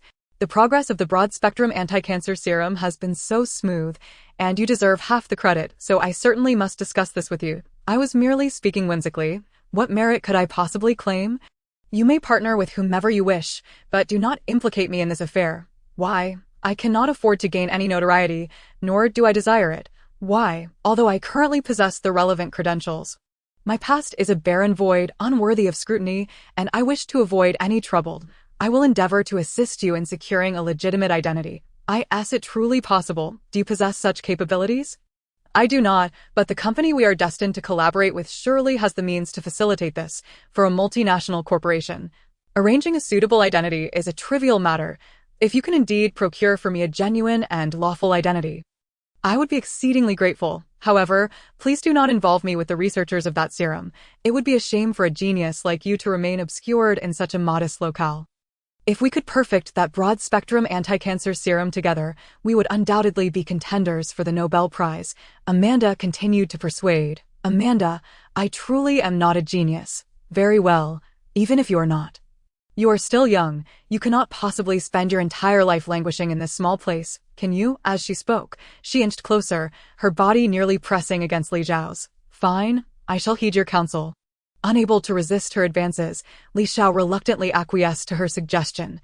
That's the spirit. I shan't disturb your computer pursuits any longer. With that, she deliberately kissed Li Xiao on the cheek before vacating the sofa.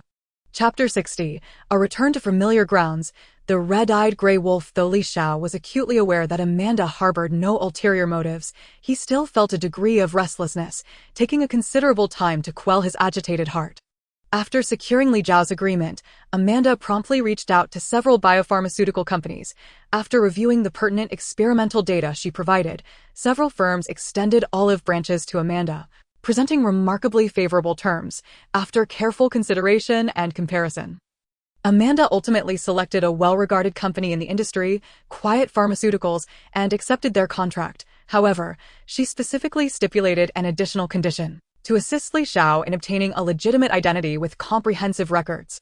Furthermore, considering his relentless studies, she requested their aid in securing an acceptance letter from a prestigious university. The collaborating party readily agreed to this additional condition, assuring her that everything could be arranged within a month.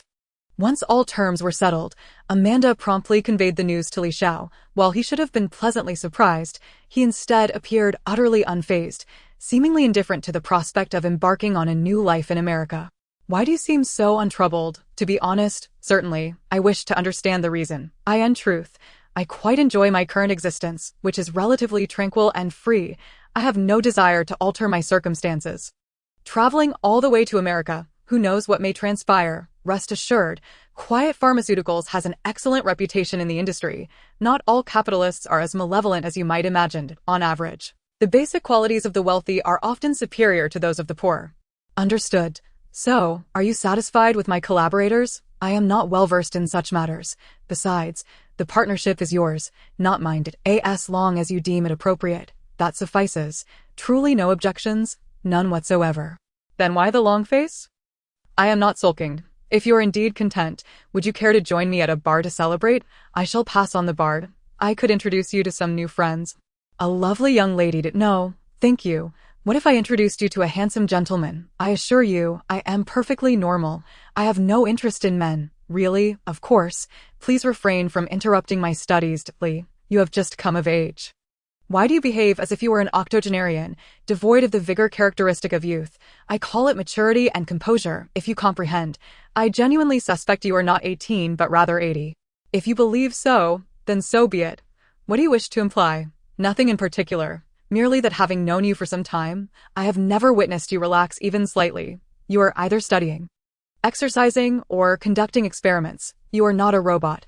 Do you not require respite from the pressures? Yet studying, exercising, and conducting experiments provide me with a sense of relaxation. Although Amanda longed to say, your lifestyle is decidedly abnormal.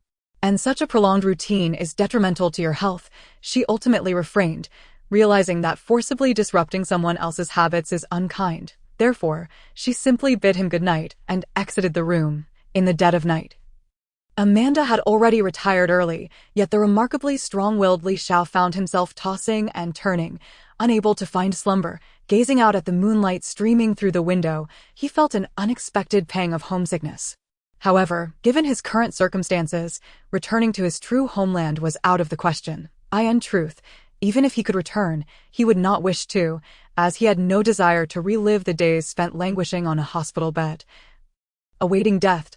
It is often said that when one is well fed, they may ponder other desires. It seems, for any normal individual, matters of intimacy between men and women are among the most significant concerns beyond mere sustenance and warmth. Undoubtedly, Amanda's previous remarks resonated with him, for they held a semblance of truth. His days were consumed entirely by study, exercise, and incessant experimentation. While he professed that such a lifestyle was easygoing, in reality, it was anything but. Deep within, he yearned for the experiences of his peers, particularly those young people in Europe who seemed to live solely for the enjoyment of life, indulging in various forms of entertainment and revelry. Yet, his circumstances allowed no room for relaxation. The hard-won opportunity for a new life, with its accompanying challenges and prospects, meant that any descent into debauchery could likely culminate in catastrophe during a future temporal transit.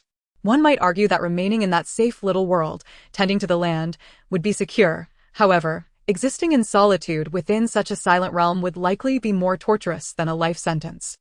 Unable to sleep, he rose quietly and ventured outdoors, taking to a secluded path to commence his exercises. Rather than merely exercising, he sought to expend the surplus energy that coursed through him, in the stillness of the night. As he ran along the woodland trails, his pace involuntarily quickened in the absence of distractions. Remarkably, within just 20 minutes, he had traversed 12 kilometers to a nearby town, yet he remained brimming with vitality. Opting to continue along the road, it must be said that his endurance was astonishingly formidable, nearly defying belief. He possessed an inexhaustible well of energy, particularly when unencumbered, capable of running for several hours without fatigue.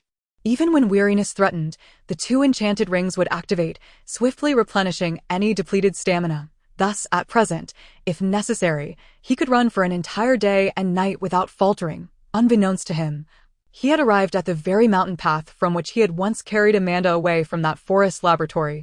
He suddenly felt that their departure had been somewhat hasty. Perhaps that rugged vehicle belonging to the assassins still contained valuable items. Although over 3 months had passed, this area was typically devoid of visitors.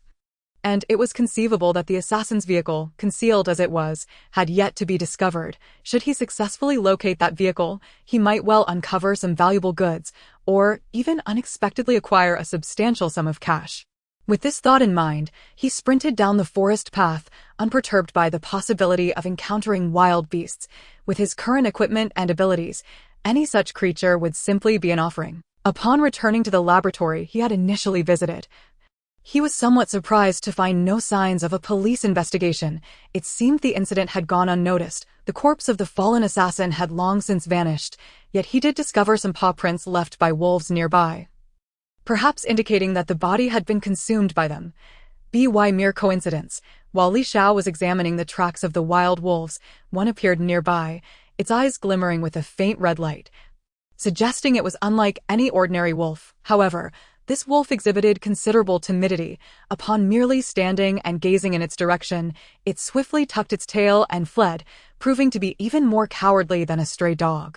Chapter 61. A return to familiar grounds. The golden bar with the eerie red-eyed gray wolf having bolted, Li Xiao chose not to squander time in pursuit of the creature, instead progressing along a narrow path that coincided with the direction taken by the assassins. Although 3 months had elapsed, the memory remained vivid, yet the winding, serpentine woodland trails were hardly recognizable as roads. It was all too easy to become lost. Thus, as he advanced, he intentionally marked the trees along the route with arrow-like symbols. To his surprise, during his explorations, he was beset by a large pack of red-eyed wild wolves. It turned out that one of the wolves had merely returned to gather reinforcements for the hunt. Although the appearance of these red-eyed wolves was somewhat eerie, their combat prowess was rather lackluster. With just a single swing of the Xiantian sword, he effortlessly dispatched the 20 or so red-eyed wolves.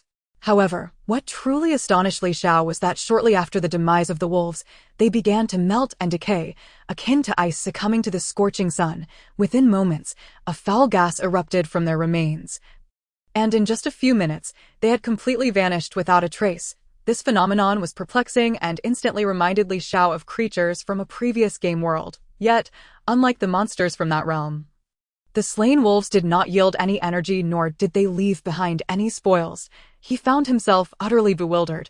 The bodies had entirely dissipated, leaving no remnants whatsoever. He could only resolve to return at a later date to further investigate, perhaps uncovering some unexpected discoveries. Despite encountering the bizarre blood wolves, he had no intention of retreating. After wandering through the woods for over an hour, fortune smiled upon him as he stumbled upon a rugged vehicle tucked away in a secluded corner. The roof was strewn with leaves, and in some spots, wild grass had begun to sprout, indicating that the vehicle had been abandoned for several months. The car key proved easily manageable, allowing him to unlock the door.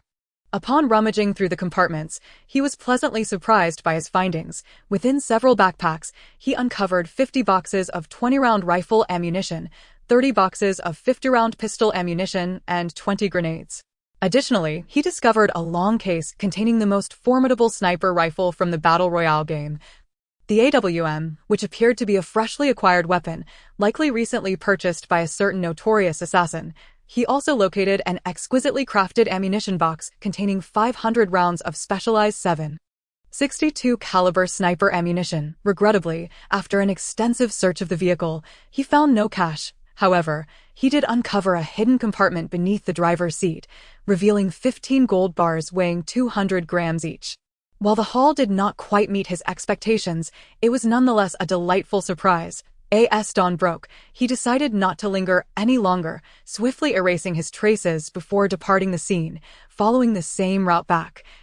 He arrived at his residence around noon, where he spotted Amanda standing in the yard, lost in thought. He approached her quietly, lightening his footsteps. "Amanda, are you sunbathing?" he inquired, suddenly appearing behind her.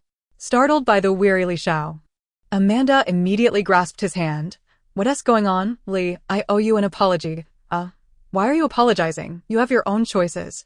I shouldn't interfere. If you don't wish to go to America, then don't go. It's perfectly fine. I never said I didn't want to go. Then why did you leave without a word? I just stepped out for some personal matters. I'm back now. Next time you have to go out, could you please let me know in advance? Amanda suggested, realizing her request might have been inappropriate. She hastily clarified, I'm not trying to interfere with your freedom. Just I understand. I will definitely inform you next time. I'm starving. What's for lunch? With that, he headed straight for the dining area, only to be halted by Amanda's grip. I didn't cook. Let's go eat at a restaurant in town. There's a newly opened Sichuan noodle shop that serves excellent hand-pulled noodles. Sichuan cuisine. Do you enjoy spicy food? I've never tried it before, but I'm open to the experience. Then what are we waiting for? Let's go. With that, he strode toward Amanda's vehicle. Didn't you say your motorcycle skills were top-notch? Why not ride the motorcycle today? All right, he replied, heading to the garage to retrieve the dirt bike, only to find Amanda already seated in her rugged vehicle. "What's this? I thought you wanted to ride the motorcycle. I'll drive." "You can take the motorcycle." "Why? There's a very pretty Chinese waitress at the noodle shop, about your age. Perhaps you should take the opportunity to ask her out for a ride," recalling that she had introduced him to several young ladies not long ago. He couldn't help but retort, "You really have too much free time, worrying about unnecessary things. Do you not like men? Don't be ridiculous. My sexual orientation is perfectly normal, if it's normal. Then go take a look." "I think that girl," before she could finish, Li Xiao twisted the throttle and sped off, the 450cc engine roaring to life as he accelerated rapidly, prompting Amanda to hastily follow suit. In less than 15 minutes, they arrived at a newly opened Chinese restaurant. Though the establishment was modest in size, it was bustling with patrons, indicating a thriving business. "Miss, 2 bowls of beef noodles, please. Make them spicy." Amanda ordered in remarkably fluent Chinese, pointing at the menu. The waitress shot her a curious glance. "Are you sure you want them spicy?" "Yes, a bit spicy." "All right. Wait, she got it wrong. She meant a little spicy." "And I just want a hint of spice," Li Xiao quickly interjected as the waitress turned to leave. "I thought foreigners weren't accustomed to spicy food. How come she is asking for extra spice at our authentic Sichuan noodle shop?" The young waitress mumbled, suddenly realizing the mix-up. Amanda just started learning Chinese not long ago, and she often gets the order mixed up. Li Xiao explained, "2 bowls with a hint of spice. Correct?" "Yes. Please hold on."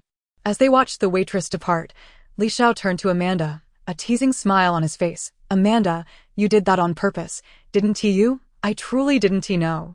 I thought saying spicy was correct." Saying spicy a bit and a bit spicy convey entirely opposite meanings. Remember that. Got it? What do you think of that girl? Would you like me to ask for her contact information? "No thanks. While she's quite attractive, I'm not suited for dating." "Why not? With that time, I'd rather acquire more knowledge." "Young man, you're really not normal. Back when I was 18, I had changed boyfriends several times. Recently, I've been reading the 300 Tang poems and resonated deeply with one line from a particular poem. What is it? One must relish life's joys while they can. Do not let the golden goblet face the moon empty." It seems that your culture was quite open back then. Why has it become more conservative over time? It's just personal habits. Your country is still quite open. Look at America. Women have to take their husband's surname upon marriage. A custom that has long been obsolete in my country. Is that so? Absolutely. Chapter 62. Utilizing modern equipment to record formation circuits. Time flew by, and before he realized it, over 5 months had passed since he arrived in this world. Yet, it did not feel like the time he spent honing his breathing techniques in the game world, where he sensed an otherworldly pull. Perhaps his sojourn in this realm was significantly longer than in the game world. Of course, it was also possible that the circumstances now were entirely different from those in the game world, hence the absence of similar sensations prior to departure. Li Xiao was in no rush to return to that small world. On the contrary, he relished the prospect of lingering here a while longer to thoroughly absorb various specialized knowledge, although he had downloaded nearly all subject materials and could theoretically self-study. Certain concepts were far more efficiently grasped with the guidance of professionals. Staying in this world allowed him to connect to online courses. As long as he was willing to pay, he could consult experts at any time, and many enthusiastic netizens were also available to offer assistance free of charge. As for remaining in this world, enhancing his physical attributes was not a pressing concern, as it was challenging to continue growing his fundamental abilities regardless of how much he trained. While attributes like strength and agility could not be further improved, he could refine his weapon skills, maximizing his existing advantages to enhance his combat effectiveness. Moreover, he could leverage modern technology to meticulously analyze and document the various items he had brought back from the game world. Once he returned, further analysis would not be so straightforward, given the limited storage space for the devices he could bring back. For instance, he aimed to analyze the effective components of recovery and enhancement potions. Foundational materials such as refined gold, mithril, ore, and energy crystals, as well as to utilize microscopy to document the structural formations on his weapons and equipment. Although lacking foundational knowledge made it difficult to comprehend the significance of those formation circuits, it would not hinder him from conducting preliminary energy circuit recordings using an electron microscope, as long as the scanning records are completed. They can be seamlessly integrated into a comprehensive circuit diagram using the appropriate computer software, resembling a computer chip design, albeit significantly simpler, although the underlying principles may not be fully comprehensible with the right materials. There exists a possibility of utilizing specialized printers to replicate similar array structures that can activate akin energy fields. In summary, all of this necessitates considerable time and quite specialized equipment. Thus, the trinkets I brought back are indeed insufficient for such endeavors. Therefore, I sincerely hope to linger a little longer in this world.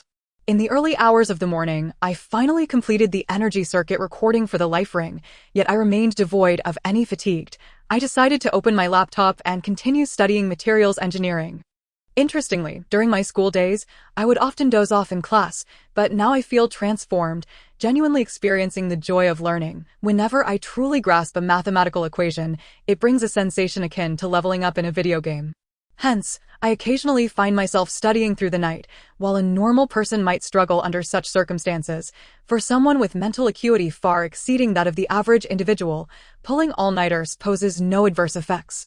Absorbing new knowledge at an astonishing pace, I completed what would typically take others 5 or 6 years to finish in high school and most foundational university courses within less than half a year.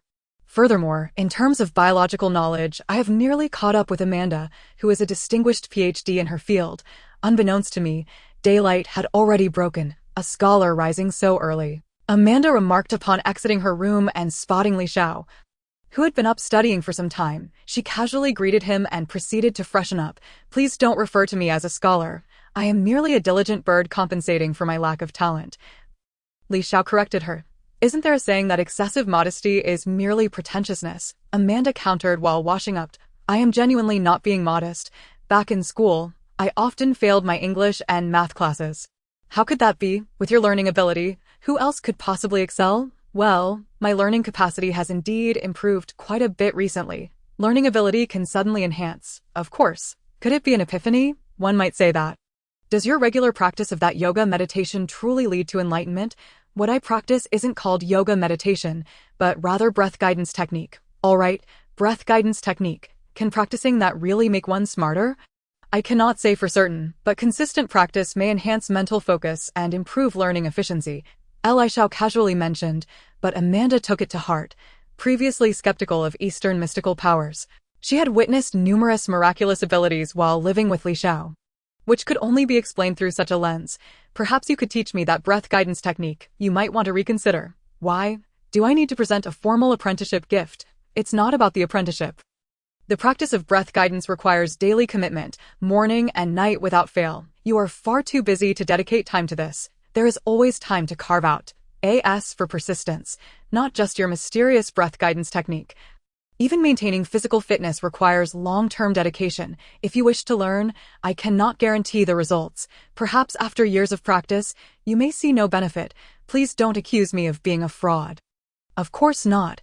Whether it works is my concern. As Amanda finished washing up, she changed into a set of form-fitting athletic attire that accentuated her graceful curves. As she approached Li Xiao, he found it difficult to meet her gaze. Haven't even formally begun teaching and you're already putting on airs. Unable to look at me. How could that be? Please sit down. I will guide you through the meridian pathways of thought. He gestured towards a mat nearby. No elaborate initiation rituals. You're teaching right away. There's no need for such formality.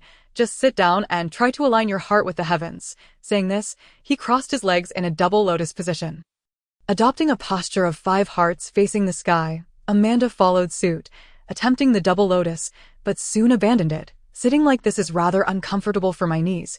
Must it be done this way? The 5 hearts facing the sky help activate the biological field's vitality and assist in quieting the mind, thereby enhancing the effectiveness of breath guidance. However, as a beginner, you should progress gradually. Sit like this for a few minutes, then relax for a bit and try again. I believe you will adapt in due time. All right. After hearing Li Xiao's explanation, Amanda attempted the double lotus once more. Though it was somewhat uncomfortable, she persevered. As a novice, she struggled to balance her breathing and was instructed to focus on exhaling guidance. Imagining a warm current flowing down the Ren meridian and gathering at the lower dantian, this would stimulate the upper part of the Ren meridian, thus activating the vitality of the biological field. Li Xiao explained in great detail. Yet Amanda looked perplexed, bewildered by the terminology. What is the Ren meridian? What is the lower dantian? What is the phenomenon of meridian sensation entail? Never mind. Let me guide you. Sit properly and close your eyes, slowing your breath. Oh, Amanda responded, promptly sitting upright and closing her eyes. Li Shao extended his hand, attempting to channel a trace of energy gathered at his dantian to his fingertips. Once he felt a slight tingling at his fingertips, he directed it towards Amanda's neck. Exhale slowly, letting the warm current flow down. As his fingertips glided downward, Amanda distinctly felt a current akin to electricity coursing through her skin. Steadily moving down, however, once obstructed by fabric, that mysterious sensation vanished, prompting her to involuntarily open her eyes. Why did it stop? The biological energy cannot pass through clothing. Follow the original pathway down. While they spoke, Amanda decisively removed her inner garments. She appeared quite unbothered, while Li Shao felt exceedingly awkward and quickly turned away. Isn't this inappropriate? Are you worried I'm going to take advantage of you? What advantage could you possibly take? Just think of yourself as a doctor and me as a patient waiting for your help. Hurry up. All right. Though outwardly calm, inwardly he was quite flustered. Trembling slightly, he extended his hand once more, channeling energy and making several attempts before finally drawing forth a trace of energy from his dantian. After assisting Amanda in guiding her energy through her meridians over a dozen times, she fully entered the state of exhaling guidance, even activating the phenomenon of meridian sensation on the spot. Li Shao quickly stood up, carefully draping a garment over her before hastily retreating to the bathroom, where he rinsed himself with cold water for an extended period to regain his composure. So it turns out that in martial arts films, when heroes save damsels in distress, removing clothing is indeed a necessity, he remarked with a sense of wonder. It seems that to transmit energy or heal, direct contact with the relevant acupuncture points is required, and genuine skin contact is essential for the transfer, at least until one reaches the level where they can freely release their energy. It is impossible to transmit energy through clothing for healing purposes. Teaching Amanda the breath guidance technique, in a sense, was akin to a transmission of power, although it differed from the martial arts novels in which one's own strength diminishes after such an act. This notion might indeed be a bit far-fetched. According to existing knowledge, even if energy is genuinely transferred to another, it can be fully restored after a period of recuperation. There is no scenario where one transmits energy and subsequently becomes incapacitated. However, the act of transmission does affect one's progress in practicing breath guidance. For instance, assisting Amanda in guiding her energy through the upper part of her Ren meridian today resulted in Li Zhao's own practice being rendered ineffective, leaving him only to recover from the energy expended. Exiting the bathroom, he observed Amanda, who had fully entered a state of refining her energy and could only reflect on how fortunate she was to have him, perhaps the only Qigong master in this world, personally guiding her through her meridians, enabling her to quickly progress. Had she attempted to practice alone, it might have taken months of effort to achieve a similar phenomenon, or perhaps it would never have manifested, leaving her eternally unable to truly embark on this path. Now that she had activated the meridian sensation, each practice session would offer tangible guidance. With every breath, she need only follow the pathway of sensation, while she might not develop any extraordinary abilities. The daily commitment to practice would undoubtedly greatly benefit her physical health. The final words of the breathing guidance technique state, simply persevere, practice until you reach profound mastery, and you may witness white hair turn black, lost teeth regrow, and experience the elixir of youth. Although such claims may be exaggerated, there could indeed be some extraordinary effects. However, in this world, where spiritual energy is exceedingly scarce, the efficacy would be significantly diminished. My goodness, I never imagined that such a miraculous practice truly exists in this world. Having concluded her training, Amanda was exhilarated, akin to a young girl. How does it feel? Absolutely splendid, Lee. You have reshaped my perception of this world and the essence of life. Do temper your excitement. Practicing energy cultivation requires a calm mind. Excessive emotions are detrimental to the practice. I understand. Yet, I still find it somewhat perplexing. May I inquire? What is it? Is this breathing guidance technique exceedingly rare? Not particularly rare. In fact, it is quite similar to most fundamental energy cultivation practices. If that is the case, why not promote this training method? The truth is, entering the realm of energy cultivation is quite challenging. Many individuals spend their entire lives without achieving it. Even those who do manage to enter often find that the greatest benefit is merely maintaining their health, which can also be achieved through proper diet and regular exercise. In reality, many do not exert themselves for the sake of health. Otherwise, there would be no instances of overeating, smoking, or drinking excessively. What I wish to convey is, if this training method is not particularly precious, may I teach it to my friends? If you believe this technique to be beneficial, it is because a master has personally guided you. Self-study can be quite difficult. I, too, struggled for over 3 months under favorable conditions before barely managing to enter the practice. Others may never achieve entry through self-training and might end up calling you a fraud. I would only teach it to true friends. If they are genuine friends, how could they possibly call me a fraud? Very well. There is no significant risk of becoming obsessed with this breathing guidance technique. Teach whomever you wish. After all, I have already posted this technique on the Energy Cultivation Forum. Why didn't you mention this earlier? I was under the impression I had acquired an unparalleled skill. You are overthinking it. Lastly, may I ask one more question? What is it? Masterly, does the remarkable nature of this practice have any relation to the breathing guidance technique? Not significantly. My abilities are merely an anomaly. The method of the breathing guidance technique is quite simple. The main issue lies in whether one can persist. Furthermore, there is no spiritual energy in this world, so the long-term effects of consistent practice remain uncertain. However, it can at least aid in physical and mental well-being. Chapter 64. Crafting a personal aircraft after completing a session of the breathing guidance technique in the early morning. Amanda busied herself with perfecting her cancer-fighting serum. After greeting Amanda, Li Xiao set out on his motorcycle, with all the formations and circuits of the weaponry recorded. He finally had some free time to revisit the location where he had previously encountered the red-eyed gray wolf. Traveling nearly 100 kilometers, he returned to the site of the sighting. After a thorough search, he found nothing amiss and subsequently returned to the abandoned laboratory, which had been in use for several months, only to find no anomalies there either. He contemplated visiting the underground tunnel where he first encountered the phenomenon, specifically an abandoned mine, according to the information he had gathered over the past few days.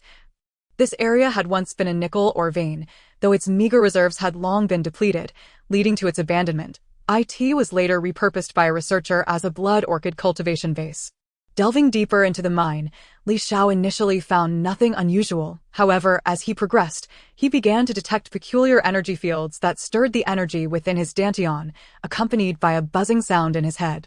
He quickly halted, retrieving a portable radiation meter from his storage space to assess the situation. The radiation levels within the mine appeared normal, indicating that the mysterious energy was not a form of radiation he was familiar with. It felt more akin to a strong magnetic field. As his compass began to malfunction, with the slightest shift in position, it spun like a top, only ceasing when he remained still for a while, leaving him disoriented as to his directional bearings. However, when he produced a metal coin, it remained unaffected by the mysterious energy field, suggesting it was not a strong magnetic force. This prompted Li Xiao to recall a film he had once seen, Chronicle, which featured a similar underground tunnel and mysterious crystalline powers. While the circumstances were undoubtedly different, there were certain parallels. Though retreating would have been the safest option, curiosity compelled him to press on. Albeit hesitantly, as he ventured further, the energy within his dantian grew increasingly agitated, and the buzzing in his head intensified, even inducing a slight dizziness. This situation left Li Xiao feeling somewhat anxious, yet he was reluctant to turn back. After much deliberation, he steeled himself and continued onward. The energy within his dantian surged, causing his entire body to feel overheated. Despite the unusual sensations, he managed to endure them and resolutely continued his exploration. However, after only a short distance, the ground beneath him began to tremble, signaling that the tunnel was at risk of collapse. This sudden change abruptly extinguished Li Xiao's curiosity, and without hesitation, he turned and fled. As he hurriedly exited the tunnel, it indeed suffered a severe collapse.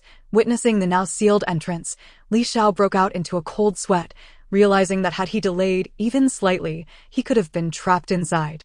Although being trapped might not guarantee death, a misfortune during a collapse could certainly prove fatal. While the mysterious tunnel may have harbored unknown secrets, potentially even crystalline powers, the recent collapse served as a warning. Thus, it would be wise to refrain from attempting to excavate that tunnel. The prospect of facing divine retribution and perishing there was simply not worth the risk. Regretfully glancing back at the mountain cave, he hastily mounted his dirt bike and departed the scene. Upon returning home, with little to occupy his time, he opened his laptop and began browsing an online marketplace. Although he had already procured everything he initially intended to bring back, his storage space had undergone meticulous organization, revealing some spare capacity. Thus, during his free moments, he continued to peruse the online store, hoping to discover some exceedingly practical yet overlooked items.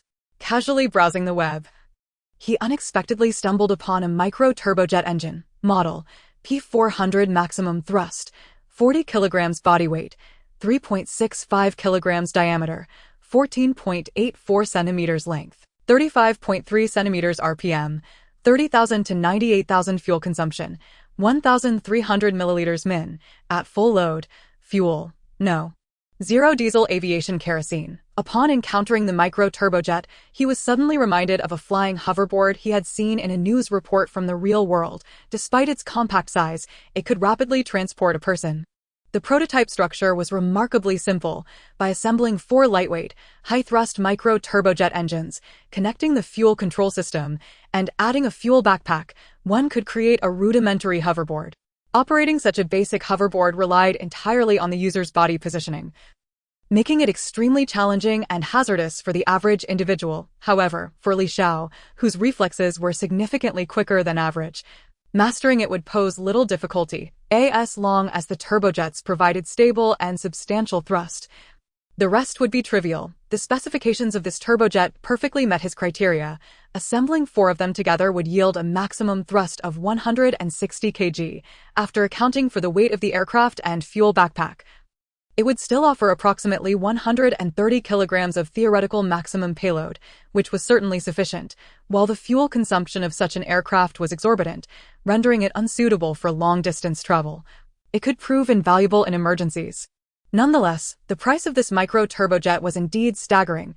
A single unit along with its associated control components cost a staggering 15,000, nearly equivalent to a small CAR-TO construct a prototype personal aircraft. He would require 4 turbojets, along with custom-made, high-strength titanium alloy frames and components, likely amounting to a total expenditure of at least 70,000 to 80,000. Checking the bank account Amanda had set up for him, he discovered that he had just over 8,000 in cash, along with 15 gold bars and some coins from the game world that remained unspent. Acquiring a personal flying apparatus holds far greater significance than merely storing gold. This device could facilitate an escape in times of necessity, prompting an immediate decision to liquidate the gold bars. Without hesitation, I swiftly contacted several shops that accept custom orders, providing them with the requisite specifications and stipulating certain detailed requirements. Ultimately prepaying a sum exceeding $8,000 for the bespoke items, the proprietor promptly assured me that the shipment would be dispatched within 3 days. After finalizing the transaction, I hastened to mount my motorcycle once more, intent on seeking the assistance of the well-acquainted Mr. Chin in the city, to connect with potential buyers for the gold bars. Chapter 65. The Perception of Divine Awareness. Brother, gold is indeed easy to sell. But since you lack the necessary documentation, you will undoubtedly have to settle for a price below the international market rate, perhaps around 10% less. You should prepare yourself for that, Mr. Chin stated plainly. Understood. Do you have any connections, Brother Chin? Of course. I have a relative who runs a gold shop in Thessaloniki, which is less than 100 kilometers away. Would you like to head there now? That would be greatly appreciated, Brother Chin. Not at all. It's a chance to assist my relative in earning some profit. I shall have to treat him to a meal. Thus, the two of us set off towards Greece's second-largest city. Although it is the second-largest city in Greece, its population is merely in the hundreds of thousands, a stark contrast to Li Xiao's upbringing in Wuhan, a city with over 10 million inhabitants.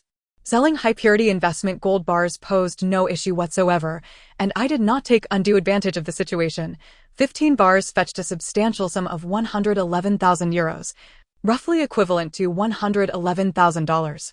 Eager to procure the 4 micro-turbojets as swiftly as possible, I promptly allocated over half of the newly acquired funds. Another morning dawned, and after nearly a month of diligent effort, along with Master Li Xiao's occasional personal guidance, Amanda successfully completed the full suite of breathing exercises. Now, upon entering a state of energy cultivation, she could distinctly feel a surge of warmth flowing towards her lower dantian with each exhalation.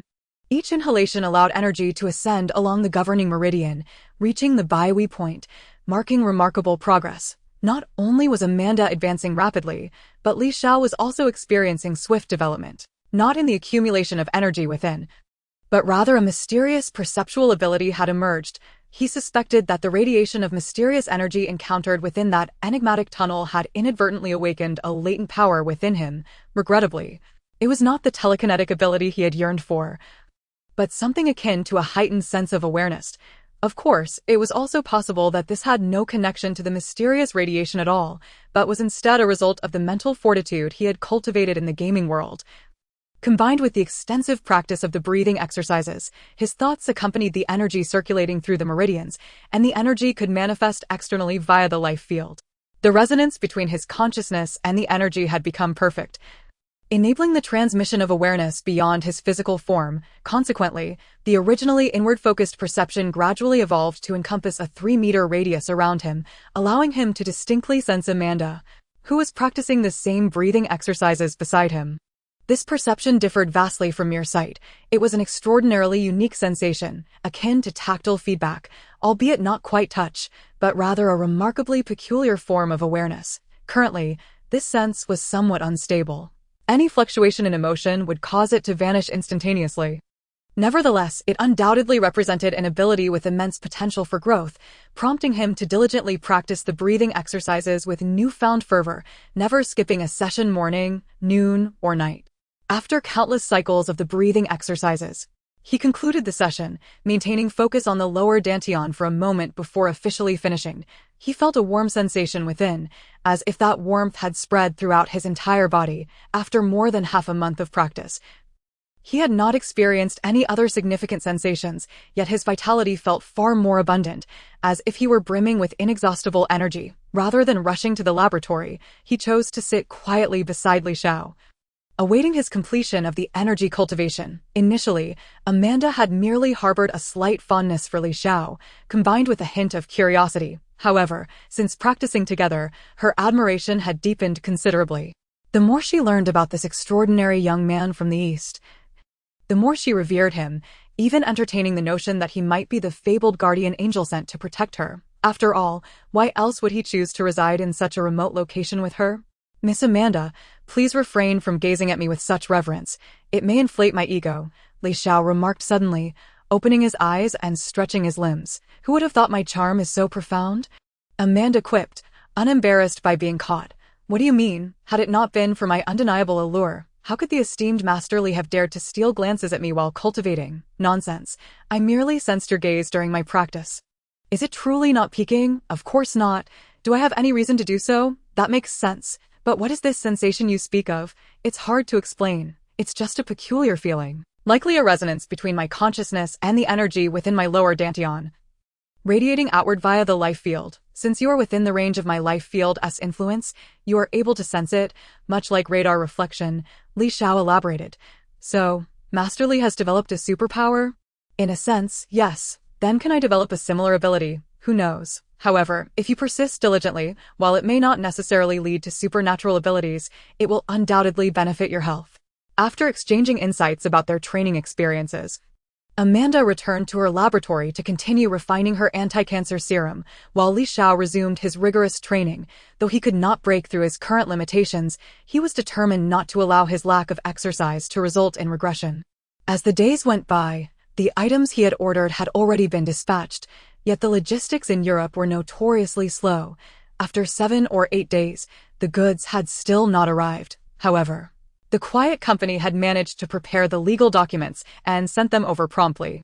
They provided not only the most commonly used documents like driver's licenses and passports, but even the highly scrutinized social security number. The identity was listed as Li Xiao, aged 18, who had just graduated from a private high school with commendable grades.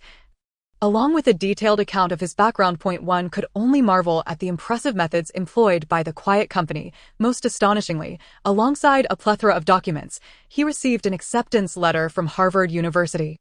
"Is this for real?" The renowned Harvard University has become so accessible that even someone like me, a self-proclaimed academic underachiever, can attend, he wondered, staring incredulously at the acceptance letter, suspecting it might merely be a cleverly printed ruse. The quiet group has a partnership with Harvard. Arranging for someone to gain admission is far simpler than securing a social security number, and please, do not refer to yourself as an academic underachiever. Given your current knowledge base, you could likely compete in a legitimate college entrance examination and gain admission, possibly even securing a full scholarship. Why now? The semester has already commenced. This acceptance letter must be invalid. Not at all. You graduated from high school this year and are currently on a gap year. You can report to school next year. What is a gap year? A year of travel before moving on to further studies or entering the workforce. Traveling after graduation is a waste of a year. It cannot be deemed a waste. Isn't there an old saying in your culture, reading 10,000 books is not as beneficial as traveling 1,000 miles? In truth, travel is just as significant as studying. That's true, but it's quite costly. Indeed, attending university is even more expensive. To be honest, if I have the chance to study, I would prefer to return to my home country and attend Tsinghua or Peking University. If you genuinely wish to return to China, it is not difficult. When Chinese universities begin accepting international students around April or May of next year, you simply need to submit the relevant study abroad application. With your qualifications, you would have no trouble being accepted. However, in terms of academic standards, Harvard is superior. And securing research funding would be considerably easier. I'm going to take a stroll around the city to see if I can sell those fitness equipment. You have a knack for seeking trouble. I told you not to buy those things long agoed. At first, I thought I would be staying here for a while. Chapter 66. The kidnapping incident. The documents were processed, and the flight tickets were booked. After much persuasion from Amanda, Li Xiao ultimately agreed to accompany her on a trip to America. The primary motivation was that many states in America do not restrict firearms. Purchasing bullets is as easy as buying cabbages, thus he intended to acquire some for storage. However, to guard against any unforeseen circumstances during the flight, he took the precaution of preparing a parachute, ensuring that if anything went awry, he would have the opportunity to jump to safety. Regrettably, the online order for the turbojets had not yet arrived, prompting him to log onto the website to modify the delivery address, only to discover with astonishment that the items had already reached Saras and were currently held at a local courier service. By sheer coincidence, it was at that moment that a call came in from the delivery station, urging her to collect her package. "Amanda, I'm off to fetch a parcel. I shall return shortly." With a sense of urgency, she dashed out the door. "Our departure is imminent, if it is not of utmost importance. Perhaps it is best to forgo it. Those items are exceedingly valuable and must not be lost. Then make haste and return quickly. We must leave for the airport within 3 hours. Understood, it will be swift." With that, she mounted her motorcycle and sped away. After watching Li Xiao depart, Amanda resumed packing her belongings. However, it wasn't long before a rugged vehicle pulled up outside, revealing an acquaintance from the police force. The newcomer was Vasily, who had previously accompanied Amanda into the woods to investigate the matter of the blood orchid. "Hey, long time no see, Vasily." Amanda greeted him warmly. "Indeed, it has been a while, Dr. Amanda. Are you preparing for a move?" Vasily inquired knowingly. "Yes, I've signed a lease with Jing'an and will be leaving soon. Dr. Amanda, I bring troubling news that requires your attention." "What is it?" "A mutated python has been sighted nearby, leading to the disappearance of several locals. You are an expert in this field. I hope you can accompany me to assess the situation so we can report it to the relevant authorities." "Very well." Amanda hesitated briefly but ultimately acquiesced. Although she had no doubts regarding Vasily's intentions, she nonetheless decided to inform Li Xiao while retrieving her equipment. Unfortunately, Li Xiao, speeding along on his heavy-duty motorcycle, was oblivious to her call. After sending a text outlining the situation, he climbed into Vasily's vehicle, racing towards the incident site. Meanwhile, Li Xiao arrived in town to collect his package and hurried back home, only to discover that Amanda was absent. As he prepared to call her, he noticed a message from Amanda informing him that she had gone with Officer Vasily to investigate the python situation. This reminded Li Xiao of a plot point from the original story, where a cop had colluded with Murdoch. Initially willing to assist Amanda with the blood orchid investigation, he had accepted money from Murdoch with the intent of eliminating the troublesome Amanda in a remote area. In the original narrative, this character met an untimely demise. However, due to his own interference, the storyline had drastically altered, allowing the man to survive. With this realization, he quickly attempted to reach Amanda by phone. But the call did not connect. In a rush, he exited the house and began searching the vicinity. Thankfully, the morning rain had left the roads muddy, and he soon discovered tracks left by the rugged vehicle. Without delay, he mounted his motorcycle and followed the trail. Meanwhile, Vasily and Amanda had parked at the roadside and ventured into the secluded forest, walking for several miles. Where exactly is the site? Do not rush. It's just ahead. We shall arrive shortly. Hurry, I have a schedule to keep, she urged, prompting Vasily to quicken his pace. Upon emerging from a thicket, they found themselves on another path where another rugged vehicle was parked.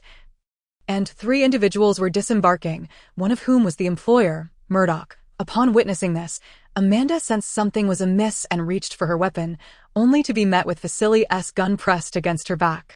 I never anticipated you were in league with them. Apologies, it's merely a matter of survival, Vasily replied coolly, confiscating Amanda's weapon. Murdoch, what are your intentions? Hand over your research materials and come with me.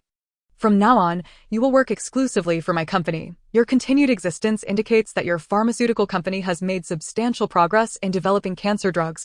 Why would you need my research findings? The cancer serum you developed was initially funded by my company, and you dare to misappropriate our research to benefit my competitor. You deserve to face consequences. That is absurd. My new drug is entirely distinct from your cancer formulation. How could I have stolen your technology? Whether it is truly different can be determined once you provide the relevant documentation. I will take it back for departmental analysis. What if I refuse? Then do not blame me. You shall meet your end alongside your precious research, he ordered Vasily. Murdoch said little more, casually instructing Vasily as if he were unperturbed by Amanda's findings, perhaps intending to intimidate her. Amanda suspected that they were merely posturing. If the intent were truly to eliminate her, they would not risk leaving witnesses. Unbeknownst to them, however, Li Xiao, who had stealthily followed, was unaware of these dynamics. Upon seeing Vasily aim his pistol at Amanda's head, he acted without hesitation, pulling the trigger of his sniper rifle. At a distance of fewer than 200 meters, he effortlessly struck Vasily in the head, the sound of the shot echoing ominously. The sudden turn of events startled everyone present. Amanda was the first to react, immediately rolling to the side, while Murdoch's bodyguard lunged toward her, assuming that capturing Amanda would threaten the concealed sniper. He was quickly met with a bullet to the head as he charged. Murdoch, slow to react, realized too late that had he remained passive, Li Xiao might not have targeted him. Instead, he made the unwise decision to draw his firearm, which led to his own demise as well. Only his terrified female assistant remained, crouched on the ground, clutching her head. Amanda, likewise, kept her hands over her head, refraining from any aggressive movements. Should the arriving individual not be Li Xiao, any sudden actions could be misconstrued, resulting in a tragic misunderstanding. The atmosphere was charged with tension until Li Xiao emerged from the surrounding woods. Upon seeing him, Amanda finally stood, her emotions surging as she almost ran to him. However, Li Xiao remained vigilant, wary of the female assistant, lest she attempt to retaliate. Fortunately, she complied, remaining still and silent, aware of her precarious situation. Grateful to have escaped, Amanda approached Li Xiao, embracing him in relief, yet he remained alert to the assistant's presence. How to deal with her became a source of concern. A warning and release would likely lead to her reporting the incident. While he could evade capture in the wilderness, Amanda would face significant repercussions. The simplest solution would be to eliminate her, but such an act weighed heavily on his conscience, especially since she posed no immediate threat. After regaining her composure, Amanda released Li Xiao and approached Murdoch's assistant, who was visibly terrified. Please, spare me. I am merely an employee and know nothing. Do not kill me, she pleaded. Li, let her go, Amanda urged, grasping his hand. I have no desire to commit unjust acts. However, if she discloses today's events, we shall find ourselves in a precarious position. I swear to God, I will keep this a secret, the assistant promised fervently. Li, we acted in self-defense.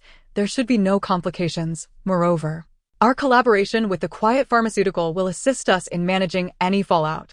Are you confident? Indeed, I am certain. Very well. After much persuasion from Amanda, Li Xiao reluctantly agreed to release her. Thank you. Thank you. I promise to keep the secret, the assistant exclaimed as she prepared to leave in the vehicle. Only for Li Xiao to suddenly rush forward and swiftly bind her hands. Please, sir, do not do this. I truly will not divulge any information, I swear, the female assistant pleaded in terror, but before she could finish her words, a wad of gauze was stuffed into her mouth. Why must you still apprehend her? Amanda inquired, perplexed, yet she spoke in Chinese to avoid being overheard by the assistant. Guaranteeing such a fact is rather dubious. It would be far safer if I release her once you have successfully arrived in America, Li Xiao explained in Chinese as well. That cannot be. If we are to leave, we must do so together. Leaving together is certainly not an option. If this individual were to leak any information, Interpol could apprehend us directly at the airport. We would undoubtedly win the case. You may be untroubled, but my circumstances are rather different. Unless absolutely necessary, I wish to avoid dealing with law enforcement. Therefore, you should depart first, and once you have safely reached America, I shall release this lady. Li, up to this point, we have merely acted in self-defense, not committed a crime. However, should you truly detain this lady, we would be committing a crime. This constitutes kidnapping. I have a means to intimidate her into silence. Is this truly the only way for you to feel at ease? Indeed. Very well. But do not go too far. In the coming days, you must exercise caution. Seeing that Li Xiao was determined to apprehend someone, Amanda reluctantly ceased her attempts to persuade him. Understood. With that, he led the female assistant into the woods, heading towards the location where the motorcycles were parked. Why do we not drive back? You drove here. Is there not a vehicle over there? Sister, are you oblivious? We have just committed a murder here. We merely acted in self-defense. Even if it was self-defense, think of how much time it would take to clarify matters and how long the legal proceedings would last. I do not wish to invite such trouble. Amanda felt quite helpless regarding Li Zhao's insistence and could only follow along as he deliberately erased all traces left behind. The female assistant was surprisingly cooperative, neither shouting nor attempting to leave any marks.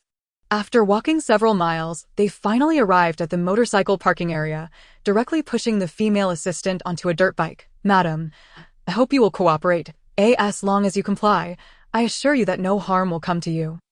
Should you cause trouble, do not blame me for my ruthlessness. The assistant quickly nodded in agreement, and Li Xiao mounted the dirt bike, patting the back to signal Amanda to join him. This is merely a dirt bike. Can it really carry 2 people? It is fine. Bastian has stated that this is a heavy-duty, high-displacement dirt bike. Even with 200 to 300 pounds of weight on the back, it would pose no issue. Are you calling me a fat pig? Of course not. I must correct you, as a pig should be referred to as a pig instead. You're indeed insulting me. I truly did not insult you. Sister, you should hurry and get on the bike. This is not a place to linger. Hearing Li Zhao's urging, Amanda finally mounted the modified dirt bike, and Li Xiao started it up, opting to drive into the woods rather than on the road. Unbeknownst to Li Xiao, shortly after he departed the crime scene, a massive python appeared, its eyes glowing with a blood-red hue. Upon encountering the 3 corpses, it consumed them entirely and then continued to track the faint traces of Li Zhao's scent. Leisurely pursuing him, the motorcycle sped through the uncharted forest, instilling immense fear in the female assistant seated in front, terrified that a miscalculation might lead them crashing into a tree, with her being the first to perish. In truth, she had never considered reporting the incident. Even if the case were brought to court, the outcome would not be unfavorable for the 2, as it was Murdoch who had conspired with Vasily to kidnap Amanda, and her friend had merely acted to rescue the hostage, killing the kidnappers in the process, clearly an act of justifiable self-defense. Had these 2 individuals lacked any connections, and had Murdoch still been alive, with abundant financial influence, there might have been a chance for the young man to face imprisonment. However, the current situation was that Murdoch was deceased, and Amanda had already signed a contract with a major pharmaceutical group. Should a lawsuit arise, the opposing party would not fear repercussions. They might even accuse the 2 of kidnapping, seeking to seize Amanda's research, thereby potentially collapsing the company. Hence, her only thought was to return quickly, taking advantage of the fact that news of Murdoch's death had yet to leak, in hopes of transferring as much capital as possible for a more comfortable future. Yet, the ruthless individual behind her had not granted her the opportunity to explain herself. leaving her uncertain of whether he might, upon Amanda's departure, change his mind and eliminate her to tie up loose ends. Such a fate would be utterly unjust. Chapter 68. The Pursuit of the Crimson-Eyed Python. Unlike the female assistant's trepidation, Li Xiao felt rather awkward as he piloted the dirt bike with two passengers, careening into an area devoid of any roads, a rather reckless decision indeed. The intent behind placing the female assistant in front was merely to prevent her from leaving any marks that might lead to unnecessary complications. However, once they entered the completely untraversable woods, the jostling was inevitable. The dirt bike was ill-suited for carrying passengers, causing those in front to slide backward and those in back to slide forward, creating an uncomfortable squeeze. The jolting contact of their bodies was indeed stimulating, and despite his attempts to suppress any errant thoughts, the vigor of youth proved to be quite honest. Fortunately, the female assistant, being overly anxious, had not noticed any irregularities. At least from Li Zhao's perspective, she seemed unaware of anything amiss. After nearly an hour of racing, they finally returned home. Amanda was the first to disembark. Yet Li Xiao hesitated before exiting the vehicle. "Li, what is the matter?" "Oh, nothing, just a bit of soreness in my legs. Let me take a moment." Li Xiao attempted to feign nonchalance, and fortunately, the female assistant exhibited no signs of distress. Merely sitting quietly in the vehicle, Amanda genuinely believed his excuse. "I told you that such a dirt bike cannot carry passengers, and yet you managed to carry two. Now you know your legs are sore, don't you?" Indeed.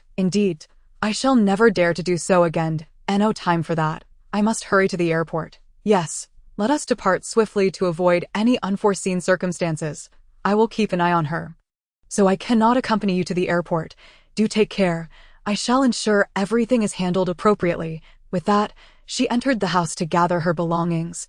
Li Xiao, having taken a moment to calm his racing heart, finally exited the vehicle. It was undeniable that the young lady remained remarkably composed. Thus far, her expression revealed no signs of disturbance. However, upon entering the room with the assistant, the previously unyielding expression on her face finally revealed a hint of tension. "Rest assured, you need only stay here for a day or two. Once Amanda has safely arrived, I will certainly release you. Do not attempt to escape, for the consequences will be yours to bear." He issued a slight warning before removing the wad of fabric from her mouth. "Sir, I assure you I will cooperate fully." Now able to speak, the female assistant hastily offered her assurance. Furthermore, she demonstrated her compliance by moving closer to Li Xiao and then sliding down to her knees, prompting Li Xiao to quickly assist her. "I have assured you of your release, so there is no need to kneel and beg for mercy." With that, he gently pushed her onto the bed. Exiting the room and closing the door behind him, as Li Xiao turned to leave, the female assistant remained momentarily stunned. Earlier, her overwhelming anxiety had prevented her from noticing anything unusual. But now that they had reached their destination, it was clear to her that Li Xiao was acting peculiarly. Recognizing this oddity brought her some relief.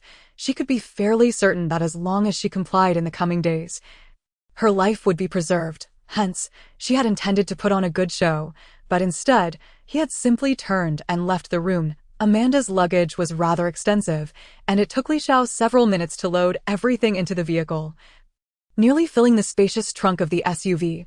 "Why are you bringing so much luggage? How will you manage it all at the airport?" "The quiet pharmaceutical company has already arranged for assistance at the airport. They will help me. That is reassuring. I wish you a safe journey." "Indeed, you too. Take care. Await my good news." After offering her final words of caution, Amanda climbed into the vehicle and swiftly departed from the home she had occupied for over 2 years.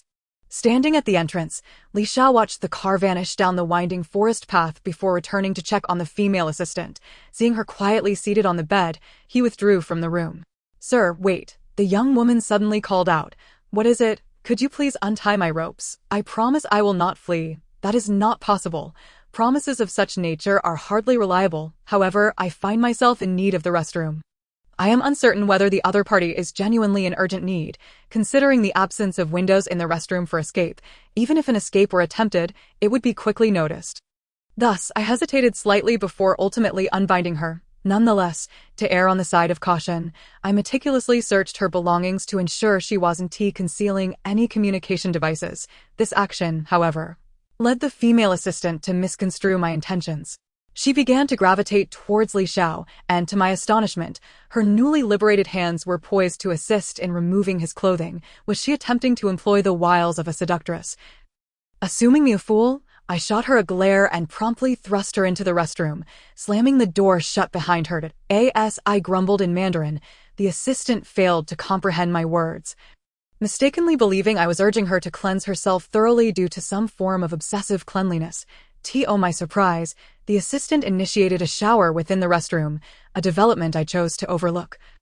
As long as she refrained from fleeing or alerting the authorities, earlier, her repeated, whether intentional or inadvertent, flirtations had indeed left me somewhat flustered. Thus, I resolved to occupy myself in the living room, lifting 2 heavy dumbbells weighing over 10 kilograms for a workout.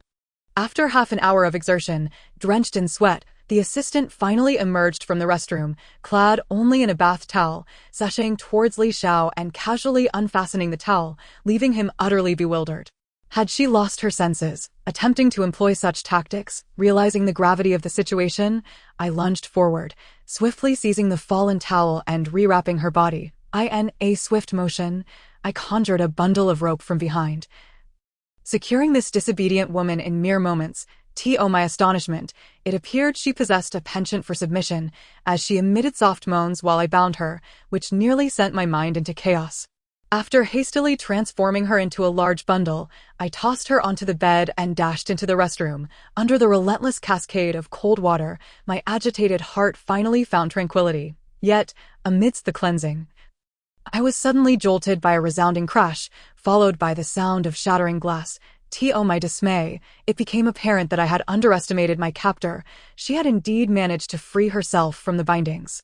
Muttering a curse, I hastily donned my underwear and bolted from the restroom, kicking open the door to the room. It was then I discovered that it was not the assistant attempting to escape, but rather a massive python, its formidable form slithering in through the broken window. Its appearance bore a resemblance to the mutated serpent I had previously vanquished, albeit with a glimmer of red light in its eyes, suggesting it was of a different breed. The python, flicking its tongue, was assessing whether the bundled assistant on the bed was a delectable meal, while she appeared to have succumbed to fainting from sheer fright.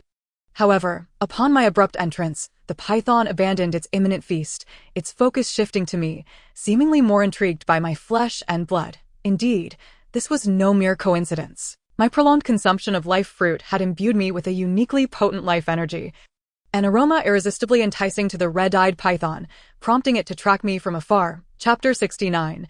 The rapid disintegration of the python. The python did not immediately lunge at me, but rather approached slowly, tongue flicking in and out. Observing this, I refrained from fleeing, instead choosing to retreat cautiously while keeping a vigilant eye on its every movement. Meanwhile, I grasped my frying pan shield and the Xian Tian sword, ready for confrontation. As I gradually backed into the spacious living room, the red-eyed python finally sprang into action, launching itself at me with a ferocious bite. In response, I deftly sidestepped, simultaneously thrusting the Xian Tian sword forward. My years of training had honed my speed to perfection. A flash of golden light marked the moment the sword pierced the python's eye, delving deeply into its brain. The outcome shocked me. I had merely hoped to inflict a superficial wound, yet I had inadvertently dealt a grievous blow. Naturally, snakes are notoriously resilient creatures. Despite the significant trauma to its central nervous system, the python did not succumb to defeat. Its spiked tail lashed out at me, but I evaded effortlessly, countering with a swift strike that penetrated its skin, causing it to writhe in agony and tear open a considerable gash.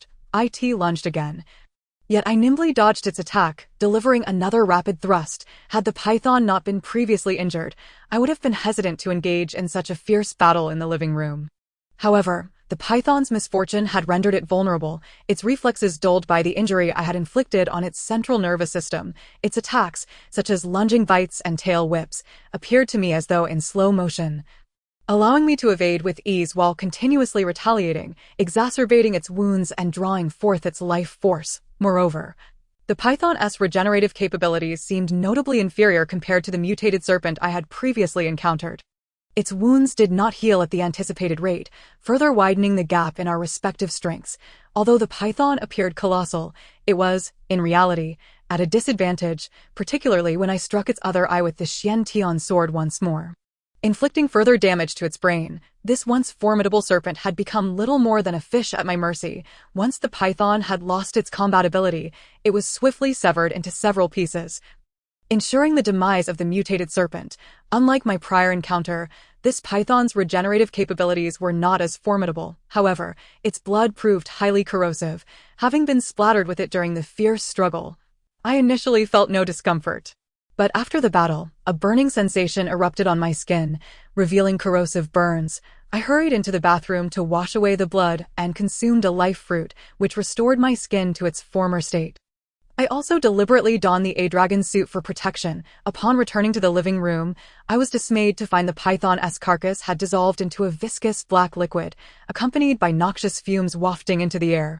This sight instantly reminded me of my earlier encounter with the red-eyed wolf in the forest and evoked memories of scenes from the horror film The Mist. I rushed back to my room, securing the door behind me, and cautiously assessed the situation outside. Fortunately, nothing alarming was visible. All appeared normal, and no thick fog had materialized. Yet, the pungent fumes from the living room seeped through the damaged door, quickly saturating the room with their acrid scent. Uncertain of any hidden toxins within the smoke, I scooped up the unconscious assistant and leaped out the window, hastening to a more open area. Upon careful observation of my surroundings, I detected no signs of monsters or fog, indicating that a cataclysmic event had not transpired. Once assured of the area's safety, I gently laid the woman on the grass and swiftly examined her. Pondering whether she was fortunate or unfortunate, she exhibited no symptoms of poisoning, nor were there any visible injuries or signs of corrosive burns. Despite her seemingly dubious nature, I sensed a misunderstanding. So after a brief moment of hesitation, I decided to untie her from the ropes binding her. Employing a folk remedy to revive her, the frightened woman quickly regained consciousness, emitting a piercing scream that I promptly muffled with my hand. Upon realizing my presence, she clutched me tightly, trembling slightly, evidently still shaken by the encounter with the python. Under normal circumstances, such a reaction would not incite any improper thoughts. However, being embraced by a woman clad only in a bath towel, I found it increasingly challenging to suppress any lingering thoughts. Fortunately, her overwhelming anxiety prevented her from noticing my discomposure. Otherwise, her continued provocations would have surely shattered my 18 years of celibacy. Observing her genuine fear, I hesitated to forcibly pry her off, instead opting to gently pat her back in a soothing manner. This seemed to yield positive results, as her body ceased trembling and her emotions gradually stabilized. "My name is Li Xiao. May I inquire your name?" In an attempt to alleviate the awkwardness, I sought to engage the assistant in conversation about life and aspirations. "Christina Teodorescu. Your name is indeed quite lengthy. In truth, my full name is even longer. I have several notable ancestors. However, if it proves cumbersome, you may simply call me Chris or Tina." Christina quickly clarified. "I shall refer to you as Tina, then." "Very well." "Sir, how long have you been working for Murdoch, Miss Tina?" 4 years have passed since I graduated from university and joined Hall Company. After establishing a normal rapport with Li Xiao, Tina appeared noticeably more relaxed. "Miss Tina, do you have any plans for the future?" "I will be leaving Hall Company to work at another firm," she replied. "The reason I brought you back today was purely for self-preservation. If all goes well, you will be able to return home soon." "Understood." "I ask there anything you require of me, sir?" Tina's tone suggested ulterior motives, although her words made Li Xiao feel somewhat awkward. Having spent several months with Amanda had indeed toughened his resolve, at least to the point where he no longer felt the impulse to flee. No need for concern. It's merely a natural physiological reaction. "I hope you don't mind," Li Xiao hastily explained, and Tina did not press further. The day's events had been overwhelmingly intense, leaving her mentally and physically fatigued, and she soon drifted into slumber. Once Tina was asleep, Li Xiao's awkwardness dissipated, as it was clear that she was unfazed by the situation. Otherwise, she would not have been able to sleep so soundly. Chapter 70. The surge of energy within the dantian, the black liquid from the giant python in the house, continued to evaporate, releasing a potent odor reminiscent of rotten eggs. Li Xiao, unwilling to return just yet, opted to wait outside in the courtyard. While Tina slept soundly, Li Xiao felt quite uncomfortable to dispel his wandering thoughts. He began practicing his breathing exercises, channeling the energy accumulating in his dantian and circulating it through his meridians. The sensation along the meridians felt akin to electricity coursing through his body, successfully diverting his attention and calming the chaotic thoughts. His physiological responses gradually returned to a state of tranquility. He pondered whether the energy absorbed from the slain python had contributed to this phenomenon, or if today's circumstances were indeed unique. After all, it was his first experience of a lady resting her head on his thigh while he practiced his breathing exercises. The vitality of the energy within him surged remarkably, circulating through the 8 extraordinary meridians almost autonomously, absorbing excess energy from his body and gradually augmenting that mysterious force. Typically, after circulating the energy within the small universe for about half an hour, its activity would diminish, signaling the end of the practice. Yet this session seemed unusually prolonged. It wasn't until the energy ceased its active flow towards the meridians that he concluded his exercises. Glancing at the time, he realized that this session had lasted over 2 hours, and the intensity of the energy in his dantian appeared to have increased significantly, though regular practice would yield incremental growth. The amount gained in a single day surpassed that of several months combined, an unprecedented occurrence. Could it be that slaying the python had indeed harnessed some mysterious energy? Perhaps the laws of this world rendered such energy invisible and imperceptible?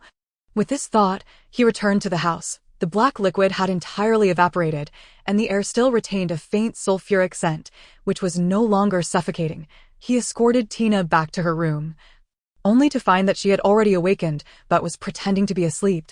Elisha chose not to expose her ruse. He laid her down and turned to leave, but Tina grasped his arm tightly. "Sir, how can you leave me alone in this room? If that python returns, I will surely perish," Tina pleaded, her voice tinged with fear. She was primarily concerned about encountering the giant python again. After all, luck had favored her once, but such fortune could not be relied upon repeatedly. "I will be just outside the door, not far away. Besides, how many giant pythons could there possibly be in this world?" "You should rest easy," he reassured her, attempting to soothe her fears before preparing to depart. Yet, Tina clung to him resolutely. Elisha, unwilling to engage in further entanglements, adopted a stern demeanor and once again restrained her. Only then did Tina seem to remember her status as a captive, realizing that he was not her ally. "What must I do for you to believe in me?" she inquired. "I am merely restricting your movements for your own safety. Rest assured, I will not harm you. If all goes according to plan, you will soon return home safely," he assured her before exiting the room to set up security measures around the house. He then returned to the living room to continue practicing his breathing exercises, eager to determine if any residual mysterious energy remained. Unfortunately, after a diligent period of quiet contemplation, he sensed no unusual energy. Perhaps the anomalous energy had dissipated after the recent encounter with the giant python. As the long night stretched on with little to occupy his time and sleep eluding him, he decided to retrieve the large package he had brought back earlier that day and attempt to assemble the flying apparatus. During the wait for its arrival, he had diligently studied the necessary knowledge and had mentally rehearsed the assembly process numerous times. Given the simplicity of the flying skateboard prototype, the assembly proceeded smoothly. And within just over an hour, he completed the construction of the world's first flying skateboard. After checking the circuitry and fluid systems, everything appeared to be functioning correctly. However, whether it could actually fly remained uncertain. Although he was eager to test it, the noise it would produce was not suitable for the current situation, so he restrained himself from venturing outside for a trial flight. As he glanced at Tina, who was now sound asleep, he ensured that the windows were securely closed before exiting the room and settling onto the sofa to continue organizing his storage space. Presently, the storage area had become quite full. Yet a thorough reorganization revealed that he could still create some additional space. For instance, certain devices had internal compartments that could accommodate items, and by adjusting their angles, he could optimize the arrangement to free up even more room. Additionally, he could place smaller items, such as the crossbow bolts, into various gaps. After a meticulous reorganization, he managed to free up nearly 1 cubic meter of storage space, subsequently stowing the newly assembled flying apparatus within it. Remarkably, he still had around 0.5 cubic meters of storage space available. It is often said that squeezing a little can yield extra time, and it appeared that the same principle applied to storage space. In truth, even at present, the storage area had not been maximally utilized. Otherwise, with 7.5 cubic meters of space, he could potentially increase its capacity by over 30% by disassembling some equipment into parts, further compressing the available storage. He could not recall when he finally drifted off to sleep, but he was abruptly awakened by the blaring of the security system. Startled, he bolted upright on the sofa. Before he could investigate, a loud crash reverberated as the front door was violently smashed open by a massive red-eyed python, lunging directly at the still-dazed Li Xiao. Instantaneously jolted awake, he instinctively flipped backward, kicking the sofa away as he propelled himself several meters back. Out of the corner of his eye, he caught sight of the python's spiked tail swiftly approaching him. Reacting quickly, he sprang into the air, narrowly avoiding the deadly strike, and as he descended, he grasped the Zuanshan sword, channeling all his strength into a downward slash. To his dismay, the sword failed to sever the python's tail, and the recoil nearly sent the weapon flying from his grip. The bone spike merely bore a shallow indentation of about 2 inches. This unexpected outcome left him no time to ponder the unusual hardness of the creature's bones, as the python, having missed its initial strike, prepared to attack again. Seeing the python charge once more, Li Xiao thrust his sword forward, aiming for the creature's eyes in hopes of delivering another devastating blow. However, the suddenness of the encounter, coupled with his misfortune, led the python to shift its head just in time, causing his strike to miss its mark and instead graze its armored scales. Sparks flew as his blade left only a shallow white mark on the python's head, and for a moment, he was nearly caught in its jaws. Fortunately, his reflexes were far beyond the ordinary, allowing him to execute a swift spinning kick that collided with the creature's massive teeth. The impact caused the python's head to tilt, and he used the momentum to propel himself backwards several meters. Chapter 71. Too many monsters, a quick escape if there were only one red-eyed python. He might have had a chance to deal with it, but from the corner of his vision, he noticed several more pairs of blood-red eyes at the doorway. There were not just one, but multiple pythons. Faced with this overwhelming threat, he realized he had no choice but to flee. Logically, the wisest decision would have been to escape alone. However, instinctively, he dashed back into the room, grabbing the already startled Tina and leaping out the window. Yet, before he could land, another red-eyed python lunged at him. Although he managed to execute a shield block, successfully deflecting the python's attack, he could not evade the strike of its spiked tail. Had he not been carrying someone, he might have executed a sharp turn in midair, delivering a counterattack. However, with Tina in tow, such a maneuver was impossible, and he braced his back against the python's tail strike. His instinctive judgment told him that the Earth Dragon suit and mithril inner armor he wore would absorb most of the impact, as the combination of both suits could withstand around 70 to 80% of the damage. However, it was forgotten that in this world, due to differing laws, the efficiency of the mithril inner armor's protective field was significantly diminished, and the impact absorption capability of the Earth Dragon set had also been greatly weakened. The moment the colossal python's tail spine struck, it felt akin to being hit by a speeding train. The individual was instantly sent flying, and, even with a physique far superior to that of an ordinary person, the force of the impact caused a surge of blood, resulting in an immediate spitting of old blood. Fortunately, possessing immense combat experience allowed for a successful roll upon landing to dissipate the force, preventing further injury. In that very instant, a flashbang was retrieved from the storage space, which was quickly pulled and hurled backward while simultaneously sprinting forward with the person in tow. Boom! A blinding white light flashed. Even with eyes tightly shut, the brightness was still painfully intense. However, due to prior preparation, it did not have a significant adverse effect. Although the flashbang temporarily impaired the vision of the colossal python, it did not directly neutralize the combat effectiveness of the other creatures. The python deduced that the enemy's reliance was not solely on sight, but also on smell, hearing, and the perception of vibrations. The 5 red-eyed pythons continued to encircle Li Xiao, albeit their speed was hindered by the flashbang, preventing them from lunging forward rapidly, thus granting Li Xiao an opportunity to escape the encirclement. After another flashbang was detonated to confuse their senses, he swiftly mounted his motorcycle and accelerated away from the scene, although the pythons pursued in the direction Li Xiao had vanished. Their speed paled in comparison to that of the speeding motorcycle, and they soon fell far behind. After racing over 100 kilometers, he finally came to a halt by the roadside, quickly consuming a life fruit to alleviate the various discomforts in his body. Only then did he untie the ropes binding Tina and carefully examine her injuries. The result was somewhat unexpected. Tina's injuries were far more severe than anticipated, although there were no external wounds. Her internal organs had sustained considerable damage, even though she had been struck by his body. The sheer force of the impact seemed to have affected her as well, given that he had vomited blood from the collision. It was easy to imagine the state she was in. Additionally, the rapid and bumpy journey had caused further secondary injuries, and they had now missed the optimal time for treatment. Her breathing and heartbeat had become exceedingly weak. Even if she were to be rushed to the hospital now, survival was highly unlikely, though he desperately wanted to convince himself to abandon her by the roadside and leave alone, believing that only such a disposition would allow one to survive in the treacherous realm of time and space travel. He found it impossible to turn a blind eye to the dying Tina. Most crucially, she had initially been unharmed. It was his actions that had placed her in peril. Thus, after a moment's hesitation, he ultimately retrieved a small portion of the life potion and administered it to her. The miraculous effects of the life potion were indeed remarkable, even though Tina was on the brink of death.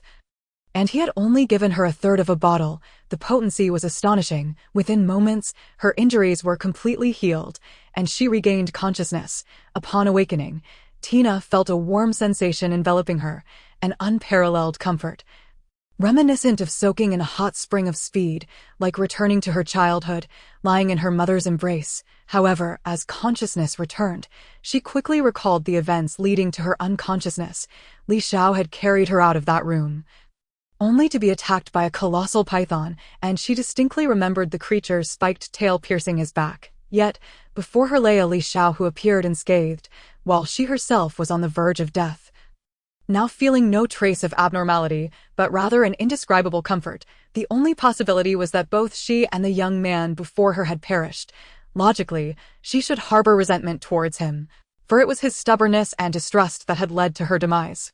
Yet, recalling how he had chosen to protect her even in his final moments, she found it difficult to feel anger, and instead felt a flicker of gratitude. How many women in this world could encounter a man willing to risk his life for their protection?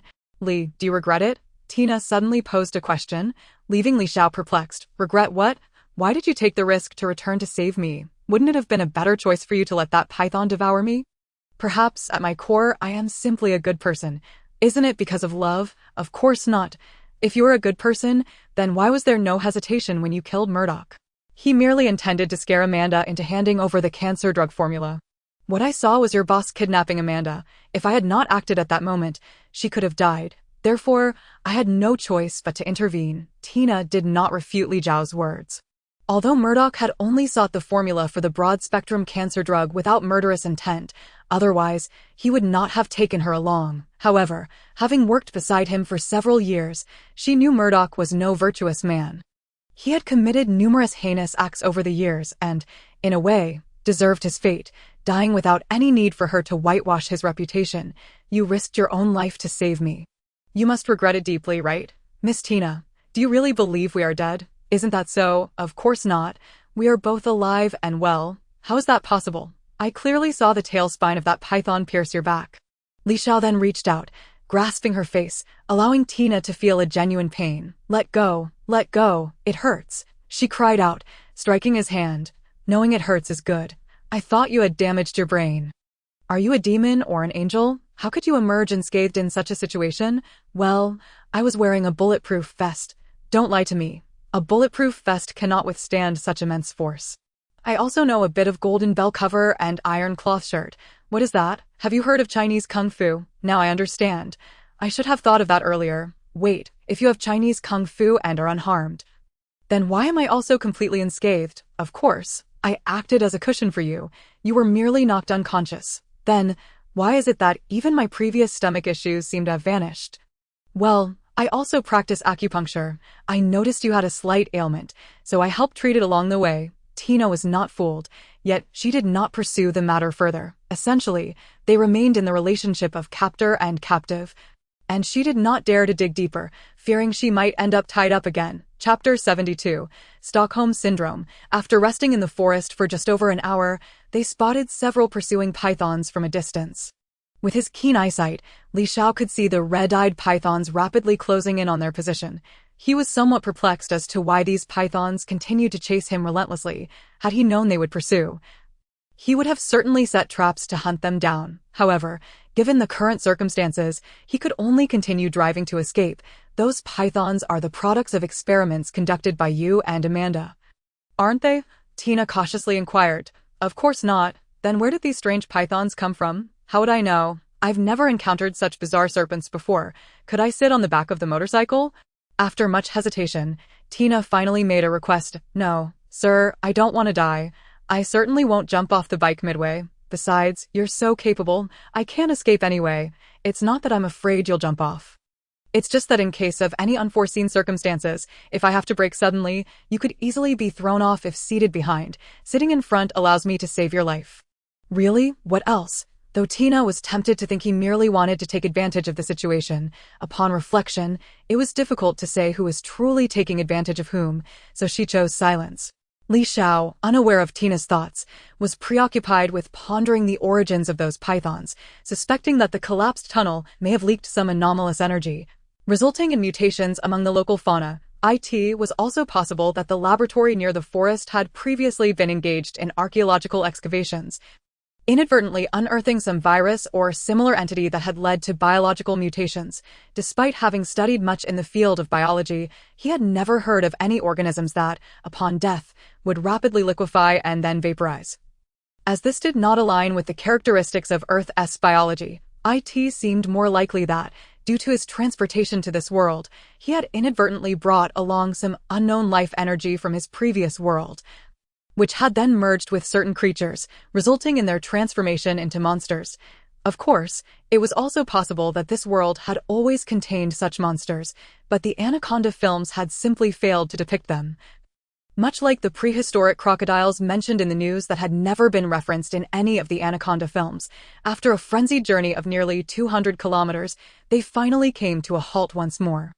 In the midst of a dense forest, they swiftly set up several elaborate traps to restrict the movements of the giant pythons. Should those serpents pursue them again, there was considerable confidence in effectively eliminating the threat. However, after several hours of cautious waiting, the anticipated pythons did not appear, leaving Li Xiao thoroughly vexed. As dawn broke, he had no choice but to vacate the scene. After enjoying a modest breakfast and refreshing himself in a nearby stream, he embarked on his next journey, though he had yet to determine his destination, opting instead to wander in sparsely populated areas. Perhaps due to Li Xiao's attentive care towards Tina, she had misconstrued his actions. Believing he harbored deep feelings for her, being a young woman with little experience in such matters, she interpreted his subtlety as shyness, and thus became increasingly proactive along their journey, expressing her affections in various ways that left Li Xiao bewildered. It was hard for him to fathom that someone he had forcibly brought along could develop feelings for him. Such melodramatic scenarios seemed more fitting for a television drama, not something he would encounter in reality. Fear not, my dear. As I promised, I shall indeed set you free, and there is no need for you to demean yourself with such flattery, he finally asserted, unable to tolerate her overly familiar demeanor any longer. This revelation stunned Tina, who had been affectionately clinging to his arm, caught off guard by his candor. She had initiated the flirtation, yet now feigned innocence, igniting a desire within him to retaliate. However, recognizing her status as his captive, he restrained himself, silently releasing her grasp. As the evening sun cast a warm glow, Li Xiao and Tina found themselves seated on a grassy knoll on the outskirts of the remote Athens, enjoying a simple yet sumptuous dinner. After nearly 2 days spent in each other's company, Tina had gleaned insights into Li Xiao's character. His attentive care and his willingness to risk himself for her during perilous moments revealed to her that his motivations were not driven by romantic inclinations, but rather by a sense of humanitarian duty. Although he might appear as a cold-hearted assassin, beneath that exterior lay a heart kinder than most. Thus, despite her abduction, she felt relatively safe, believing that cooperation would eventually lead to her release. Suddenly, the ringing of a phone interrupted Tina's thoughts. Li Xiao appeared in high spirits during the call, evidently having received news of Amanda's successful arrival. Tina, thank you for your cooperation. You are free now, he stated, concluding the call and returning her identification wallet. Is this how you're letting me go? "What, you're going to miss me?" she replied teasingly. "Yes," Li Xiao quipped, only to be met with her direct affirmation, leaving him momentarily speechless. It seemed Stockholm Syndrome truly existed. Although he wished to clarify that she was treated well and not mistreated, the memories of her distrust and the restraints she endured painted a different picture. "Perhaps I should take you to the station?" Li Xiao suggested, noticing her hesitance. "I need to get to the airport for a direct flight to the company headquarters. Will you take me?" "All right, I shall take you to the airport. Hop on." He patted the back of his motorcycle. At long last, Tina found herself seated behind him on the motorcycle, yet the journey was marked by an unusual silence. Li Xiao pondered whether to return and confront the mutated pythons or to fly directly to America, seeking to avoid unnecessary risks. Meanwhile, Tina contemplated her future, whether to pursue opportunities in America or China. "Will you return to China?" she suddenly inquired. "If the opportunity arises, I certainly will," he replied. "I have decided to develop my career in China as well. But please don't say it's because of me. Of course not. I simply believe that China is rapidly revitalizing and holds far greater potential than America. There, I will find more opportunities." Wise perspective. In terms of future development potential, China indeed appears more promising. With that, he revved the motorcycle and sped towards the airport. Within half an hour, they arrived at a hotel near the airport, and Li Xiao turned to leave. Tina considered giving him a passionate farewell kiss to gauge his reaction, but seeing him depart without a backward glance, she could only sigh and turn towards the hotel. Chapter 73. The minimalist personal flying device. The kidnapping incident had reached a satisfactory resolution. While the possibility of Tina reporting the matter was slim, it could not be entirely dismissed, prompting Li Xiao to exercise extra caution on his journey home. After several hours of arduous travel, he safely returned to the outskirts of Sari City. He meticulously surveyed the woods near his home for a considerable time, and even after dawn broke the following day, he found no signs of disturbance, indicating that his worries were perhaps unfounded. Tina opted not to report the incident, but Li Xiao found it peculiar that the peculiar giant pythons seemed to have vanished without a trace, neither pursuing him further nor generating any rumors of their existence. Once he confirmed the absence of threats at home, he returned indoors, but not without first setting up surveillance measures around the property. This was to prevent the reemergence of the vanished pythons, who might take advantage of his momentary lapse in vigilance. Additionally, it served as a precaution against any potential police inquiries, while the likelihood was minimal. It was wise to remain prepared. Should any law enforcement officials come knocking, he could easily evade them, possessing strong survival skills and ample supplies stored within his spatial pocket. With no immediate plans to travel to America, he intended to remain in the vicinity for at least half a month to observe the situation. After finishing the security arrangements, he tidied up his disheveled home and made some repairs to the doors and windows. After a rare night of undisturbed sleep, with no police seeking him out or monsters attacking, he awoke to a bright morning. Habitually practicing his breathing techniques, he was pleasantly surprised to discover that his spiritual awareness had expanded to nearly 4 meters in radius, and the clarity of his perceptions had significantly improved.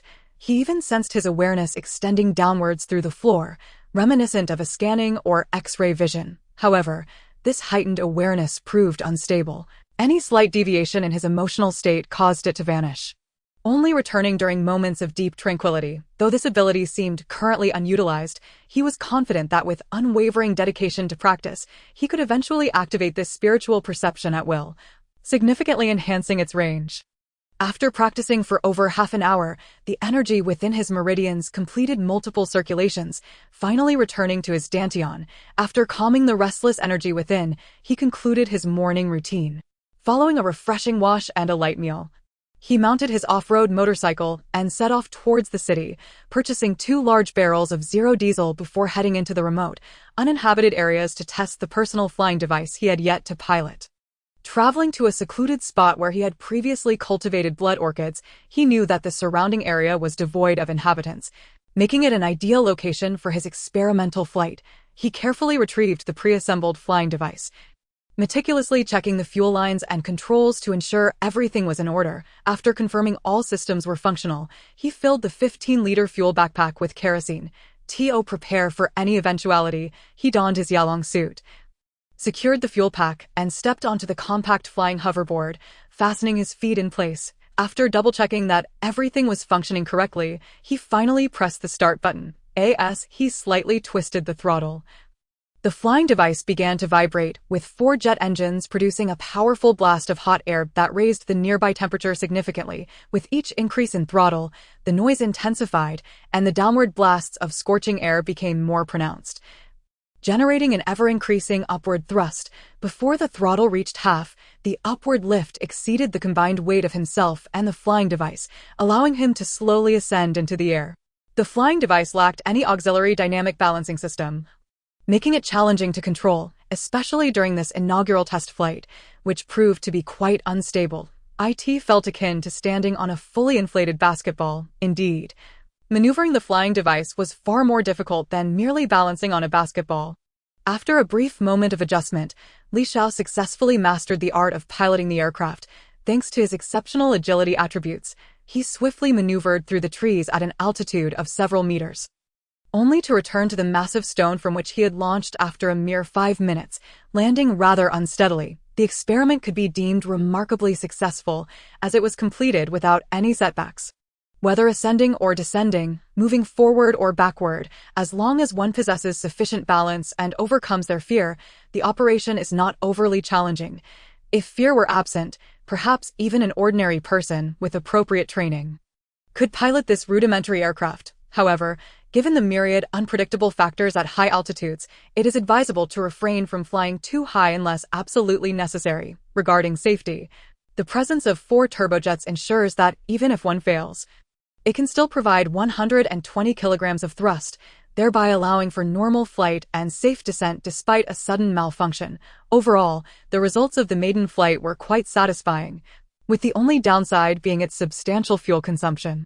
After merely 5 minutes of flight, over 80% of a 15-liter fuel supply had been depleted, and at the steepest angle, the aircraft likely reached speeds of 180 kilometers per hour. Consequently, its maximum flying distance would not exceed 18 kilometers, falling short of initial estimates. Nevertheless, despite the less-than-ideal range, Li Xiao remained quite pleased with the aircraft. In certain exceptional circumstances, it could facilitate an escape even over several hundred meters.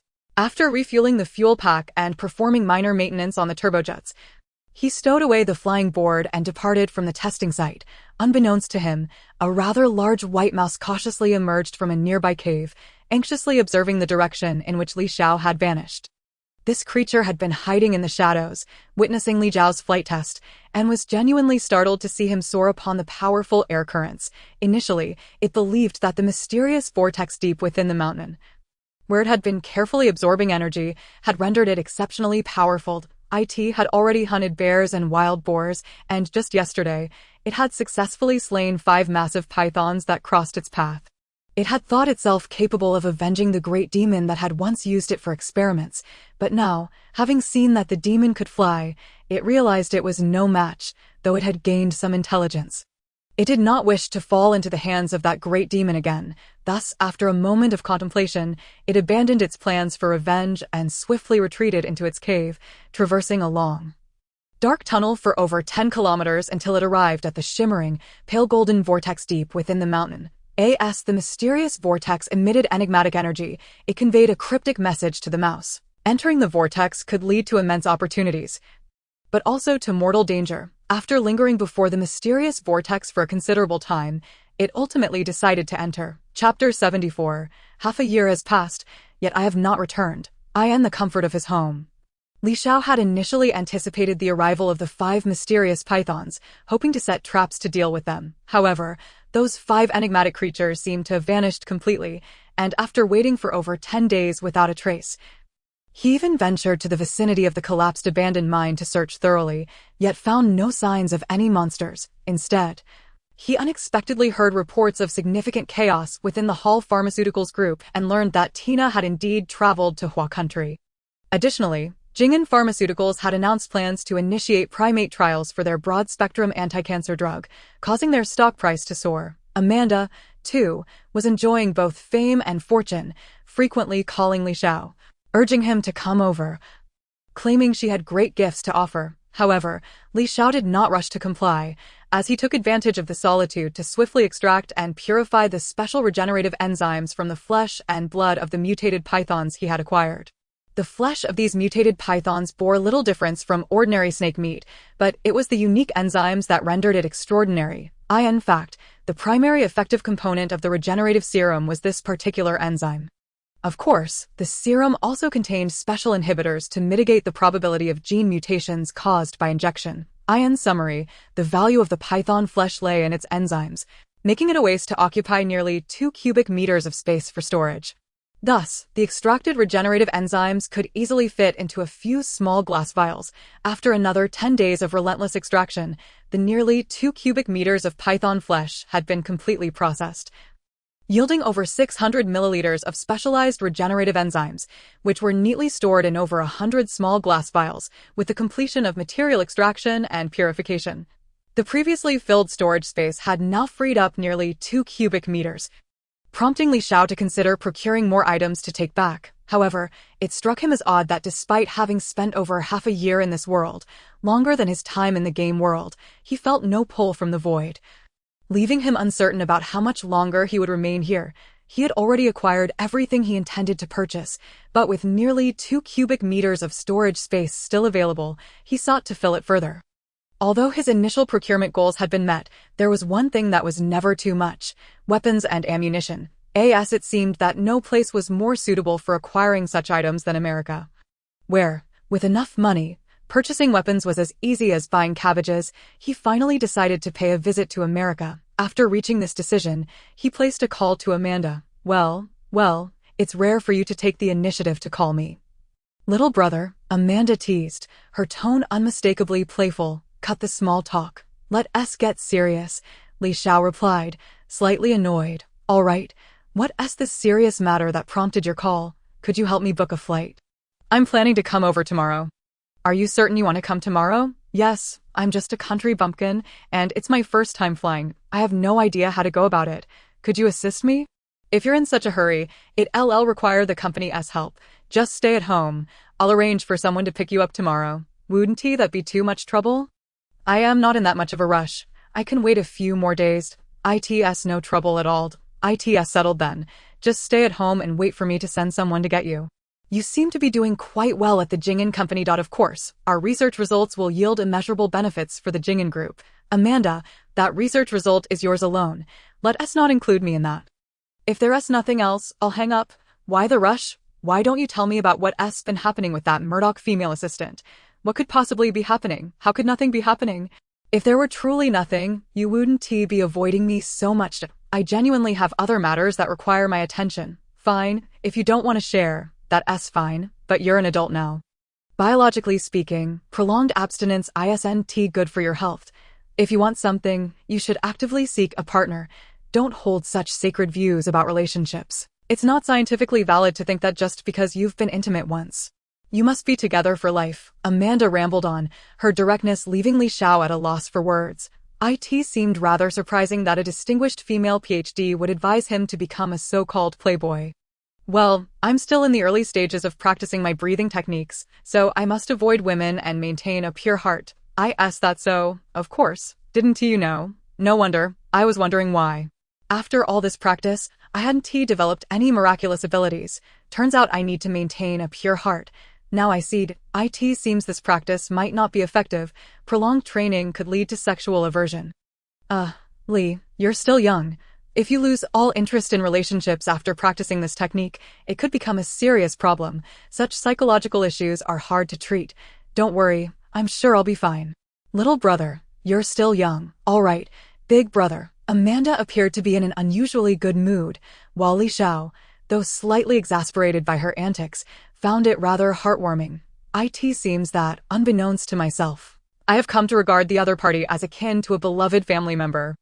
Regrettably, my time in this world may not be extensive, and once I depart, my connection to both this world and myself will be virtually severed. However, as the first person to recognize her in this realm, I have quietly bequeathed her a substantial fortune in the form of that batch of Bitcoin. Its utility for me is likely minimal, yet its acquisition was irresistible due to its astonishingly low price.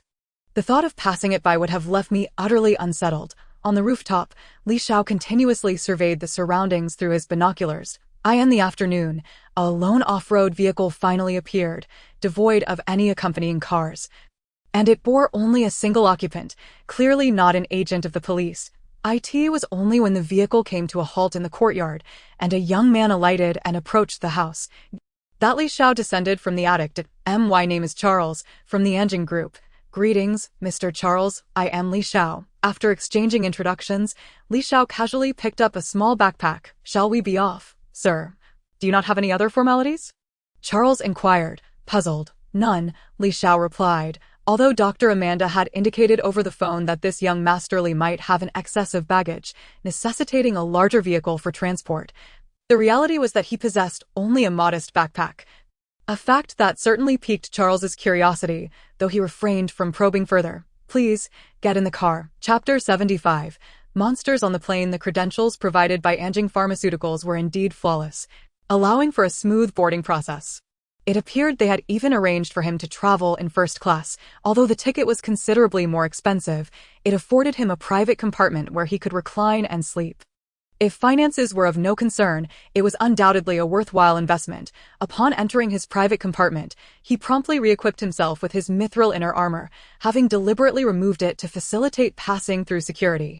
While the likelihood of encountering an assault on the airplane was slim, it was prudent to be prepared. However, the visibility of the dragon suit prevented him from donning it directly, perhaps mistaking him for a young, affluent heir. A particularly attentive flight attendant approached him just before takeoff, offering to assist with his seatbelt, her flirtatious demeanor rendering Li Xiao rather uneasy. Of course, it was also possible that her attentiveness stemmed merely from exceptional service, and it was his own lack of experience that caused him to feel flustered. This reminded him of the times he had ventured out with Amanda, who would often link her arm with his. Initially, he had thought she was teasing him, only to later realize she had no such intention. As the plane prepared for takeoff, an unexpected wave of anxiety washed over him, conjuring images of various aviation disasters. Even invoking thoughts of a grim reaper narrative, he found himself regretting not having remained in Greece. Sir, the plane is very safe, far more secure than most modes of transport, the flight attendant remarked.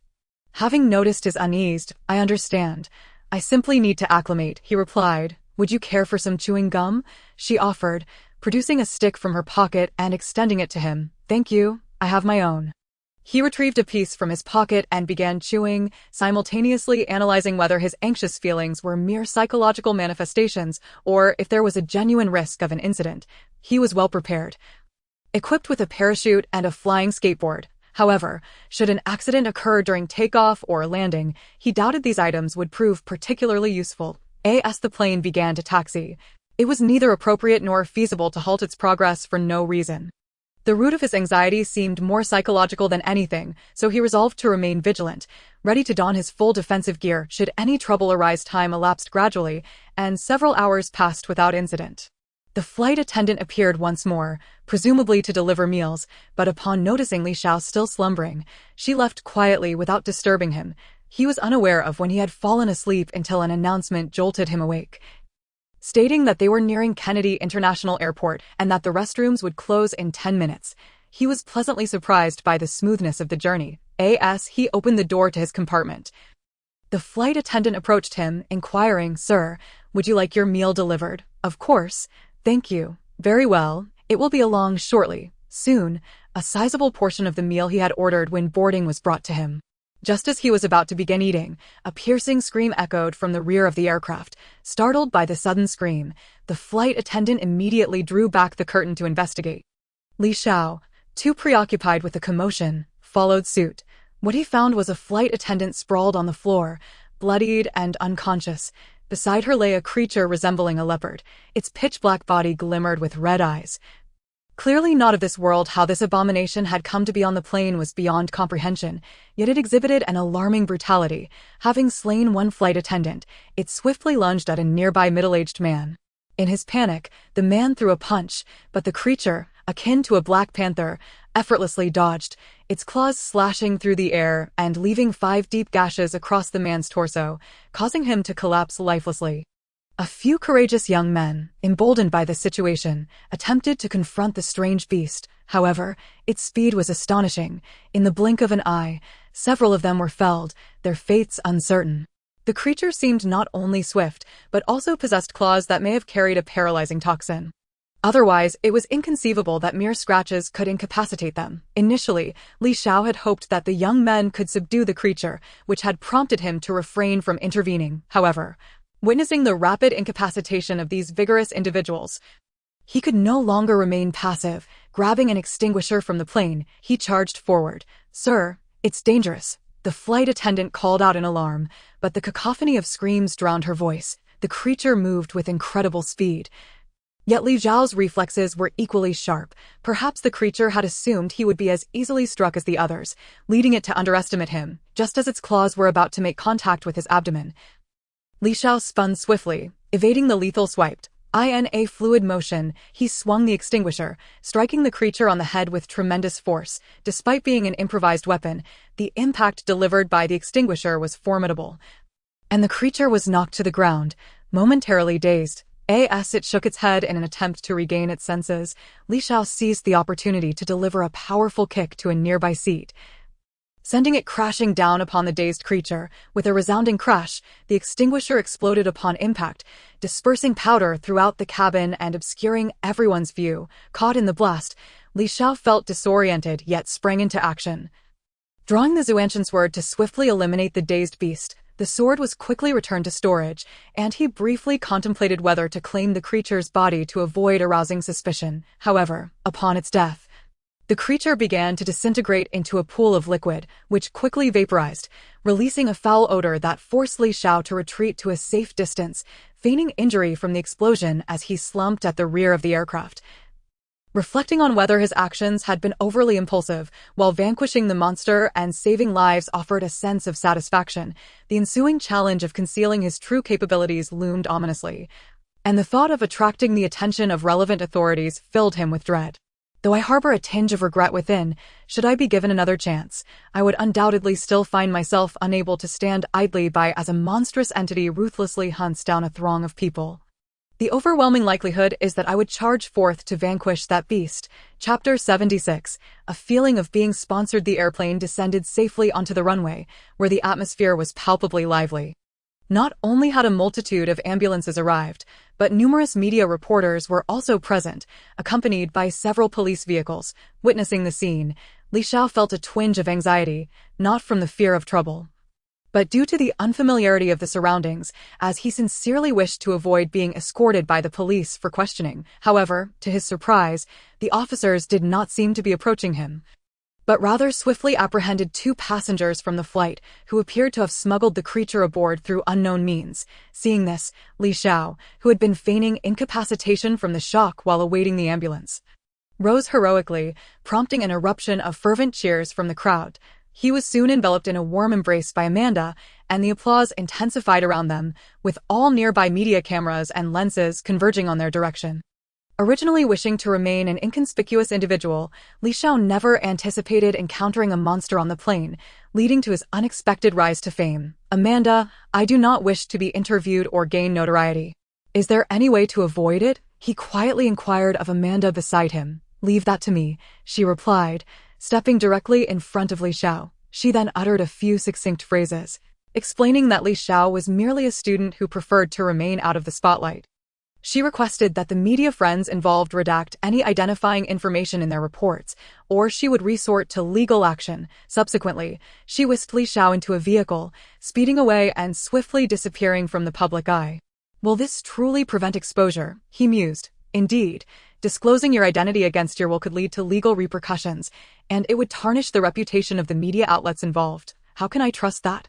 If lawsuits were effective, would those tabloids dare to publish candid photos of celebrities dating? They are merely low-tier tabloids. The major media corporations that arrived first at the scene are generally law-abiding.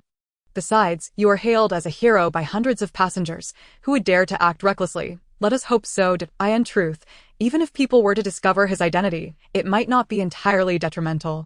The public holds a profound admiration for individuals like him, who engage in hand-to-hand combat against formidable beasts. Should he choose to embrace fame, he would undoubtedly become an idol to the masses, with an abundance of accolades and admirers awaiting him. Let us skip that for now. Please, take me somewhere to eat.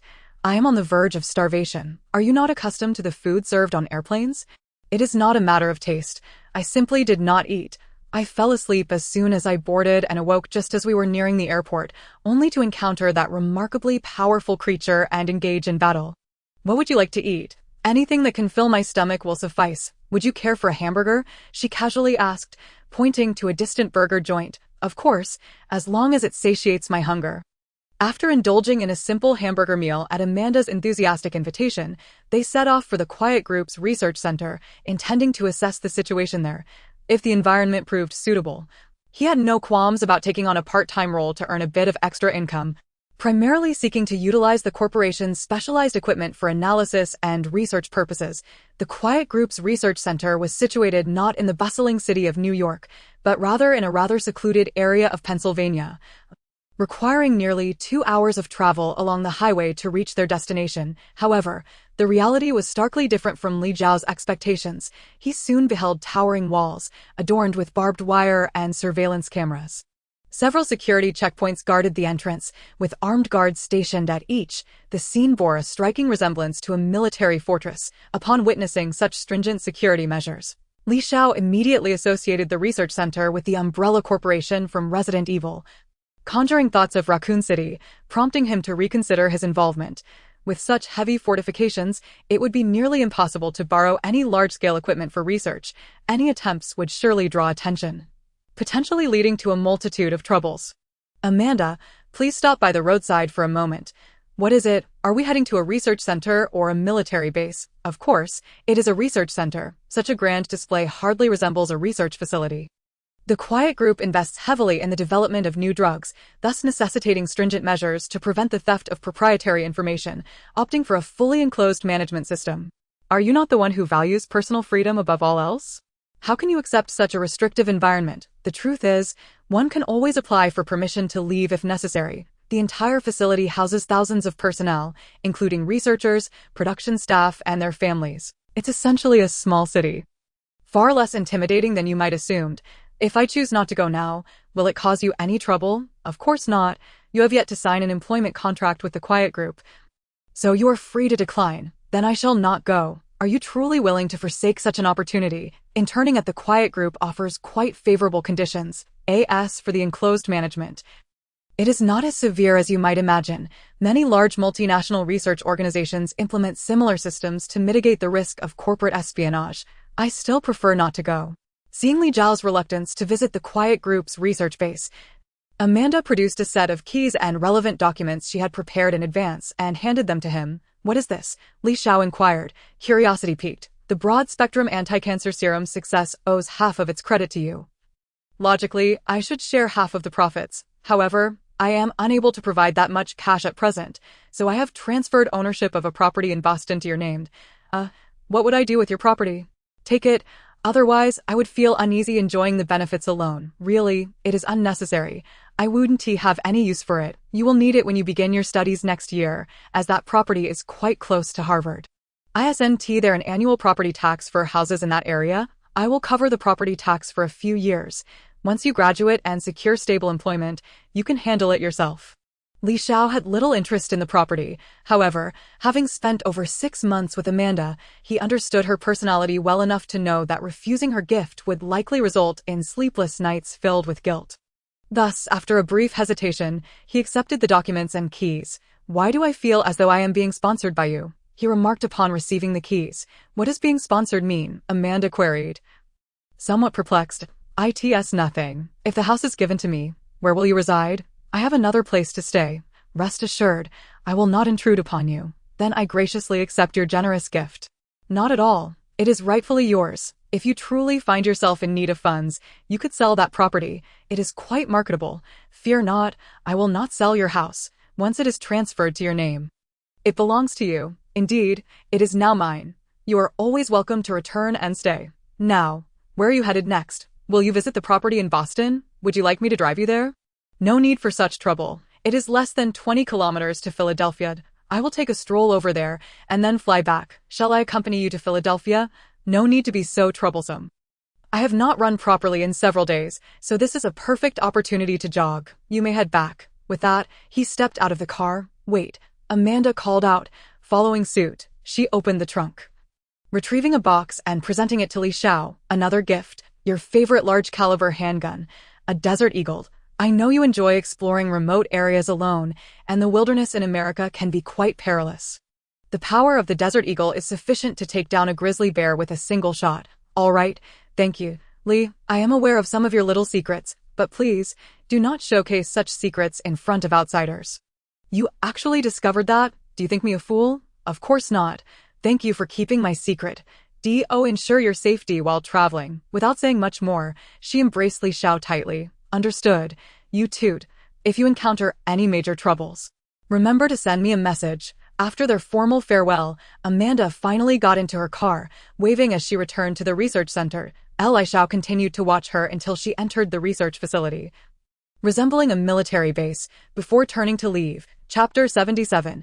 Test firing and house viewing. Upon opening the heavy, substantial box, I discovered a pristine Desert Eagle nestled within, accompanied by 3 magazines and 3 boxes of 20 rounds of large-caliber handgun ammunition.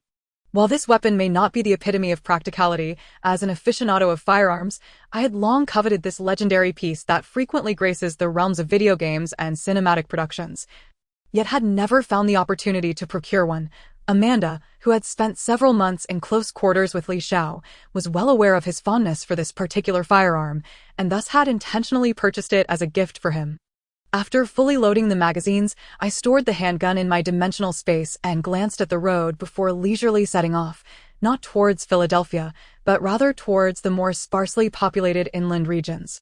My destination was yet to be determined. However, I first needed to find an uninhabited area to test the newly acquired Desert Eagle, lest I inadvertently injure my wrist upon its initial use. After all, the online descriptions of its recoil were rather exaggerated. In the desolate wilderness, having ensured that no one was within proximity, I finally extracted the Desert Eagle and aimed at a small tree, approximately 25 centimeters in diameter, situated 10 meters away. I pulled the trigger. Bang! The resounding blast was indeed deafening, causing my ears to ring, and the power was formidable. The tree was directly penetrated by the bullet.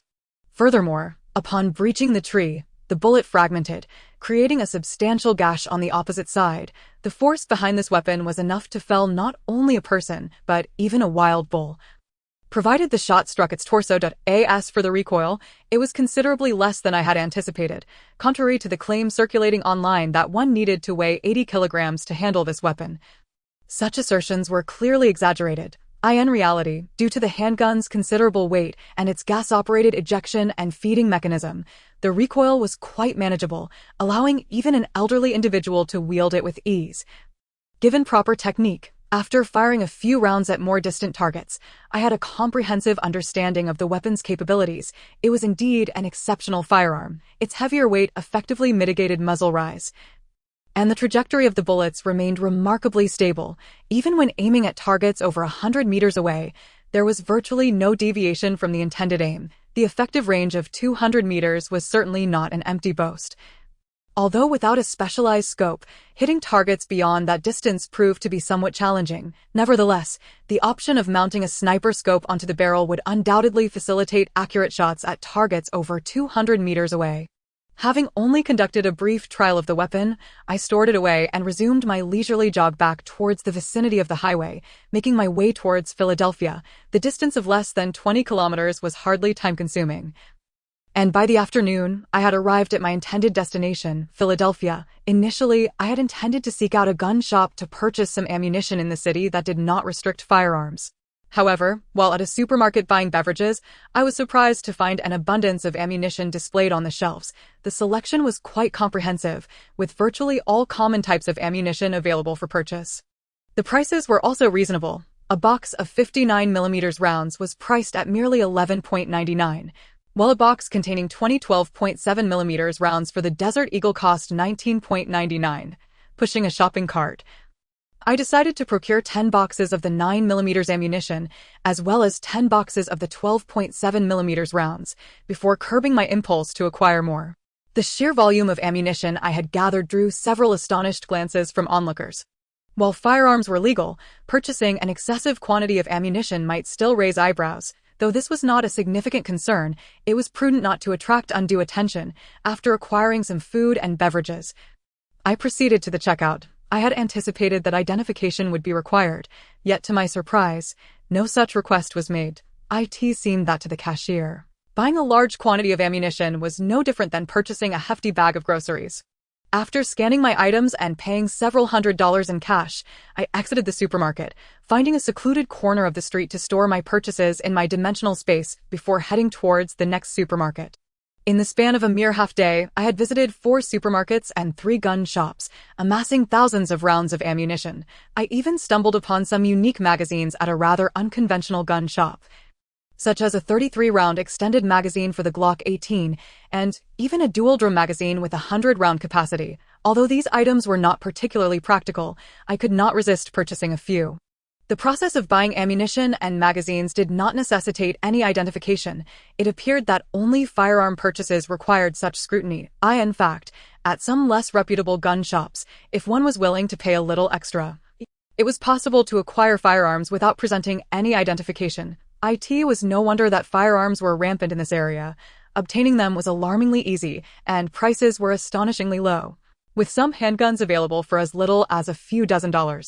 As night fell, after indulging in a less-than-authentic Chinese meal in Chinatown, I set out in a very second-hand vehicle I had just purchased, embarking on my journey to Boston. Initially, I had planned to fly to Boston, a convenient option in America, but after encountering a monstrous creature during my first flight, I ultimately decided it prudent to invest in an inexpensive used car. As for how inexpensive, it was significantly cheaper than the mountain bike I had previously purchased, costing a mere $3,000, and it even came with a full tank of gas. The vehicle, while having traversed over 100,000 kilometers, appeared to be in decent condition, at least from my inexperienced perspective. With a firm press of the accelerator, it easily surged past 80 miles per hour. Additionally, although the vehicle's registration was obtained through some unconventional means by the Quiet Group, my driving skills had been honed through Amanda's diligent instruction. In her eyes, it was utterly absurd for an adult not to know how to drive, and thus she had been quite eager to teach me. However, the address I was given was not for a typical suburban house with a yard, but rather a central city apartment on the 17th floor, measuring a mere 90 square meters. Upon entering, I was greeted by an expansive living area that seamlessly combined the living room and dining area, along with an open-concept kitchen, creating a remarkably spacious atmosphere, albeit with only 2 bedrooms and 2 bathrooms. Despite the large size of the apartment, the price was indeed steep, $1.35 million, which, when converted at the current exchange rate, amounted to nearly 9 million RMB. It was often said that housing in America was affordable, yet it seemed that in major cities, this was not the case, reflecting on real estate prices back home. Purchasing an apartment near prestigious universities like Peking University or Tsinghua University would likely cost tens of thousands per square meter, considering that this was the heart of Boston, only a few kilometers from Harvard University. And taking into account the average income levels, the price was not exorbitantly unreasonable. After surveying the apartment, I found the overall decor to be quite satisfactory, with all common household appliances present, and the living room was equipped with a considerable amount of exercise equipment, all brand new, clearly prepared by Amanda for my use. Chapter 78. Harvard's library, however, residing here seemed to incur substantial expenses beyond just property taxes. Utility fees for electricity, water, gas, and maintenance collectively amounted to over $1,000. After understanding the related costs, I was tempted to sell the apartment, realizing that it would be more prudent to invest in gold rather than maintain such an expensive property that could not be taken with me. Presently, I had over $40,000 in cash, and with the price of Bitcoin rising to $1, it was anticipated that in 6 or 7 months, it might increase by $20 or $30. Thus, my holdings of over 100,000 Bitcoins would become quite valuable. In essence, I was not particularly in need of money. The most pressing concern was the uncertainty of how long I would remain in this world. However, accumulating some ammunition reserves would not deplete my finances significantly, and after much contemplation, I decided against selling the apartment. Instead, I opted to acquire 2 inexpensive servers to set up at home and embark on my mining venture. If I could indeed remain in this world for several years, there was no quicker way to generate income than by dabbling in Bitcoin. Should I suddenly depart from this realm, everything here would merely be ephemeral. After residing in the apartment for several days, I occasionally stumbled upon news of my exploits, particularly the tale of how I had single-handedly dispatched a mutated creature on a flight, although I had utilized a different weapon. The public perception was that I had defeated the creature with my bare hands. Fortunately, no photographs had surfaced, and the general public was only aware that a young man of Chinese descent, surnamed Li, had played a role in the incident, reigniting discussions about the prowess of Chinese martial arts, especially among passengers from the same flight. Interviews with media reporters often embellished the details of the confrontation, transforming me into a legendary figure who had single-handedly torn apart the mutant. Furthermore, the origins of the mutated creature were explained by the two individuals who had brought it onto the plane. The creature was originally just an ordinary wild cat, but it encountered an unusual white rat by chance. When it attempted to catch the rat, it was bitten to death, instantly transforming into a desiccated corpse. At that moment, a group of hikers traversing the mountains witnessed the scene. Upon discovering them, the enormous rat promptly vanished without a trace. The bizarre sight of the cat's lifeless form was so peculiar that they decided to bring it back, unaware that it would inadvertently lead to harm for many. As for the reasons behind the resurrection of the cat's corpse, the mutations that turned it into a creature resembling a black panther, and the rapid vaporization postmortem, those remain unclear. However, numerous research institutions have collected air samples from the plane, potentially uncovering some explanations. Yet, the general populace seems largely indifferent to the creature. After all, this world is rife with monsters. Recently, there was an incident involving an ancient crocodile attacking humans, along with reports of monstrous snakes devouring people. The emergence of yet another creature hardly raises eyebrows.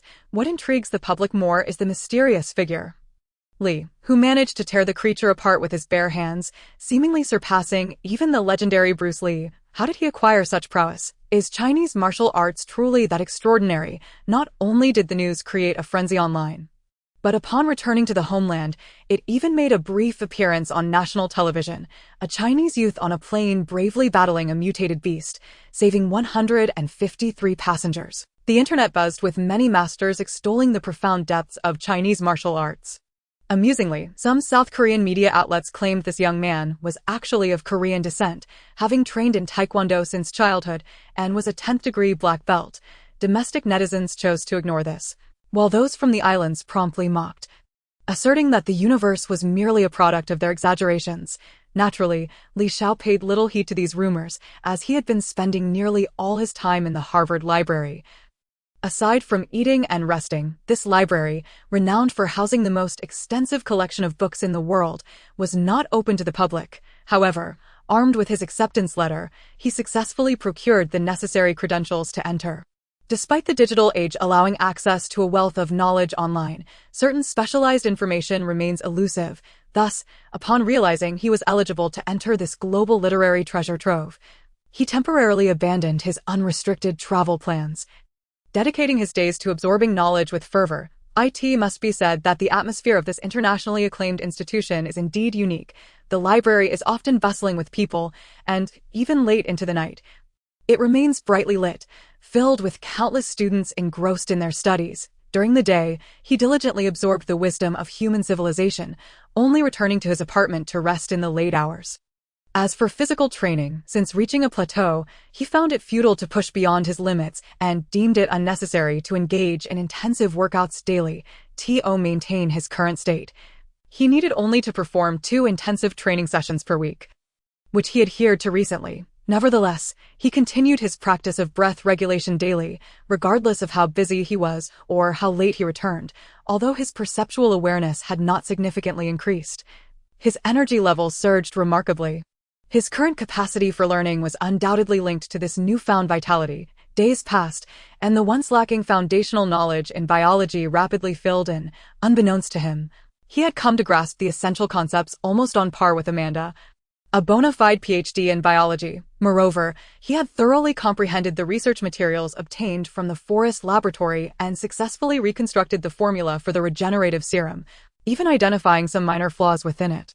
It was evident that, with a little more time and effort, he could refine these shortcomings and ultimately develop a flawless regenerative serum capable of restoring all human organs and limbs.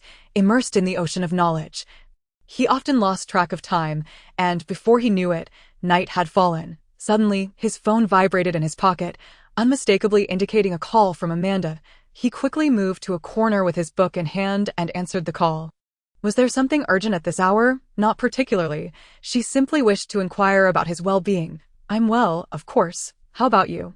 Everything all right? Quite well, though I find the absence of my intriguing assistant makes the days a tad dull. I'm in the library now. If there's nothing else, I'll hang up. Wait a moment, I have a small question. Recently, during my breath regulation exercises, I felt some meridians in my arms experiencing a sensation along their pathways, as if warm currents are flowing through them. Is that a problem? Congratulations, you're about to open the great circulation. So, my breath regulation practice isn't flawed. Indeed, and your progress is remarkably swift, even faster than when I trained. Does that mean I'm a genius at breath regulation? Well, one could say so, but credit must be given to your master. Otherwise, how could you advance so quickly? Yes. Thank you, master. What should I do next? Do not deliberately restrict those warm currents. Simply let your intention follow the flow.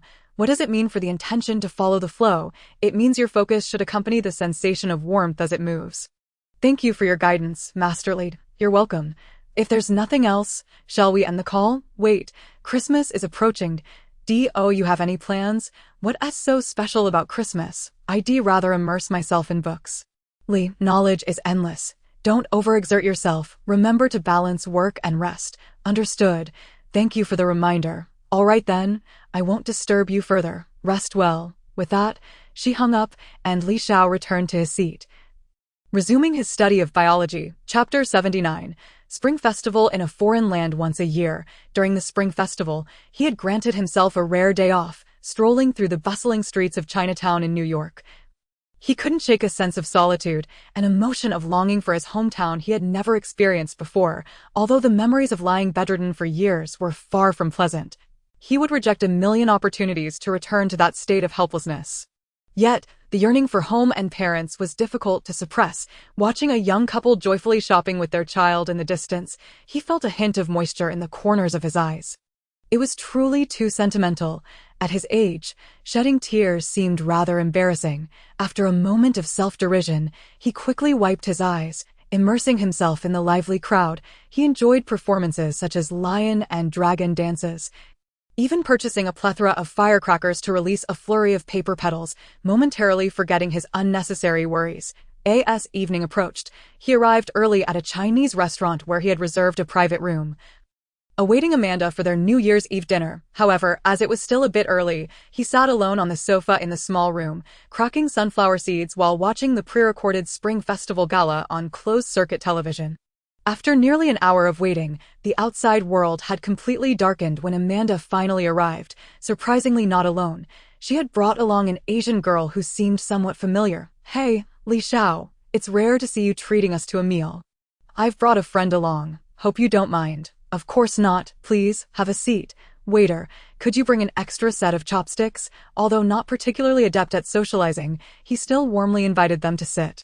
Hello, Mr. Li. I'm Zhao Hailuan, an assistant researcher of Dr. Amanda, from Seoul, South Korea. It's a pleasure to meet you. She spoke Mandarin with a noticeable accent, yet her demeanor was humble, seemingly regarding Li Xiao as a senior. Hearing her name and observing her appearance, Li Xiao couldn't help but associate her with the female doctor from the Avengers, but clearly, this world lacked superheroes or agents, making it more likely a mere coincidence. Of course, another possibility was that in countless parallel universes, there existed many similar individuals, each with different fates. Master Li, could you show some courtesy? How could you ignore me? Noticing Li Xiao lost in thought, Amanda gently nudged his shoulder, whispering, I'm sorry.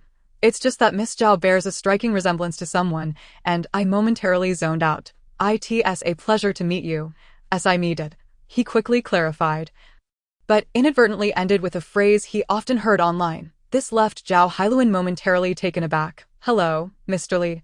I'm also very pleased to meet you. As I enough of your banter. Now that the introductions are complete, let us hasten to the feast, for we have long anticipated this New Year's Eve dinner, having even foregone lunch. Amanda exclaimed dramatically. What would you like to drink? Need you even ask? Did you not previously assert that Mount I from our homeland could rival France's Lafayette? Let us start with 2 bottles of Mount I. Amanda replied without hesitation, but that is a strong liquor. Can you truly handle it? Helen and I, having surpassed the legal drinking age, certainly can indulge, yet you, despite your stature, are still somewhat youthful, so perhaps a few bottles of cola and Sprite would suit you better. Amanda's half-jesting remarks elicited laughter from Miss Zhao, though they left Li Xiao feeling somewhat disheartened. He could not help but reminisce about the days when he was only 10, accompanying his father to roadside stalls, enjoying barbecued delicacies and sipping on light beer. How could it be that in this so-called land of freedom and democracy, consuming alcohol as an adult remained illegal? Such prohibition seemed utterly absurd, he muttered to himself, yet resigned to the legal constraints. He instructed the waiter to bring 2 bottles of Flying Mount I and a dozen cans of Wang Laoji. Certainly, please hold on a moment. The drinks and dishes arrived promptly, accompanied by joyful names such as Phoenix Dances in the Sky, Noble Fortune Arrives, Longevity Added to the Sea, and Gathering of Heroes, while the flavors were rather ordinary. The group seemed to relish the meal, and the lively performances in the main hall garnered rounds of applause and cheers, creating a festive atmosphere far surpassing that of any New Year celebration at home. With companions at the table, any pangs of homesickness vanished without a trace, though Li Xiao felt a tinge of melancholy at being unable to partake in the festivities with alcohol, even beer. Although the law might not govern him, Amanda was adamant in her refusal to let him drink, insisting she would take care of the drinks herself. However, to Li Zhao's astonishment, Amanda displayed an extraordinary capacity for alcohol, consuming over a bottle of Mount I without a care in the world, while Miss Helen, under Amanda's persistent encouragement to drink, succumbed to inebriation. Amanda, why do you keep urging her to drink? Is there a culture of coercing others to drink in America? Certainly, at a young person's party, it is customary to encourage drinking. Since you cannot indulge, I shall take it upon myself to relive the lost youth of my past, having sacrificed so many parties for the sake of graduate studies. But this is merely a New Year's dinner. How has it transformed into a party? How is it not a party? We have delectable food, fine wine, lively performances in the hall, and splendid songs and dances on television. The Spring Festival is a grand New Year celebration. I have decided that from now on, we shall always celebrate the Spring Festival as a party. Well, you make a valid point. Shall I fetch you another bottle of Mount I? No need. I have another engagement. You are responsible for looking after her. How can that be? Why not? This is her hotel room key, our nomad room 309. You, the gallant protector, shall escort her back. She slipped the room key into Li Zhao's hand. Is that really appropriate? What could possibly be inappropriate? I trust your character. By the way, she is currently single and admires your involvement in the broad-spectrum anti-cancer serum research and development, she whispered in Li Zhao's ear, patting him on the shoulder. Go for it, young man. Having given her instructions, she departed with an air of nonchalance, leaving Li Xiao unable to inquire about her date. Why so many questions? I'm not your husband, she retorted, leaving him at a loss for words. Watching Amanda vanish through the restaurant door, Li Xiao returned to the private room, preparing to escort the inebriated woman back to her hotel. However, upon lifting her, he distinctly sensed a change in her heartbeat and breathing, leading him to suspect she was merely pretending to be drunk. Miss Helen, Amanda has left. You need not feign intoxication to evade her drinking persuasion.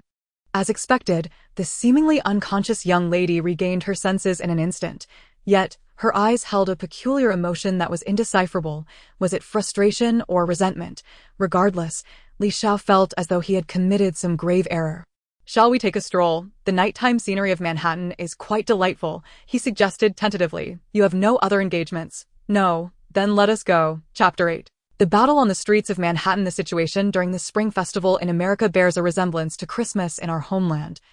This traditional Western holiday finds the streets of America rather desolate, while it has morphed into a grand celebration back home. Conversely, the urban streets in our country during the Spring Festival are not particularly bustling. Whereas in America, particularly in New York's Chinatown, it transforms into an exuberant spectacle, perhaps even more so than at home. Despite the snowfall, pedestrians continue to fill the streets, where performances steeped in traditional culture could often be observed. Upon hearing the familiar tune of Gongxi Fatsai, Li Xiao felt as if he were strolling through the streets of his homeland, not one for conversation, at least until he became more acquainted. He and Zhao Helen walked in silence. Perhaps in a different world, one could find individuals who were strikingly similar yet led entirely divergent lives due to their disparate experiences. While shopping, they unexpectedly encountered Banner, the renowned Hulk. Though he had not transformed into the Green Giant this time, but rather appeared as a Harvard professor. Having frequented the library over the past couple of months, Li Xiao had seen this professor several times. Now, encountering a figure resembling Zhao Helen from the Avengers, endowed with remarkable biological talent, added to the surreal feeling of temporal dislocation. Suddenly, as they walked, Zhao Helen was bumped into and nearly stumbled, prompting Li Xiao to instinctively reach out to steady her, only to feel her hand was as cold as ice. He then noticed her attire seemed rather insufficient for the chill of the season, which might be quite uncomfortable for her. After a moment's hesitation, he emulated scenes from various films, removing his coat and draping it over her shoulders. "Thank you." At last, the silence was broken and no need for thanks. However, do remember to dress warmly next time you venture out. Here, a simple cold could cost you hundreds, if not thousands of dollars. Indeed, medical expenses here are exorbitant. When I first arrived, I accidentally dislocated my ankle.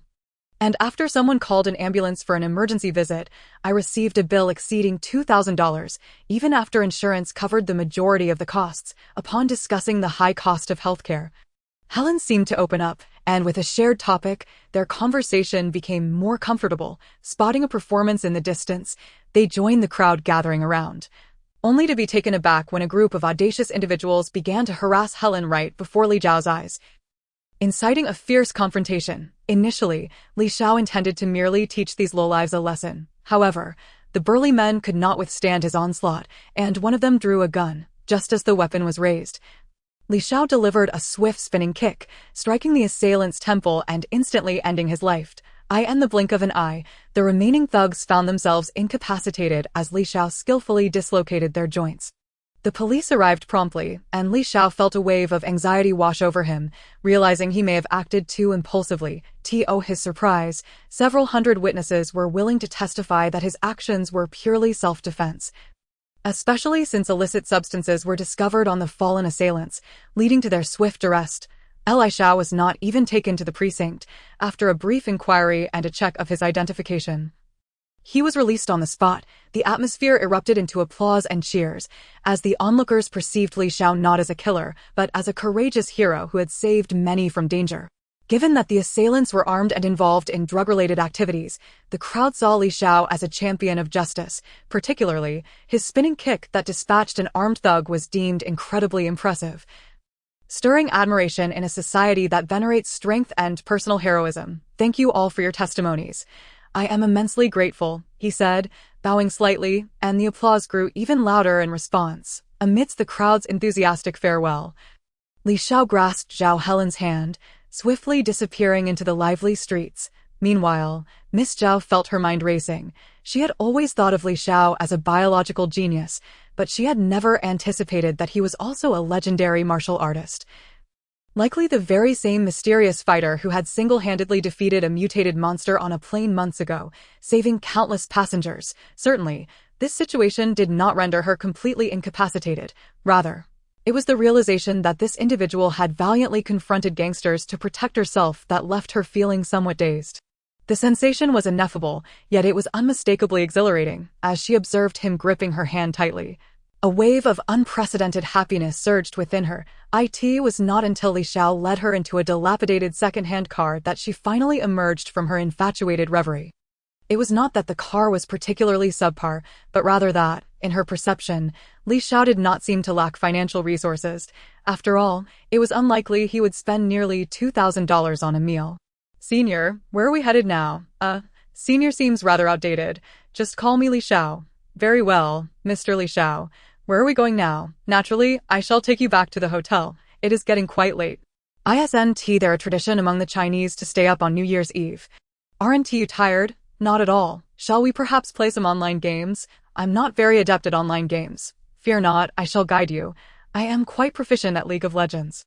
Seeing that Zhao Hailuan did not object, he took her on a winding journey through Chinatown. Initially, they intended to find an internet CF, but the scarcity of such establishments and their poor conditions especially when compared to the upscale ones back home, prompted them to return to the hotel where they logged onto League of Legends on their laptops. At that time, League of Legends had not yet reached the fervor it would achieve in later years. There were no grand international tournaments, and even the domestic servers had yet to launch. However, many still played, including several compatriots who circumvented barriers to join in. Under Li Zhao's attentive tutelage, Zhao Hailuan experienced the joy of gaming for the first time, largely due to the thrill of teaming up with Li Xiao in the bot lane, where he consistently provided timely support in moments of peril. Hailuan, your misfortune is not a tank. You shouldn't rush in so recklessly. I was merely drawing the enemy as attention, but you are 0-5 now. Why continue charging in? I do have 7 assists, though, but you are the ADC, while my blitzcrank is merely a support. Who says a blitzcrank must always support? You have the most kills on the field.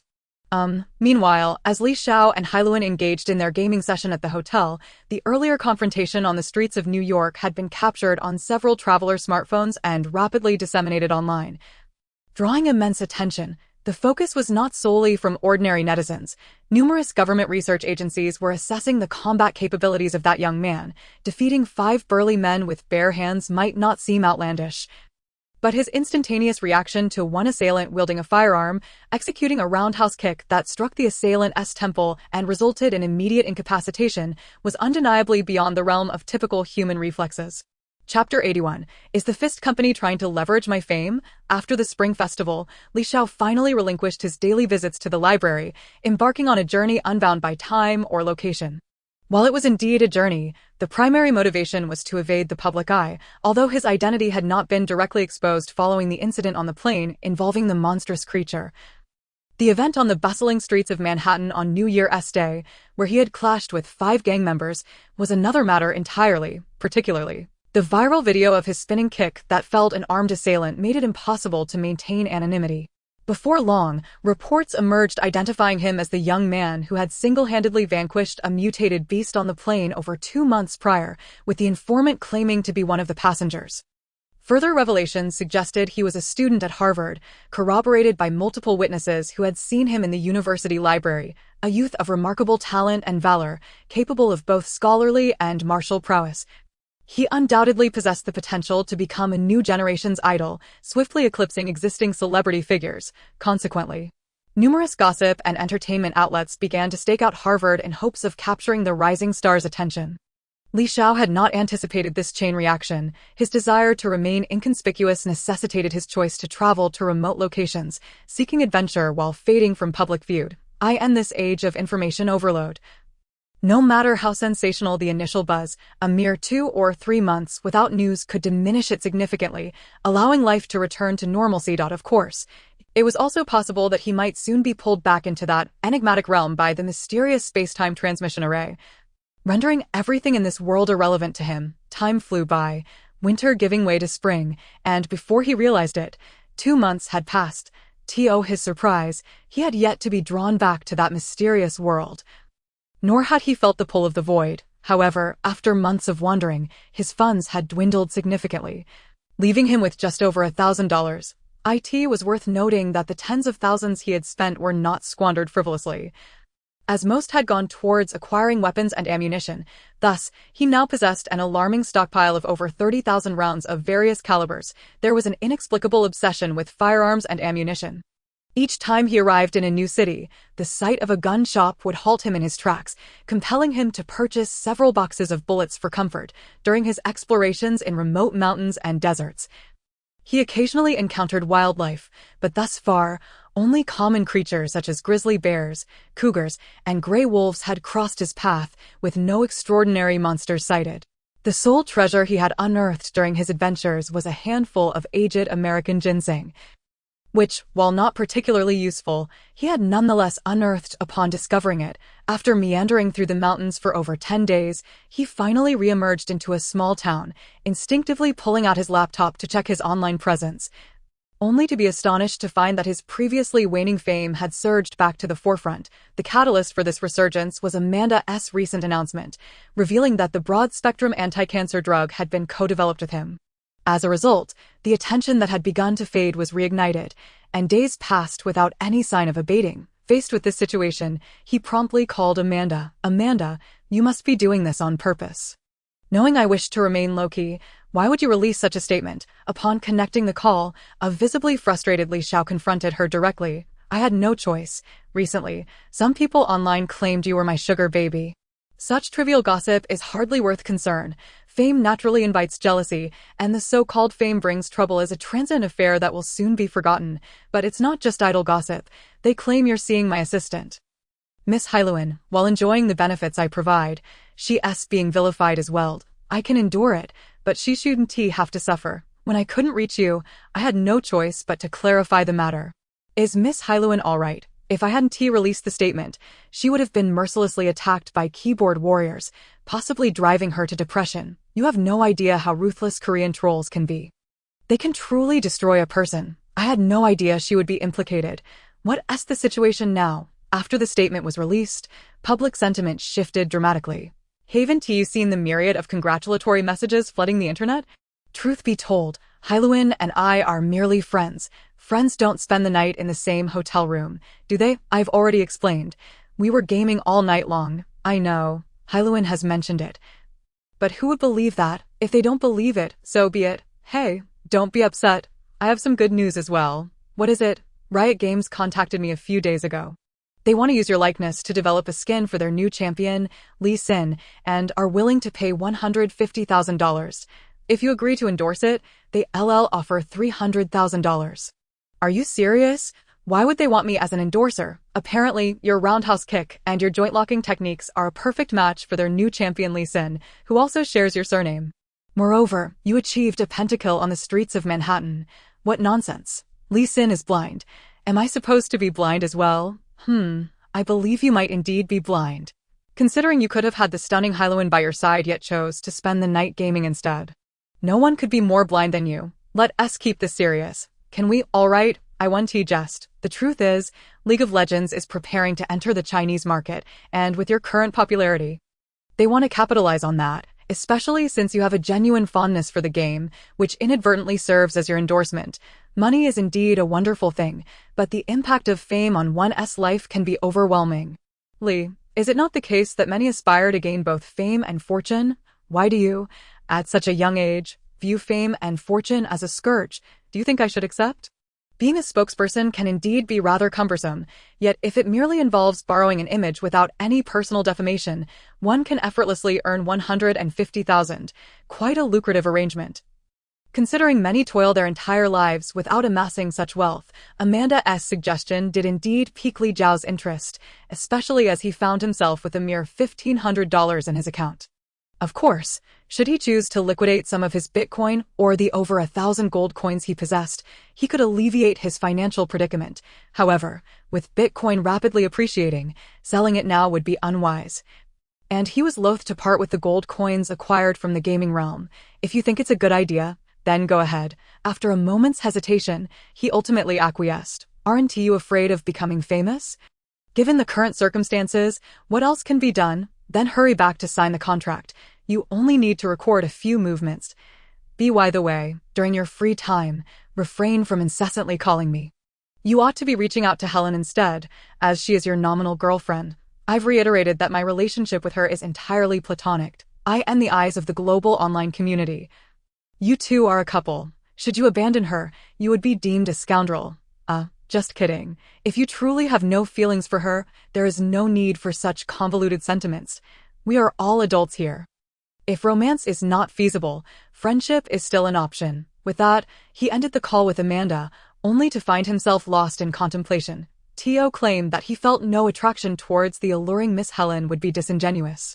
However, based on his prior experiences, whenever he exhibited significant affection towards a lady, unfortunate events invariably ensued. He had once fantasized about being with Luna, only for her to mysteriously vanish into the divine realm. He had also considered a relationship with Meiya, yet he found himself inexplicably departing that world. Now, if he were to pursue a relationship with Miss Helen, would he be prematurely summoned back to that enigmatic realm? Thus, after much contemplation, he merely sent Helen a message, inadvertently expressing his regret for involving her, only to be taken aback when she promptly called him, rather than complain. She expressed genuine concern for his well-being during these past days. Her caring words and gentle voice truly stirred Li Zhao's heart, nearly prompting him to confess his feelings on the spot. Fortuitously, he restrained his impulse, as he was not yet ready to return to that mysterious world, preferring instead to utilize some modern equipment in this realm to complete the refinement of the regeneration potion. If he successfully addressed the minor flaws in the regeneration serum while remaining in this world, he could later contemplate the matter of leaving his single status behind. For now, it was prudent to remain composed. Chapter 82. An unconventional blind monk, although leveraging his current abilities to dismantle certain gang organizations and simultaneously acquire riches, is not overly challenging. He genuinely wishes to avoid such undertakings unless absolutely necessary. Given the opportunity to earn money legally, he naturally opted for the legitimate path. Thus, upon learning from Amanda about a chance to earn a substantial sum, he hastily returned to New York. Upon their meeting, Amanda promptly handed him a promotional poster. Fist of Fury. Vanquish your foes. With each step, alter the world. Though your eyes may be veiled, your heart perceives all. The all-new hero, Li Qing, makes a stunning debut. The promotional artwork was rather striking, featuring simplified Chinese characters. The hastily introduced hero was indeed intended for promotion in Huagua. However, the image of this blind monk bore little resemblance to his preconceived notions. Sporting a buzz cut and sunglasses, with his torso exposed, revealing a remarkably well-defined physique, he bore a striking resemblance to himself.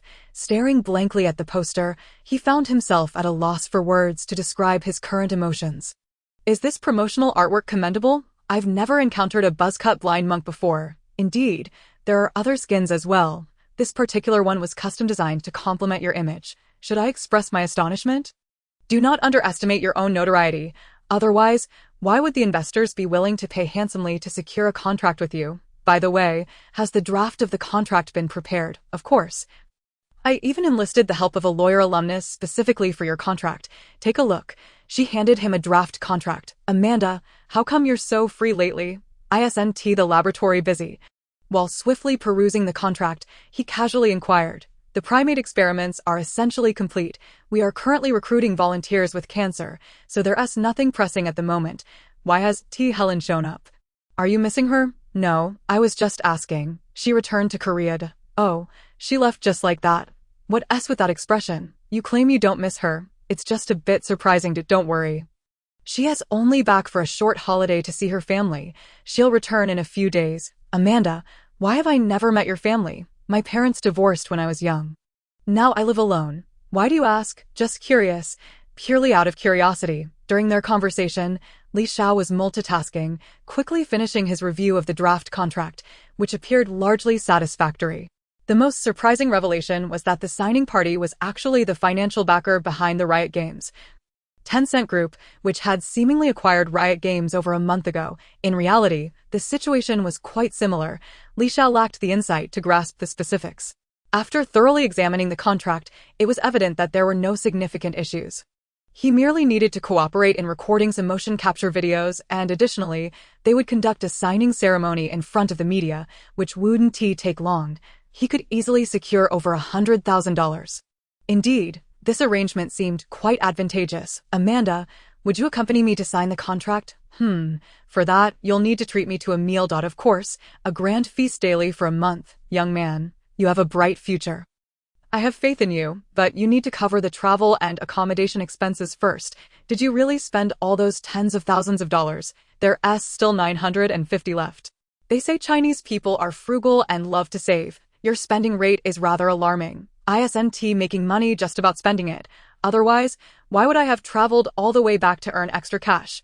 Are you the legendary second-generation rich kid whose family has gone bankrupt? Certainly not. Seeing that Li Xiao was reluctant to discuss family matters, Amanda refrained from pressing further and proceeded to book tickets for their flight to Los Angeles. By chance, there was a flight an hour later with available seats, so she directly reserved 2 tickets, then called a taxi to head to the airport. One could only commend the convenience of air travel in America. Departing in the morning, they arrived in Los Angeles by evening. The representatives from Riot Games were already at the airport awaiting their arrival, including several representatives from Tencent Group. One of the Tencent representatives seemed to be an old acquaintance of Amanda's. promptly approaching her upon arrival. "Amanda, I didn't expect to see you here. Hong, after several years, I didn't think you'd become a high-level executive at Tencent. Congratulations. It's I who should congratulate you." Once the broad-spectrum anti-cancer drug completes human trials, it could very well secure a Nobel Prize in medicine. The two exchanged enthusiastic compliments, leaving Li Xiao, the main character, somewhat sidelined until they boarded the company vehicle. Marking the end of their mutual flattery, "Miss Amanda, how is it that you know someone everywhere we go?" Once settled, Li Xiao could no longer resist the urge to comment. "This indicates that my network is extensive." "Have you ever been to Huagua?" "No, but that Miss Chen studied at Harvard a few years ago. At that time, I was pursuing my doctorate at Harvard, and my rudimentary command of Chinese was learned from her." "So, she is my senior. You're quite the promising young man, swiftly mastering the art of networking. It is rather surprising that a news conference was organized solely for the launch of a new hero." Yet the signing partnership was confirmed with the recently popular Li, attracting a multitude of media outlets clamoring for coverage. Even the domestic CCTV could not resist the allure, dispatching reporters to the scene for a live broadcast, with several Western media outlets also opting for continuous live coverage. Furthermore, Tencent officially announced that the League of Legends Huagua server was now live, along with the inaugural League of Legends League. The first LPL making its appearance 2 years ahead of schedule. The impact of this press conference far exceeded Li Xiao's initial expectations. "Amanda, I suddenly feel as though I've been shortchanged." "How could you feel shortchanged when you've earned over $100,000 in just 2 days? I didn't anticipate that my influence on the youth would be so profound. Going forward, I'm certain to become the target of many parents' curses." "How so? You are now a Harvard elite. Aren't you supposed to be the exemplary child of other parents?" "It is precisely this situation that poses a dilemma, potentially leading many young children to believe that playing video games could pave the way to a promising future. In reality, how many individuals possess the rare talent to sustain themselves through gaming? Should my encouragement inadvertently result in countless children becoming ensnared in the virtual world, it would indeed be quite detrimental. You truly are overly concerned. According to your logic, all game development companies would surely be condemned to the depths of hell. Perhaps a statement could be issued: moderate gaming is beneficial to health, while excessive gaming can ruin lives. Would that not be an improvement? If you think it's good, then so be it. The mindset of the Chinese people eludes my understanding. Chapter 83. An abrupt departure. Standing confidently before the camera, the initial allure of curiosity dissipated, resulting in a notable decline in public interest. Upon returning to Boston, my frequent visits to the Harvard Library, often spending entire days there, yielded little in the way of sensational news. However, as 10 days passed, that fervor gradually waned, and life reverted to the monotonous routine it once had. Of course, with a substantial influx of funds, I once again embraced a shopping spree, though this time I refrained from acquiring more weapons and ammunition, although I held a keen interest in such items. My current stockpile was rather excessive, and further accumulation seemed futile. It would be wiser to invest in more practical equipment. Shopping online in America is far less convenient than in my home country. Yet with a bit of extra shipping costs and time, I was still able to procure the vast majority of desired items over the internet, after acquiring a selection of analytical research equipment. I also purchased several spare turbojets, leaving me with hundreds of thousands of dollars remaining, even directly acquiring 10 investment gold bars weighing 1 kilogram each. Given that US dollars would essentially become worthless if pulled back by that mysterious transdimensional portal, the universal utility of gold might prove advantageous in the future. Time continued to pass, days spent absorbing knowledge at the library and evenings dedicated to refining the regenerative serum, not to mention my nightly regimen of guiding techniques and intermittent physical training. Unbeknownst to me, a year had elapsed since my arrival in this world. Throughout this year, although my physical training had not resulted in significant enhancements to my basic statistics, my strength had notably increased. I could now successfully lift 280 kilograms, and though my height and weight had seen slight increases, this did not equate to a fundamental enhancement in muscle explosiveness. Thus my sprinting speed had not undergone a qualitative leap. Nevertheless, I had improved marginally, with my maximum sprinting speed now clocking in under 8.4 seconds. In stark contrast to my modest gains in strength, my current reservoir of knowledge had transformed drastically. Previously, I had barely graduated from middle school and had only self-studied some high school subjects. Lacking the foundational knowledge of a full-time high school student, Now, however, my understanding of biology was such that I could pen a thesis worthy of a doctoral degree, beyond biology. I had also amassed a solid foundation in materials engineering and computer science.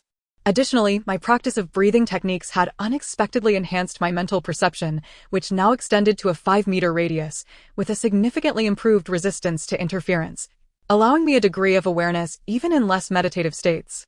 As I continued to refine this technique, I anticipated that one day, merely closing my eyes would activate this perception, enabling me to discern everything around me. Moreover, due to my prior training with the crossbow and my heightened dynamic vision, my marksmanship had become quite remarkable. I could hit sparrows swiftly darting within a 50-meter range with a handgun, and with an AWM sniper rifle, I could strike moving rabbits from 500 meters away. On the anniversary of my arrival in this world, Li Xiao finally granted himself a day off. As his classmate Helen had returned from nearly a month-long trip back home, he prepared to meet her at the airport. Driving a modestly purchased vehicle, he waited outside the terminal for more than half an hour until he finally spotted Helen, whom he had not seen in quite some time. It was as if they shared a psychic connection. As soon as Li Xiao recognized her, she also swiftly spotted him among the crowd, her previously subdued demeanor brightening into a radiant smile. Her smile was undeniably charming, captivating to Li Xiao, as if the bustling throng around them had vanished in an instant. It felt as though the entire world had narrowed down to that one girl, who approached him with excitement, pulling her suitcase along. This situation left Li Xiao somewhat bewildered. While he and Helen were not particularly close, he felt a strange sense of familiarity, as if they had known each other for ages. Seeing her joy caused his heart to race, and he instinctively moved through the crowd to greet her. Yet, upon getting closer, he hesitated, refraining from embracing her directly, while Helen, displaying much more confidence, stepped forward and hugged him. Li Xiao felt a bit stiff at first, but as he relaxed and prepared to reciprocate, Helen had already released him, leaving him feeling slightly awkward. "It's been a while. Welcome back," Li Xiao said weakly, attempting to ease his embarrassment. "It's been too long. I didn't expect you to come pick me up." "Thank you, of course. Now, let us get going." He reached for her suitcase and gestured towards the car in the distance. "You've finally changed cars." "Yes, I've made a bit of extra money recently." "Looks like there's a paparazzi over there taking your picture," Helen remarked, noticing someone snapping photos from afar. "It seems you attract attention. If I were alone, no one would bother to take a picture." "Are you complaining about me? Can't you tell I'm complimenting your beauty?" "My Chinese isn't very good," she replied, linking her arm with his. In a sense, she enjoyed the idea of being photographed with him. It certainly fed into the rumors of their romantic connection. Yet, she worried whether Li Xiao would be displeased, considering she was 5 years his senior, which indeed felt somewhat inappropriate, especially given the online comments on this very matter. Stealing a glance at Li Xiao, she perceived no signs of anger. In fact, he seemed to be in good spirits, which relieved her. "Where are we headed now?" "Of course, to the Quiet Group Research Center. I heard you treated Amanda to a month's worth of meals. You know about that?" Amanda mentioned it. "So, you want me to treat you to a month's worth of meals too?" No, just one meal will suffice. "Not a problem. What would you like to eat?" Let me think it over. For now, just take me back to the research center." Li Xiao truly wanted to comment, "Miss Zhao, why do you always act so spontaneously?" Yet, witnessing her affectionately link her arm with his rendered him speechless, as if he had fallen into the fabled throes of love. His mind was consumed with thoughts of how long he could remain in this world. If he were to form a bond only to vanish shortly thereafter, it would be rather unfortunate. Whether by coincidence or a trick of the mind, he felt a strange pull from the void.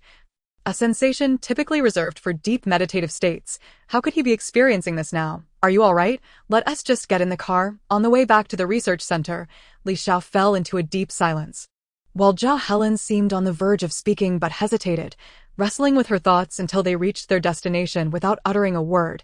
"Miss Helen, do you seem to suddenly dislike me?" Li Xiao inquired as they stopped at the entrance of the research center. "Not at all. I was just contemplating something serious that requires my calm reflection. Will we still be friends afterwards?" "Of course," Li Xiao responded straightforwardly, silently adding, "as long as I remain in this world, then there's no problem. Thank you for bringing me back." With that, she hugged him once more before pulling her suitcase through the center's doors. As Li Xiao watched her enter, he hurriedly drove home, only to sense a long-missed fluctuation in temporal energy along the way. Though somewhat disheartened, he quickly pulled over to an unoccupied area, where he immediately felt a severe distortion in the surrounding space. Concurrently, he sensed a significant drain of mental energy and, in an instant, succumbed to a deep slumber, vanishing from sight. Chapter 84, Constructing a Dimensional Microcosm Upon Regaining Consciousness. The only sensation was akin to having been trampled by 1,000 wild horses. His head throbbed, and it took a considerable amount of time for him to regain his faculties. The abruptness of this return was somewhat disconcerting, yet fortunately, the items he intended to bring back had all been stored in his spatial compartment, ensuring that he had retrieved everything he desired. Logically, there should be no regrets, yet a sense of emptiness lingered in his heart. At that moment, I found myself inexplicably captivated by Miss Helen, only to be drawn back for reasons I could not fathom. I pondered whether this was merely a coincidence or if some peculiar mechanism was at play, if a mere flutter of the heart could summon forth a mysterious force to pull one back. It would indeed be quite disheartening, as an ordinary human who could truly maintain an untroubled heart. Though I felt vexed by this inexplicable return, I found myself powerless to change the situation and chose to dismiss these bothersome thoughts.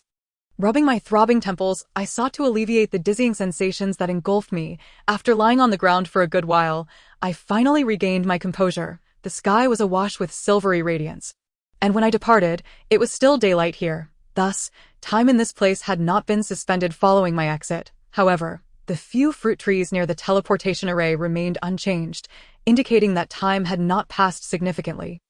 It seemed that time flowed much more slowly here after my departure. On the teleportation platform, the energy circuits that had once shimmered with golden light were now devoid of their brilliance, clearly having exhausted their energy. Yet, simultaneously, information related to this situation surfaced in my mind, and I grasped the specifics with clarity. After expending its energy, the teleportation array could automatically absorb the void energy from the small world to restore itself. But this recovery would take 100 days and nights, meaning it would not be reactivated for over 3 months. My mental state was still not quite right, and my mood was rather poor. Consequently, I resolved to do nothing for the time being. Upon returning to the quite rudimentary dwelling, I collapsed onto my bed and fell into a deep slumber. When I awoke, the dawn had already broken. I must admit that sleep is indeed a miraculous remedy for all manner of discontent.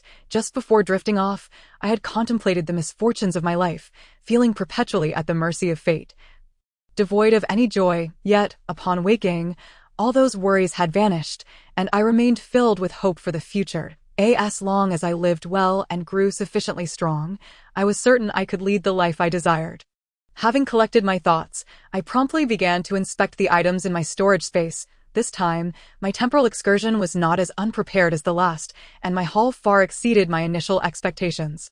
The 7.5 cubic meters of space was packed to the brim, leaving no room wasted. Although I had a clear idea of the stored items, I meticulously organized and counted them.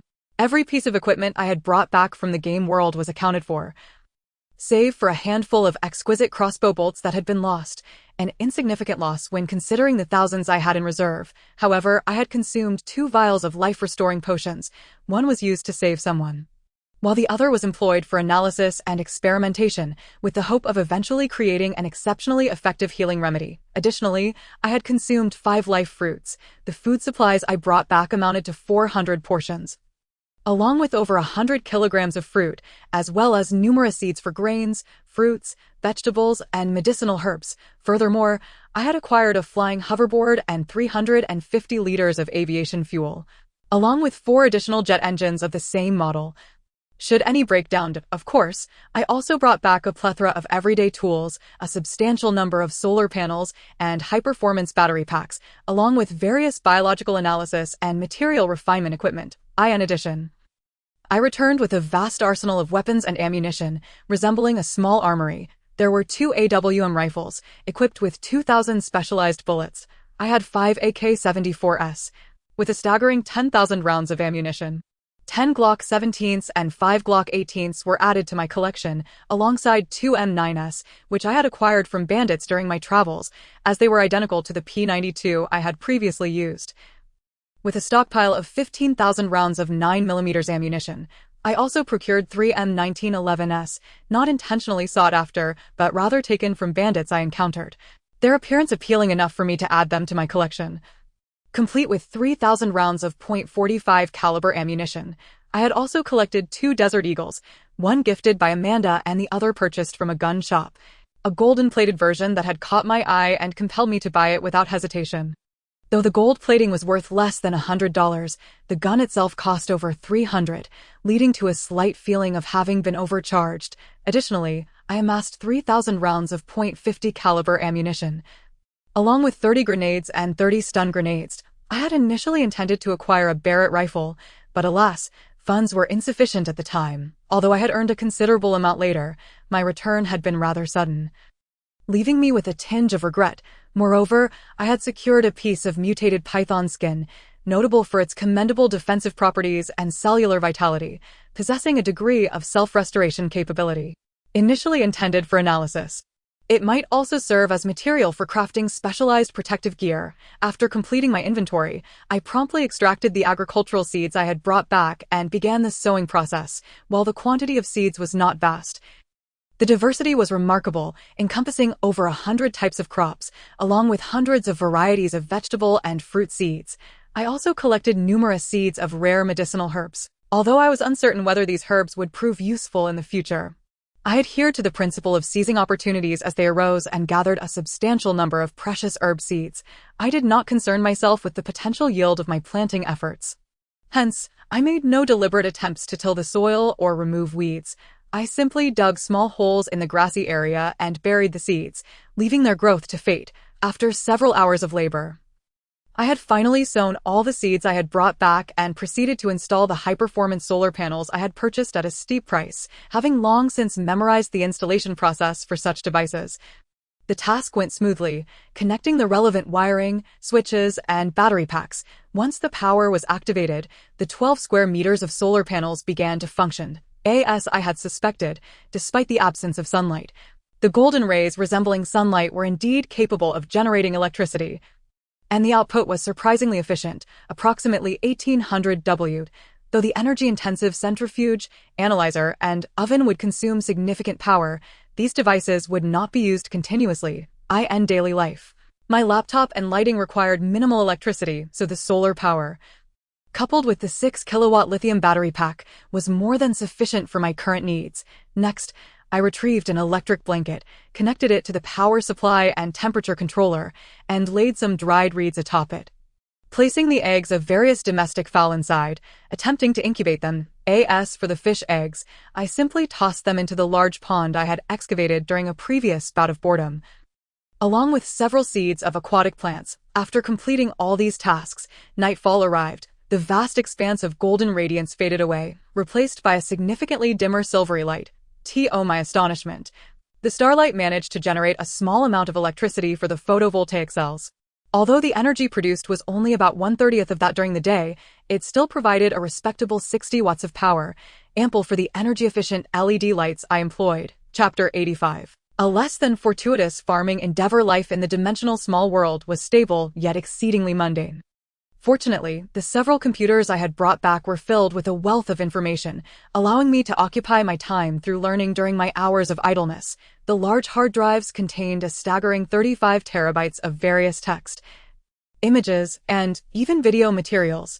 No matter how adept my learning abilities, it would take decades to exhaust the knowledge contained within. In the mornings, I engaged in rigorous physical training, followed by the study of fundamental knowledge. And in the afternoons, I focused on improving my living conditions. On this return trip, I had even brought back a toilet, complete with a smart toilet seat, as I had grown weary of trekking into the woods to relieve myself. Naturally, given the limitations of my storage space, I could not transport an extensive underground drainage system, so I endeavored to craft ceramic pipes from clay to create a subterranean drainage system, which also required digging a large pit for sewage disposal. What I had brought back was merely a bundle of aluminum plastic pipes and a few connectors. Most of the components needed to be fabricated by my own efforts. This truly constituted a monumental undertaking. Yet, with time on my side, there was no need for haste. As night fell, I continued my scientific experiments. Recently, I had been attempting to synthesize improved versions of regenerative serums. The progress had been quite smooth.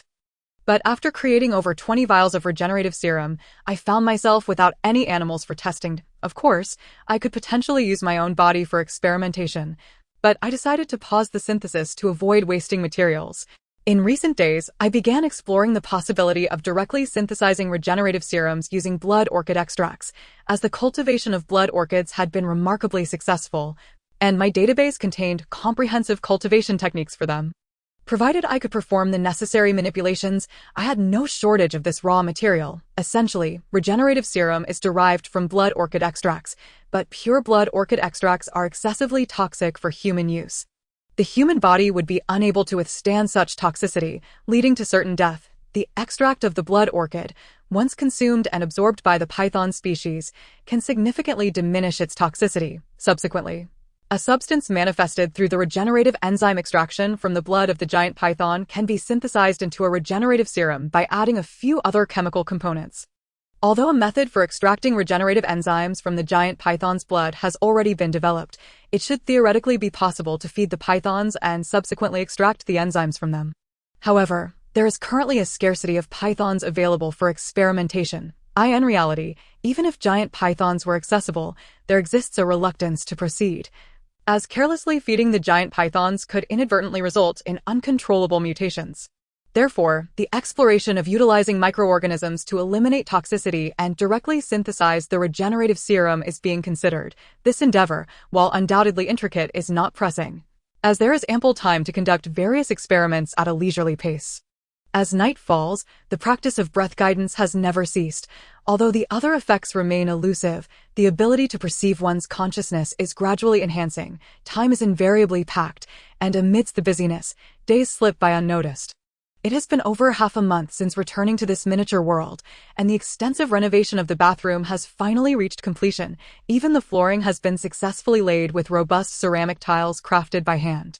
While the appearance may be somewhat rudimentary, it does not impede functionality. The endeavor to extract the blood orchid's toxic essence has not progressed smoothly, and similarly, the agricultural initiative has also encountered obstacles. The low germination rate of the seeds brought back is rather alarming. 0.7 kilograms of potatoes were divided into over 700 sprouted pieces, yet only 120 plants managed to emerge from the soil. Of 2 kilograms of corn seeds, a mere 175 succeeded in sprouting, while the 2 kilograms of wheat yielded just over 300 seedlings. The 2 kilograms of soybean seeds fared even worse, with only 155 successfully germinating, and most astonishingly, the 2 kilograms of rice seeds met with complete failure. Logically, given the favorable temperature and soil conditions in this miniature world, the exceedingly low germination rates are indeed inconceivable. Conversely, the survival rate of the fruit seedlings brought back is commendably high. All 30 of the giant peach seedlings have thrived, and only 2 out of 30 breadfruit seedlings perished. Nonetheless, the germination rates of the seeds of fruit, vegetables, and precious medicinal herbs remain disappointingly low. It seems that in the future, it may be wiser to bring back seedlings rather than seeds for new varieties. Additionally, some of the fish eggs released into a distant pond have successfully hatched into fry, and a few lotus seeds have also sprouted. The blood orchid, having been transported with its root system intact, has been partially planted, with a remarkable survival rate of 97 out of 100. The several wild ginseng plants, aged approximately 200 to 300 years, have also managed to survive. Perhaps the most delightful surprise for Li Xiao is the successful hatching of 9 chicks from a batch of semi-incubated eggs.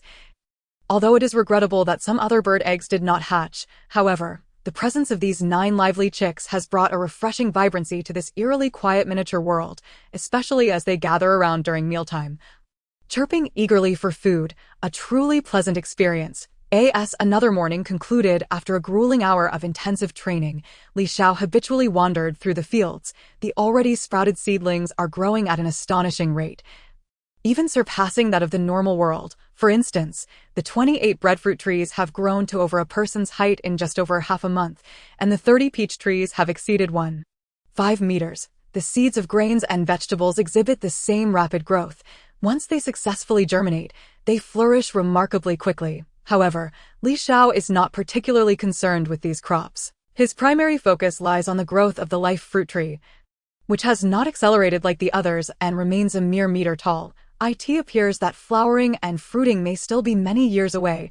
After meandering through the fields, Li Xiao returned to the small wooden cabin, retrieved some food, and went outside to gather wild grasses and flowers for the chicks. Upon spotting him, they excitedly flocked around, chirping incessantly. Li Xiao shared a small portion of his rice with these boisterous little creatures, and watching them scramble for food lightened his previously somber mood. After breakfast, he took out his laptop and continued his efficient study routine, focusing on agricultural knowledge. The low germination rates of the seeds he brought back might be attributed to his insufficient agricultural expertise. Thus, the indiscriminate planting method may have its flaws. Yet, the tranquil and steady days seem to pass with remarkable swiftness. It feels as if he has only recently returned to this miniature world. Yet, unbeknownst to him, 90 days have already elapsed. The energy of the space-time teleportation array has now recovered to 90%. In another 10 days or so, it should be fully restored, allowing him to activate the teleportation array once again and explore unknown realms. The nature of the encounters that await him remains uncertain. There may be unexpected bounties, or he could meet a grim fate in an unfamiliar world. Despite the unknown risks associated with time travel, Li Xiao has never entertained the notion of merely lingering in this relatively safe dimensional world for a lifetime, even though food security can be largely self-sustained. He has not abandoned the desire to explore other worlds through the teleportation array. Speaking of self-sufficiency in food, one must acknowledge that this dimensional world is indeed highly conducive to the growth of crops, although the initial survival and germination rates of the seeds were alarmingly low. Those that survived have demonstrated astonishing growth rates. Crops such as corn, potatoes, and wheat have flourished significantly faster than their counterparts in the outside world, yielding a harvest in just 3 months. Even more astonishing is the yield. A single potato plant produced over 20 kilograms of potatoes, and collectively, more than a ton was harvested from just over 100 plants. The corn harvest exceeded 200 kilograms, while the wheat yielded over 100 kilograms. With the production levels being nothing short of extraordinary, this phenomenon can be attributed, in part, to the fertile soil and stable temperature conditions within this dimensional world, which are exceptionally favorable for plant growth. Moreover, it is likely that the seeds, having been stored in a spatial dimension, were subjected to some mysterious temporal energy radiation, stimulating beneficial mutations in the crops. This situation is akin to radiation-induced breeding. Although many seeds have lost their viability, those that have survived have undergone beneficial genetic mutations. Notably, the accelerated growth and increased yields are not limited to the crops. Fruit trees and medicinal herb seeds have also experienced similar enhancements, with the sole exception being the life fruit tree, which remains under a meter tall. Therefore, obtaining life fruits and life potions will require a considerable amount of time, necessitating careful conservation of these valuable resources. Interestingly, the mysterious radiation energy from time travel seems to have little effect on animals. For instance, the fry of the grass carp and the 9 hatched chicks have not exhibited any abnormal growth. The only peculiarity regarding the 9 chicks is that their playful antics in the woods have allowed them to develop a degree of flight capability akin to that of wild chickens, making them quite elusive to captured. Of course, no matter how adept they may be, they cannot escape Li Zhao's grasp. However, he has no intention of consuming them. Instead, he treats these chicks as pets, occasionally using them to practice his skills in pursuit and capture. Furthermore, due to the bountiful first harvest, he has cultivated dozens of acres of heavenly fields over the past month, and a new round of seeds has already been sown, although cultivating excessive food seems somewhat pointless. Given that it is just him and a few chicks who cannot possibly consume so much, his attitude toward food mirrors that of money or weaponry.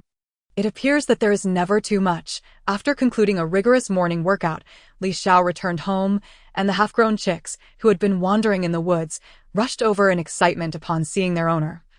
Chirping incessantly, Li Xiao casually tossed a handful of corn into their midst and proceeded to enjoy his breakfast from a takeaway box. However, one particularly mischievous chick, named Xiaoqi due to being the 7th to hatch, had its sights set on Li Zhao's meal and made a beeline for the box. Li Xiao instinctively shifted aside, easily evading Xiaoqi's attempt to snatch the food. Yet, the little rascal executed a swift maneuver in midair and continued its pursuit towards Li Zhao's meal. Li Xiao, accustomed to such antics, swiftly extended his hand, intending merely to give the cheeky Xiaoqi a light tap. To his surprise, energy instinctively gathered at his fingertips, resulting in a flicker of lightning. With a crack, the lively chick was momentarily stunned and fell to the ground, twitching. The other chicks, startled, shivered in fear, even hesitating to approach the corn. Li Xiao, momentarily bewildered, realized that the sensation felt akin to the release of a palm thunder technique. Despite having not activated the corresponding mark, could it be that he is now capable of casting spells? In a state of confusion, I activated the energy of the palm thunder spell seal.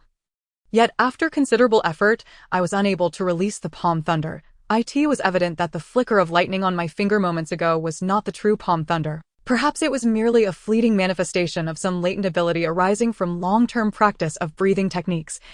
A skill I had yet to fully master. However, I am certain that with diligent effort to recapture that sensation and through continuous training, I would eventually harness the energy within me, enabling me to unleash spells devoid of any seals or assistance.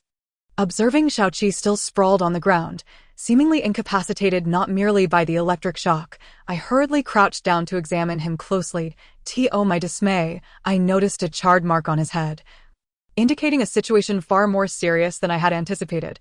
Without treatment, he might not survive, although he was merely a young chick, and it would have been convenient to add him to my meal. I had grown fond of these chicks over the past 2 months, treating them as pets, making it difficult to contemplate consuming him. After a moment's hesitation, I retrieved a vial of synthetic second-generation regenerative serum, extracted a milliliter with a pipette, and carefully dripped a drop onto the charred wound before administering a few drops orally. I must admit, the regenerative serum proved remarkably effective. Within moments, the previously twitching Xiaoqi regained his composure, the charred area visibly healing at an astonishing rate. Within 2 to 3 minutes, the wound had fully recovered. Even the feathers regrew, prompting Xiaoqi to stand up, casting a wary glance at Li Xiao before scurrying back to his companions. It was evident that the synthetic serum exhibited extraordinary healing properties. However, the potential for unforeseen genetic mutations remained uncertain, necessitating further observation before considering its application on living beings. After enjoying breakfast, I did not immediately commence my studies. Instead, I began preparations for the next temporal voyage. While I had achieved a degree of self-sufficiency in food production, with ample reserves of essential items like salt, I could theoretically remain in this miniature world for decades. Yet, the prospect of enduring such an extended stay was unappealing. Even with the risks of death, I was eager to venture into unknown realms. In the early morning, Li Xiao rose early.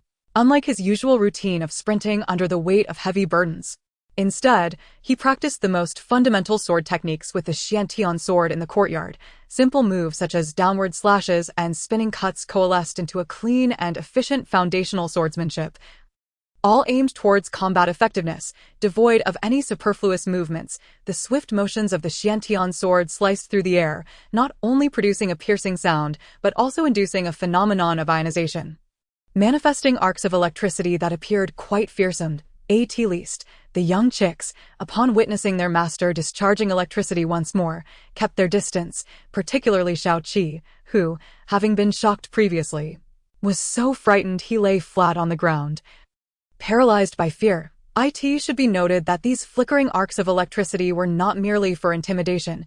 They held substantial practical application. This electricity was a unique ability I had stumbled upon over a month ago, nearly shocking Xiaoqi to death. Through persistent exploration and practice, I had finally grasped some of its nuances. Theoretically, I could unleash instantaneous currents exceeding 3,000 volts, significantly surpassing the strength and voltage of an average electric eel by 4 to 5 times. If I were to make contact with a target, even a cow could be knocked out. Of course, this ability had its limitations, as it required physical contact with the target to release the current effectively. Engaging the enemy directly would be less efficient than simply striking them down with my sword. Nevertheless, this ability relied solely on my internal energy, largely unaffected by the constraints of temporal laws, allowing for its use across most worlds. Furthermore, with continued training, there was a possibility of evolving this ability into a ranged attack, eventually enabling the release of genuine palm thunder, which would be formidable. Additionally, certain creatures with high physical defenses would benefit from an alternative attack mode, akin to electric spells. Moreover, The electricity could be channeled through the Xiantian sword, effectively bestowing it with a lightning attribute. However, currently, due to the limitations of my internal energy, I could only unleash electrical strikes 15 times before exhausting my energy reserves. Once depleted, without the use of magical potions, it would take at least 7 to 8 hours for full recovery. Though meditative practices might expedite this process to mere minutes, as I wielded the Xiantian sword, the arcs of electricity released during my strikes did not deplete my energy. Only upon contact with conductive targets did the stored current surge forth. After over an hour of intensive sword practice, I transitioned into meditation for half an hour, replenishing the energy and stamina I had expended, before finally enjoying a meal. I also fed the growing chicks some corn and soybeans. While they could survive on grass and weeds, nothing compared to the nourishment of wheat and corn. Ever since Xiaoqi's shocking experience, none of the young chicks dared to be audacious, cautiously pecking at the grass without attempting to snatch their master's breakfast. After breakfast and a thorough inspection of the farmland, I returned to my room to gather my belongings, preparing to activate the temporal transmission array and embark on an exploration of the unknown world. The array's energy had been fully restored days prior, but I had delayed its activation, engrossed in mastering the electric strike technique. Now that I had a solid grasp of this ability, I felt it was time to venture into the unknown. Given the unpredictability of the worlds I might encounter, I prepared extensively, gathering nearly everything I could carry, including a portion of solar panels and batteries, as well as various research and analytical equipment. Additionally, I packed numerous seeds, including a significant quantity of blood orchid seeds from my recent harvest. Most importantly, I ensured to bring an ample supply of weapons and ammunition, leaving no firearms or bullets behind. Although I opted not to take my staff and mithril longbow, as they would be of little use, after meticulously checking my storage space for any oversights, I donned my full gear and approached the temporal transmission platform. Confirming the settings for my journey, in an instant, the golden circuits of the transmission platform erupted in dazzling light, a torrent of energy converging toward the core, culminating in a golden beam shooting skyward and piercing through the barrier into the endless void. Perhaps due to an increase in my mental acuity, this time, the disorienting sensations lasted slightly longer, allowing me to glimpse the golden beam piercing through the void and connecting to a mysterious realm. However, this vision was fleeting, and as my mental energy was rapidly drained, I succumbed once more to unconsciousness. I cannot ascertain how long I remained in slumber when I was jolted awake by a sharp pain. Instantly regaining consciousness, upon opening my eyes, I found myself surrounded by 3 enormous gray wolves, viciously tearing at me. Despite my armor, the assault of the wolves proved overwhelming, leaving several rents in my suit. One particularly severe gash on my thigh, from which blood flowed freely. Without hesitation, I accessed my storage space, seized my Desert Eagle, and aimed at the wolf gnawing at my leg, pulling the trigger. The deafening crack of the shot echoed as the wolf's head exploded, killing it instantly. The other 2 wolves, startled by the sudden noise, turned to flee, but I swiftly dispatched them with my firearm. Gazing at my blood-soaked thigh filled me with dread. Had the attackers been mutated serpents or other fearsome beasts, I could have easily met my demise. I resolved to take measures to prevent such a perilous situation in the future. Cautiously, I refrained from applying the regenerative serum haphazardly to my wounds. Instead, I consumed a life fruit, feeling a surge of energy coursing toward my injury. Although the bleeding halted rapidly, the rate of recovery was not as instantaneous as it would be in a game world. I could sense that the energy was still at work, but the healing process would likely take 2 to 3 hours. The laws of this world seemed to have significantly diminished the healing properties of the life fruit, which was quite unexpected. Examining the ghastly wound, I decided to retrieve some antiseptic to clean the area. This procedure was undoubtedly painful, yet I maintained a calm demeanor. After cleaning, I bandaged the injury. While it would be prudent to receive a rabies vaccination for such animal bites, my storage space regrettably lacked such supplies. Initially, I had believed that with the life fruit's restorative elixir, any wound could be healed in mere moments, rendering the need for ordinary medicinal injections unnecessary. However, there was no cause for excessive concern, as the energy contained within the life fruit continued to circulate within my body, persistently mending any anomalies. I surmised that even the rabies virus would be eradicated. Chapter 88. A world suitable for cultivation. Once I had tended to my wounds, I swiftly began to survey my surroundings. I found myself ensconced in a primordial forest, where the trees towered majestically. Reaching heights of at least 50 to 60 meters, their lush canopies intertwined seamlessly, completely obscuring the sky, allowing only the occasional beam of sunlight to penetrate the forest floor.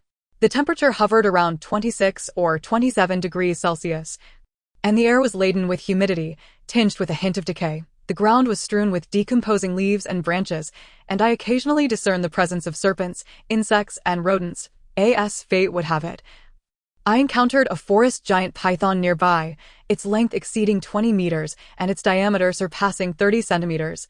It was languidly slithering closer, drawn by the scent of blood. Thankfully, I had previously been roused by a pack of gray wolves. Had this creature discovered me first, the thought alone sent shivers down my spine. Perhaps the python was merely attracted to the carcasses of the slain wolves, yet as a precaution, I promptly raised my desert eagle and aimed at the target. Bang, bang, bang. A trio of shots rang out, and it became evident that this python was no formidable mutated beast. Despite its size, 3 shots were sufficient to bring it down. Such an effortless victory over the python afforded me a measure of relief. However, the overwhelming stench of blood rendered the area unsuitable for lingering, prompting me to glance at my bearings before hastily vacating the scene. Cautiously, I advanced for over 10 miles. Yet I encountered no signs of a path and remained ensconced within the primordial forest. As night began to descend, I dared not tarry in this unfamiliar and perilous realm. I temporarily halted my progress, retrieving some ropes and supports, and swiftly ascended a stately tree. There, I fashioned a resting platform within a sturdy branch, preparing to rest for the night and resume my journey at dawn. Throughout my trek, I had faced numerous assaults from ferocious beasts. While most of these creatures were not particularly formidable, easily dispatched by my desert eagle, their biting power was undeniably fierce. Earth dragon gear could not withstand their assaults, and encountering them at night posed a significant threat. After establishing a protective array around my resting place, I settled onto the platform, adopting a meditative posture with my palms facing the heavens, and commenced my daily practice of breathing exercises. To my astonishment, practicing breathing techniques in this world stirred some mysterious energies within the cosmos. As I expanded my consciousness, I could distinctly perceive these energies being drawn towards me, gradually merging with my life force and seeping through my skin into my being. Once integrated, they followed the flow of energy within my meridians, joining the grand cycle of energy circulation. With each inhale and exhale, these newly introduced energies traversed through my extraordinary meridians, eventually blending with the existing energies within me. This phenomenon ignited a spark of excitement within me. Yet my exhilaration caused my perception to blur, and the pull of the breathing technique dissipated. I hastily collected my thoughts, calming my spirit and focused on my breaths, re-entering a state of emptiness and unity with the energies of the universe. With each breath, I managed to draw in a trickle of energy, which surged into my meridians, enhancing the circulation. I lost track of time until I could no longer harness the breathing technique to draw in the energies of the cosmos. It was then that I concluded my practice. As my consciousness returned to my core, the energies I had cultivated gradually settled, bringing me back from a heightened meditative state. Surprisingly, despite having absorbed a considerable amount of cosmic energy during my breathing exercises, the energy in my dantian had only increased marginally. The reason for this was unclear, but any increment was still welcome. Compared to the negligible gains after months of diligent practice, this progress was indeed commendable. If I were to remain in this world for a year or two, the increase in my internal energy could be substantial. In summary, the exploration proved worthwhile, despite the inherent dangers. The potential rewards were great in this realm brimming with mystical energies. And while treasures abounded, formidable monsters might also lurk within. Henceforth, I must exercise utmost caution in my endeavors. Since this world possesses mysterious energies, might it also allow for the casting of spells? With this thought, I summoned my fireball technique. As my mind focused, the corresponding sigils activated, and I felt a surge of warmth in my palm, yet I failed to ignite the fireball, although I could not manifest it. Energy did coalesce in my palm, forming a sphere of intense heat. With diligent practice, I might yet unleash a genuine fireball in this realm. Contemplating the situation with my palm thunder technique yielded similar results. While I managed to generate an electric field around my palm, I did not achieve true lightning. However, my ability to discharge electricity from my fingertips had notably improved, with voltage readings soaring to 3650 V, and pulse power increasing by over 30%. In the dead of night, while I slumbered deeply, an overwhelming sensation jolted me awake, as if I were being pounced upon. Instinctively, I rolled to the side. Given my current physique, I would sustain no injuries from a fall of over 10 meters, yet a shadow was rapidly approaching. Without a moment's hesitation, I kicked off the tree trunk, propelling myself into the distance. However, the shadow swiftly scaled the tree and lunged towards me, seemingly fixated on its prey. Yet, before I could land, I drew 2 Desert Eagles and fired several shots at the advancing shadow. A cacophony of gunfire ensued, and the creature plummeted to the ground, rolling several times to dissipate the impact. Much to my surprise, the creature, having sustained multiple gunshot wounds, did not perish. It was evidently injured and, after landing, chose not to pursue further. Swiftly vanishing into the night, its speed was unparalleled, rivaling that of a cheetah. At that moment, the alarm system I had set up finally activated, revealing its failure to detect the creature's approach.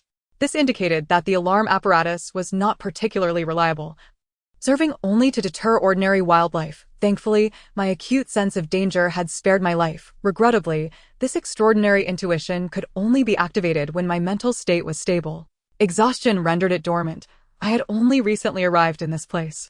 Utterly drained, which had nearly led to my demise at the jaws of the wolves. Ordinarily, I would awaken at the slightest proximity of danger. Having been so startled, slumber eluded me. I climbed back onto the platform and retrieved my laptop, immersing myself in relevant materials to pass the long, uneventful night. Chapter 89. The mysterious pit and the terrifying downward draft. Though the night had been restless, I managed to navigate it without peril and awoke refreshed, my body fully restored. I retracted the ropes and supports, contemplating my next move. I decided to retrieve my flying skateboard, seeking a flat area to initiate its launch. With a resounding roar, I soared into the air. Traversing the dense layers of the tree canopy, in mere moments, I ascended to several hundred meters, finally gaining a panoramic view of the expansive primordial forest below. To my surprise, I discovered that I was not situated within a vast plain. Rather, my earlier progress had serendipitously followed a narrow gorge, obscuring the undulating hills that surrounded me. Reaching a height of nearly a kilometer, I swiftly scanned the area with my binoculars, finding no signs of human activity. However, I did note a small stream several miles away. If humanity exists in this world, it is generally believed that by traversing downstream along a river, one should encounter traces of human activity. Thus, upon discovering a small stream, a decisive resolution was made. After determining the direction of the river, I promptly descended back to the ground. However, to my dismay, within merely 3 minutes, the 15 liters of fuel had already been consumed by nearly half. It can only be said that while this apparatus is indeed effective, its fuel consumption is rather excessive. After replenishing the fuel supply, I took the opportunity to perform maintenance on the turbofan before stowing away the aircraft and proceeding towards the river's course. A distance of several miles is not particularly far, and after a little over an hour, I arrived at my destination. Observing the notably turbulent waters, I retrieved a bag containing an inflatable kayak. Unrolling the compact kayak, I located the inflation port and connected it to the automatic inflator, pressing the button to commence inflation. In no time, a small kayak was ready, which I tossed into the water before nimbly leaping aboard to embark on a leisurely drifting journey. Although I occasionally collided with jagged rocks along the way, the quality of the kayak was commendable. The claim that it could withstand a knife's edge was not merely boastful. The investment of over $600 had proven worthwhile. Drifting downstream, the speed was remarkably swift, though the paramount aspect was the ease and comfort of the journey. However, after merely 2 or 3 hours, the resonating sound of a waterfall reached my ears. Reluctant to engage in risky adventures, I opted to disembark early. After stowing the kayak, I continued along the stream for several hundred meters, only to encounter an immense sinkhole, rather than forming a pond. The stream plunged directly into the depths, transforming into an underground river. After observing the surroundings for quite some time, I could not ascertain the river's ultimate destination. Nevertheless, the extraordinary shape of the sinkhole and its environment evoked thoughts of the renowned Xiaozhai-Tianking, known as the world's largest sinkhole. Yet, I swiftly dismissed this notion, as the Xiaozhai-Tianking features only an underground river without any surface streams cascading to form waterfalls. Certainly, while the shapes of the two sinkholes appeared somewhat similar, this could merely be a coincidence. It is also plausible that different parallel worlds possess distinct timelines, leading to variations in geological formations. It seems that Xiaozhai Tianqing is not far from the Yangtze River. Perhaps ascending to a higher altitude would reveal traces of the river, allowing for a downstream journey in search of signs of civilization. As for whether humanity exists in this world or whether it has developed civilization, it remains uncertain. In different worlds, anything is possible. Once again, I retrieved the flying skateboard, sought out a relatively level area, and mounted the device, activating it to ascend into the skies once more. However, after only ascending a few hundred meters, an unexpected transformation occurred. The previously calm weather abruptly turned tumultuous, with swirling winds resembling a tornado emerging around me, although I promptly veered to the side. I was still ensnared by the rapidly forming descending tornado, causing me to be disoriented by the intense airflow, rendering me incapable of controlling the aircraft. Cursing in frustration, I hastily stowed the flying device and donned the parachute, allowing the violent currents to carry me along. While this sudden change induced a modicum of anxiety, I was not overly concerned. Once the turbulent airflow ceased, I would simply deploy the parachute for a safe descent. As the saying goes, dreams may be grand, but reality can be stark. Initially, I believed that from such a height, it would be a mere trifle to parachute safely to the ground. However, I was unprepared for the fierce winds that tossed me about for several minutes before I suddenly encountered a downward draft, propelling me toward the sinkhole at an alarming speed, rendering the parachute utterly ineffective. Fortunately, I had anticipated the possibility of a parachute malfunction, thus preparing a safety airbag, a device designed for emergencies that could be deployed upon impact. Upon striking the ground, the explosives within the airbag would ignite, creating a massive cushion to absorb the brunt of the impact. Yet, the current situation was not a pure free fall. I was being thrust downward by the vertical airflow, presenting a considerable risk. As I descended, the height dwindled to less than 100 meters, with the downward current showing no signs of abating, my speed exceeding 80 meters per second. I clutched the safety airbag tightly, focusing intently on the rapidly approaching ground. In this heightened state of concentration, time seemed to decelerate, granting me the opportunity to identify the optimal moment to as I neared a height of 30 meters.